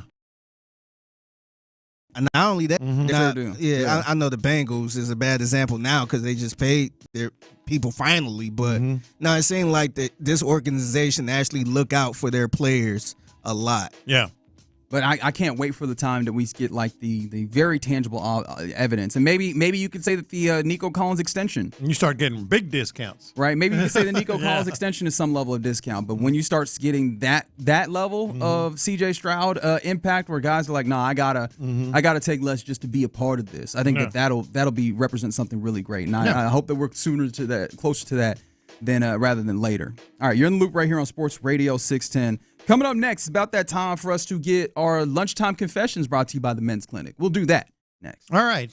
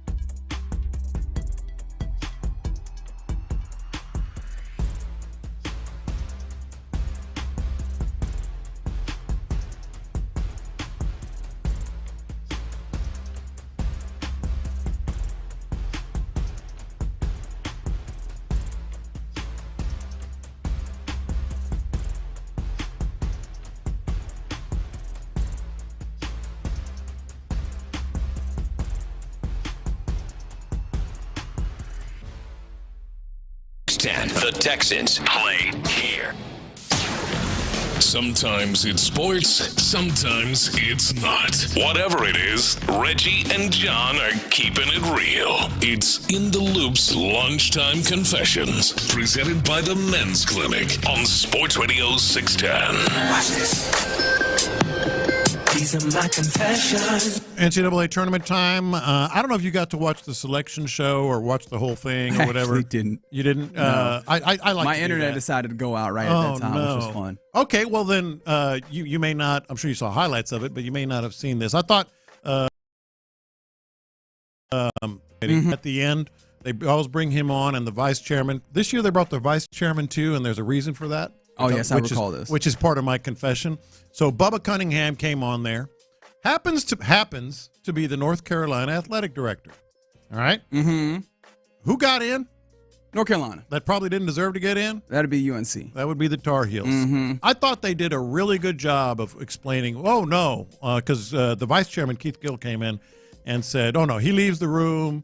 Doesn't have any impact on our discussions on North Carolina. They were going to be the last team out, but Memphis happened to beat UAB, so they get in. I thought they did a really good job of explaining, how the process works in that room and all the metrics that they're using now and all this other stuff. My confession is, didn't believe a damn word of it. I mean, yeah. Not one word. That's right. Hey, these are all the things that we factor in. All right, cool, but you got it wrong. They spend a week together. They're friends. They're in the room. He's the North Carolina athletic director. I don't care if he leaves the room or not. And by the way, the last team in was North Carolina. I don't believe a word of his influence not having some kind of factor. Well, I don't even know how far you have to go with like his influence in that way. I could just look up and be like, hey, do you think for like all the things that we're doing here that we get better money off of West Virginia being in here? Well, there's that too. North Carolina doing here? Like, I feel like sometimes we do this thing where we're like, oh, clearly that is what's affecting it. When the easier answer is just, okay, LeBron James is one of these places that I think is always interesting. It's like, oh man, LeBron James is out here and making these teams go get players. Like, remember when the Lakers traded for Anthony Davis? Which, wow, that's funny to think about now. It's like, oh man, LeBron James made them go get his homeboy. And I was like, you think that the Lakers weren't thinking, let's see if we can get Anthony Davis? Yeah, one of the better players, the top 15 player in the league at that point or what have you. No, you're 100% right. And I feel like in that same way, it's like, oh man, the UNC athletic director leaned on him. No, they're a historical blue blood in UNC. I could see the organization. I could see the people making this decision leaning towards that name brand recognition of UNC over West Virginia. No question. Especially without Huggins. But I think in this particular case, he absolutely impacted the decision. I mean, Indiana didn't get in because of it. Indiana's a blue blood. That's one of them. So sure. I just think North Carolina AD. But Indiana is further away from being a blue blood than UNC was. But North Carolina AD, chairman of the selection committee, North Carolina gets in. Oh, what a coinky-dink. No, real good. None. These are my confessions. And to that end, I guess I have to admit, I did not watch nearly as much college hoop as I thought as I wanted to watch this year. Like I think we talked about it. I was like, man, I think I'm gonna try and watch a lot more college hoop. That didn't happen. Like I watched a decent amount. Obviously, watching the Cougs a good amount. Watching some other Big 12 basketball as well. I didn't watch nearly the amount of SEC basketball as I wanted to watch. And you heard our guy Josh Pastner when he was joining us earlier. He's not wrong that the SEC was the best league this year. I know that we might take some qualms with that locally because of the Big 12, but no, still very good conference. I didn't watch nearly enough basketball in that conference. I feel good about it because I was like, look, man, there's a lot of college basketball, and it's always this time of year where you look up and you go, oh, wow, look at that team that I have never seen or that I don't have very much insight off of. So I might turn to like Can Jackson pick my bracket as well? Like I feel like I'm in that place where I'm Cammy. Yeah, I might have to turn. They got nothing playing. Yeah, I was like I might have to turn to different measures, different means of filling out my bracket, and probably just leaning kick some butt too on my understanding. No question. These are my confessions. I got to confess, I'm a big fan of ordering food off of an app and then going to pick it up, man. It's so much easier. So much. When you order off the app and then pick it up? I place my order on the app. Like, this morning I went to Chick-fil-A. Uh-huh. I placed my order in. Like on specifically their app though. I thought you meant on like the food delivery. Not Uber Eats and nothing like some that. people like I think that's a possibility where you can like order it on there and then go pick it up. And I'm like, don't you still get the charge? Don't you still get charged extra? Yeah, no, I'm talking about just like certain apps. So like the Chick-fil-A app. Yes. I would place my order, go through the drive-through, and just give them my name and then just move on. This is my second part of the confession. I think more people should do that, man. I think it would make the line go by quicker, more efficient. Because every time I do this, like my order is fine. Like I go in, order for Figgy. Yeah, all right, cool. Thank you. Have a nice day. That's the best. I'm one of those who doesn't do that. I don't do that. But see, every time I'm behind somebody, they have a long ass order. They take all day. Everybody else be going through, and I'm like, man, just place it on. Like now we try because, especially with Chick-fil-A, they don't have. I mean, they still had the menu out there, but they had people pretty much with the iPads. Yeah, they saying what you want there. So now you all trying to figure out, well, how much is this or what's this? And it's just like, man, just look on the app and just place it. That way you get to them. And they could just check your name off and you ride on through. If everybody did that, man, these lines would go by so fast. Yeah. I need to do that. Yeah, I mean, you just pretty much reminded me. I absolutely need to do that more because I don't order a lot of fast food. Chick-fil-A occasionally, breakfast at McDonald's occasionally. That's when you need to do it. Yeah. And I'm not talking about just, like, I understand just if the line ain't long, then it don't really matter like that. But those restaurants that have these long lines like a Chick-fil-A or Cane's or something like that, hey, man, just place your order on the app while you on your way there. Yeah. Then get through. And hey, I place the mobile order on the mobile app. Then you just go on through the club, man. Yeah. Like, it's so much easier that way. Yeah, I'm very much a order ahead. Like I'll order at the crib, and then by the time I get in the car, drive over there, it's usually pretty ready. And it's not like, and the other thing too, I know somebody gonna be like, oh no, I want my stuff fresh and ready. No, they prepare it once you check in. Yeah. Not always. Some of those they get it ready ahead of time. No, some of them they'll get it ready and that's the whole idea is you order it and they get it ready so that when you get there. Yeah, but it's so much faster when they say, oh, this car is here. Boom, boom, boom. Let's get the bag and all that stuff ready. Yeah. Because they do that part quick. Yeah. And a fair counterpoint, right? There's people that are ordering too much, but this comes in from Byron on the YouTube. Nah, I'm not doing all that. Which fair enough. You probably part of the problem, making the line longer and making the wait time longer. That's my prerogative to be in this line. Yeah. These are my confessions. I watched porn Friday night. All right. Wait, hold on. What is happening, bro? Man, why would you do that? What are you doing, man? What is happening right now? It's a Monday, man. Kids are listening, John. It wasn't on purpose, and I don't know if technically it was. Think of the kids, man. So here's the story, and it was very uncomfortable. So we, Friday night, just chilling. You're off for the weekend. Didn't have anywhere to. You're still shaking your head. This is disturbing. So we sit down. And we watch some games usually because she likes to watch, all kinds of sports and maybe a show or two that we're catching up on, binging on.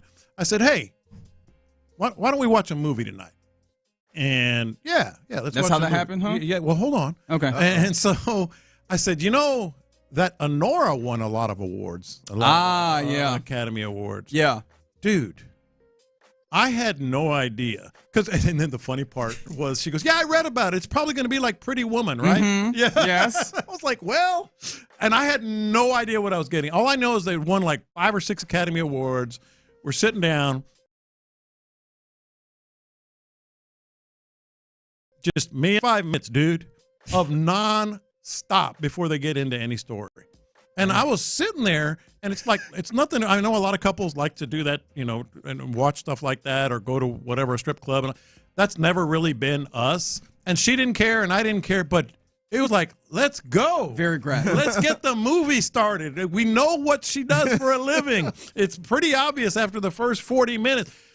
Did anybody else have this experience when you watched Honora? Well, I haven't watched Honora. Yes, because I thought, okay, yeah, they're going to have a couple sex, whatever, It went on and on, every which way, by the way. All right, from the 281, J-Lo, I don't know if it's that type of confessions. I was blown away. Well, that wasn't. No. But anyway. Just keep going. But we ended up we're like, all right, let's just watch something. Not because we were like offended or whatever, but it's like, that's too much.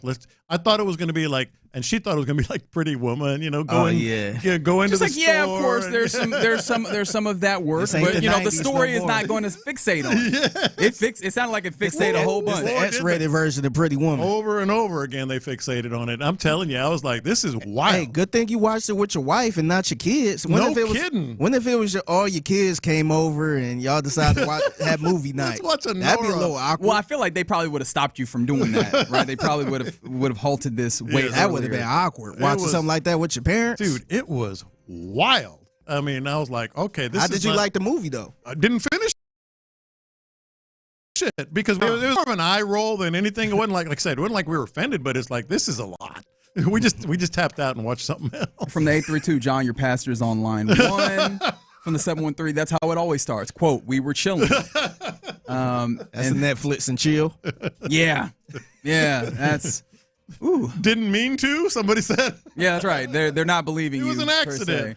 We don't believe you. We need more people. That's right. Thank you, Jay-Z. For me personally, I feel like we had different weekends because I watched a 2-hour documentary about like a labor dispute in the early 1900s, and you was out here watching hardcore. That is crazy. Man, it was wild. I had no idea that. Meanwhile, I'm over this week. I was reading the Bible.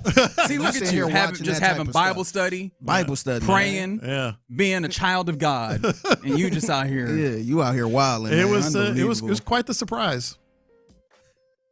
Sounds like it. It really was. These are my confessions. I'll get you another college basketball one while I got it. Mm-hmm. Are you shocked like me? Because I gotta admit, I was shocked. In the first 2 weekends, there are no sites in Texas or New Orleans. I understand the Final Four is going to be in San Antonio, but still, with like the amount, you'd be surprised. And just like, hey, it's Texas in this area. Like, there's just nothing in the general area here until you get to San Antonio with the Final Four. I was shocked. It usually Houston, Dallas, somebody will have something. Austin's had them in the past, although I don't think they're going to have many more because the arena might be too small. But that's true. They did make Moody pretty small. They like to have. We should go though. To the Final Four. We should go. You think so? I think we should. Want to do that drive again? It's an easy drive, man. I'll drive. It is an easy drive. You want to go? I'm down. I'm interested. All right. But yeah, I was like, man, there's nothing. Like nothing. I mean, even Houston, like they're playing Thursday at 1, mind you. So we'll get to see the start of that one. But I mean, they're regional. They're in the Midwest regional and everything. I'm like, hey man, there's not that obviously I needed them to play close to home to start, but it's just like. It's surprising that there will be no college basketball in the state of Texas or really around the state of Texas, really. Until the Final Four. Until the Final Four. Kind of crazy. All right, those are your confessions. That was a wild one for me. It was kind of hard to do. You act like you didn't do that intentionally. He said like, I just stumbled upon this confession. It was a wild one for me. Yeah. I didn't think I was going to make that confession.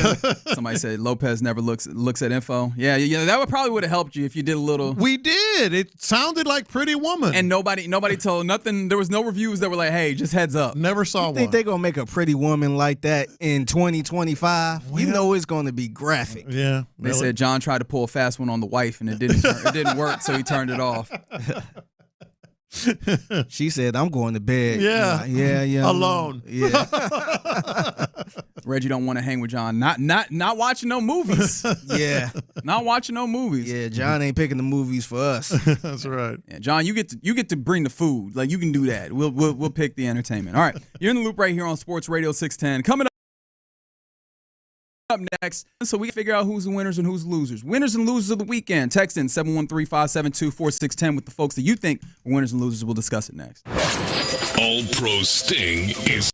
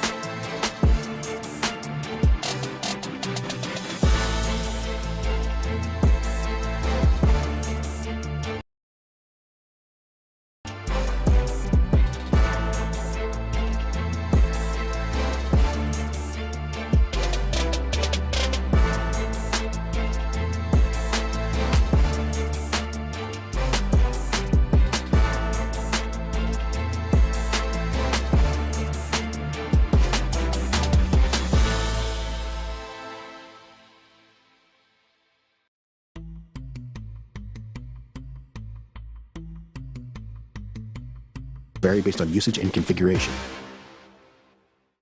Injured? Call Mokaram Injury Lawyers, 281-222-2222. Live from the Mokaram Injury Lawyers Studios, Sports Radio 610 presents In the Loop with John Lopez and Reggie Atatula. All right, text in 713-572-4610 if you have any winners or losers from the weekend. We're about to get into that. Apparently, y'all winners on the Jim Adler, the Texas Hammer text line. The Texas Hammer! There you go. I saw you reaching for it. I was like, I gotta let you get in there. Yeah, if you was going to keep going, I was just going to let you go. I got you. I'm going to let you in like a yield sign or what have you. But, yeah, y'all the winners on the Texas Hammer text line because y'all are getting after Lopez for that confession, which I appreciate. I'm glad that I'm not alone in that. But, yeah, man, I feel like one of the winners that on the weekend is Jillian Nice.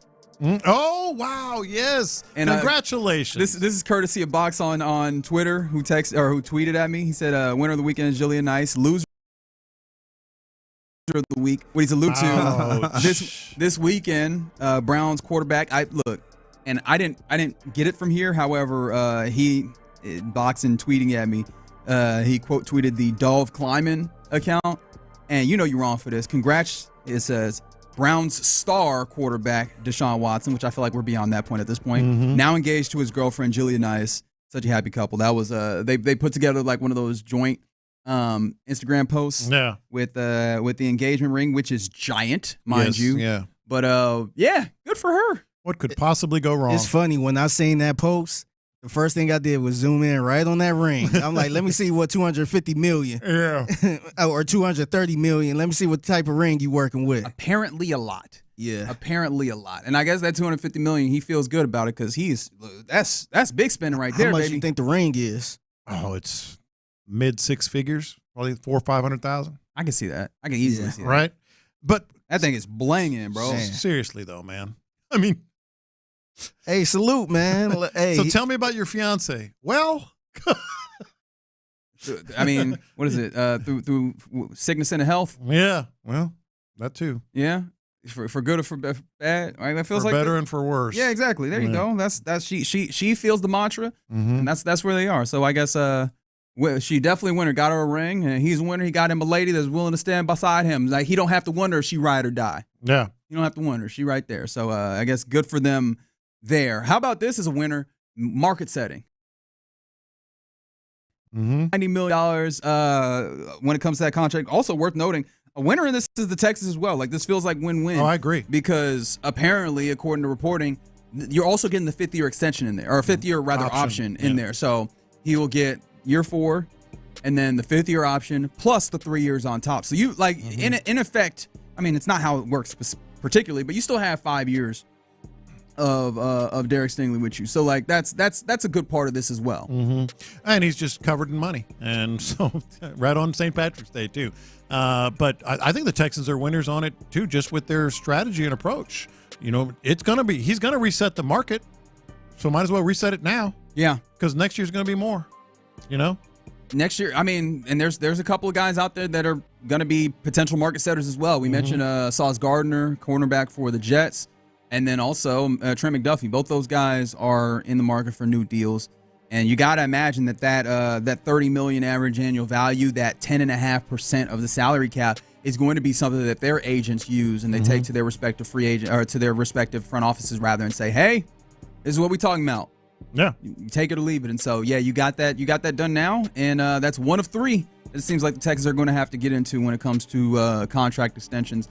I asked you this earlier. I want to circle back around to it. Like, do you think that this mantra, this mindset of, hey, we'll go above and beyond setting the market, will continue into the next couple of guys that they need to get signed up long term, and Will Anderson Jr. and C.J. Stroud? 100%. Those guys are. I was going to say none of those are musts. You know that you re-sign, and I think also with them, the sooner the better. It sounds so silly that because these numbers are getting so outrageous, but they're only getting more outrageous. So yeah, the sooner the better. Those are must signs, and I think they do. In a way, they are also a winner.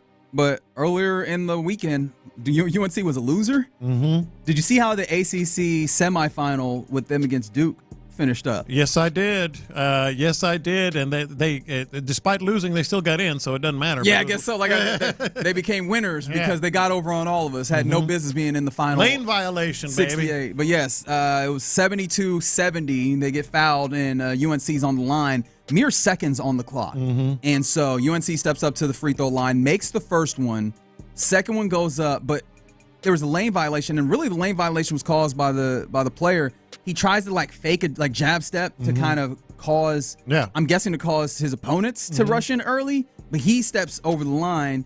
That gets called for a lane violation, so they turn the ball over, and I mean there's mere seconds. There's not an opportunity for UNC to get the ball back, and that allows Duke to go on to the final. Of course, Duke ultimately wins the final, sweeping the ACC, and so I guess I wanted to be like, yo, they were losers, except they again came back around, and with only one quad, they're 1 and 9. Quad, one win, 1 and 9. Well, if that doesn't make sense to you, like obviously all of the teams in Division I are kind of ranked in various quads when it comes to strength of schedule, and Quad 1 obviously the top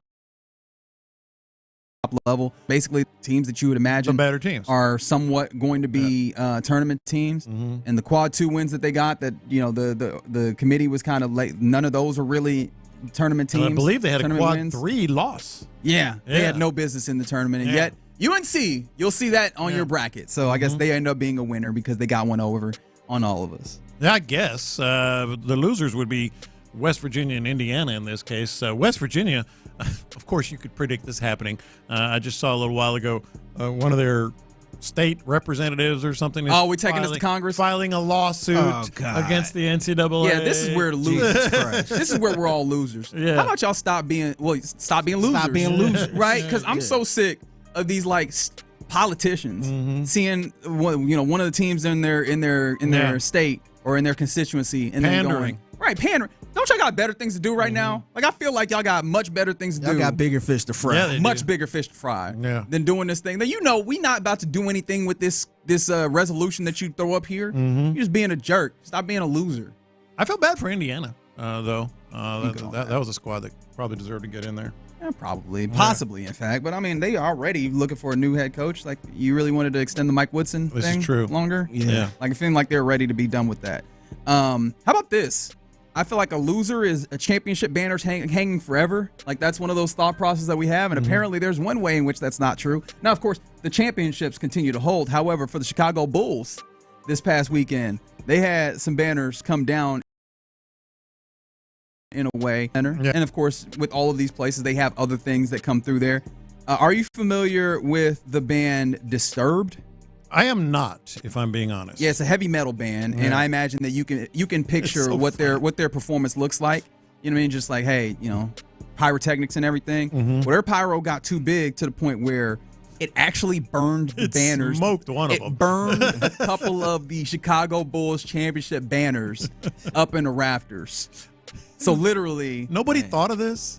I don't know. Like that feels like one of those things that you just don't imagine that people are going to have that kind of fire to get all the way up to the rafters. Yeah. That's one of the bigger buildings in the NBA too. It is. Like, I think that might be the second largest by capacity building, which I imagine means it's a pretty big space. But no, all 6 of the championship banners were pulled from the rafters and removed after they were damaged at the concert on Saturday. The United Center released a statement that said the staff discovered, quote, minor damage, which you're watching the video. How minor does that damage look? One is like torched. That's right. But I'm sure the other ones have smoke damage and everything else. By the way, that was potentially very dangerous. Like, if you don't say a word. Flames that go to the ceiling? No. What I'm saying is if they had exploded into flames, then you're talking about the rafters. Yes. Catching on fire. That's right. Yeah. That's right. So, yes. I'm sure people was disturbed by this. Yeah. All right. Of the dudes who played on those Bulls teams, who do you think would have been most upset to find out that his banner got burned? Oh. I mean, obviously, they'll put the banners up clearly. They will. I'm going to say Bill Cartwright. Why Bill Cartwright? Fair. Semi-dirty player, allegedly. I don't know. My mind went immediately to Scotty because he just feels insecure about a lot of he's insecure. I was going to say Scotty. About a lot of stuff. But Cartwright would throw some elbows now. He was known for that. Oh, yeah. That ugly-ass shot. Oh, yeah. That is right. Disturbed does the song "Down with the Sickness." Yeah, so they had that. You had some winners and losers from tournament announcements, obviously, right? We mentioned West Virginia and Indiana. Who do you feel like are winners in the way that this is situated, the bracket wise? Texas and OU for sure. Texas, you're welcome, by the way. But yeah, that's a loser on the weekend. Well, I don't know how much I consider. I'll take it. Yeah, A&M losing to Texas in the SEC tournament. Double overtime. Just protect the ball there. Anyway, SEC, 14 teams, and I'm trying to saw. I think it was Adam Splain tweeted this morning. I don't care how shout out to the man. I don't care how good the conference is. 14 teams and a 6-10 conference record. He was talking about Texas doesn't deserve to get in. I disagree. If it's that good. Like, if you talk about quad wins and stuff, one wins and all that. Arkansas got in, Texas, OU. How good could they be? What do you mean? They're only 50% against the conference. So, no, I do wonder, though, like, if this continues, not even wonder, I strongly believe that this continues, like, my long-held belief that we're going to get to a place where we just have two major conferences in college sports, in major college sports, and they act almost as AFC, NFC like type things. I think that could work. Where they're just having like a 30 or 40 team, conference where these are the ones that matter, and then you play against the other conference, and then those are they dominate the top of college sports. Like, it does feel like that's what we're continuing, especially with more money, revenue share coming. Yeah, that's one of the things. I've always said it's ultimately, and we're damn near there, it's ultimately going to get to 4 leagues, 4 conferences. But you could be right. Could be like, hey, we're pros now, man. Let's just do Western and Eastern. Let's go. All right, so if you want to get to the idea of the winner being UNC, 713 said supposedly Cunningham, who is the AD at UNC, gets a 1% bonus on his $800,000+ salary if North Carolina made the NCAA tournament. Go figure. Dude, there's no way they didn't have an he didn't. You're calling shenanigans? You want to hit the shenanigan button? Absolutely, it was shenanigans. Okay. A lot of Disturbed fans out there. A lot of Disturbed fans. Shout out to the Disturbed fans. Yeah, I only knew who they were because we had some of their bumpers back in the day. Oh, yeah, Disturbed popular. I think our old boss was like a big time heavy metal guy, so he had a couple of those songs in there. Hey man, shout out to Disturbed. Just don't be burning down banners. I feel like teams, especially like that run their stadiums, now have to be real careful. Yeah, how high are the flames going to go? Wait, hold on, what's the pyrotechnics look like? We need to know what's happening here. And shout out to the badass mofo Lady T on the Twitch saying love Disturbed, good concerts too. All right, I'll take your word for it. As long as they don't put you in danger of being burned. Yeah, there you go. Down with the sick. All right, loop right here on Sports Radio 610. Coming up next, return to the Texans.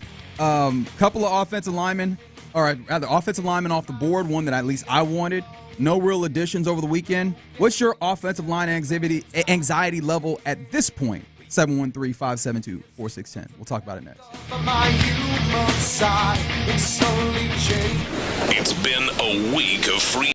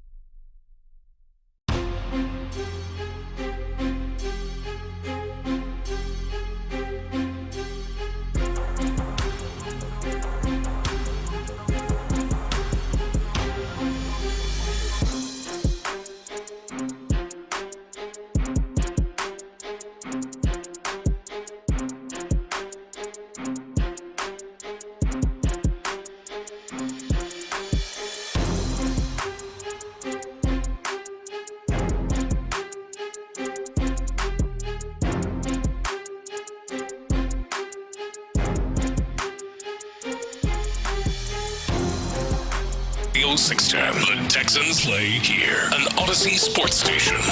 Sports Radio 610 presents In the Loop with John Lopez and Reggie Atatula. All right, what's your O-line anxiety now? And look, I probably shouldn't call it anxiety. That is my personal, lens that I look at things through.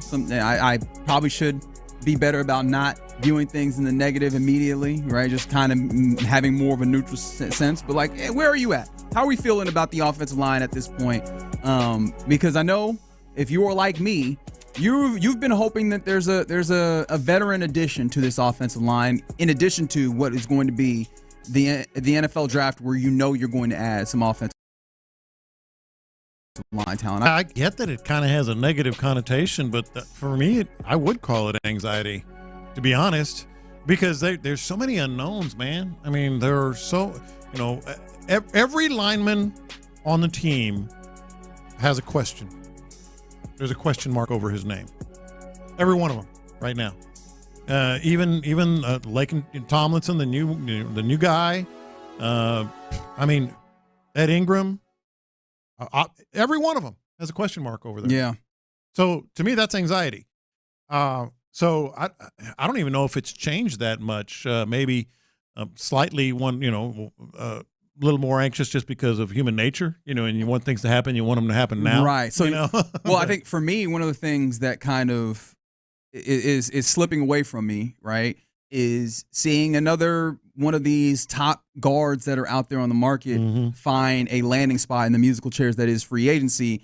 And that guard is Mekhi Becton. 2 years, $20 million deal to go and play guard for the Los Angeles Chargers. And that's a dude who we saw him in the Super Bowl. And, I mean, he was a reclamation project. He had been drafted by the Jets to play tackle. It didn't go all that well. There was kind of concerns about weight and what have you. He gets, he ends up in Philadelphia, kicks inside, and Jeff Stoutland, well-renowned, probably the best offensive line coach in the league, gets him to a place where he's playing phenomenal football. Yeah. It's one of the reasons why Kenyon Green is probably in a great spot for him at this point with that trade that sees the Texans send him to Philadelphia. But it's about Becton being in a place where, that's a one-year wonder and, he's not going to be that same guy. One of the things we heard A.Q. Shipley talk about was the idea that maybe he valued himself too highly, but we find out that's not the case. 2 years to $20 million is doable. Very, very doable. And so, I don't know, that was a little disheartening for me. Not to say that I don't believe that Nick Caserio has a plan, but I was hoping that would have been something like that would have been within the plan, something like adding in another veteran, a veteran that would be a starter, as opposed to someone like a Laken Tomlinson, who it seems like you have the possibility of being a starter, but I wouldn't necessarily want to absolutely be there. Yeah, and then the other part of it as well is, and first of all, I want to make very clear, I'm not saying I'm not more confident in some more than others, even though there's question marks over these guys. Like I'm relatively confident that Juice Scruggs is going to be able to find a place here, a young guy, and be productive. I'm relatively confident that Laken Tomlinson can challenge and be a starter in a pinch. But the other thing about this is it's not just the players that have a question mark over it. It's the offensive coordinator and the offensive line coach. Not to say that I am confident in Cole Papovich. I do think there was a reason they kept him around. I think part of that reason was he was sort of trying to be the voice of reason with Bobby Slowick, and he maybe had a different approach that he was hoping to do, but was sort of nipped in the bud by the offensive question about him. Yeah, and there's to your point of the idea of maybe there was a level of attempt to try and work with what Bobby had. Like we did get a reporting once Bobby left, which it feels like when someone leaves an organization, there is that openness and opportunity to get a little bit more of what is probably closer to the truth out. Yeah. And it did seem like, for all intents and purposes, the idea of Bobby Slowick was a little bit, or not as amenable to, I guess, cooperation, it seems. Like a little bit. Or being flexible. Right, or maybe a little inflexible is probably the word to use. And that's a possibility that, maybe Cole Papovich did not have that same opportunity.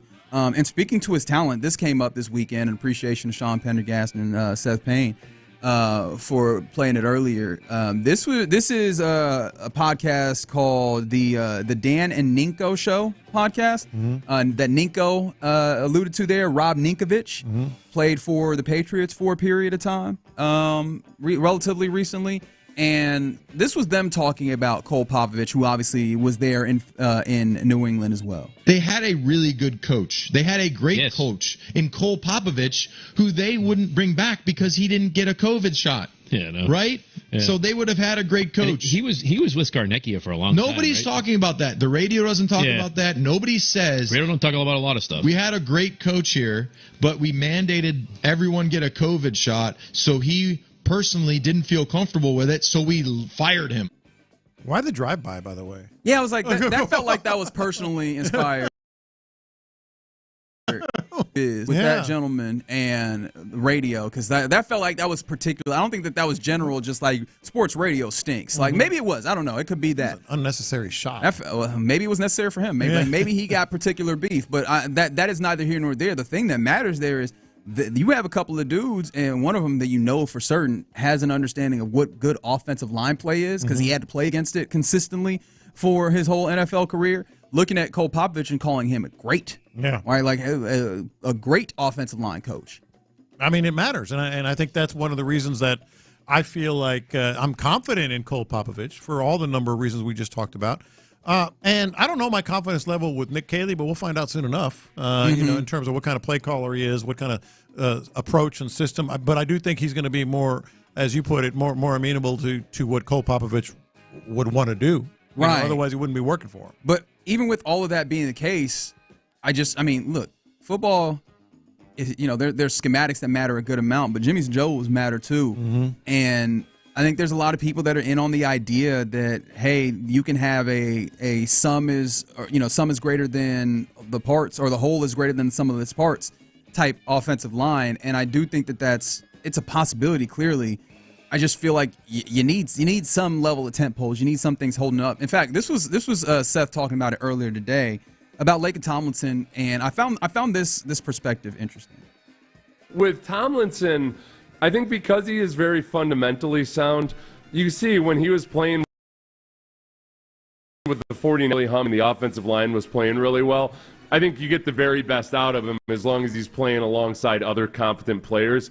He goes to the Jets for a couple years and then the Seahawks, and he got a little bit older. I don't think he fundamentally changed as a football player, but the performance wasn't as good because I don't think he was in a good ecosystem. Okay. So he's not – I don't think he's a guy that's going to change the ecosystem, but if you've got other good players next to him, if you've got a guy playing left tackle really well, if you've got a good center, then you can get very, very credible play out of him. And I mean, well said by Seth. That kind of made me uncomfortable, to be honest. Same. Likewise, right? Because you go, all right, well, the guy next to him will help him out. Where on this offensive line do you have it's not like you got three other studs. Where are the 5 competent players? Yeah. And I think, might end up being. I think you can get to 5 guys that are next to Titus Howard. Yeah. Right. I think you can get to 5 guys after the draft that like 5 guys that are solid players. I mean, hell, you can even have some pretty good players, but then who, like, again, on offensive line, who you're playing next to, your neighbor matters, right? They're going to help you out with things. In fact, a lot of your schematics are designed to have those partnerships come together. Yeah. From left to right, and look, if Laken Tomlinson, again, without you having added a particular, you know, a starting caliber guard that you're like, I feel confident that he is a tentpole. Boom, we have him there, and then we can lean some of the other, you know, not as great offensive linemen on his talent, right? Without having that, like, you go left to right and you go, he's cool, but he might be dependent on the dude next to him, who's dependent on the dude next to him, and you look around and like, who are we leaning on? Yeah. And maybe the idea is we all lean on each other, and somehow we mentioned this on Friday. I think that you're asking a lot for, even if you view him to be a great offensive line coach in Cole Popovich, you're asking a lot for all of that to come together and be like serviceable. And I understand that the standard is probably relatively low, or maybe not the standard, but the bar for success is probably a little bit low. I want to make sure I don't, because the standard is the standard according to D'Amico Ryans, and I don't want to besmirch that at all. But I feel like even the barrier for success compared to last year, right? Because last year was awful. You literally putrid. But I don't want to have that be, I'm only aiming for not putrid. I would like to have at least a solid offensive line, and I feel like that would be helped very greatly by having like a nice tent pole in there. And maybe your offensive line, maybe your draft pick can come in and be good, but that's also a lot of pressure for them to come in as a rookie with all the learning curves that are necessary then to then also have other guys dependent on their play to help them stabilize. If let's say you move up in the draft or don't move up in the draft, but your first round pick is a big time, highly regarded stud, still questions. There's still a question there.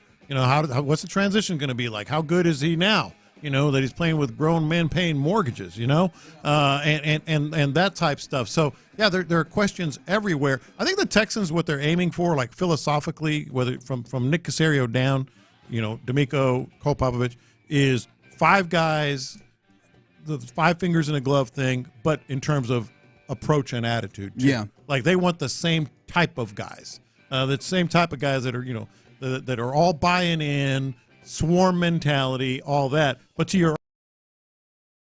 earlier point, help, but where's the studs? Where are the tent poles, as you put them? That everybody can rely on. And look, maybe I'm asking too much. Like I don't want to be in a place where I recognize that, hey, there are limitations and there's milestones and places that you have to go through to grow. I'm just like, man, I trust that they'll be more fundamental. I trust that those things, but I feel like also when you talk about the teams that you want to contend with, I feel like I would like to have I'd feel a little bit better if I had one of those guys on, maybe like you get a right guard that you feel really comfortable with, and you can have maybe you have a rookie start at left guard because they're playing next to a tackle in Titus Howard, right? Sure. That at least there's a little bit of veteran experience, but it just feels like, man, this is across the line. I'm just like, you can find a way to be better than last year, but I feel like there's opportunity to be more than that, and I'm a little nervous about how you get there in the immediate. There's opportunity. There's opportunity, and this is the anxiousness part, where your players, the questions are not answered. Titus Howard at left, it's a small sample size of him at left tackle. Blake Fisher, we've seen up and down, but it's a small sample size. If any of these are not answered, and that's what you're relying on, well, then here we go again. We go again. I think the thing that makes it really uncomfortable, too, is you didn't really get that best to play out of the offensive line to begin with. So now you subtract the Laramie Tunsil, and you putting somebody in there for the first time at left, and you got somebody that was a rookie last year at right tackle. So it's not like you were so good that you had to give up somebody in the next man up mentality. This offensive line, you pretty much blew this offensive line up. Yeah. And one of the things, I'll leave it here because sometimes, I don't want to I don't want to go too far on it, but I think sometimes in off seasons and in certain instances when we make plans, we think of things in the best case scenario. And only thinking about the best case scenario, I feel like, can be a faulty perspective at times, because what's the likelihood that you absolutely get the best case scenario? 5 times. It feels like that is the thing that I'm concerned about with the offensive line, where you go, hey, Laken Tomlinson could be, he can be a solid player. He plays consistently. He's fundamentally sound. Best case scenario, he works out as a really solid left guard. Okay, but that's best case scenario. What are the other circumstances? Because you do have to account for those as a possibility. And I feel like you don't give yourself enough wiggle room on this offensive line if you're accounting for best case scenario with Laken Tomlinson and best case scenario with your 1 or 2 offensive linemen that you draft, and best case scenario with moving Titus to left guard. Yeah, I feel like there's not enough contingencies for all of the things that you're putting in there, and possibly thinking of best case scenario. And dear Texter from the 713 on the Jim Alley, the Texas Hammer text. The Texas Hammer. Until took plays off, 100%. Please don't view this as me saying you shouldn't have made the Tunsil move. I just feel like, man, I'm starting to get to a place where I'm a little nervy about not bringing in another veteran player that can kind of help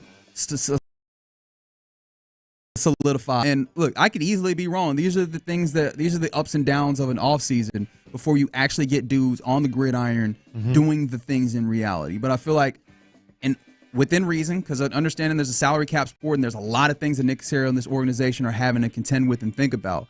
I just keep looking at it and I go, man, it feels like more could be done here. And maybe more will still be done. There's still a Will Hernandez out there. Somebody's mentioning, what's Cam Robinson up to? The tackle does not seem like he is signed yet. There's still things that can be done. But as we continue to go, I would be lying if I told you the nerves weren't there. Yeah. Yeah. You're in the loop right here on Sports Radio 610. We're about that time where I typically hand things over to our guy Figgy Fig for Figgy's mixtape. What you got for us? Yeah, so yesterday was my housewarming party. Is the house warm? Yeah, it's very warm. Okay, it actually good. got hot. So I got a little recap on that. I want to give some awards out from the people that was there. And also today is St. Patty's Day. Some people like to call it St. Patty's.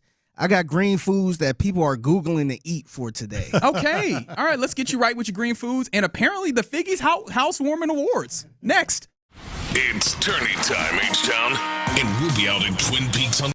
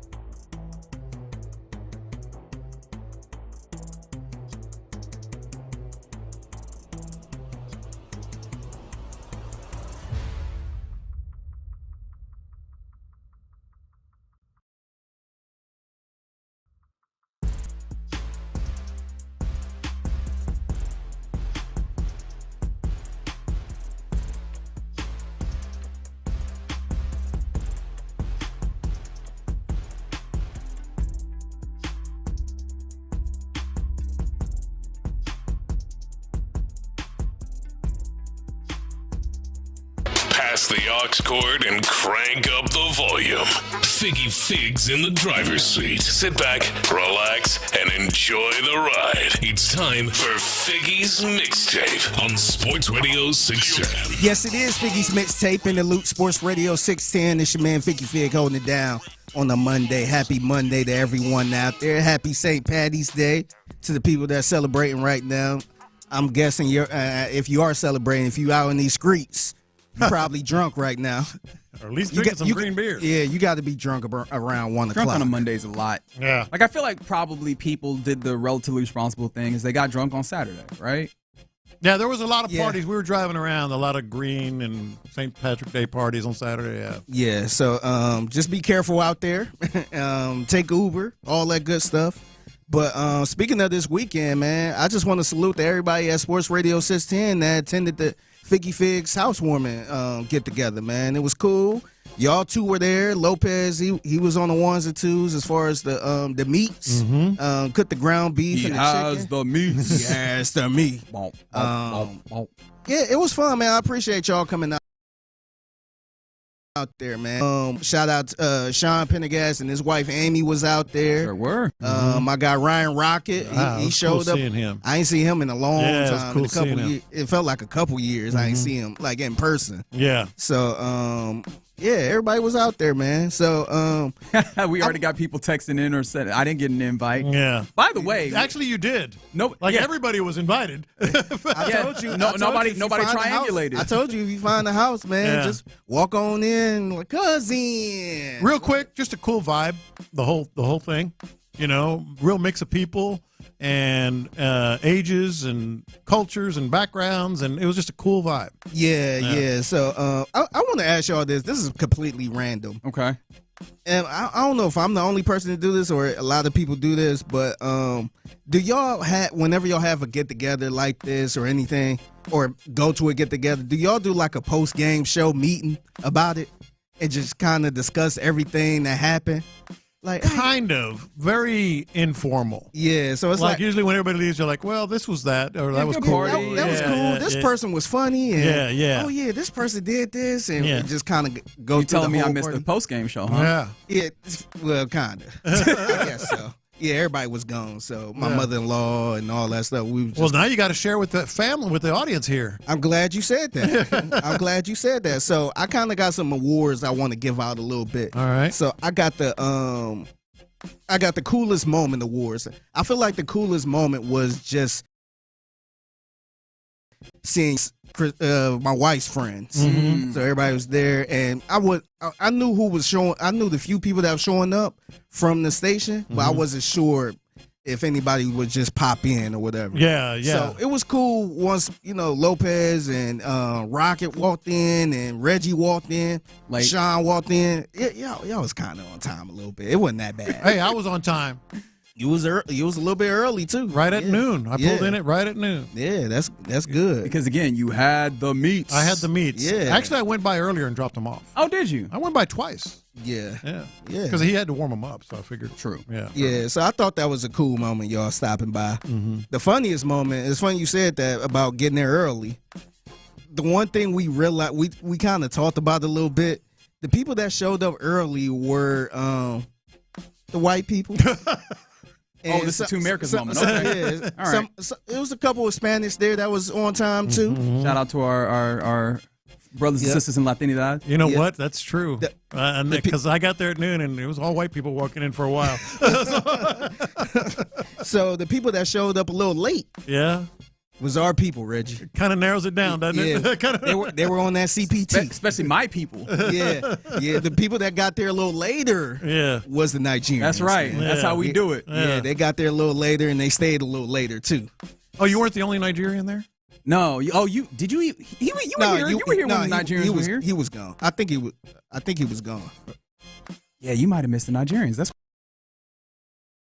crazy. Yeah. Jackson's family, his old family. That's right. Oh, I missed them then. Yeah, okay. they showed up. Which makes sense as to why he's a great dog. You know? he's also a Nigerian. Jackson had Shout a out day, to Nat man. Jackson. Jackson had a day. Yeah, he had a blast, man. It got to the point we couldn't even keep him in the house. I kept throwing him in the house, shutting the door. somebody come in, he just boat right out. Jackson got a great release. Like I was watching. There was one point where Figgy wanted to put Jackson back in the house. Before Figgy closed the door, he hit him with a with a quick little shimmy. Yeah. Broke to the outside, hit the hand up like Randy Moss. Yeah, chuck it up there, dog. I was like, oh man, Jackson got moved. Yeah, he had such a good time. He was like, his tongue was hanging out because he was so tired. So that brother went to sleep a little early.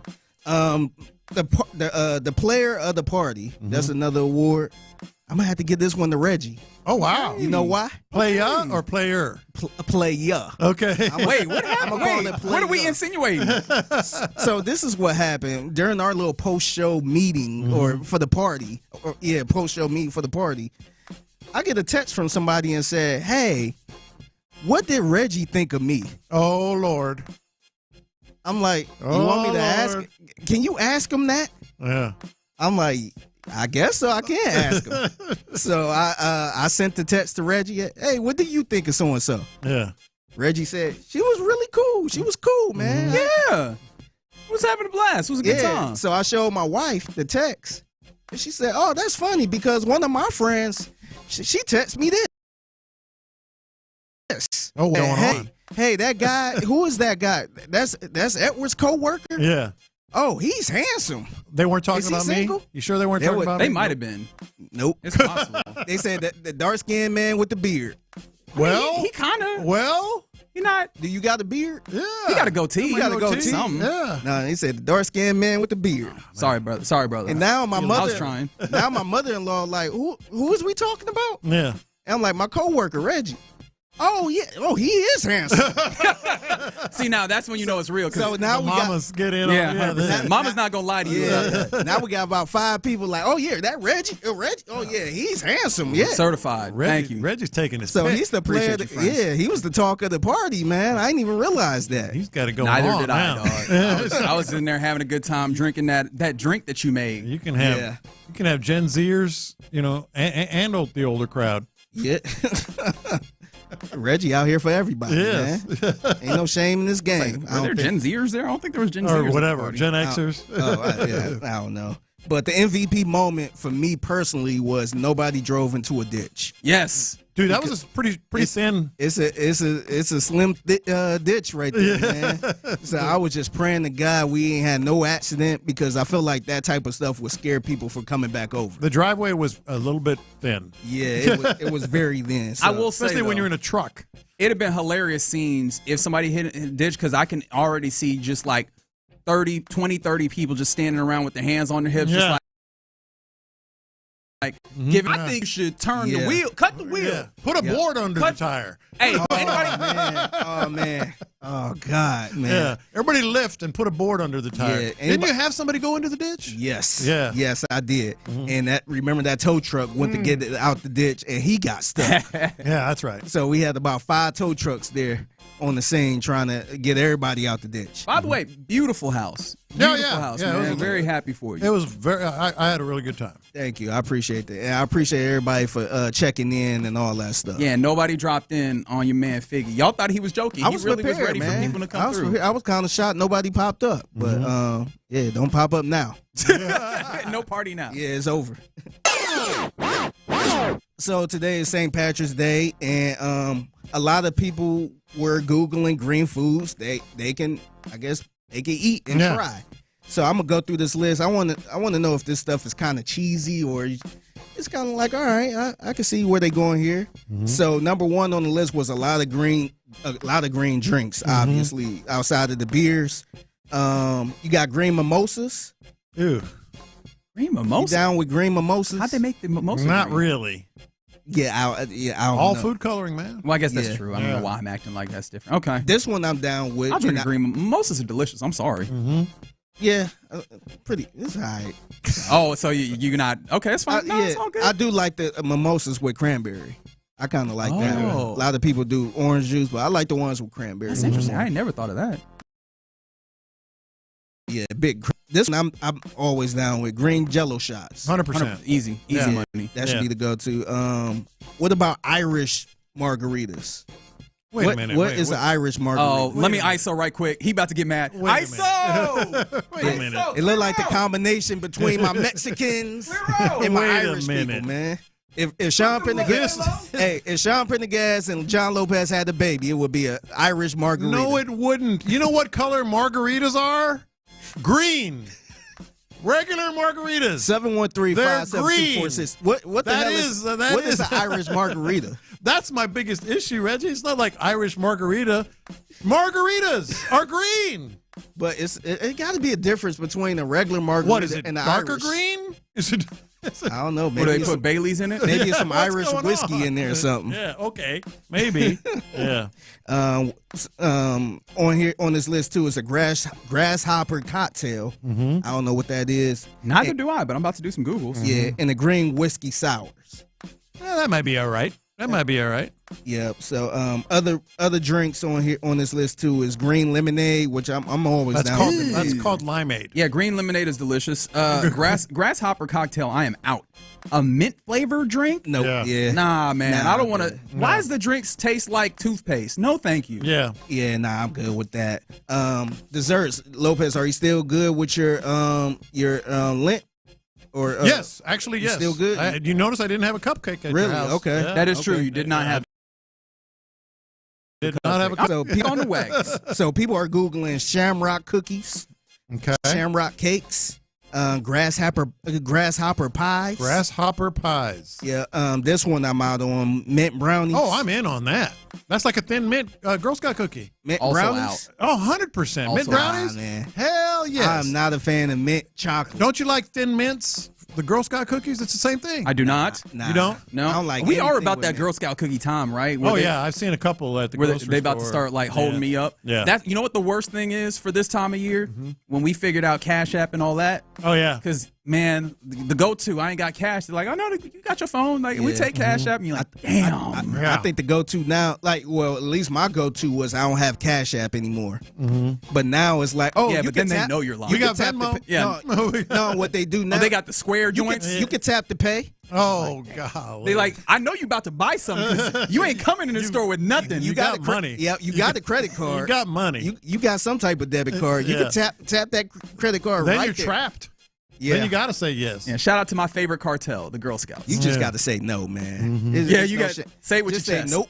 I'm good. Yeah. Now on I'm the telling you to diet. say it with your chest. I will never. I will just buy the cookies. I'm sorry. Yeah.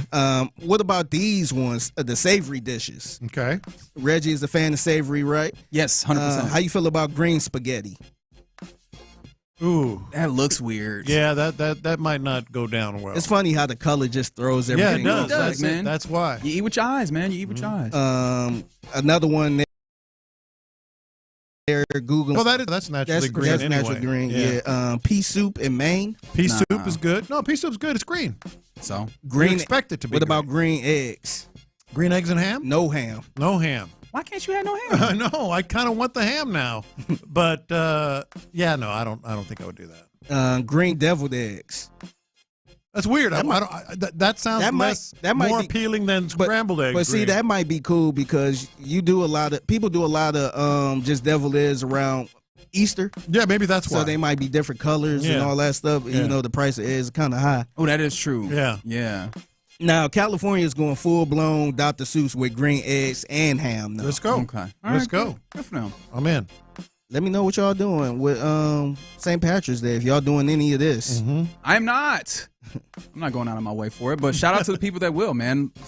Look, I am not inherently a festive person, but I do try and be appreciative of the people that are, because look, man, being festive, all it does is make other people happy. So shout out to the people that have the disposition to spread that kind of joy. I think Canes are the only ones that one day I went to Canes for Arnold Palmer. Yeah, they'll do the green lemonade. They do the green. Yeah, it came out green. I was like, what the bleep? I forgot it was St. Patrick's Day. So I think if you want something like that, go to Canes. From the 832, Irish Marg has Jameson and Irish whiskey, or Irish whiskey. That's the difference. Okay. Interesting. I don't know. I'm not sure if I would like that, but I'd be interested in seeing. Irish whiskey got my interest anyway. Okay. All right. Try it today. Yeah. All right. You're in the loop right here on Sports 120 p.m. every weekday right here on Sports Radio 610 at the Figgy Fig. if you want to send him something that you think is mixtape worthy, or if you just want to congratulate him on the new crib, do that. Yeah, just don't come by. Not no more. All right. Coming up next, we get ready to hand off to the fellas of the drive today. It's Ron and B. Scott. Before we do that, what the hell is this man talking about Kalen Bullock? I'll tell you what I mean next. All Pro Sting is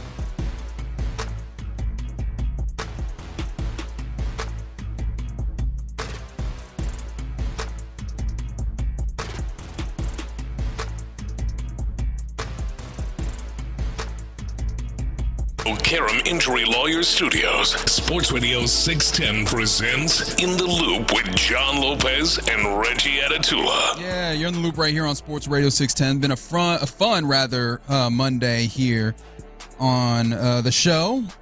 And again, happy St. Patty's Day to all you folks listening. Appreciation to Texas Cap doing what he always does, looking at numbers in a way that is approachable and digestible. He did a lot of work. A lot of work. I mean, this is his busy season, man. Trying to figure out what's happening on the fly. He need a job at the with the Houston Texans, man. Yeah. Hire the man. Hire the man. That's right. Give my man some money. Speaking of money, though, someone who got his money, Derek Stingley Jr., 3-year, $90 million extension. That'll come in not after this season, but after the 5th-year extension. Fifth-year option, rather. I keep calling it the wrong thing. The 5th-year option, with that in the case, basically you'll have 5 years of him still under this with the addition of this new contract.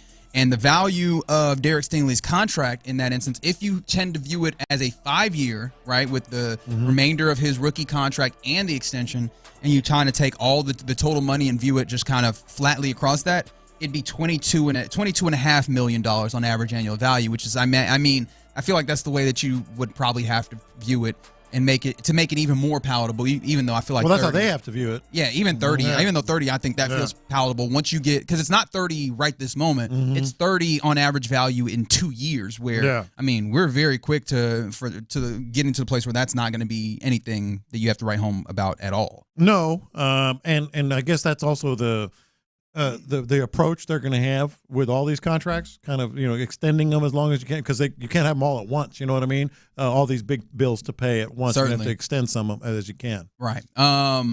Text that have been coming in on the Jim Adler, the Texas Hammer text line. The Texas Hammer. Jim talking about the offensive line from the 8-3-2. Not sure why everyone wants to focus on pass blocking. Tunsil was 25th as a left tackle in run blocking and first in penalties. The Texans as a whole were second.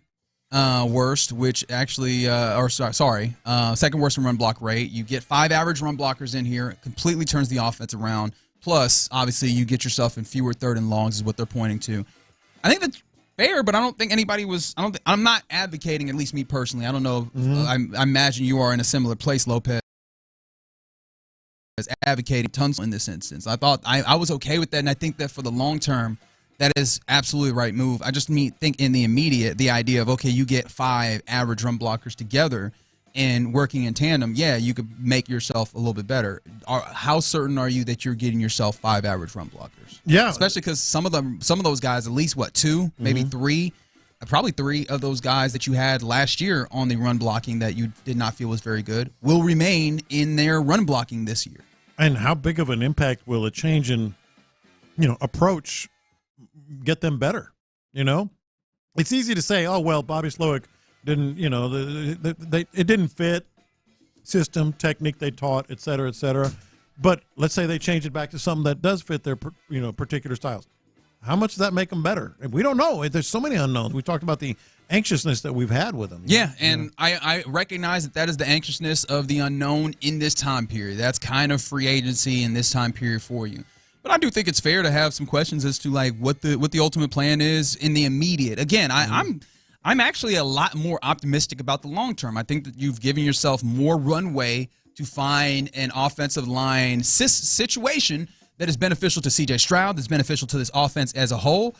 I'm just wondering about in the immediate, in this year that is a year that you don't want to throw away, a year that you need to make good on, one of the few years that you have C.J. Stroud at a very, very manageable contract in order to get all of this pay that you dished out to be beneficial, and the offensive line matters so very much.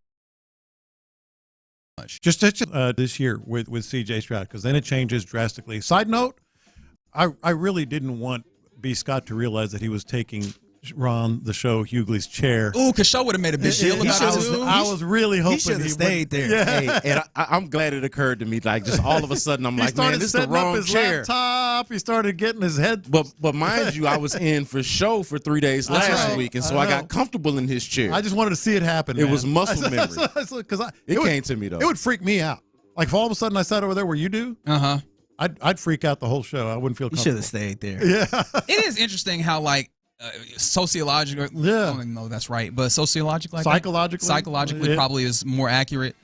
we as human beings, like, we never stop being first graders where it's like, this is my assignment. That's my chair. Like, even if there's no real assignment there, it's just like, no, this is mine. This is where I've been sitting, so this is where I'm going to sit. I was like, no, I hope he doesn't realize. Just a delayed reaction. Just suddenly realize, man, this is the wrong seat. It's funny. I'll be back. All right, very good. That's B. Scott. He'll be sitting in for Clint today on The Drive. I have just been alerted that we've heard Laramie Tunsil talking about his penalties last year. Laramie. I kind of just like challenging myself to find new challenges in my game to get better at.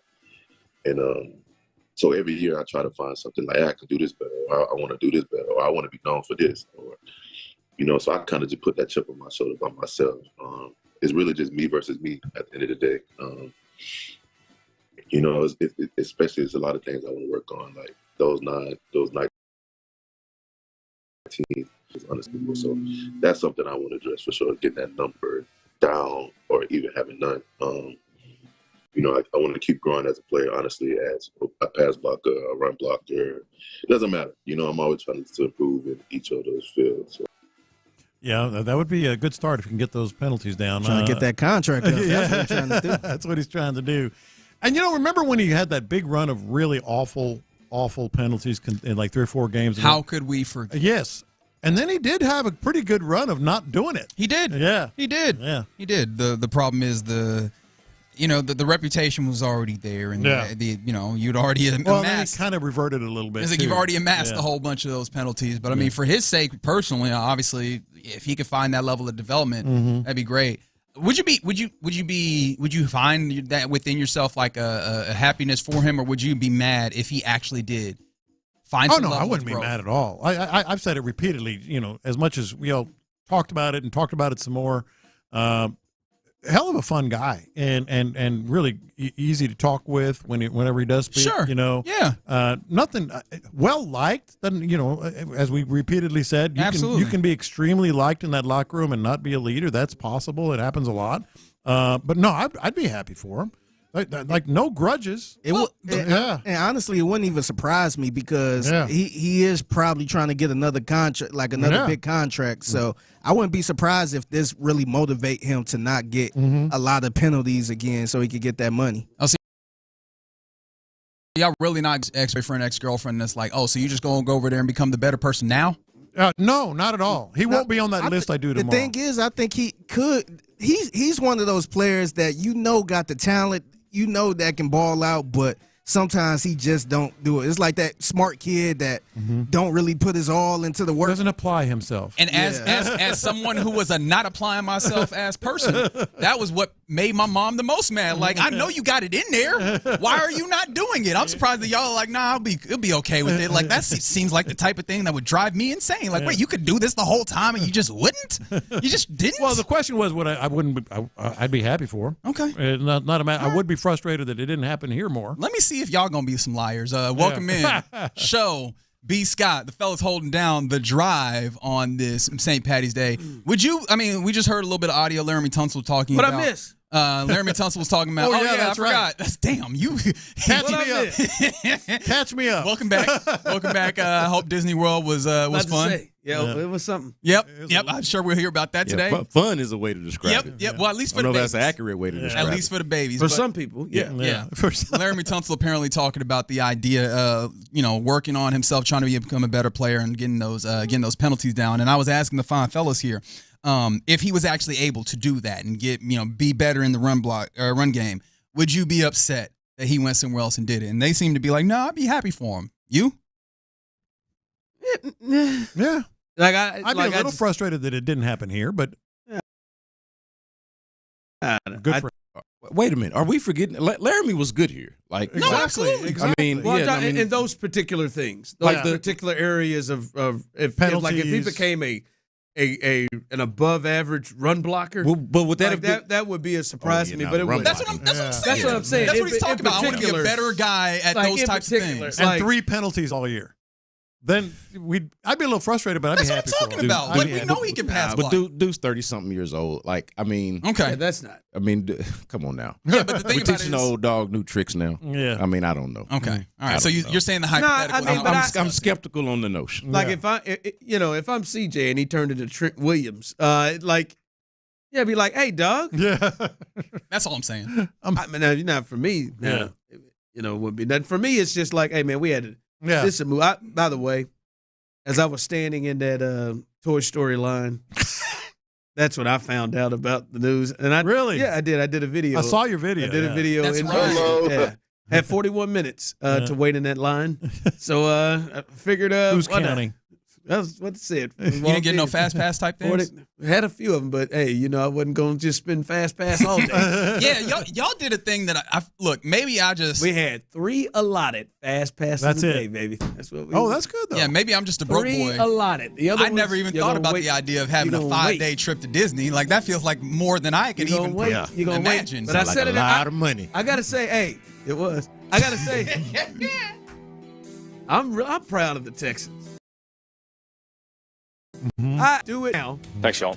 They didn't have to replace it with lawn chairs and lazy boys. Yeah. So hopefully we'll see what happens to that, and we'll get into that because Ed, that ain't it. But I got my favorite part is Aaron Wilson didn't know if it was Ingram with an E or Ingram with an I for a couple of days. But nah. That's because his first name starts with the E. So That's it's right. like, where do you put the E? And you've I? had an Evan in division a few years. Yeah. But I think that move. Yeah. I've been preaching it, getting out of the Laramie Tunsil business because it just didn't fit what I think D'Amico was trying to put across. Sure. Now you had to have better plan than this, and maybe the plan is not over. Yeah. Maybe It there's better not still be. some things to do. But we'll get into that. But the Laramie Tunsil move by itself, I was proud of the Texans for making that move. All right, man. I'm excited to hear more of your thoughts that we missed. A whole week of backlog. Just about to come rushing out at you on the airwaves right here on Sports Radio 610. So we got a Houston Roughnecks hoodie, and we got a freshly shaved head. Well, not shaved, but a fresh cut. I expect here that for my man Ron. Mother, don't call me shaved Well, head, I know, man. but it was jarring because I got used to I liked what you was doing up there. Yeah, But it just got a little cut. it is fresh though. He looking good. The fella's about to bring that noise here for you. We're done here in the loop. We'll catch you tomorrow. Apparently, Lopez has homework that I already forgot I gave him. We'll do that tomorrow. But right now, you're listening to KILT AM. Start again. KILT AM in our sports station. And right now, the drive is live. That's right. The drive is live. And as you see it there, Reggie's going to beat himself up.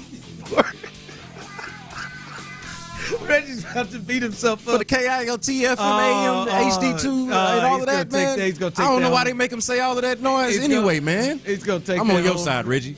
Listen, I am too, but he's going to take that home with him for about two hours right now. That and no matter what you tell him, it's all right, man. Everybody does it. Now Reggie is going to lose his mind with that one. But no, man, it should be a good time. Tyler's in the building right there. B. Scott is in. Clint is out. They're doing a little golfing today. He'll be back tomorrow. Happy St. Patrick's Day. And none of y'all got on green. Oh, man. I even tried to. I'm surprised. I didn't really have anything in my closet that was working for me. I got on green pants. Yeah, you can see that. I got on green pants. Now, I am a bit like Brandon. I'm not surprised. Because I dare one of y'all to pinch me. That's today. what I was going to say. I dare you. Brandon feels like, and many of you out there at this time, Brandon feels like the person that doesn't wear green because he wants somebody. I dare somebody to pinch. Wish it. And green is my favorite color, but I wish you would. That's I wish you would it's really silly at for you this to just do age. it over that. Live from I wish you the would. Injury Lawyers Studios. I am shocked. Sports Radio 610 presents. Damn it. And Hughley. There we go. All right. I am shocked that Tyler, who I'm sure is Irish, does not have any green on today. That seems like something that you participate in. That's fair because not only is my family very Irish and very proud of our Irish heritage, but also my little brother, born on St. Patrick's Day, born on today. That today is little brother's birthday. And we always, it's always a big event this time of year for my family, but I didn't have any green in my closet. I actually looked and looked. There was one shirt I could have gone with, but it was pretty wrinkled, and I got to talk to Megan about that later. But, still a big holiday. Do I need to go here? I need to go here? Because, like, what are you? It's obvious. Like, what are you talking about? You had to talk. You needed to talk to Megan, your wife, about that. I mean, I'd be wearing my 4-leaf clover shirt right now if that clean item in my closet wasn't so wrinkly, and it was hung up very wrinkly. We'll have to have a talk. It was hung up wrinkly? I guess so. I didn't wrinkle it. It hadn't been worn. You got a dryer, don't you? I know that's what you use. Throw it in the dryer, because I know your ass ain't going to touch an iron. I was just running up against it. I was trying to get here. Out of here, man. I know. She hung it up wrinkly. Get your ass an iron. You still ain't using iron? God. Nope. Would have no idea what to do. I do are irons still in style? Like, I don't know. What do you mean are irons still in style? I think you just wet the shirt down and throw it in the dryer a bit. Folks ironing their clothes these days. I don't see a lot of, like, we used to be starched and yes, it used to be clean. I see a lot more wrinkled up clothes these days. No, I get that. I was just going to say, dry cleaners and wrinkled up clothes. If wrinkled was an issue, I still think there was something that Tyler could have done. He could have thrown it into the dryer for a little bit. That's fair. He could have hit an iron, but Tyler has already let us know he's never ironed in his life, which is, damn, Tyler. That is up there with the collard greens. That passes Erykah Badu, and Brandon's in, so I'm scared what we might find out about Tyler. It feels like Brandon's close. He might start doing that thing. Yeah. But anyway, happy St. Patrick's Day. Good to be back. I'll tell you about Disney a little bit later on. That was gonna be fun. That was quite an experience. And sometimes I think Tyler is an idiot, and I think even more once we get to that story that Tyler Milner is even a bigger idiot than I believe at times once we get there. And I know many of you think I'm being mean and an ass, but just wait till we get there at some point. You'll understand. You'll say, okay, all right, show your fat ass wasn't bad this time. I just tried to be like Eminem and beat you to the punch. But there's a lot of big things going on right now that we got to get to. Obviously, a lot of news happening here that we've got to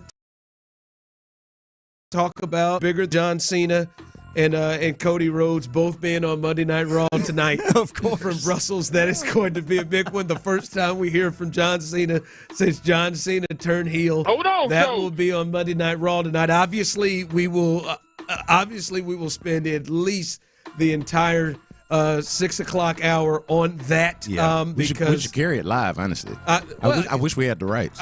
Yes, I do. I mean, that's going to be big. What is John Cena going to be wearing? What's he's going to look like? Generally, as The Rock says, he comes out and looks like Fruity Pebbles. Is he going to be in all black? What is heel bad guy John Cena? I listened to it, and maybe I was just hearing stuff. Is Raw on right now? Damn it, it probably is because they're in Brussels. Maybe I'm just hearing something. I thought maybe he even sounded more of an ass in his Honda commercials. Like he sounded like a bad guy doing the voice work for the Honda commercials here of late. So I don't know, but that's going to be a big one. Do you like John Cena's heel? Like, I'm intrigued. Did this work for you? I'm intrigued. Yeah, I'm excited. That look that he gave, that pure actor, I'm excited about it. I want to see what it's going to look like. I think he pulls it off pretty well. Well, yeah, we've only seen 5 minutes, 6 minutes of it. It was convincing. And then Travis Scott happened. By the way, there are several wrestlers who want to fight Travis Scott's ass. But I know that's one of the many big things. But let's get here as the Texans made some news this morning as surprise at all. He reset the cornerback market. He is now the highest paid cornerback in NFL history, getting a 3-year, $90 million extension. They reach a deal with him, $90 million with Derek Stingley, 89 of it guaranteed. Woo! Love that money. Hey, I bet you do. It is an average of 30 per year at the cornerback position. 713-572-4610. Those of you on the Jim Adler, the Texas Hammer text line. Those of you on YouTube and Twitch, how you feeling about that? How you feeling about that 30 a year, that money that Derek Stingley got? How you feeling about that right now? Well, good for him, but this was always supposed to happen.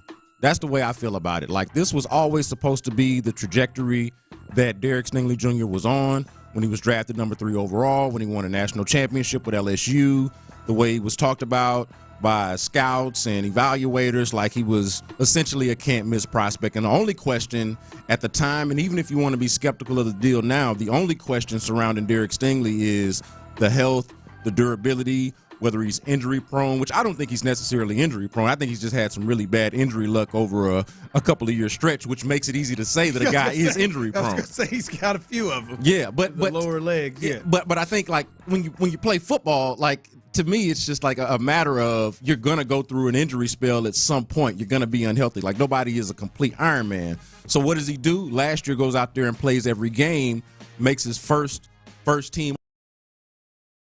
All-Pro in franchise history that anybody at that position has been named All-Pro, and it's right along the lines of what you thought he was supposed to be.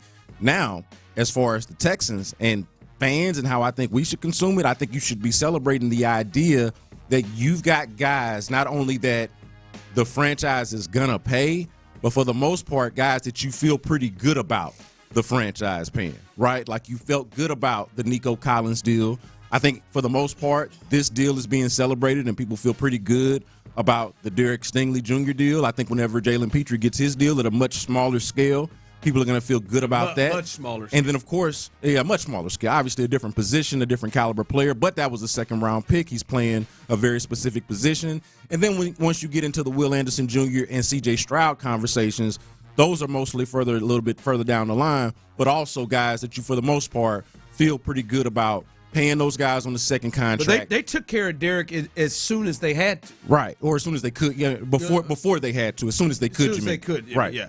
Like, as early as possible. Yeah.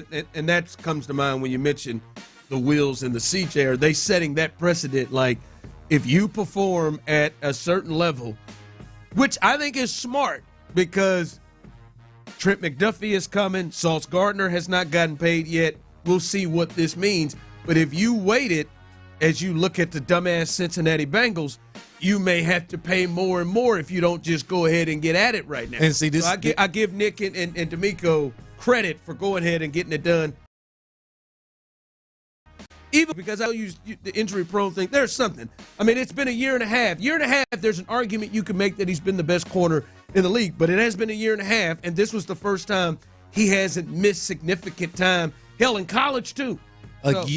And show Tyler, both of y'all, man, look, a year and a half, and this is why I always talk about year 3 being as important as it is.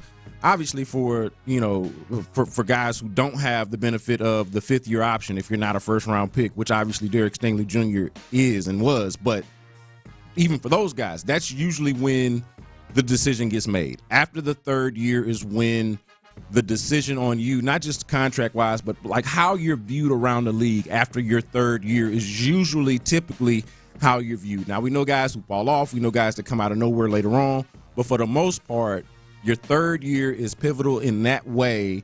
And so that's what year 3 was for Derek Stingley Jr. And we're about to see year 3 for some pretty key Texans coming up here in 2025. So, yeah, it's the importance of year 3, but also with Derek Stingley, to me, just right along what his trajectory was always supposed to be, what he was always supposed to do. Yeah. All right, I see some people rolling in here. Champ Slice, I love it being short. We aren't stuck if the body decides to fail him. Stingley deal is nice because it's playing the final 2 years on his rookie deal, so we have him locked for 5 years. There's some people rolling in with their thoughts. I want to take it this because, listen, congratulations to Derek Stingley. I think he has deserved this move. First team All-Pro last year, and then the way he ended the previous year. I think, as I said before, I think it was smart of the Texans to go ahead and take care of it now. If they waited, I think because I think there are potential other players that are going to reset this, and this would cost them more. So I think and understand the move. I just want to throw this to you and the people in the space, and I was thinking of this when I saw him get this deal. Do you Do you feel like this is a position that is about to get looked at differently around the league in terms of how much you invest in it? Because I've said outside of quarterback, finding a shutdown corner may be the most difficult thing to find in the draft, in free agency, or whatever. It's hard to find Gardner, Stingley, Patrick Peterson, who I believe is the reigning Defensive Player of the Year. I think he won the Defensive Player. What did I call it? What did I say? Yeah, you went. We showing our age here. Patrick Surtain, welcome Jr. Welcome to 2010. Patrick Surtain, who's the reigning Defensive Player of the Year. Other guys, I think those guys are hard to find. But teams are going to start looking and saying, "Well, hold on, how much do they actually impact winning big?" You don't win big, or the teams think so? I'm not saying they don't. I'm saying there is an argument when you look at this and you say, all right, let's just take the Texans. They had, and let's look at the playoff games. They got Derek Stingley on the field. Ladd McConkey still went in there and whooped their ass, right? Like, and Derek Stingley was out there. He still went out there and got over 200 yards passing on them. Right, even with Derek Stingley out there, no, they won the game. I'm not saying that, but I'm just saying when you look at that. Then the next week, Derek Stingley's out there. All right, he took away maybe a receiver, but Travis Kelce went out there and just whooped their ass. Yep. Moving even more forward, Trent McDuffie was the best corner in the Super Bowl. Didn't matter a damn penny. Hell, he got beat by Mac Hollins in the AFC Championship game in Buffalo one-on-one. I'm not saying corners. I'm not saying I don't believe corners aren't a big deal or hugely impactful. I think we are starting to see offensive coaches be able to allow a corner not to have a big impact in a game if they want to. The only way being is if you shadow guys. And I think guys still, for the most part, are able to get what they want. Like, even if Derek Stingley shadowed Jamar Chase, he's not going to stop Jamar Chase. He's not going to stop Justin Jefferson. I'm just throwing it out there.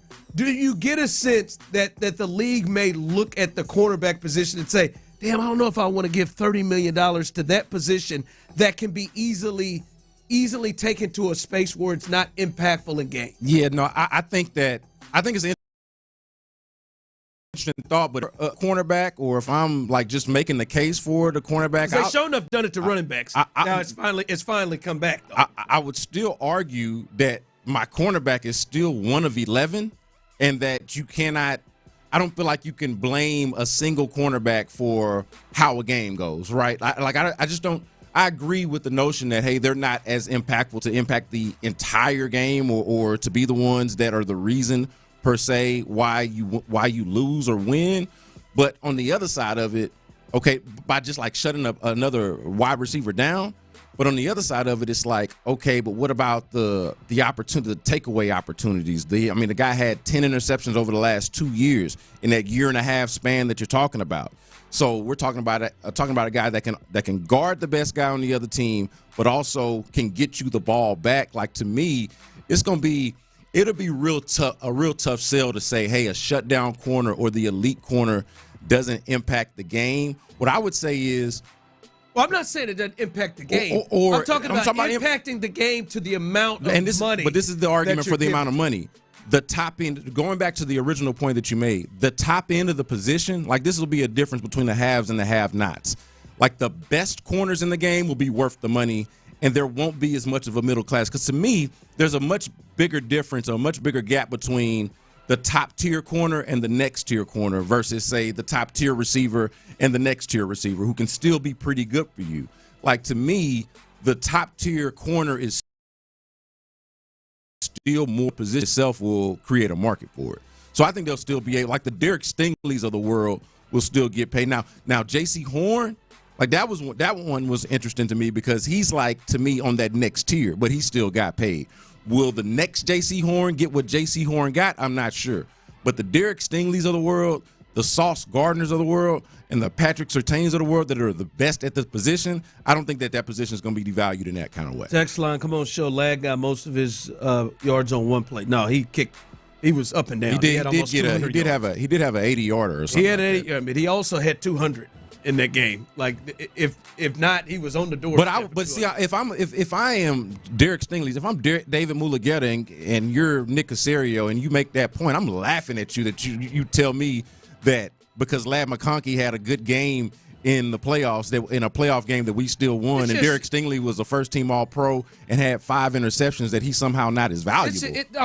No, I'm not saying he's not as. I'm not saying he's not as valuable on the field.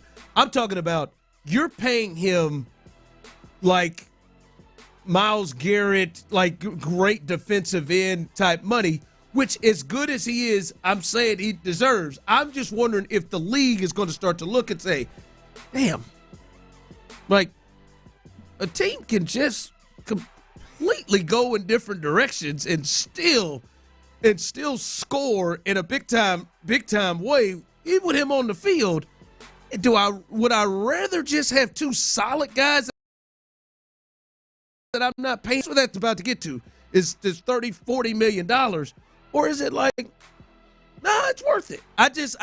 On his behalf, I'd make the same argument against Will Anderson. I'd be like, man, Will Anderson was on the field, but Ladd McConkey still went off, and Justin Herbert still went off, and whatever. Like, I'd still make the case.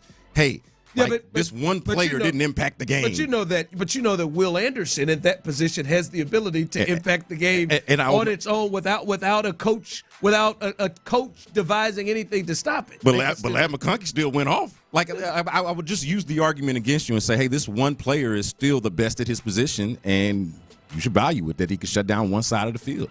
We'll see. All right, coming up. A lot to get to. We'll finish this off because I see some people rolling here saying I'm not making any sense. Okay. I get it. It makes sense. It makes sense. We went over the break. We went to the break talking about this. Yeah, but we'll get into that and we'll finish that off. And the tournament. The tournament is back and it is getting set to start. Hell, tomorrow, coming up for real on Thursday. Houston is a number 1 seed. The Final Four is coming up. We'll discuss that coming up next. It's been a week of free agency, and Nick Caserio made some significant changes on the O-line. The moves that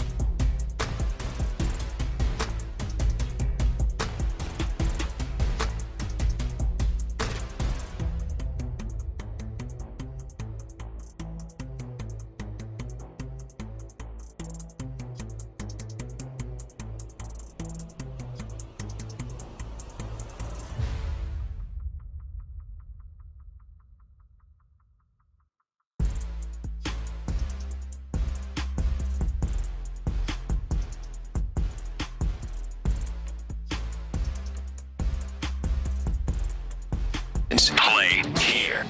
Live from the Mokaram Injury Lawyers Studios, Sports Radio 610 presents The Drive with Stoerner and Hughley.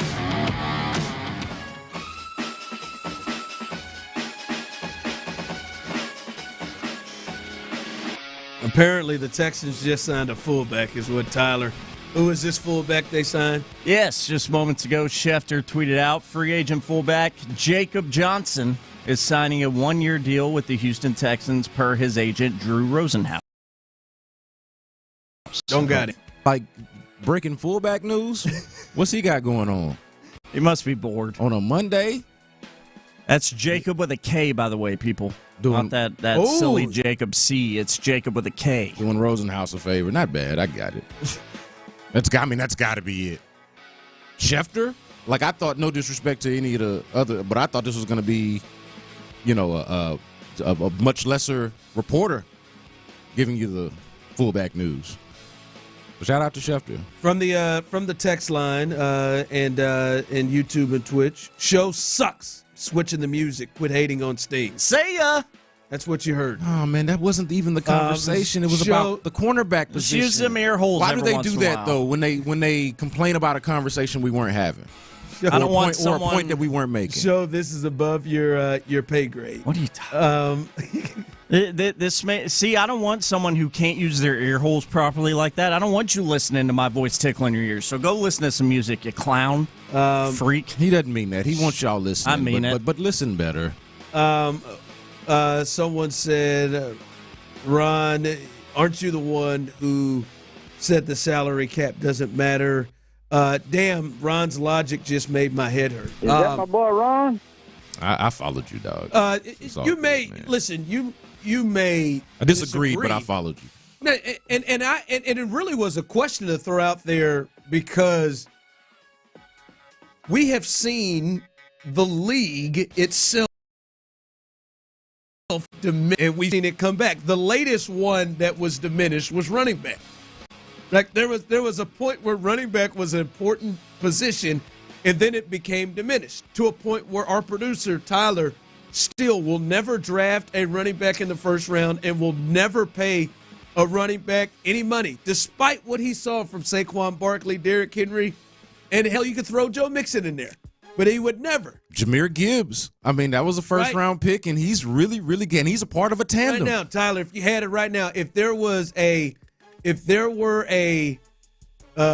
Bijan Robinson in the first round right now, and the Texans had a chance to get him at 25, would you take him? Nope. You wouldn't do it, right? Well, I wouldn't do it now because they've got Joe Mixon. But if that thing fell right, and I understand how old Joe is, when I may take a look at it. No, but when they didn't, like when they had Dameon Pierce a couple of years ago, and the question was out there about Bijan Robinson, I definitely do that, man. Now, the second contract, I think, is a valid question because, the running back position is known to be one where the lifespan on it is a lot less. But that's what I'm just saying is we've seen positions get devalued. And I'm just saying what we have also been able to see in the league, again, I'm not saying the cornerback is going down or they're not impactful. I'm saying that offenses have found ways to be able to score and score big to make cornerbacks game. And now that position is getting paid. And I'm not saying the Derek Stingleys or the Sauce Gardners, who in 3 years has been a first-team All-Pro in 2 of them, or Trent McDuffie, or Patrick Surtain, who was the Defensive Player of the Year. I'm not saying those guys aren't impactful and they don't deserve the money. What I'm saying is Travis Kelce is going crazy in a game in the postseason that you lose. And I would say maybe the number one reason you lost the game was because of him. And Derek Stingley is not covering Travis Kelce, nor is he covering Xavier Worthy. They're 2 top guys. The guys that scored, that did the most damage. Right? Like, as I said earlier, in the Super Bowl, Trent McDuffie was the best corner in the game. Yeah. It didn't matter. Hell, he couldn't cover A.J. Brown. Look, it's more of a luxury item than quarterback. it's probably more of a luxury item than receiver, and definitely I would say on the defensive side of the ball, a more luxury item than defensive end or even defensive to like stud defensive tackle. Somebody up front who can really change the game, obviously I think matters more.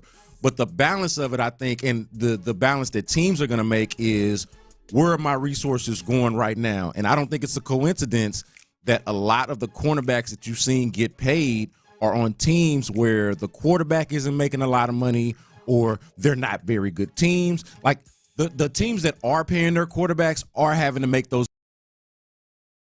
business decisions. Where does go? But they're probably going to pay McDuffie. They probably will, but they're probably going to do some cap finagling. Like they're going to have to figure out a way to make it work. But there's a reason why they couldn't pay Snead, because you're the one who said that they actually liked him, but they had to make a business decision. And where does he go?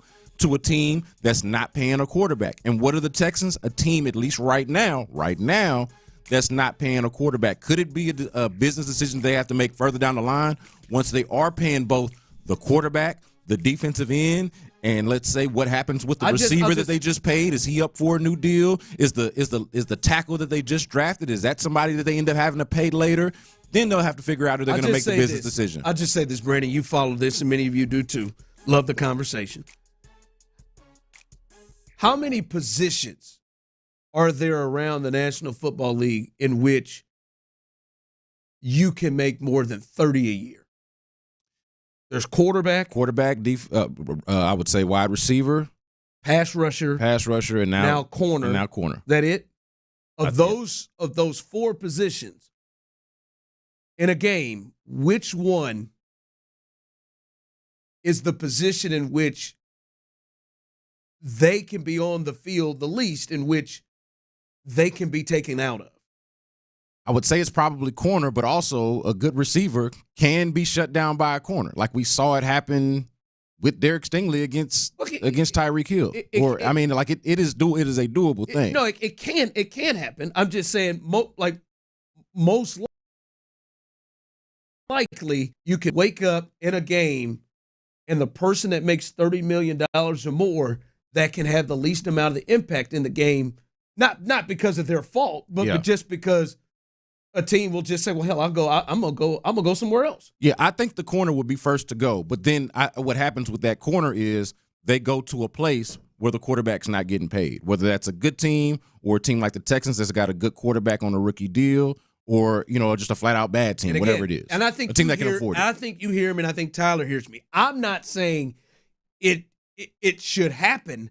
I'm just simply saying the NFL will look at and say, "All right, well, hell, I'm allocating this amount of dollars to this position. Yeah. Am I getting the impact that I need to get out of this position?" Like they will do that and say, or could I take this $30 million I'm giving a year and get solid players at that position, and then take that $30 million a year and put it in areas that are going to be more impactful in the game? I'm just saying that happens in the league. And that's a position where it looked at, I'm like, all right, the Texans got Derek Stingley, and he deserves the bag. And I'm sitting there thinking, damn, though, that playoff game they lost, you just don't really remember his name even being called. And it ain't because Derek Stingley sucked or didn't step up. It's just because Andy Reid just took Derek Stingley out of the game because he just wouldn't even go. Derek's making all of this money. If we'll be watching Texans games thinking, man, they could be doing something else better with all of that money. And we might. I don't know the answer to that question, but I do wonder if we'll think that. Like, if Derek Stingley is playing pretty consistent with what he's been over the last year and a half, if we'll watch the game and think, you know what, they could do a better job with that penny. All right, we get to the brackets coming up next. Before we do that, though, I got to tell you about Underdog Fantasy, y'all. Underdog Fantasy is available right here in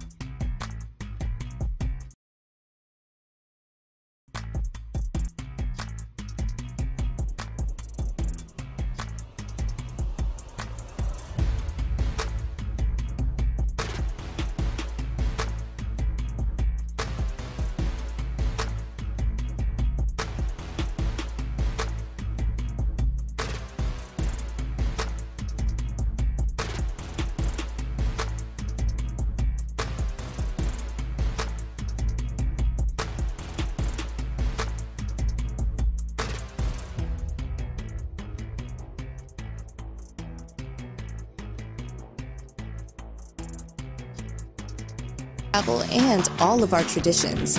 For all us Texans, don't mess with Texas means don't litter. Brought to you by the Texas Department of Transportation. Live from the Mokaram Injury Lawyers Studios, Sports Radio 610 presents The Drive with Stoerner and Hughley. All right, Clint is out. B. Scott is in the building. We appreciate you jumping on with us on YouTube and Twitch and on the text line, the Jim Adler, the Texas Hammer text line. You hear Tyler, who is not wearing any green, and I'm disappointed in myself, and said he couldn't do it because his clothes were too ironed, were not ironed, or his shirt was. And his wife, put on that holy moly hat. It's got green. Throw on that sucker. There you go. I respect him not coming out here in intentionally wrinkled clothes or obviously wrinkled clothes. To my point earlier, I've seen way too much of that. That's why I asked the question. Did not know if folks still iron these days. Clothes be out here wrinkled. I appreciate Tyler. Yeah, it ain't that important to do. This is my quest, and obviously, I have failed some of you in the last 5 years, almost 5 years. Attack that ass. Yep. In this month, 5 years ago, I started in my basement in Kansas City, doing this show. So I have failed some of you in the last 5 years. That topics like we just had are not hating on Derek Stingley. I don't know how you get to that place. Nah, you said he didn't impact the game. They don't like that. It's not like we didn't impact the game. We have got to get to that point. We have some people think that the sports radio audience is dumb. I'm not kidding you. That has been echoed to me. It's like, oh man, they're not as smart a group as you may give. No, I give it credit. Yeah. I think you guys, many of you guys, are a smart group. Now, obviously, there are dummies in every group. And I think you're a smart group yet. And understand, this was not hating on Derek Stingley. All right, but it was a fun conversation with most of you that we had this. We're talking about the position group. I just want to take cornerback position group. I just want to take this time to tell again. This is usually my favorite time of the year, Brandon. Tyler, you know this. Selections. Usually, but not now. I know this music and this time of year gets you going, man. I got you back, bro. Chills. Let's jam. Let's get into it. It's March. It's madness. It's all the madness of March. That was pretty good. That actually was good. I wasn't expecting that, Tyler. I don't know where that came from, man. Thank you. And this is where I am. I am so pissed off at Kansas. Oh, no. That I can't even enjoy this music. This music normally gives me a chill, gives me a shake in one of my legs, gets me excited, especially to know that Jim Nance is out of the way. Oh, that one does it for you? I just got the red carpet. We're wanting to get into a controversy. Generally. Does it make you root against Houston? Because you know he's going to be out there if they win. I am usually just made to smile about this. But Jayhawks are going down. But Kansas has been so pathetic to watch this year. And my kid at 5:30 in the morning, and I let those a-holes keep me up against Arizona. They took the lead, and I said, "Well, I got to hang in here now." Oh no! You're a real fan. And what do you mean? And then they went stupid, and of course, I only got 3 hours of sleep. Damn it, Jim! But they have made Selection Sunday. I normally record it all. I didn't even. You love your Jayhawks, man. What's going on with you? I'm not gonna lie to you. I got to it at 5:02. I got to it late. That's Trey, not like you. Trey, a.k.a. Little Show, had to remind me, hey, Dad, Selection Sunday started. I had to flip. And, I was just. You didn't need to be you knew when Selection Sunday was, that it was at 5 o'clock. He said. Don't lie. I kid you not. Nah, not a Jayhawks fan. Not a Jayhawks fan didn't know when Selection Sunday was. I kid you not, on the couch, my son said, Dad, it is 5:01. I just want to make sure you know. I said, oh, okay. I flipped back over, and I just, and now you know what I got to deal with, because the committee, that Bubba dude, and Bubba, I ain't a fool. I know you got North Carolina into this tournament, Bubba. Bubba, the athletic director of North Carolina, who is also the chair of the committee, who supposedly stepped out of the room while North Carolina was being discussed. Yeah, that door was sealed, bro. Yeah. He left. Yeah, somehow they got in. But I'm just not as. Hopefully, and I get emotions, and I get excited, and I get myself ready. But right now, they have. I can't wait for this to end. I can't wait till Hunter Dickerson takes that damn jersey off and he is done. I basketball player hate him so much. Not in real, not in life. I'm sure he's a fine young man. I don't think he is, but I basketball player hate him so much. I will say this. I do love Houston's draw. I love Houston's, and I can be man enough to admit this, and I want to say this very clearly to you all. Ocho, all of you. Houston has come in to our damn conference and taken it. Yes. Ripped it. Snap that chain. Took it from Kansas. Smash that chain, baby. Took their draws, everything. Go Cougs! Just came over and Kelvin just kicked Bill Self over to the side and said, this is my stuff now. The Naismith Hall of Famer Bill Self, who before Houston entered the conference, I believe was widely thought of as the best coach in college basketball after coming off a national championship. Oh, yeah. Kelvin Sampson. I didn't think about that angle. Kelvin Sampson snatching Bill Self's chain. He did. Now, I will say this to Cougs fans. None of this is good for Kansas, dude. I feel for you. I don't care if how my bosses feel. This is not going to be the norm for you. Okay?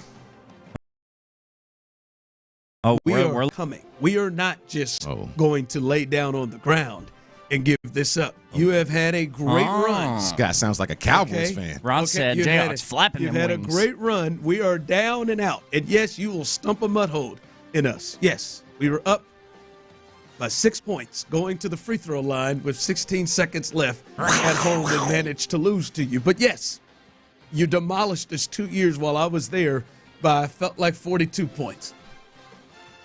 But it will not sustain.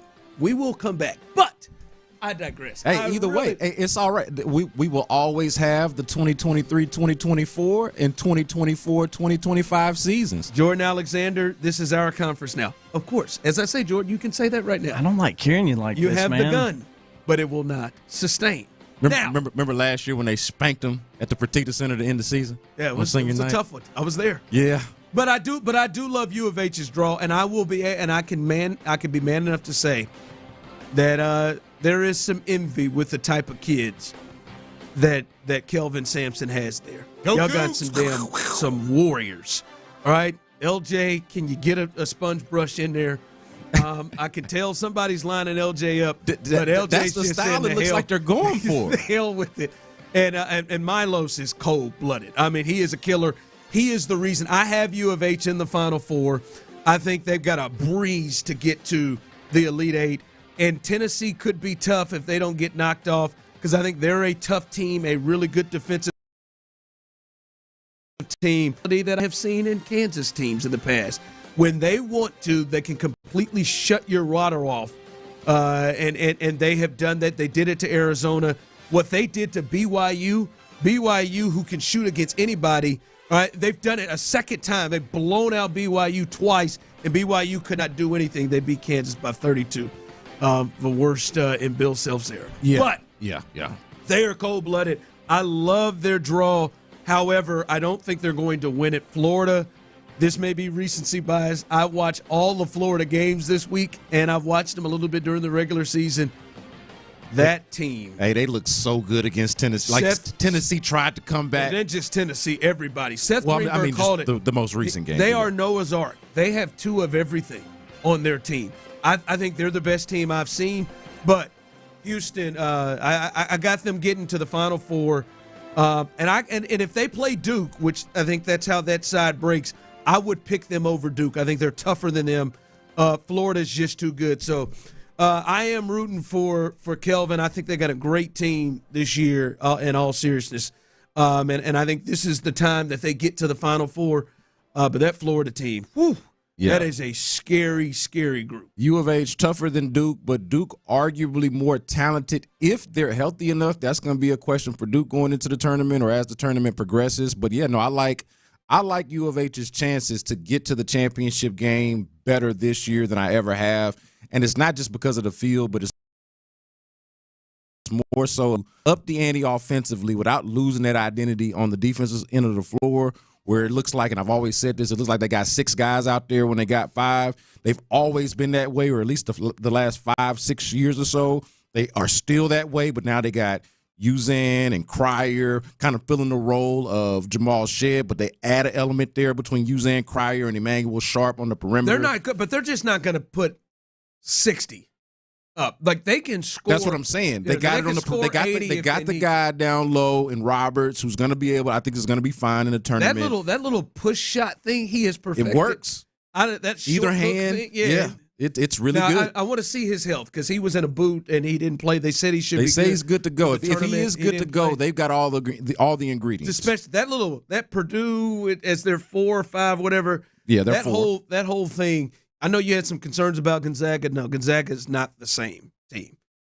Gonzaga and St. Mary's combined 1 for 37 from 3. But even in the WCC championship game. No, but even Purdue and Tennessee being in the bracket, I think is or on their side of the bracket is pretty tough. But I like their chances just as good as any other year. All right, I was gone when this happened, but I applauded the Texans for it. Now let's look at this offensive line as it speaks. Right now, where are you at about the Texans' offensive line today? We'll discuss that next. Your house or your office needs a little freshen up. You know what I mean? A little paint job. It's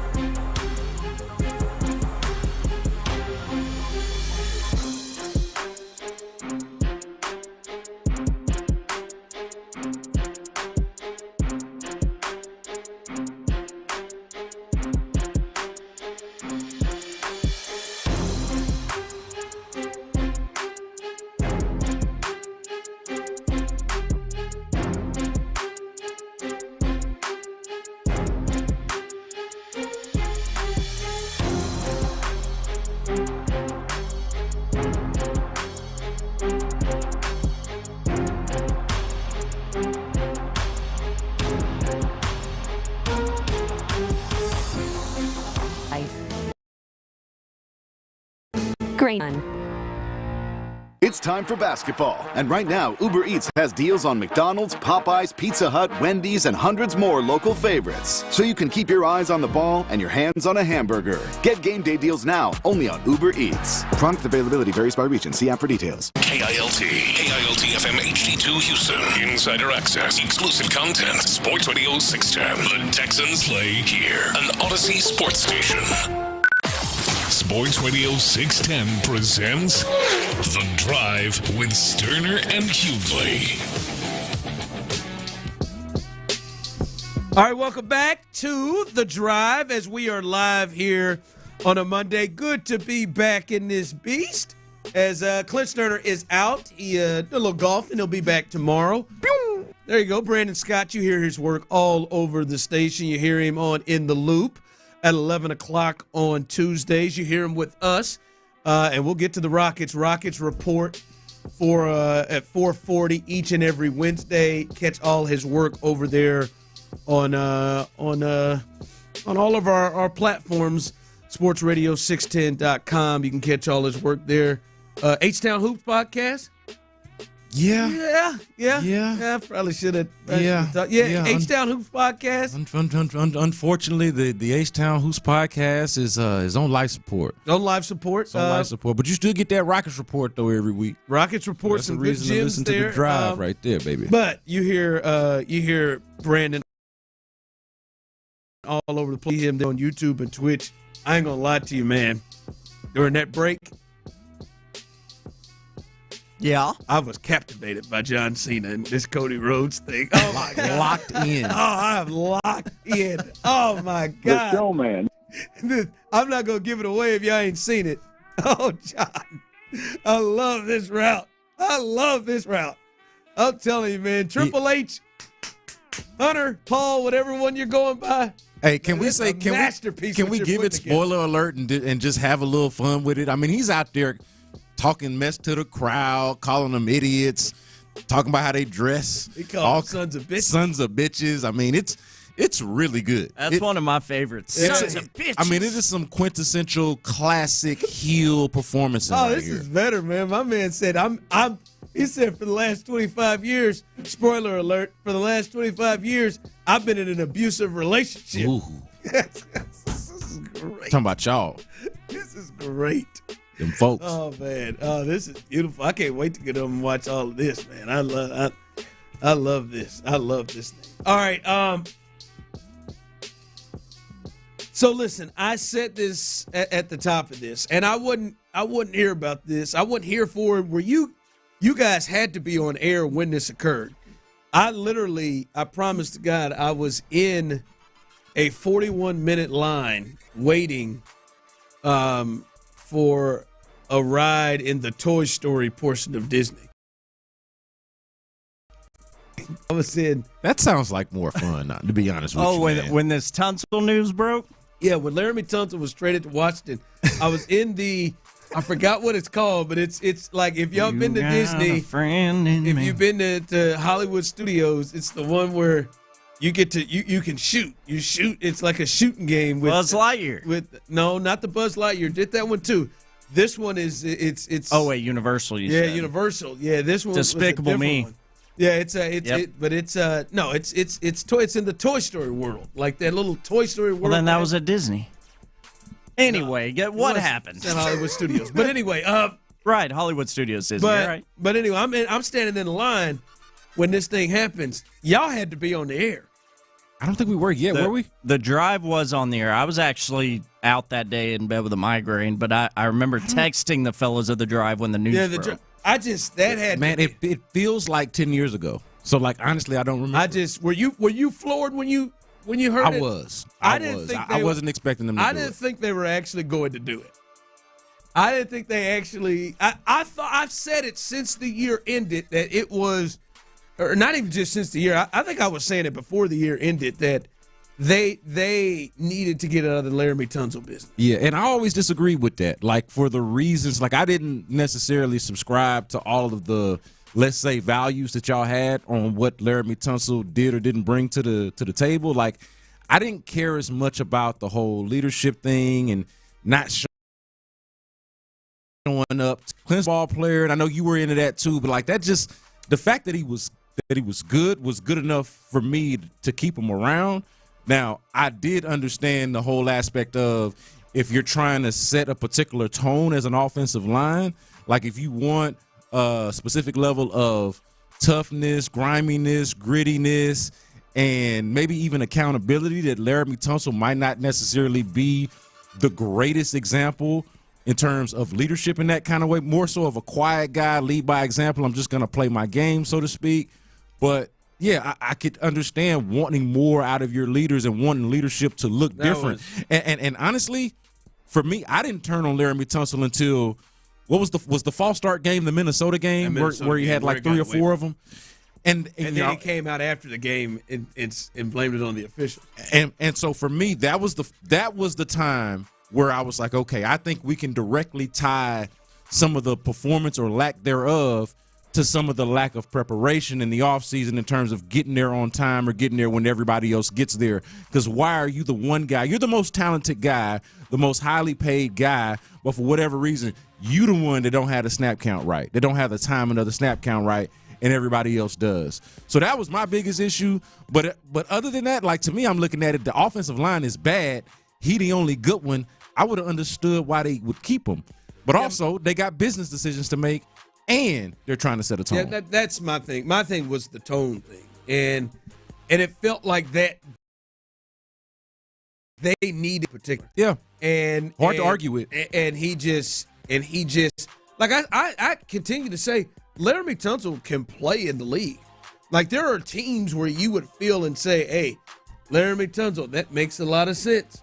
Hey, Cincinnati, Washington is probably one. Made sense for Houston. As controversial as the trade was, the initial trade to Houston was with Miami, he made sense for them at the time. Because he can play, but it feels like D'Amico was looking for a certain type of team and leader up front, and I did feel that Laramie's get down rubbed off to others around, others in that room around him. Yeah, and I'm not saying that that's fair to him, but I did. It felt like you had a lot of guys that kind of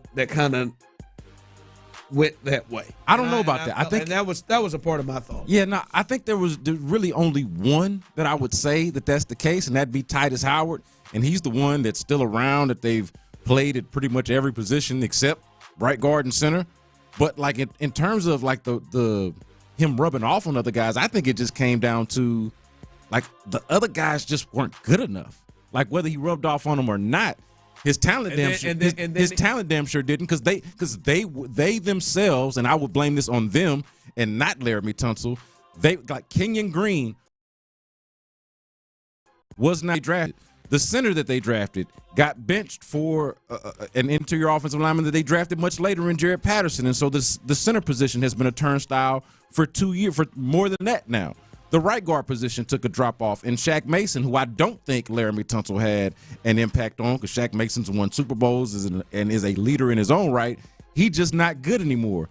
And then there's Titus Howard, who I do think there's something to that, but I'm not sure how much that has necessarily hurt Titus Howard as much as injuries have and being moved all around the offensive line. I understand not necessarily getting down with his get down or the sensibilities that he had, because I think it offended a lot of people that, hey, one of your leaders and highest paid guys doesn't feel like he cares more. It doesn't feel like he wants to show up. It doesn't feel like he's fans, or you talking about the teammates? I think that's the fans mostly that internalize that. I think there's some people in the locker room that I don't know. I don't think people in the locker room felt that way. No.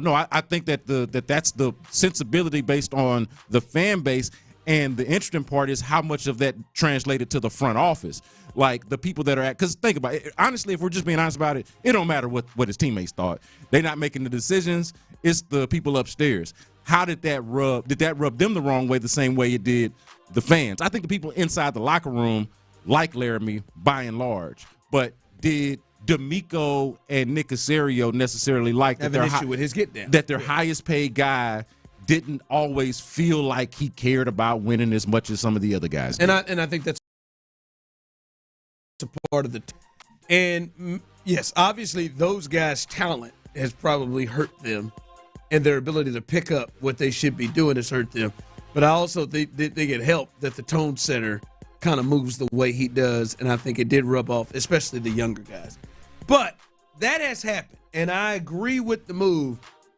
But Brandon, what are they doing? What are we doing, dog? Like where they're at right now, and this is and maybe the Texans have it different than what I'm seeing in many depth charts that the Texans have.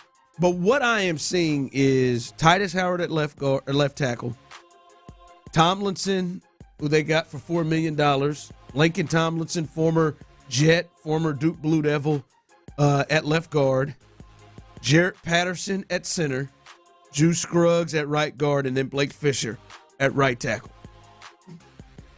That is what I am seeing here. And again, I am someone who agreed with the thought of moving on from Laramie Tunsil and getting out of that business. But I also agreed and believed it came with, you're going to bring in a surefire, at least one surefire, big-time, well-invested free agent, at least one. I would have hoped for two. This here, this is it, okay? It can't be. It does not mean this is it. Except it can be. Now, I'm going to tell you right now, even if they draft in the first round, I'm still not. Because I'm telling you what I'm basing this off of is trying to get past the Ravens, Chiefs, and Bills. Yep. Right? You're trying to get into that game. That's the standard. Nick and D'Amico said, we're right there knocking on the door. Now we got to kick it down. You ain't kicking a damn thing down with Titus, Tomlinson, Patterson, Scruggs, and Fisher. So I got to believe there is more moves there. Now, I'm a bit concerned because we have looked, and there is a whole host of people, including Becton, who just went off the board for what, $10 million? Yep. Per? $10 million a year, yep. For 2 years. 2 years, 20. That seems very doable. Yep. Zeitler, 1 for 9. 1 for 9. Right? Now, I'm not saying to a division rival at that. Now, and Will Fries he gets big money for $80+ million. Banks gets big money from the Packers. Dahlman, who I know Clint was really high on and wanted potentially to look at center. Those guys are all off. Now, even though I follow and cover this team, I didn't know that Joe Thuney was on the block. So maybe there is another team that has a guard that's not on the block that the Texans are working with. But I am willing and understand, we'll sit here and give them a chance because they stumble on moving on from Laramie Tunsil when they did it. No way. They knew when they were going to do it, so there has to be a plan. And I just know it ain't Tomlinson or Ed who they got on the bench backing up. That can't be it. And I'm just waiting to see what it is, because this can't be. You cannot come out and say we got to protect C.J. Stroud from getting hit like this, and then this is the response. Well, I would go to this, Ron. Man, they needed a better plan than this, even if they had kept Tunsil, right? Yes, even if Tunsil was. Even if Tunsil was still here, their issues were from guard to guard, and you wanted them to get better from. And so I think you feel like Tomlinson at least is a more accomplished guard than Kenyon Green, but the recent tape and the feeling is not like you've really, even if you've upgraded that position, it doesn't feel like you've adequately addressed it. So to me, this is something. You've not AFC Championship game upgraded the position, especially when Patterson and Juice Scruggs are the ones sitting next to him potentially. This is not good enough. Like, there's no way around it. And they got there's no need to sugarcoat it. This is not good enough. It's not over. I'm not saying that this is the end of the world, because they got the whole offseason to figure it out, or at least a couple of more months to figure it out. But there's my issue. It's hard to necessarily see what that answer is. Now, maybe there is a Joe Thuney type of example out there. Maybe there is and I mentioned this last week, a guard version last year. Like maybe that's out there, like where a guy that's about to get cut and they just trade for him, right? Nick Caserio likes to accumulate these late round picks where he wheels and deals and gets a player randomly. They could still do that, but as it stands now, this does not breed confidence whatsoever that the offensive line issues were going to be fixed, and that's with or without Laramie Tunsil. You can't look at this and say all we needed was to do this, and with better coaching. Yeah. Better coaching is not going to help you not get knocked on your ass. Because right now, I'm not saying – if that's what it comes down to. I'm not saying this is the case. Right now, the way it looks, because as I've said before, I believe Nick and D'Amico are good football people and are not putting themselves in a situation like this. I'm just having a hard time seeing it right now, what's left on the market. And as we said, there's got to be something else in the works. But right now, this looks like they just saw a great deal that got them a bunch of picks for this year and next year with Laramie Tunsil, and they wanted to move off that, and they wanted to get Blake Fisher on the field. And they didn't really have a plan on what they were going to do the rest of the way. That's the way it looks right now. I don't believe that is the case. I am waiting for them to bring in because I'm not going to say, even if it's a rookie. Yeah, but even if it's a rookie right now, we just watched that. That wouldn't bring me to a point where I'm like, yo, this is it now. There's also that part about how they've been showing themselves to be good at this offensive line thing over this stretch. Under Nick Caserio, since D'Amico's been here, like the current regime has not shown itself to be good at evaluating and acquiring offensive linemen because the offensive line has not been good. I want to hear from people. I really do.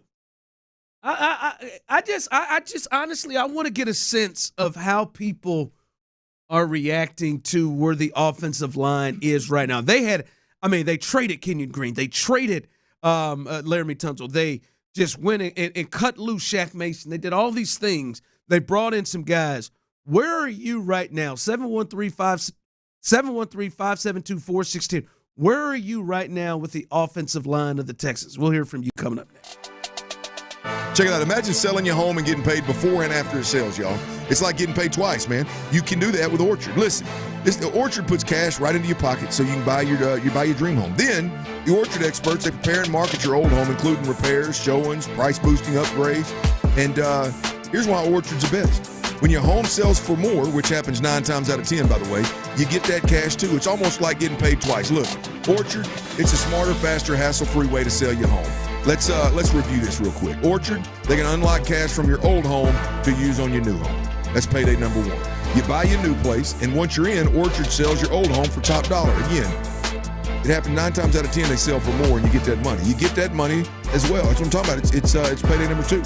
Start with a free home valuation at Orchard. I'm telling you, go to orchard.com right now. Get that free home valuation. Check it out. If you don't want to go to orchard.com, you can always call pound 250 and say Orchard. Again, that's pound 250 and say Orchard. One more time for the folks in the back. Pound 250 and say Orchard. It's been a week of free agency, and Nick Caserio made some significant changes on the O-line. The moves they've made so far with Laken Tomlinson and Evan Ingram, it feels very much more like, all right, these guys are guys who we bring in to compete, and maybe we get the best out of them. For the veterans, it's going to probably come via trade if you want to get a stud and in the draft. They've got work to do. Insider access, exclusive content, Sports Radio 610. The Texans play here. Do you have $10,000, $20,000, or $30,000 in debt? Then listen to this. You may not be required to pay it all back. I was drowning in debt. I had over $36,000 in debt. If I would have just made the minimum payments, it would have taken me 59 years to pay off. Whether it's credit card, medical, or personal loan debt, National Debt Relief can help significantly reduce what you owe. In fact, debt relief payments can be 50% less than your monthly credit card payments. That's right, half as much as you're paying now. National Debt Relief reduced my debt by over $27,000. With National Debt Relief, you have a powerful team that knows how to talk to your creditors. National Debt Relief, they got me out of debt. More than 550,000 Americans have used National Debt Relief to reduce their debt. Call 800-353-5566 to see if you qualify to settle your debt for a fraction of what you owe. That's 800-353-5566. 5566. 5566. The Stars are out. Catch Old Dominion on the Star Stage Wednesday, March 19th. I don't want to be a one-man band. Full lineup and tickets at rodeohouston.com. Let's rodeo. Hey, Houston, it's Seth Payne from Sports Radio 610. Look, I know this as well as anyone. Injuries can take you out of the game. But with Mokaram Injury Lawyers, you've got a team that calls the right play every time. From start to finish, they've got your back, making sure you get the justice you deserve. If you're injured, you know what to do. Call my friends at Mokaram Injury Lawyers at 281-222-2222. They take care of all the problems that come with an accident. They're available 24/7 and will help you get the assistance you need when you need it. Mokaram Injury Lawyers will fight to get you the compensation you deserve so you can take care of your family. They've got over 25 years of experience, and they treat every client with personalized service that you can trust. Plus, your first consultation, it's free. You pay nothing unless they win your case. Call Mokaram Injury Lawyers at 281-222-2222. That's 281-222-2222. Or visit MokaramLawFirm.com. Mokaram Injury Lawyers, Principal Office, Houston, Texas. John Lopez here with Louis Flory from Ability Trees. Louis, we know in Houston there's always going to be another storm. You got to be prepared for it with Ability Trees. But even if you have and you think your trees have survived a storm and they're okay, that's not necessarily always the case, is it? No, it's not. A lot of people are having us come in after the fact of this storm because they're still continuing to have broken branches come out. Once we get there were secondary branches that have been splintered, broken, cracked, a lot of tree damage that just didn't show up the day after the storm. And now we're starting to see a lot of other canopy damage that needs to be addressed now. Not only there's canopy damage that we're addressing now, trees now are starting to ooze various types of secretions, which is putting off an aroma and attracting secondary infestations from this wind damage. And that, ladies and gentlemen, is why you want Louis Flory and nobody else on the job. Ability Trees, abilitytrees.com. Call 281-441-4179, 281-441-4179. It's Ability Trees. Ability Trees, Houston's, say it, leading tree care professional. Make this your year. Looking for a new career in the high-demand fields of IT, cybersecurity, and AI? Attend classes live, online, or on campus. Go to mycomputercareer.edu and take the free career evaluation today. Financial aid is available to those who qualify. I'm Brian Tedesco, CEO of Blaupunkt Americas, the pioneers of the car stereo. Today, we're not just about sound systems. We are revolutionizing the e-bike scene with Blue Dot Button. Thanks to AmericanEagle.com, our online presence now features a dynamic e-commerce website that showcases the quality and affordability of our foldable e-bikes. And our collegiate e-bikes, just perfect for the college fanatic. These e-bikes offer a new way to experience freedom on two wheels, no matter your age. When we needed a top-notch website to match our cutting-edge e-bikes, we turned to AmericanEagle.com. They made the impossible seem easy, tackling digital challenges like pros. Check out the Blue Dot Bike website to see AmericanEagle.com's amazing work in action. Need the best in website and digital marketing solutions? And they can be for you too. Visit AmericanEagle.com or call 877-WEB-NOW-1. That's 877-WEB-NOW-1. Let Popeyes do the fishing while you enjoy our signature seafood that you'll love, like our delicious flounder fish sandwich or crispy shrimp tackle box. So come give them a try before they're gone, y'all. Limited time at participating U.S. restaurants. Choose Syntec Full Synthetic Motor Oil designed for today's engines exclusively at your O'Reilly Auto Parts store or O'ReillyAuto.com. O'Reilly Auto Parts. Hey, it's Jim Costa with Cash the Ticket. It's March, so Mike Valeni and I are all over the tournament again this year. There's just nothing like betting in March. Breakdowns of every region and every game. From conference tournaments to the Final Horn, we'll have the picks and the plays on every single game. Cinderella spotlights, upset alerts, and some of that value for the last team standing. It's tourney time, so hunker down and bet the board with us. Subscribe and listen to Cash the Ticket in the Odyssey app or wherever you get your podcasts. Gear up for baseball season at Academy Sports and Outdoors. Shop Astros gear in-store or at academy.com. The Drive with Stoerner and Hughley is presented by Verlo Mattress. Verlo Mattress, handcrafted for your comfort and guaranteed for life.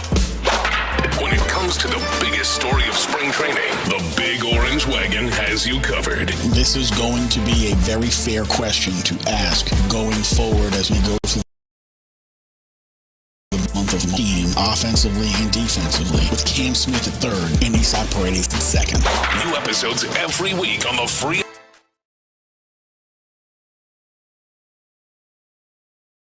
Sports Radio 610. Sports Radio 610 presents The Drive with Stoerner and Hughley.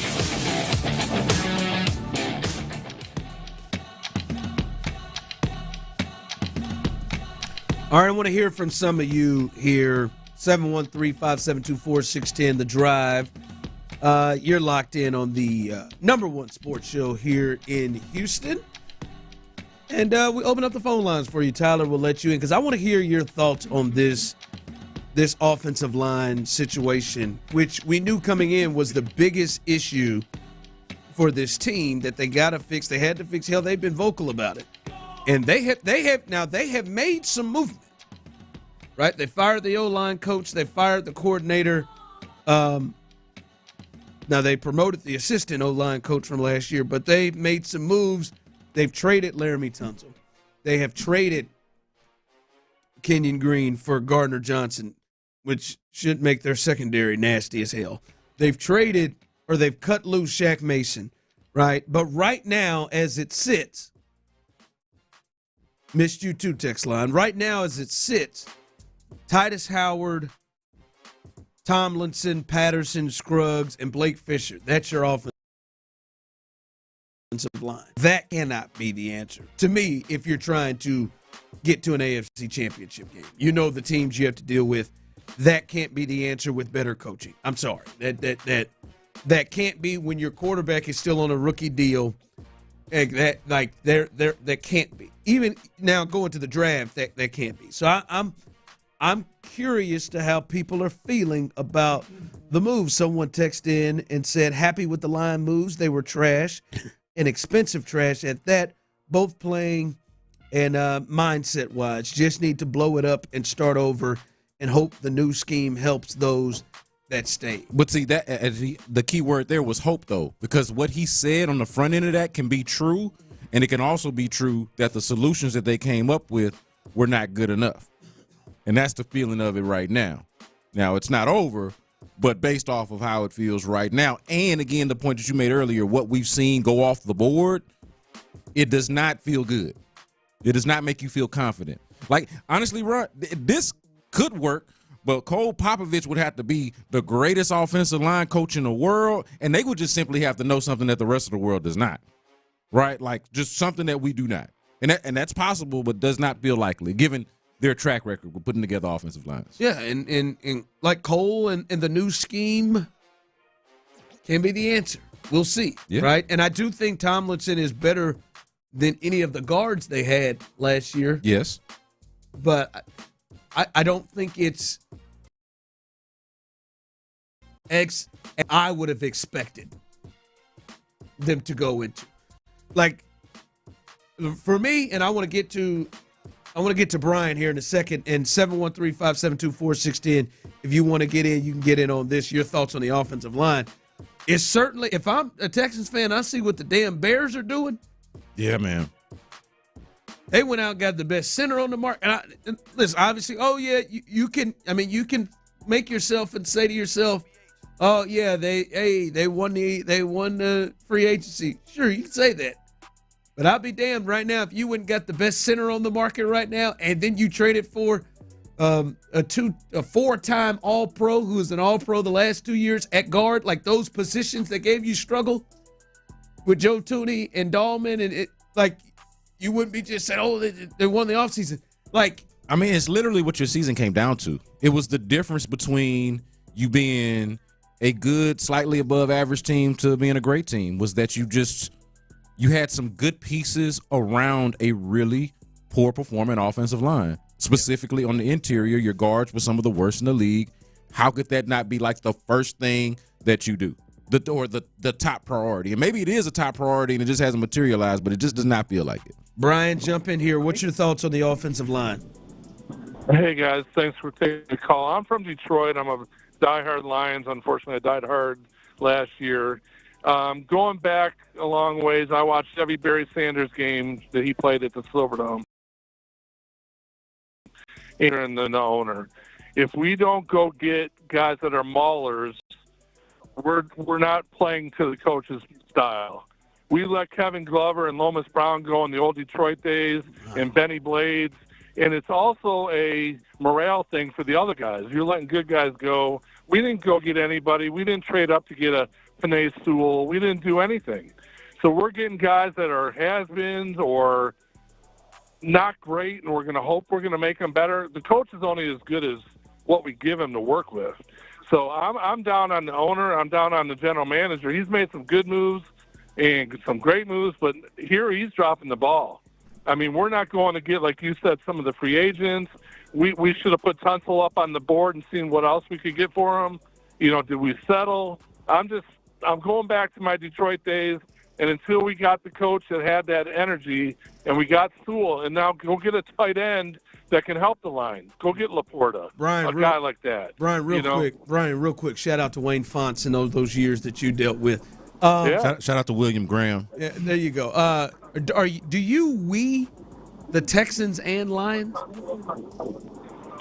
I'm a Lions fan first, and then I bleed Detroit blue, and then I'm a Houston fan second. I've been here 20 years. All right, so but you can't take Detroit out of me. Okay, because I was going to say you weed them both, and I was getting. Ron does not understand sports fandom duality. He's like, you got one team, and that's your team. How dare you have another one?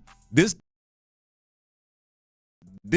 I noticed this. That's a tough one for me. You do not allow sports fans to have more than one team. I think you could root for, not in the same sport. Like, I can't. I've done it before.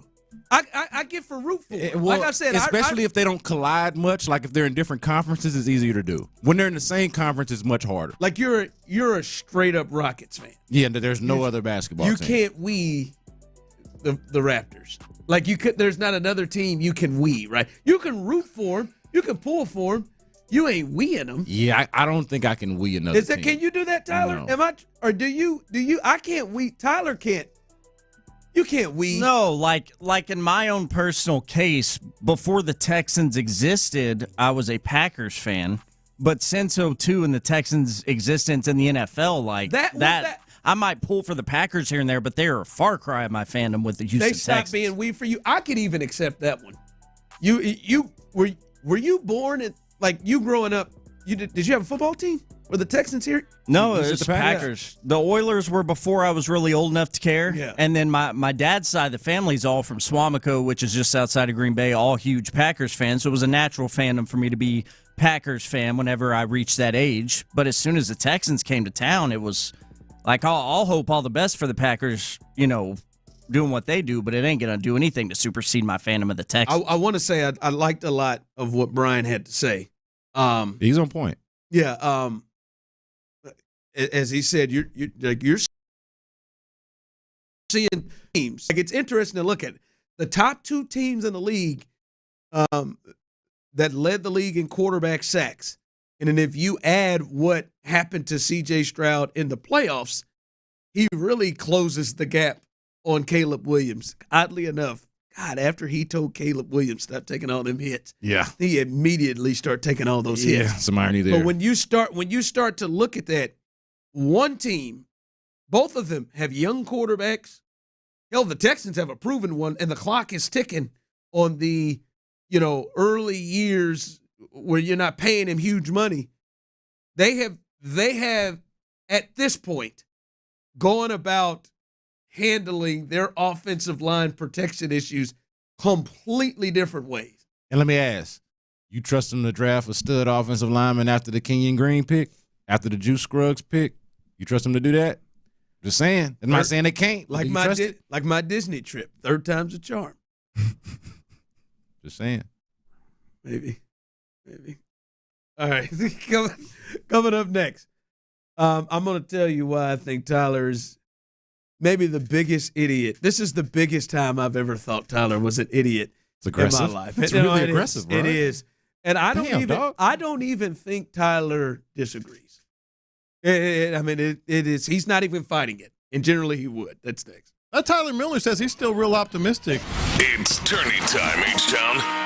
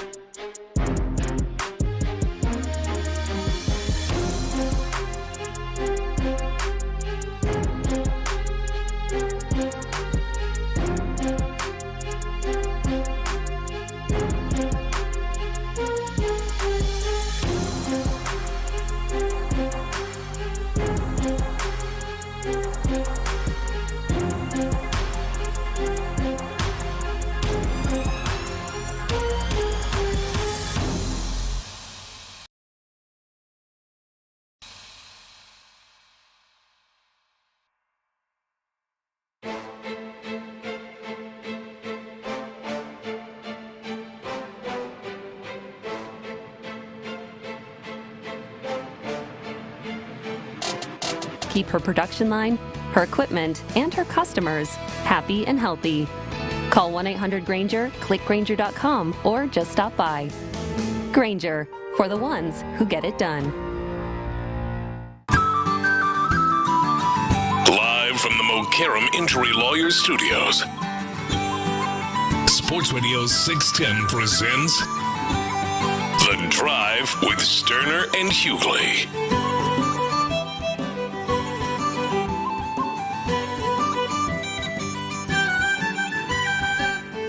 Yeah, you found it. That is my fan snobbish. Hard to get past. Yeah, that one, and I'm not saying I'm right on it. It is just hard for you're a principled individual. As I'm just saying, and again, I should not make everybody feel like me or people that I've grown up or been around.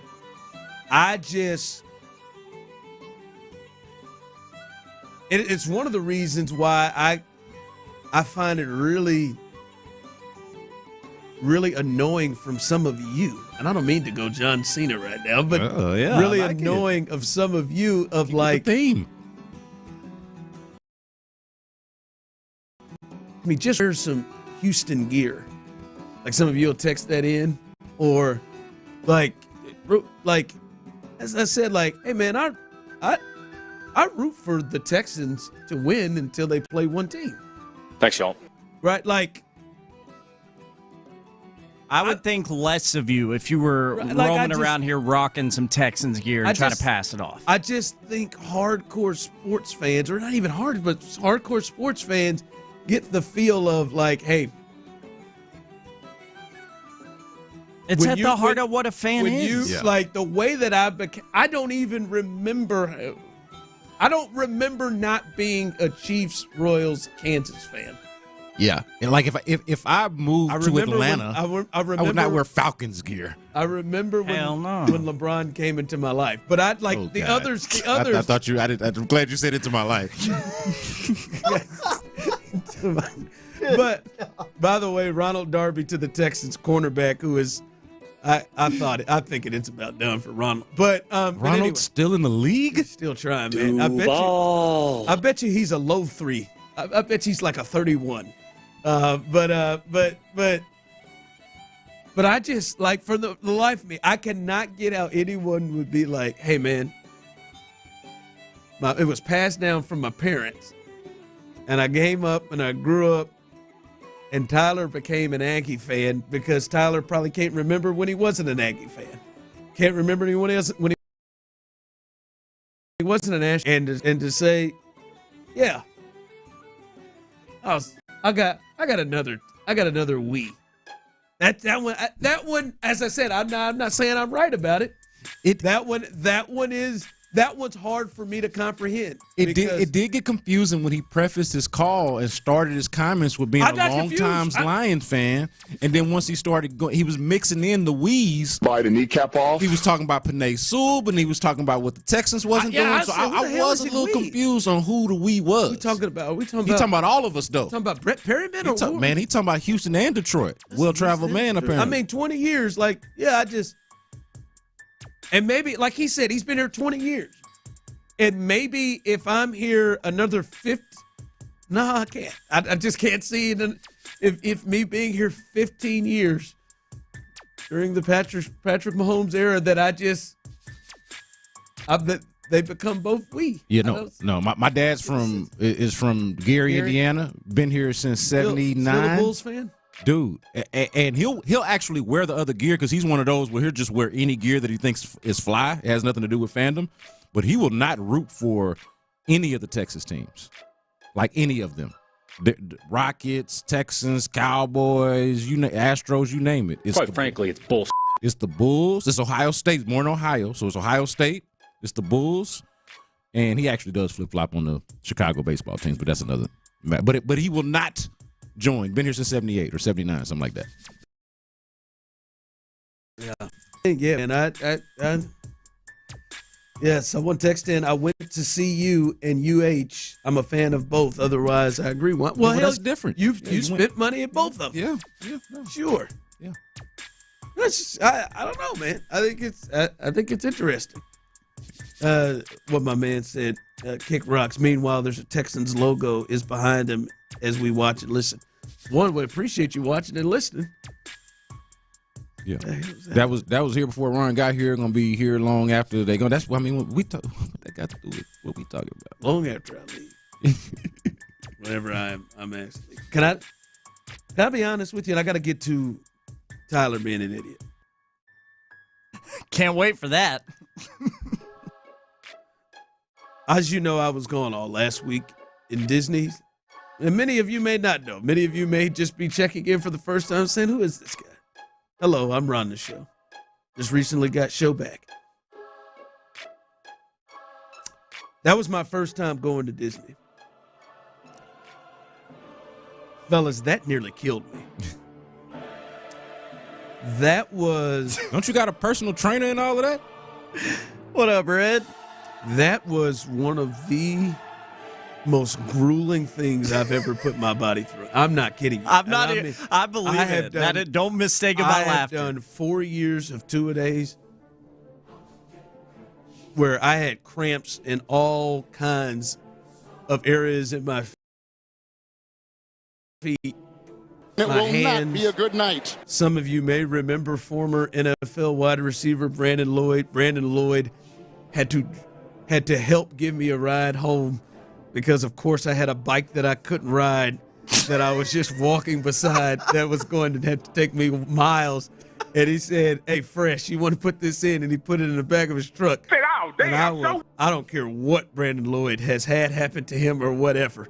Thank God he was able to shake loose of Aaron Hernandez because their lockers were next door to each other. I was going to say that's the Brandon Lloyd memory. But Brandon Lloyd got me home that day and a few other days after practice as well. I have been through pain.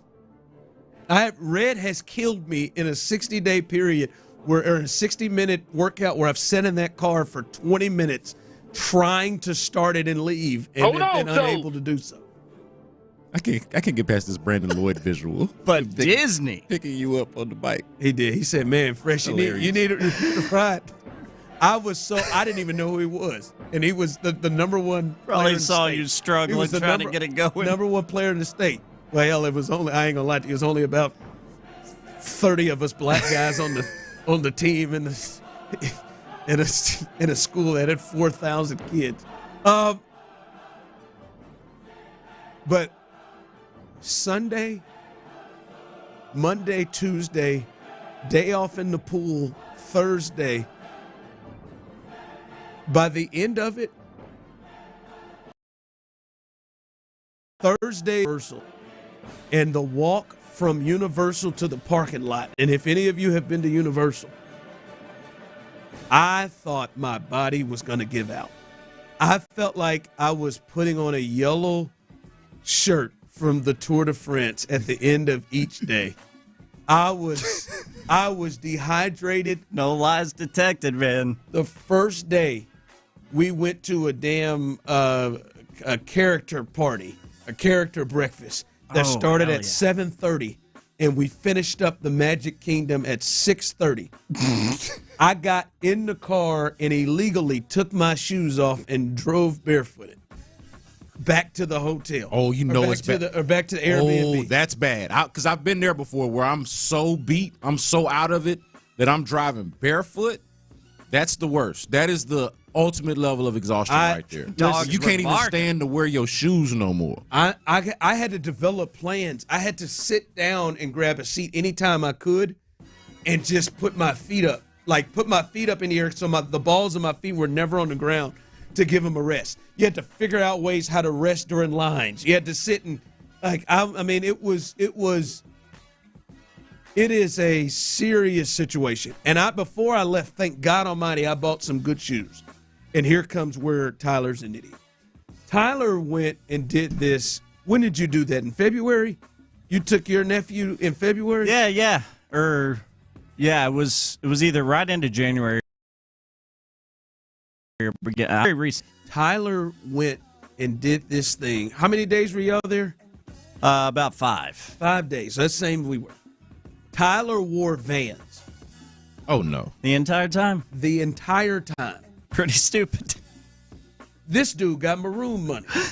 There is no way I wouldn't have found a Foot Locker, a shoe, anything. At no point did the Vans not hurt enough for you to be like, this not going to get it done? Oh, they were.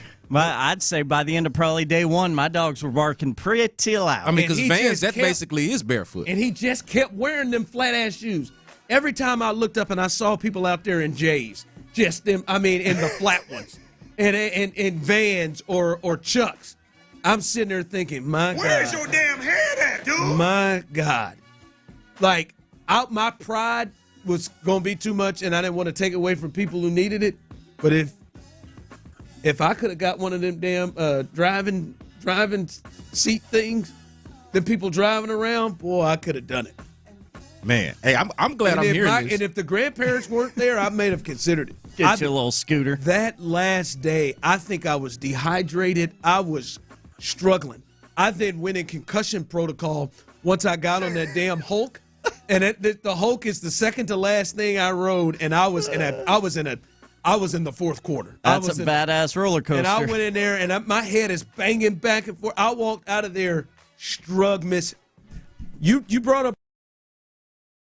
Red. I think if somebody put together a workout course of preparation for Disney like that, I would pay for a 6-week preparation for Disney, like a workout course. If they could do that where they took you around and your workouts were walking and standing and waiting in lines and all that. I was not prepared for how difficult that was going to be. Hey, that was hell. You making it hard on the Scott children, because I'm supposed to be planning a trip for us later on in the year, and I ain't in that great a shape either, if I'm honest with you. I don't know. I ain't trying to be out there laid out in Florida, man. I just it's not even shape. Are you in shape to just stand and walk around? It was. It feels like a place that's really just for young people, like people who, whether they're in shape or not, are too dumb to realize how grueling it is on the body, or maybe they just ain't worn down and torn down like the rest of us once you get a certain age. At least you're able to get drunk outside of Magic Kingdom. That's one thing you also need to know.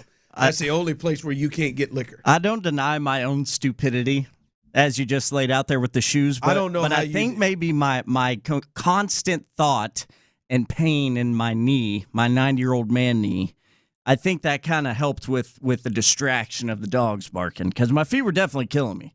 But my knee was killing me more. My right ankle started to give out. I don't know how you didn't do that. Dirty's Daily. Has a team passed up behind them last year's? Dirty's Daily coming up next as we continue. All-Pro Sting is smiling on his way to the bank.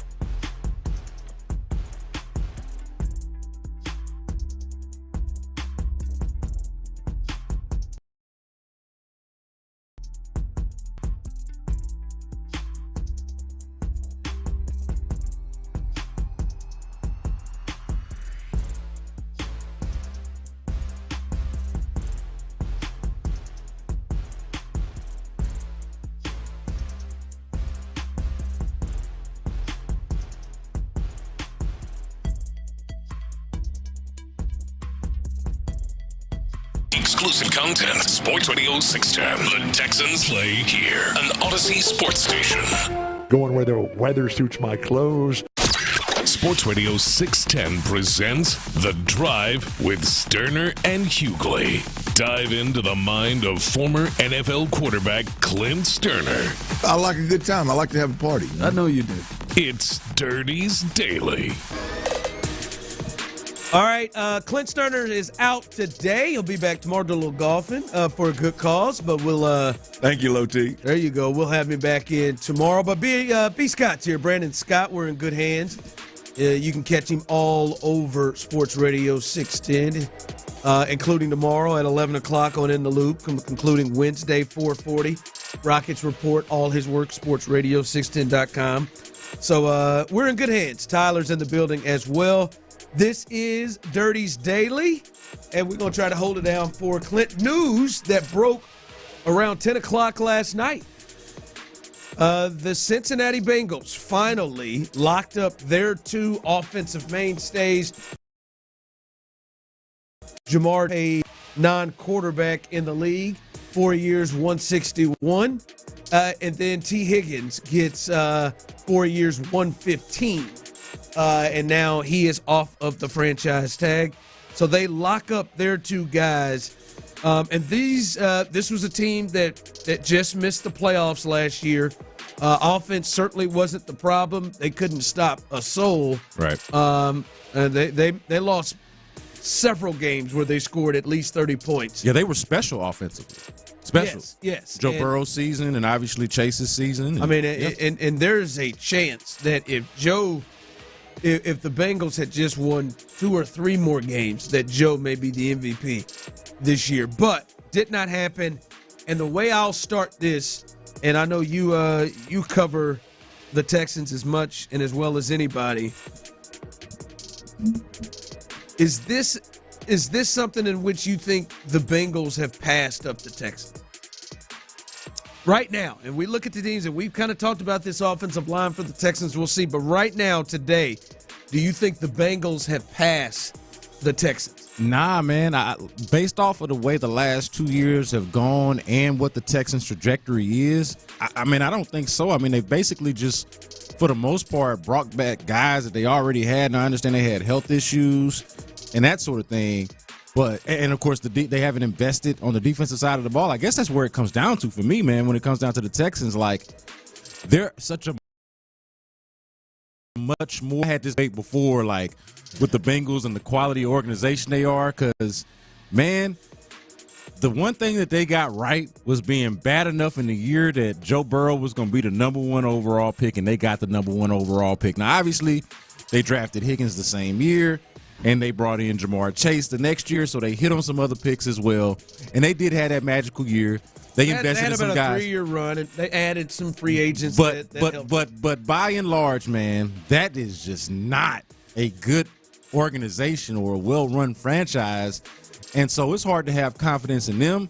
I got confidence in those players, but I got much more confidence in what the Texans have done overall. For as much as I was complaining earlier about what's going on with that offensive line, and it is a problem, I mean, from top to bottom, they've done a much better job of building a well-rounded roster on top of the fact that they hit on the quarterback. I do feel like they hit on the quarterback despite his downslide, if you will, last year. So, I got much more confidence in the Texans. Yeah, I agree. I don't think the Texans they also don't play in a division with the Ravens.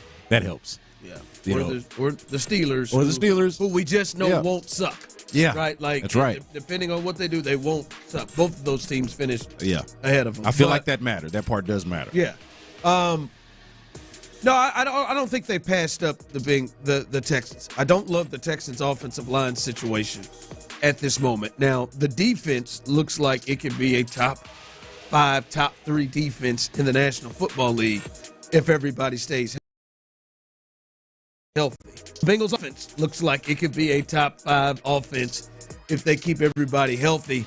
My thing is, I just think the way they go about things, and I think there's a point to what you're saying here.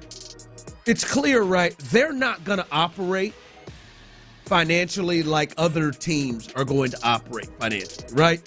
they're paying Joe Burrow and they're paying these two guys, right? And that's it, right? And now they're gonna and they're nickel and diming their way to this, and they probably paid at least these two receivers much more than they had to if they'd have just gone ahead and done it earlier. Yeah. Right. And so I don't get the sense that, all right, now that we paid these two guys along with Joe, that they're saying to themselves, all right, now it's our time and we better start doing. No, I think they're going to try to pinch pennies everywhere else. Right, and they're going to say, hey, man, build this defense through the draft. And well, now they're going to have to. And small free agent. Because of what you just said, because they waited longer than they needed to, and the deals that they had to sign are more expensive. And they're going to have to make business decisions anyway if they were going to keep those guys. But, I mean, they did it the wrong way on top of the fact that they haven't shown themselves to be competent. But they're also not going to do things like I think the Texans are going to be willing to do, or the Eagles, or the Chiefs, or the Ravens. They're not going to, like, all of a sudden turn in and give, one of them $50 million in signing bonus so it breaks down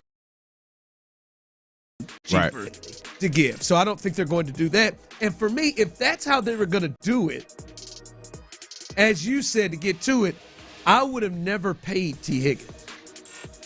I would have let him ride.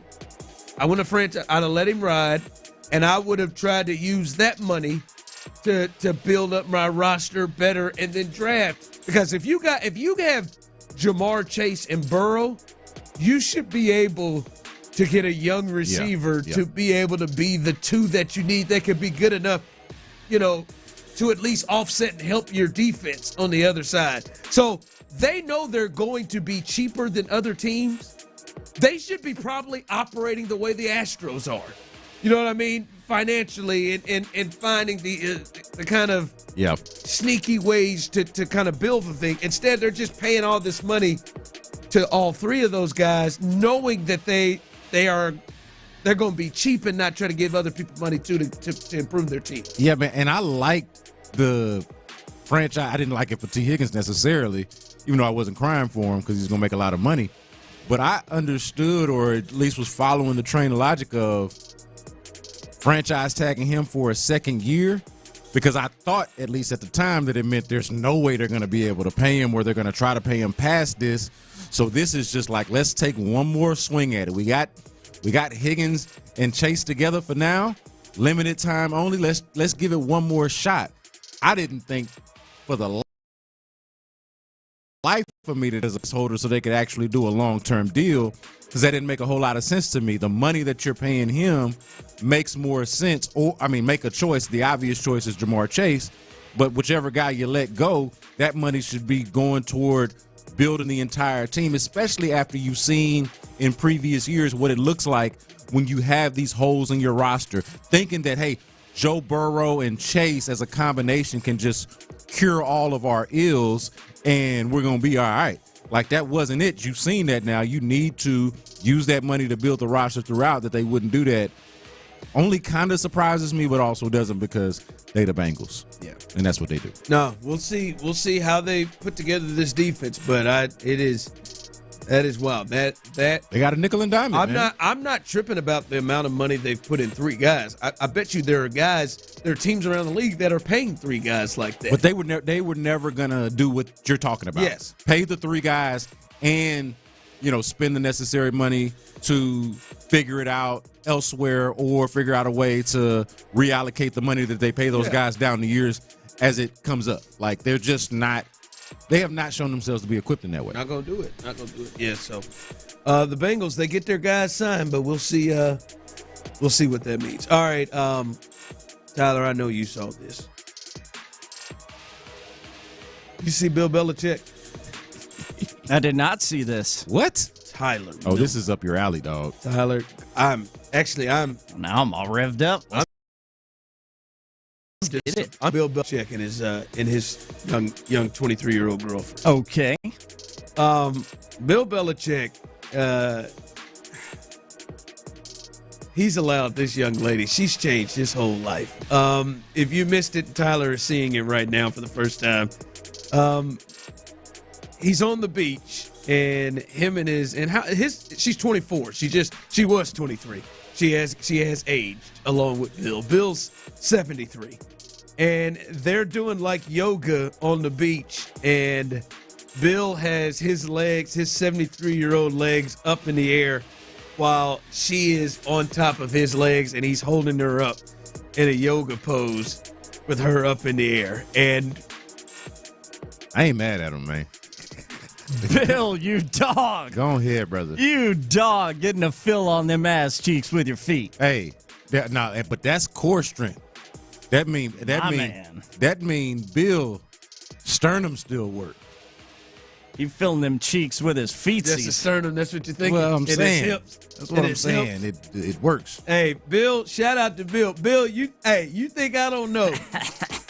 Bill thinks I ain't seen I don't know the men's clinic when I've seen it. That right there. That is Bill is on the men's clinic right there. 2 minutes. What did Bill work on it? Worked like a charm, didn't it? Listen, this young lady, and I'm sorry, Bill, you can do all you can. There's no way Bill Belichick is satisfied here, man. That picture was just as much for her friends that's saying that exact same thing. She's like, hey, y'all talking noise about this old man that I'm with, but look at his core strength, though. Look at this yoga pose he can pull off. I bet you your 28-year-old, unless he in the gym like that, can't do that. Yep. I'll tell you right, 35-year-old me, half Bill Belichick's age, I can't do that with my girl. Yeah, I'm sure that's what they're I cannot. Saying. Yep. But I bet you got a better shot at making her feel. At making her feel what she needs to feel than Bill does. I'm just telling you. I figured a few things out. Tyler, you've seen her. Go look at her. Bill is not holding that down. Oh, I'm a looking and I'm a liking. I'm sorry. Bill is not holding that down. And I know the first thing Bill is saying in that team meeting in North Carolina. Now, look, fellas. I want to do all I can to make you a better player and get you into the NFL. I know what it takes. Some jokers right now on that and Chapel Hill on that team with the thought of trying to win with Bill's lady. I know there is. Because listen, there's a transfer portal. They're not stuck to leave. And I know it's got to be on the mind of Bill. Hey. I know it's got to be on the mind of Bill. Don't leave your girl around me. Y'all better think twice. True player for real. I'm just saying, I bet you Bill is letting that go. Because there has got to be a kid over there on that team in North Carolina and say, I get that. Oh, you know there is. I can, and already. Going to tip.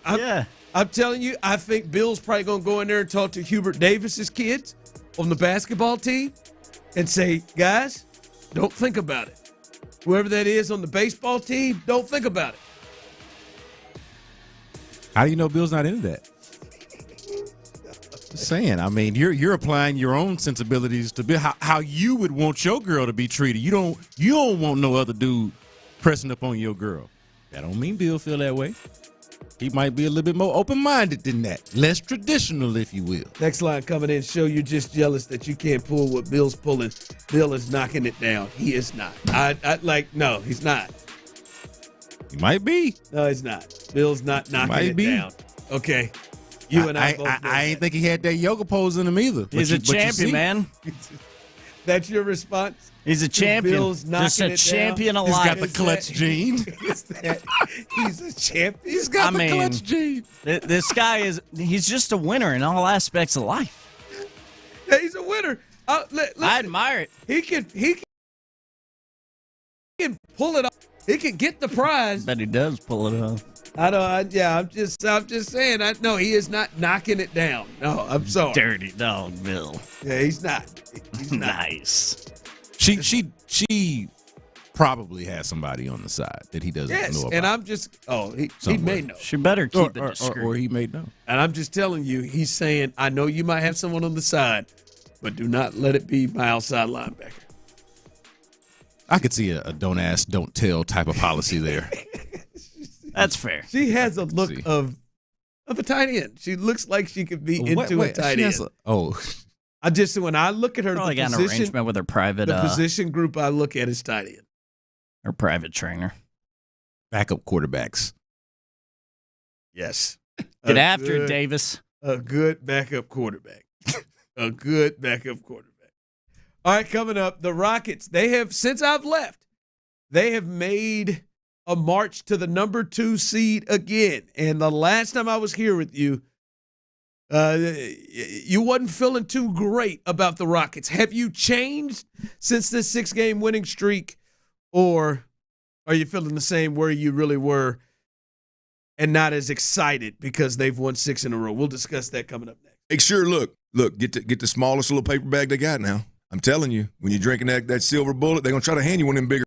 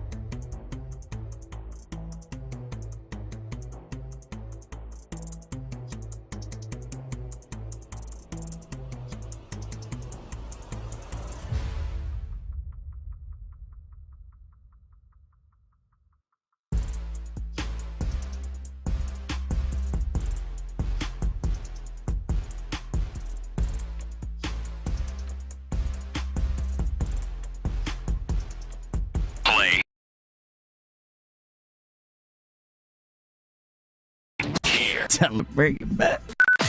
Sports Radio 610 presents The Drive with Stoerner and Hughley.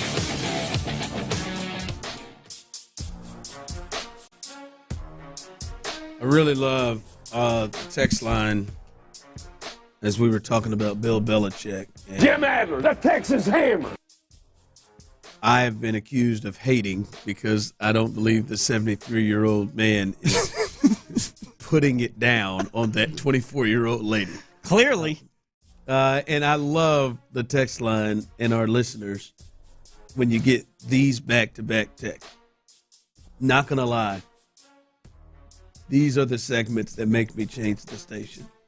Followed by, if anything. Oh, no, come on. If anything, it should be the opposite reaction from the UNC kids. Belichick, a.k.a. Mr. Steal Your Girl. You're right. If Belichick has pulled her. Yeah. The top-ranked show in the city. None of your girls are safe. None of them. In there, who do you think's got the better shot? Belichick getting your girl or you getting Belichick's girl? Yeah.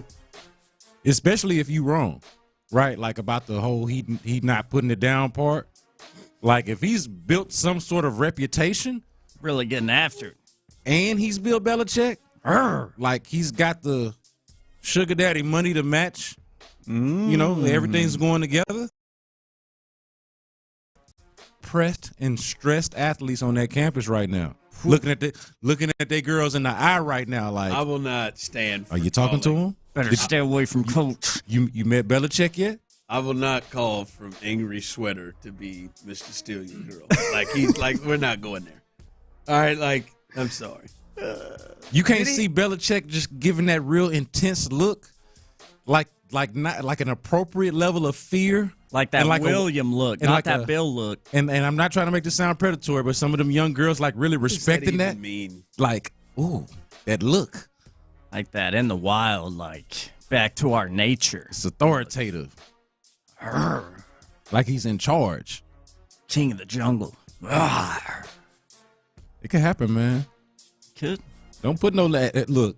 Rudy T. Ben said to not ever estimate or underestimate the heart of a champion. Facts. Don't ever underestimate the heart of a champion, and Bill Belichick, if nothing else. And modern medicine for boners. See? All that combined, I mean, it's there. That man might have superpowers. Fact. Probably feels like he's flying when he's getting after it. For somebody as great as Bill Belichick, that blue pill might as well be the super serum. What's wrong with Ron, B? First off, the blue pill would be his mistake. He probably, if he's getting to the way you're talking, he's clearly been to the men's clinic. The men's clinic might be his super serum. That little shot that they give you, would they shock you or they shot you? They give you a shot. What do they do to you? Hey, take care of it. That's all that's wrong. People texting in, hide your ladies. Stop this. Are you two done? Hide your daughters. Hide your wives. You tied the bow with angels in the outfield. Hey, it could happen. It could happen. You're just animal kingdom. Get out of here. Can we? I'm glad my girl ain't gonna meet him. That's all I'm saying. Me too. Because I know her. She got a wild side, so ain't no telling. She not really into that demo, if we're being honest. I don't think Bill Belichick is that type. But this was that moment. You say Bill can turn her, huh? Bill, like you don't want to give Bill a shot. Yeah. Shut up. Yeah. Look, can we please talk about the Rockets? I beat up this. This is one of the moments, if you people aren't already, you got to check out the YouTube stream because Ron, for the last 5 minutes, has been gold. I think it's because he's starting to accept that this is really a possibility. He's coming to that realization. And he's like, well, wait a minute. Why hadn't I considered that this could be real? Yep. And it is. And now you got people rolling, bro, don't ever underestimate the power of money. It's all of it. It's not about this, the power of money. He's also a sweetheart. I'm not saying he can't fool them with everything that comes with Bill Belichick. I am just not going to believe that he is that he is knocking the box out. Why not? He's got core strength. There's modern medicine. He's rich. I mean, I just want to talk. He's a champion. He's just a champion. Don't see why You're ruling reach age that we could be so able, if you will. Ooh, imagine where the boner medicine will be by that time. Oh, I hadn't thought about that. We're set. I just want to talk about the 6-game winning streak. What do you think the boner medicine? What will the men's clinic be doing by then, do you think? Some crazy stuff. Man. Great stuff. I'm not going to say I'm looking forward to it. For us and our Johnsons. Coming up now. I'm not as nervous as I once was. All right, Ron. We're sorry. We'll talk some hoops. Let's go, Rockets. I can't even look at the text line. I refuse to. No, you have covered this team. A couple of weeks ago, you looked in your eyes that this felt like a one and done team. This felt like it was really Memphis. If they get that matchup, the other ones you don't feel great about. Hey, they're the 2 seed now. They're tied with 2 other teams, but they're the 2 seed right now. They've won 6 in a row. Do you feel differently about this team right now? So all of it is still matchup based for me, but I do feel better about some of the matchups, right? So I don't necessarily feel good about. Is it this run or what? Because this the run a little bit, but honestly, I've just given it a little bit more thought about the matchups that are out there. Like I still wouldn't have liked them. Let's say if they had fallen to the 6th seed and had to play Denver or the Lakers or really anybody that wasn't Memphis. I didn't like it if somehow it wound up that they were Warriors, and let's say Memphis had fallen down somehow, right? So, like, I still don't like them in certain matchups, but I feel better about them. Like, say now, okay, they're the 2 seed. Let's say they stay the 2 seed. And let's say everything stays the way it is now, and they get some combination between, Minnesota in the playoffs. And who would Minnesota play? Not Sacramento. Minnesota would have – let's say Minnesota makes it, though. I feel a lot better about them in a matchup against Minnesota, despite the fact that we just saw Minnesota go to the Western Conference Finals last year, dethrone the champions on their way to getting there. They've been one of the disappointments of the year, and it would be the Clippers, by the way. So the T-Wolves-Clippers combination. I feel better about the Rockets if they're the 2 seed going up against either the Minnesota Timberwolves or the Los Angeles Clippers, despite the fact that both of those teams have probably better and more proven players in playoff scenarios. Because that was the thing that worried me before, but based off how they've played recently, I think that they've got enough to go against those teams that have not been as good this year. Now, if they got to face the Lakers and Luka and LeBron are healthy, no, I do not love that for the Rockets. If they had to face Denver, no, I would not love that for the Rockets. Honestly, the Golden State Warriors boogeyman scenario, like I would be up for that and excited about that, but it's hard to be a Rockets fan even this year and be like, yeah, I like us against the Warriors. There's still something there with that. But, yeah, no, I think I feel relatively the same except for certain matchups. I feel better about them against the worst teams in the conference that can make it. Yeah, because it's a 6-game streak, but it is 2 against the Pelicans.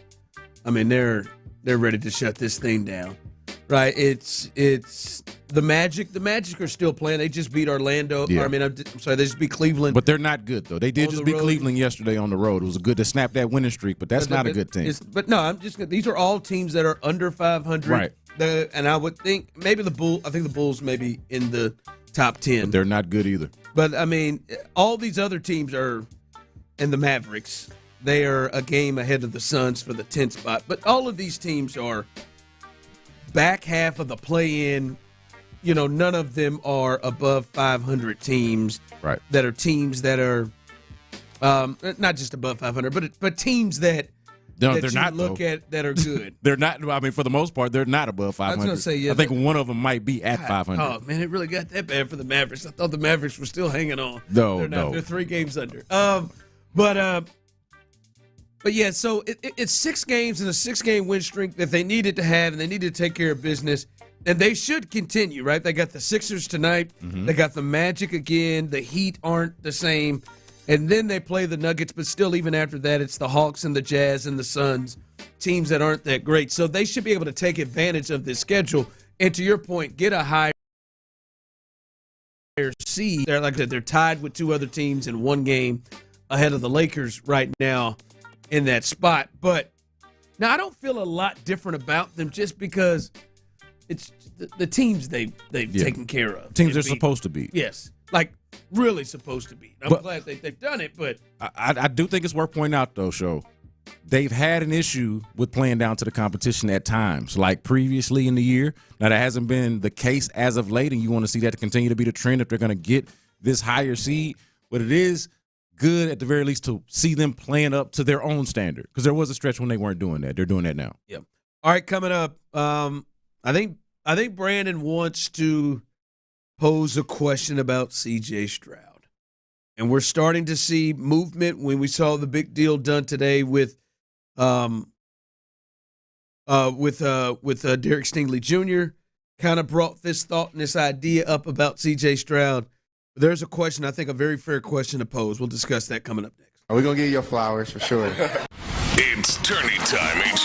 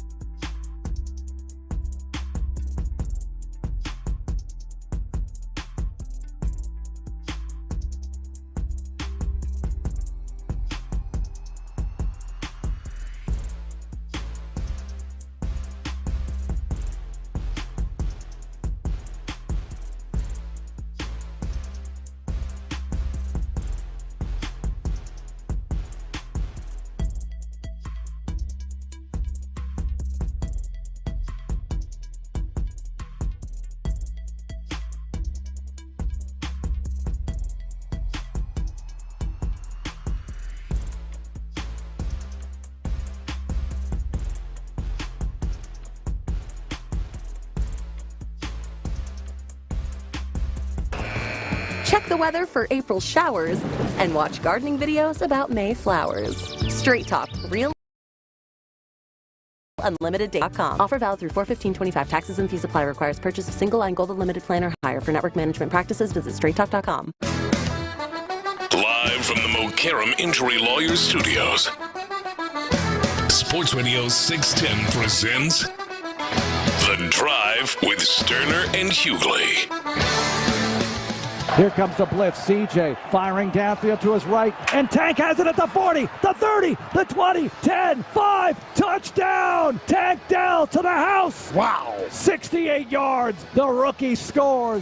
Here comes the blitz. CJ firing downfield to his right. And Tank has it at the 40. Well, we hope to hear that next year. Not sure if we will with the Tank Dell injury, but hopefully we'll hear that some more in years to come. But that is C.J. Stroud right there.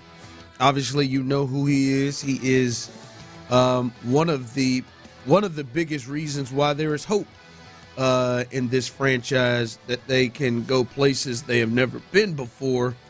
But I found it interesting as we were kind of going over things today, and I know this is probably coming based off of the big news of the day, of Derek Stingley signing, but I know for you this made you think something about C.J. Stroud. Yeah, so we are basically a year away from being in this exact situation with C.J. Stroud, right? They were drafted a year apart, similar pick, right? Number 2 overall pick in C.J. Stroud's case. And I think right now, every single one of us, whether you root for the Texans or not, if you just follow football, follow what the Texans have been doing for the past couple of years, you probably can just safely assume that C.J. Stroud is going to get that next big contract. Like whenever he signs it, it'll be the record-setting contract for a quarterback and for any player until the next quarterback that signs their deal, right? Like I think we all assume that from where we sit right now, even with the year that he had last year. But I would question, like, if C.J. Stroud plays more like year 2 C.J. Stroud than rookie C.J. Stroud, if that's what you get in year 3, would you still offer him that record-setting contract? And I think the answer is probably yes, but my follow-up would be, how would you feel about it? Like, would you offer it with the same type of confidence that you are right now with the Derek Stingley contract, or would you feel in a similar space as, let's say, Jacksonville did last year when they did it with Trevor Lawrence? Like, how are you going to feel when next year comes and it's time to pay C.J. Stroud? That all depends on the conversations we were having earlier about what they're doing with this offensive line, what the offensive coordinator looks like, if C.J. Stroud is properly protected, if he can bounce back from year 2. Like, the last thing that you want to see, knowing damn well that you're probably going to be offering this contract and paying him this contract, is another regression. Another that is, I think, worth worrying about as we have this conversation about the offensive line, because all of it in the background is the development and progression of C.J. Stroud. First off, I don't know about you. I can't see a scenario in which he doesn't get paid. Yeah, no, the answer to the question, the answer to the hypothetical question is yes. Now, is there a scenario in which he doesn't get paid after next year? I think there's a scenario there. Like, I just saw someone text in, the sooner you pay him, the better, so extend him. I am inclined to agree with you, because I don't think there is any, not going to say there's not anything. We've seen quarterbacks and people just turn into different people. But it is hard to fathom that he could turn himself, barring some sort of crazy injury.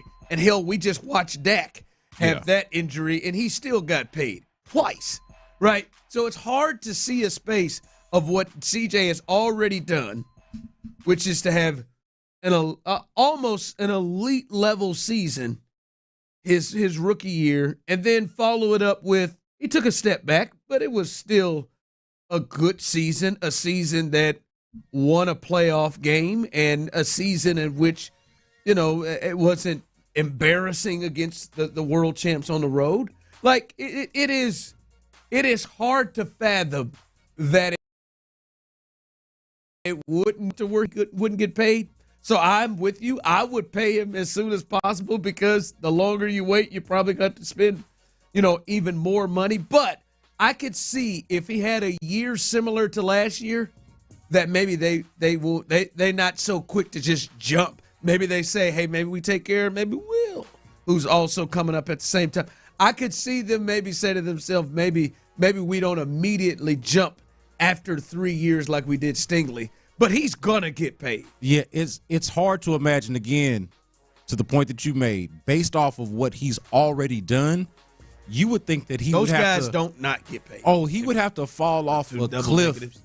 I mean, he'd have to fall off a cliff in a catastrophic kind of way. Like, he'd have to literally be the worst quarterback in the league to not get paid. Like, even if I was saying this when we were prepping for the show, he could be like the 25th or 26th best quarterback in the league next year, and he's still going to get paid.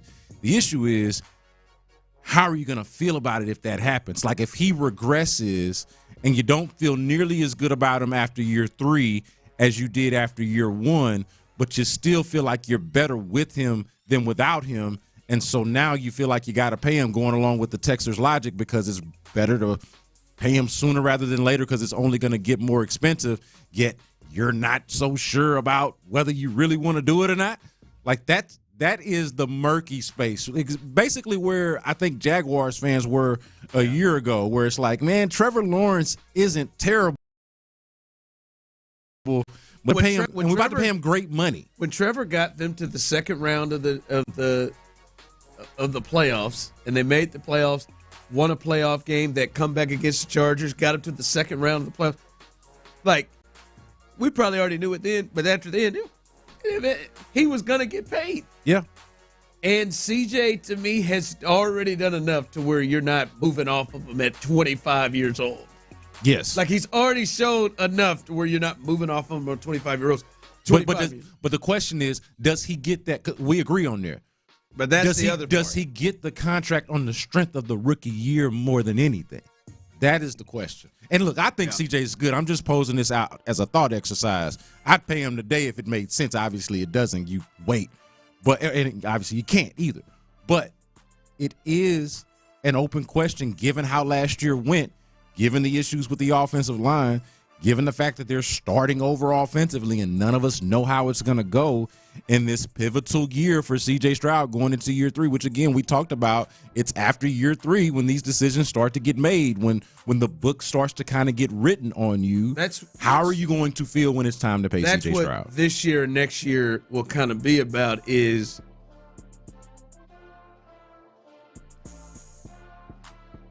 how are you going to be – I feel like after this year, you'll feel like you have a little bit more clear view of what he's going to be. Yes.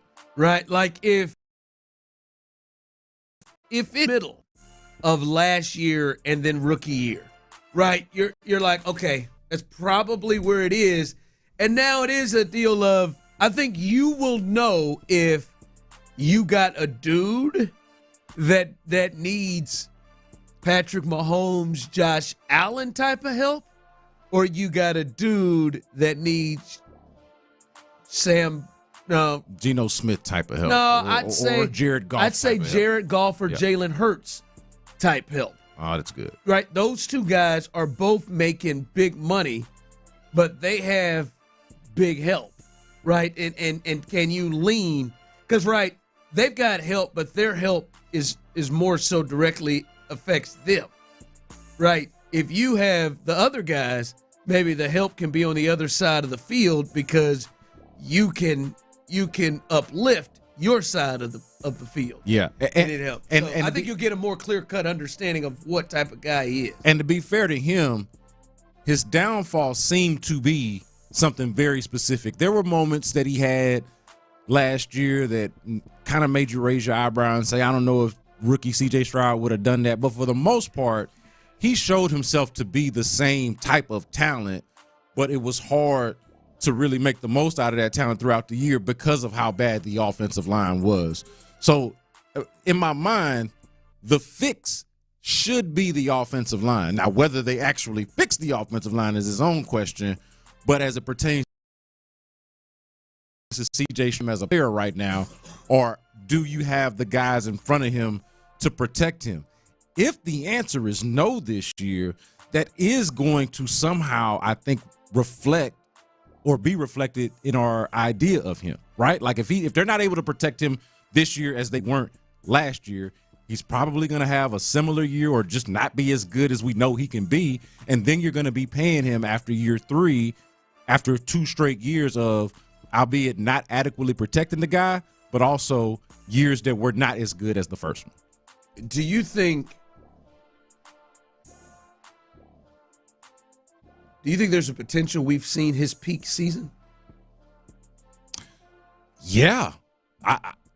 I guess I say that. Do you think that's purely affected by what's in front of him? But see, no. I would say I would give his peak season or his rookie season just more credit than that by saying so, because I think his rookie season was really damn good. It's a great season. So if he does that, if that is his peak, I'm fine with it. So like I don't know the answer to that question, but I am actually fine if that's his peak season, if he can match it again, right? Like if he can reach that again and that's the peak, if he's never better than he was as a rookie, I can accept that because he was that damn good as a rookie. But the rest of it is going to depend on, like the answer to the question is going to depend on what they do. And I think that's where the excitement and everything came with him, was the thought of, yo, that's year 1. We know he's going to be better than that. I'm going to be answer to the thought of, can he jump over that? Yeah. I think that'll be it. All right, coming up a little 5 o'clock fire. We'll catch you up on the numbers of the big news of the day. Derek Stingley, he will continue to be a Texan for the next several years. We'll give you the particulars on that, and they added somebody else in the secondary. We'll tell you about that coming up next. We'll do that, though. I got to tell you, man, Twin Peaks, y'all, there's 5 lodges around the city. I'm telling you, man, that made from scratch.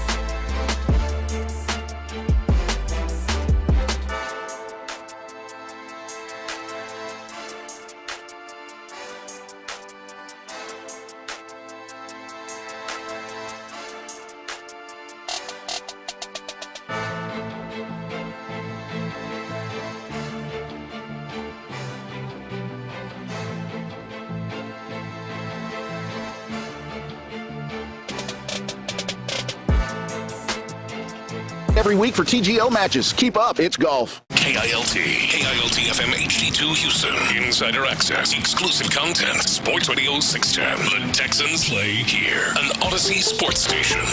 Now I can dance with that party. We have a liftoff. Sports Radio 610 presents The Drive with Stoerner and Hughley. It's the 5 o'clock fire. It is 5 o'clock. Congratulations. Hopefully you're off work. Luckily for you, B. Scott Show and T-Mill, a.k.a. Psycho T, have the latest little golfing for a good cause. He'll be back tomorrow. B. Scott's in the building. Make sure you be ready to hear him the rest of the week. He'll be on at 11 tomorrow within the loop, and he'll be back with us on Wednesday, 4:40 for Rockets Report. So we're in good hands. You can catch all his stuff, sportsradio610.com. But where we start, it is 5 o'clock fire, and the Texans, they made moves this morning, and news this morning, not surprising at all. They reached an agreement for an extension with their all-pro corner, Derek Stingley. 3 years, $90 million. He becomes the highest-paid corner in NFL history, averaging $30 million per year. He is now the highest-paid player on this team, even if Laramie was still here, but definitely since he is gone, he has taken over that, and well-deserved. The last year and a half, I think there's an argument that you could make, although Patrick Surtain Jr. has been the Defensive Player of the Year, but there's an argument to be made that Derek Stingley has been the best corner in football the last year and a half. Him and a few others have that argument, and he gets paid like so. Like I said, though, B. Scott, not a surprise, but I do think the Texans got this done in a good time. Yeah, and it's along the lines of the trend that the Texans seem to be following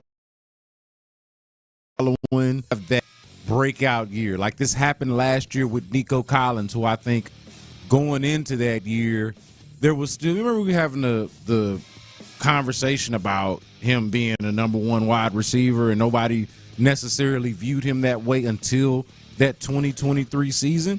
And then he gets paid like it, right? Or it gets paid in kind, gets that extension, because at that point they were sure. And that's just what happens after year 3. It was big that Derek Stingley, coming off of 2 straight years, his first 2 years in the league, where he showed the promise. He had that half of a season of his second year where he looked really good.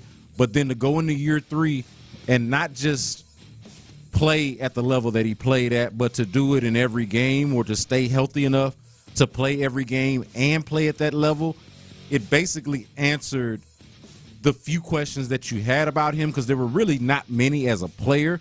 It was just, hey, can he stay healthy enough to realize that potential? Last year you saw that he could, and so it was time to pay the guy. It was basically a no-brainer, and along the lines of what his trajectory always was, and consistent with what the Texans have been doing, giving these 3-year deals to guys that prove it after that 1 year. Yeah, and I think they've been very, very smart in when they do it, right? And they're generally, if the guys continue to play the way they do, and they should expect so, they're going to come out in good deals at some point.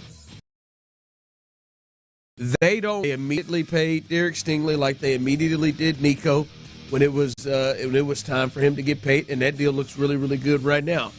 And I would imagine that Trent McDuffie, Sauce Gardner, those are 2 guys in his class that have been all pros as well. Sauce and Trent, multiple all pros in their time, and they may jump over him. Yeah.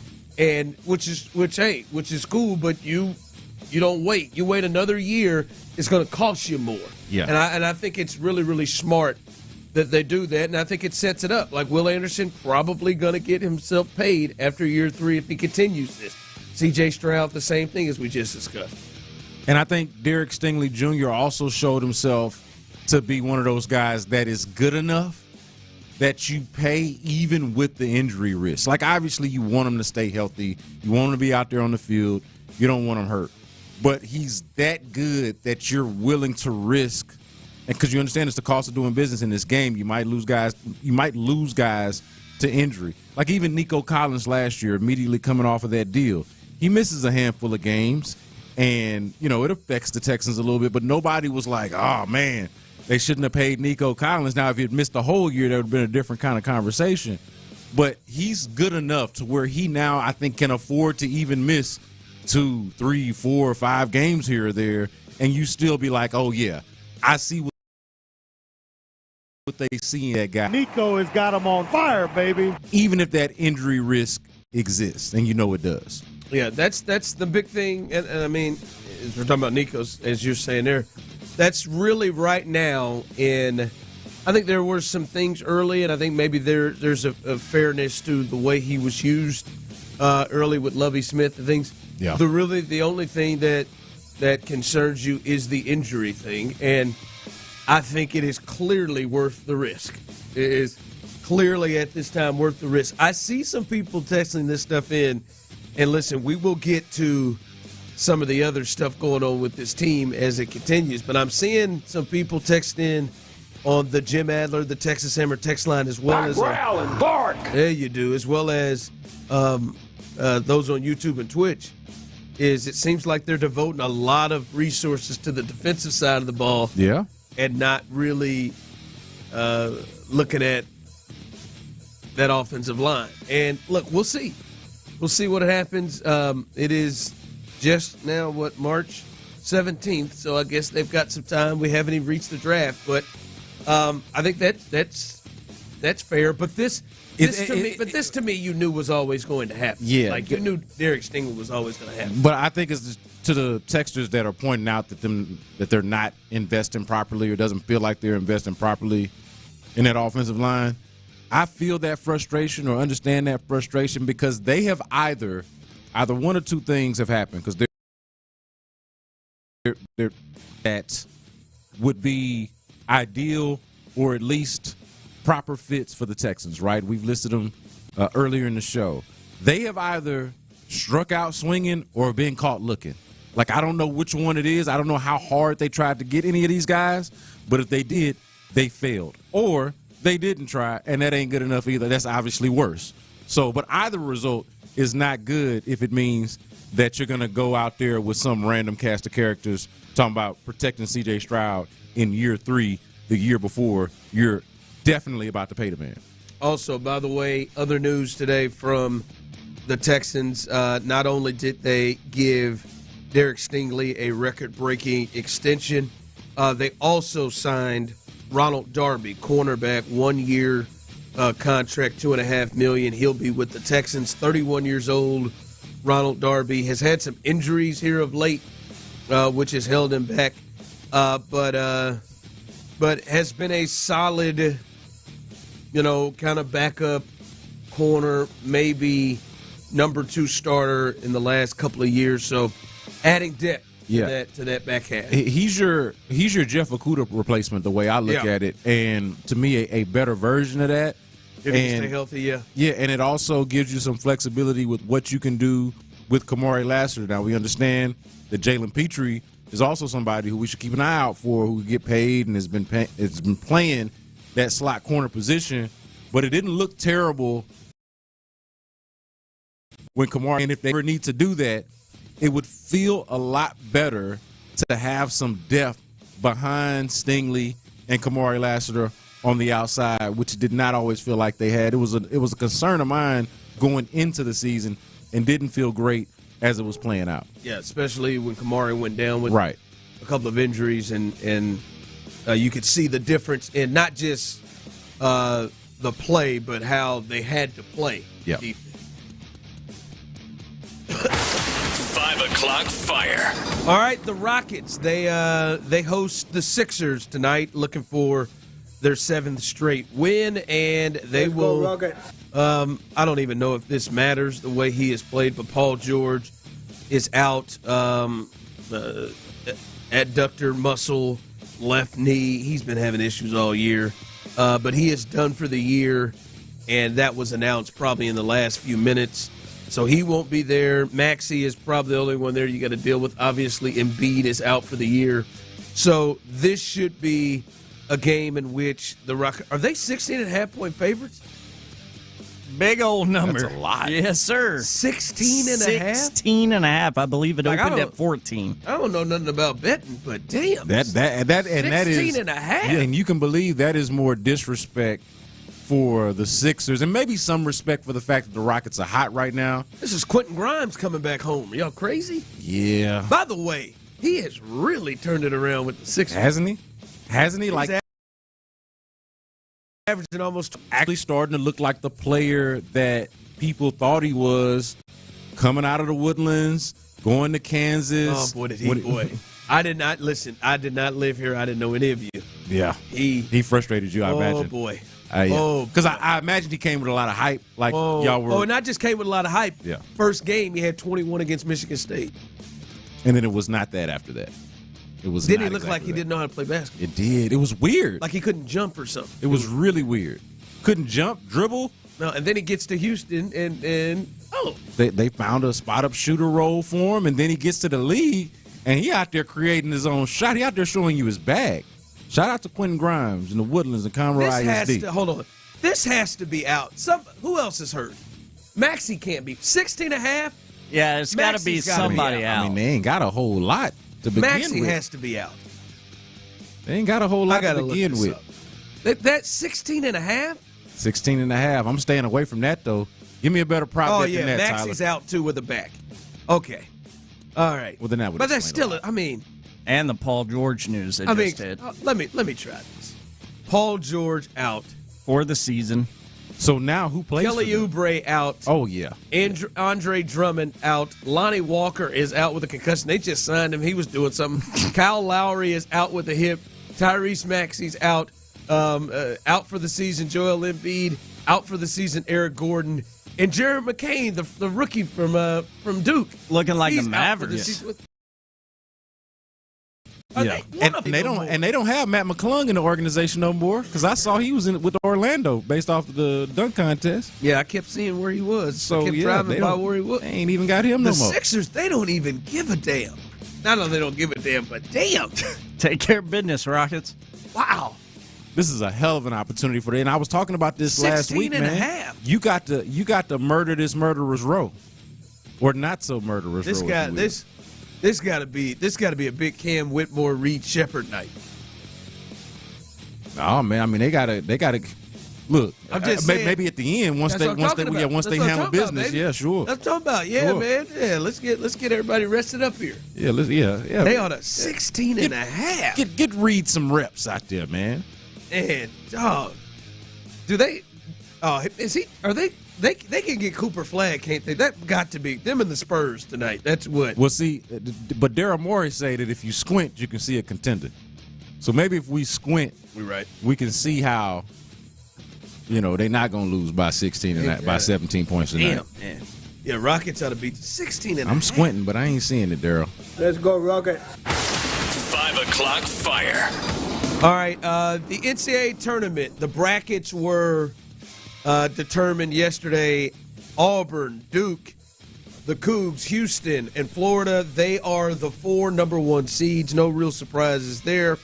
Those 4 teams have been towards the top of college basketball all season long. All of them except for Auburn, not really playing as well. Auburn's lost 3 or 4. Yeah. But Duke, Houston, and Florida all won their conference championships, tournament championships. Duke and Houston won both the regular season and the conference championship. And I look at Houston and Florida. To me, those 2 teams have been playing the best. I'd like to throw Duke in there, but their best player was injured, and we haven't seen them. And they let a fool from North Carolina bail them out by jumping into. I'm sorry. Listen. He got very lucky. I don't think North Carolina should have made the field. I know you're hard on Texas. Yeah. When I saw North Carolina's name roll through, I knew Texas' name damn sure better be on. I feel bad. I feel bad for the kids at West Virginia. I know some people say, who cares about the 30th best team? Them kids damn sure do. And them coaches do. And damn it, VCU one time ran roughshod from the first four to the Final Four. They ran through the Kansas Jayhawks, might I add, in the Elite Eight before you said it. But yes, that changed Shaka Smart's life if he didn't get in there. That made him get paid from Texas. Probably pissed off you at Texas fans, but it changed his life.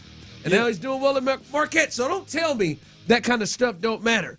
It's not that it don't matter. You just a bleeding heart. It don't matter to us. Good for them. But we don't want to see them. Like happy life and happy trip, all of that, man. We don't want to see your sorry ass. We don't care about you on the come up and doing all, man. No, we want to see the teams that we feel like are good are going to give us the best games.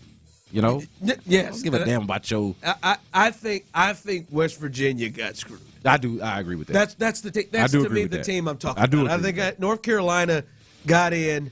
I might add, their cheermen, like they should have kept North Carolina out for a lot of reasons, but they should have damn sure done it because Bubba was the guy who was running the show. West Virginia has 6 wins against teams in the field. Yeah. 6 wins against teams. They beat 2 top 10 teams at the time away from home. But not on the field. But not a strong enough, not a brand as strong as Texas or North Carolina, nor did they have. Was their AD? I know they said he recused himself, but he was a part of the committee. He's a part of the group that was voting, was rubbing elbows. Was they connected like that? Is West Virginia got that kind of brand? We got to remember, man, it's still a show. It's still a TV show at the end of the day. We love basketball, but this still a TV show, man. Yeah, that's still what they're trying to produce. Yeah, they've done this. They TV showed Indiana's ass right out of there. They did. They could have. I mean, West Virginia is ridiculous. I mean, they got better wins than Texas. Politics. Politics. Somebody pointed out too about on the Rockets thing. Reed Shepherd got to be mad because he hurt, man. We forgot. Reed Shepherd hurt, man. He ain't gonna. This could be a stat game for him. He ain't gonna get to play. Could have been. I know Cam ain't gonna mess it up. He never met a shot he didn't like. Cam's getting 15 easy off this thing. All right, I was so proud of what the Texans did when I was off. And I am left wondering the same thing I think many of you are. What the hell are they doing now? We'll discuss that coming up next. Fellas, check it out, man. You got to know your number, man, your testosterone number.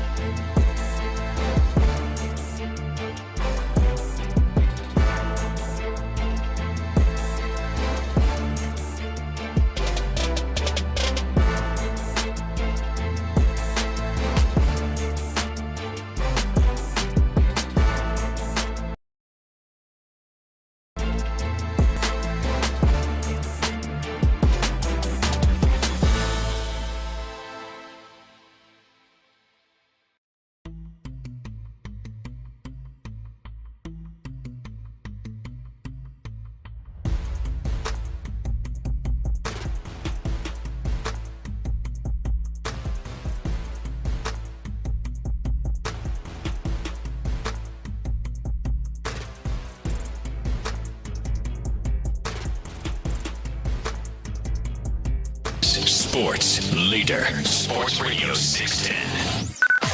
Sports Radio 610 presents The Drive with Stoerner and Hughley.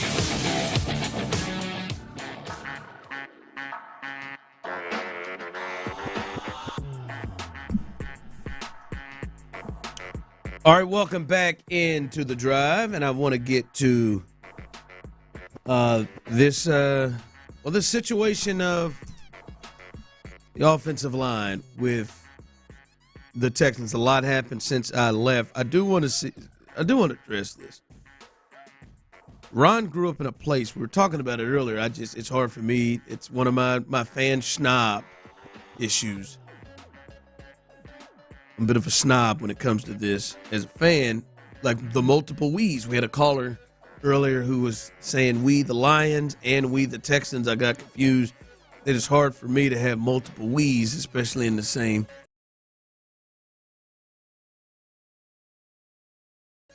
choices. That's why he doesn't understand dual fanship. I grew up next door to Houston, but I went to UT. I root for the Cougars over everyone except UT. When they play, I just enjoy the game. Like I would just say, like that makes sense. I'm just saying, where in the United States do you believe that there aren't, multiple teams close or multiple, like that scenario? Like, hey, I grew up with K-State, Kansas, and Missouri, all in the same area. Yeah, but those are all actual rivals and play each other. For the most part, UT and Houston were not peers. They were a long, long, long time ago, and they were very recently. But like the period of time where I grew up, those were not the same thing. The way Missouri and Kansas are, like the same idea. Big school. It's not the same. They're like, one's kind of, high school, the other one's kind of JV. No offense to U of H, but that's how it was for a long time. Oh my God! I think there are a lot of places in America that have multiple. But I'm saying that, but in every single one of those places, that would be a reasonable take to root for two teams that don't compete against each other, that are not, that only compete against each other on occasion and are not necessarily on the same playing field, don't really collide in each other's goals, right? I'm just saying, the thought of growing up because there are limited choices. I don't think there are. Yeah, no, I think that's somebody that probably doesn't know anything about where you grew up. More than likely, there's not limited choices. I bet you spent more time in Houston than they've spent in wherever it is you grew up. Probably so. That I would say is safe to assume, but the back end of the logic, though, I think is sound. Oh yeah, the front end is just like for the whole thing. Hey, it was a drive-by. It was a swipe. It's like, hey, it was he ain't around. He ain't from around here. He don't understand. More than UT and Houston. Hell, there's. He could have just made that There's point. There's 9 colleges around there. He could have made that point without saying that we're talking about wherever you from. I don't know nothing about how it work out there. Yeah. You know what I mean? Like I could only speak for this here state of Texas. All right. Listen, as I said, I didn't think the Texans would do it, but I was very, very proud because I think it sent a message of, all right, we are serious about looking for this type of style, this type of culture. We're trying to change whatever it is that we're doing about this football team, and particularly up front. When they said Shaq Mason, we're moving on. Kenyon Green, we're moving on. Laramie Tunsil, the big one, we're moving on. Right?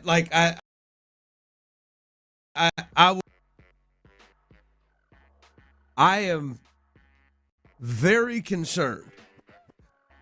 I'm not saying that it is over. I absolutely expect to see of more that this isn't the finished product. I'm absolutely expecting to see that the Texans are going to add more, and that Titus Howard, Laken Tomlinson, Jarrett Patterson, Juice Scruggs, and Blake Fisher isn't going to be the starting offensive line walking in front of C.J. Stroud to start the season. I don't know what it's going to be. I am really intrigued and excited to see what it will be. I do feel like on surface, now they know a lot more and are dealing with a lot more things than we are, even including the draft. On the surface, it feels like they are running out of options to improve this thing. But again, you don't know who they're having conversations with, what trade potentials or whatever. But I love the move of getting those 3 guys and moving on from those 3 guys. But that is not a playoff offensive line to me. Yeah. Right? Yeah, it's not. And we are in agreement there. Here's what I say, though. I think it does hold logic or at least calls the logic into question as to why it is that they moved on to Laramie Tunsil. Like, you remember when this happens, and a lot of folks are, you got two different ends of the spectrum on what the reasoning is, right? You got folks that are like, man, and I think this is on your side, this show's side for the most part, between you and Clint, and really for the most part at this station. Laramie Tunsil, not a great culture fit, not a great tone setter. You need to change the culture. You need to set the tone. You need better leadership. Got to move on from the Laramie Tunsil. Got to get out of the Laramie Tunsil business and move on from them. It just seems like they put a big no. The logic, I get it, but then there's the other logic of, hey, yeah, maybe they just dealt with that and would be willing to keep Laramie Tunsil if they thought it to be financially sound.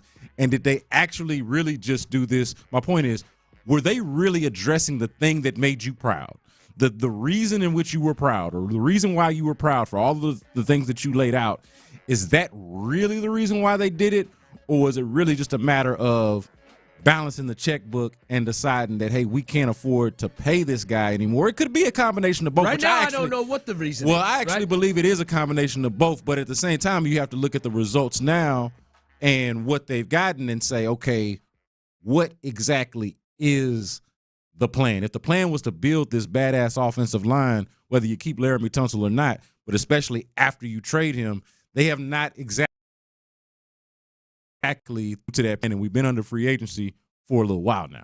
Yeah, it's not a good feeling. I don't know what they're doing. There have been a lot of guys that would appear to have made sense. That, the most recent one is Mekhi Becton, who just signed a 2-year, $20 million deal, which I think, to me, that would have been a hell of a good start if he was in one of those guards. Hell, out the way he played last year with the Eagles, he really changed his whole career moving in from tackle to guard. But they didn't. They elected to move past that, and multiple other guys that are out there. I just, like, for me, Brandon, I won't. I just can't. I won't believe that they are saying this is, even with a rookie, that you're bringing in. I cannot believe that they're going to say, let's say they take either Patterson or Scruggs out, and it's a rookie that they jump in at one of those spots. I still cannot believe that they're thinking, if we just have a better coach, that will be enough to put us into a position where we feel comfortable right now in C.J. Stroud's years where he's not getting paid big money, that we feel comfortable to say, yo, this is the group that's going to lead us to beating the team that the Texans got to beat to get past, to get to where you are hoping they get to. God bless, brother. It's uninspiring, but is Tomlinson better than Kenyon Green and then the cast of characters that they had there when Kenyon Green wasn't in there? And is Juice Scruggs, if that's the plan, is he better than Shaq Mason? And then is that good enough? That's the question. God, it's rough. Wonder what CJ's thinking. Scared, running for his life. Don't take all them hits. I just, like I said earlier, I respect the football mindset and what at least their football minds, I'll say, of Nick Caserio and DeMeco Ryans, that when they got done with the season and they saw CJ limping repeatedly against the Chiefs, getting his ass just bashed into the turf repeatedly, that they said to themselves, this is not what they said. Howard, Tomlinson, Patterson, Scruggs, and Fisher. Can't believe it. Won't believe it. And so I look forward to seeing what the finished product is by the time they start the season. Coming up, we're going to make you some money. I heard last week didn't go great. T-Mill's best bets. He's not even giving me eye contact, but we will. It was rough. It was rough. We'll make some money and have some fun as we continue rolling through right here live on The Drive. Verlo mattress. Me and the wife got a new Verlo mattress, and I'm telling you, it is absolutely.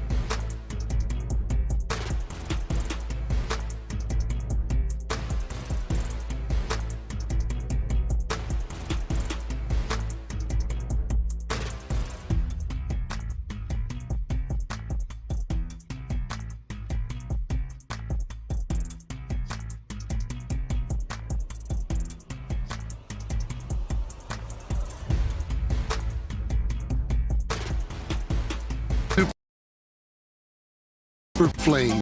Leasing a car has never been easier. Call our friends at D&M Leasing to learn more about Easy Lease from D&M. Live from the Mokaram Injury Lawyers Studios, Sports Radio 610 presents The Drive with Stoerner and Hughley.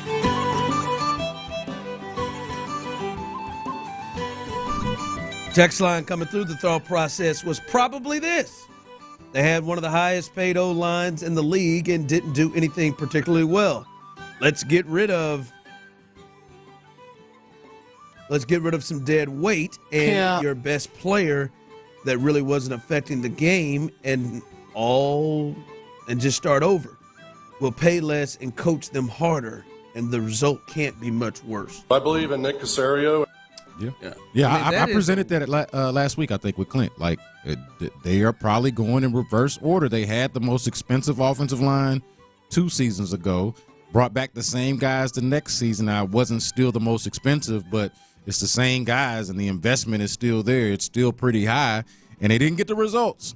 So, like, I don't love the logic, but I get how you could say, all right, well, we threw money at the problem, and that didn't fix it. What if we try something else? But with that logic, first off, Texter, I'll give it to you, trying to think through it, trying to workshop this thing. It's not a bad thought. No, I just won't believe it because the expectation, right, of the team, right? Wouldn't that I mean, change the expectation of the team? Look, what is the expectation of the team right now based off of the offensive line that they just gave you, man? It can't be high until that problem is fixed, until those questions are both asked and answered, and they have not been. They have not been. So, like, I think it was right now. You don't, because what they've said, I just distinctly remember. At the combine, Nick Caserio, hey, man, we're knocking on the door. And they are. 2 straight years, they have been in the divisional round, 1 game away from going to the AFC Championship game for the first time in franchise history. They said you got to knock on that door and knock it down. Do you think this is a step-back year with this? Because offensive line clearly has been the issue, I think, the last 2 years. Yeah, literally stopped them. Those are the things. Maybe you want to say some injuries, but that stopped them. Well, the first year under D'Amico, they couldn't run block well enough, and then last year they couldn't pass protect well enough. And ultimately, that's all still mostly on the offensive line. Yeah. So, I think once you get to the bottom line, yes, it was an issue. So, and if this offensive line remains, I will adjust my if this is what it is, I will adjust my expectations. And see, mine hadn't gotten high and won't be high until it's properly, or at least more, what they're doing at the offensive line. And then once we get to the end of this, I'll look at what they got and say, hey, do I think that this offensive line is good enough to take them from here to – my expectation is for them to at the very least still be what they've been. I think they're still good enough for the most part to win the AFC South, maybe win a playoff game, maybe host, they win the AFC South, they'll host a playoff game, maybe win that. But are they on the level of, and we've been having this conversation for a while now, are they on the level of the Chiefs, the Ravens, the Bills, and the true juggernauts of the AFC, absent of either properly addressing this offensive line or just shocking the world and this cast of characters actually being good? No, until we actually see that, no, the expectation is AFC South champs, Brian. 2 years in a row, Brian. That's what it is. That is what this team is until they show otherwise. Thanks, Bill. Coming up behind us, we'll hear from the guys, Mark Vandermeer, John Harris. Texans All Access. They come up at 6 o'clock as we get finished. And then after that, Area 45, 7 to 11, Sean Bijani. Shout out to him who helped out as I was going last week. You as well. And Big Luke, you too. But Sean Bijani, Patrick Creighton. Be cautious with Creighton tonight. Yeah, be cautious with them. And Chris Santiago, they'll hold it down after we get done. We'll get to T. Mill's best bets coming up in just a bit. All right.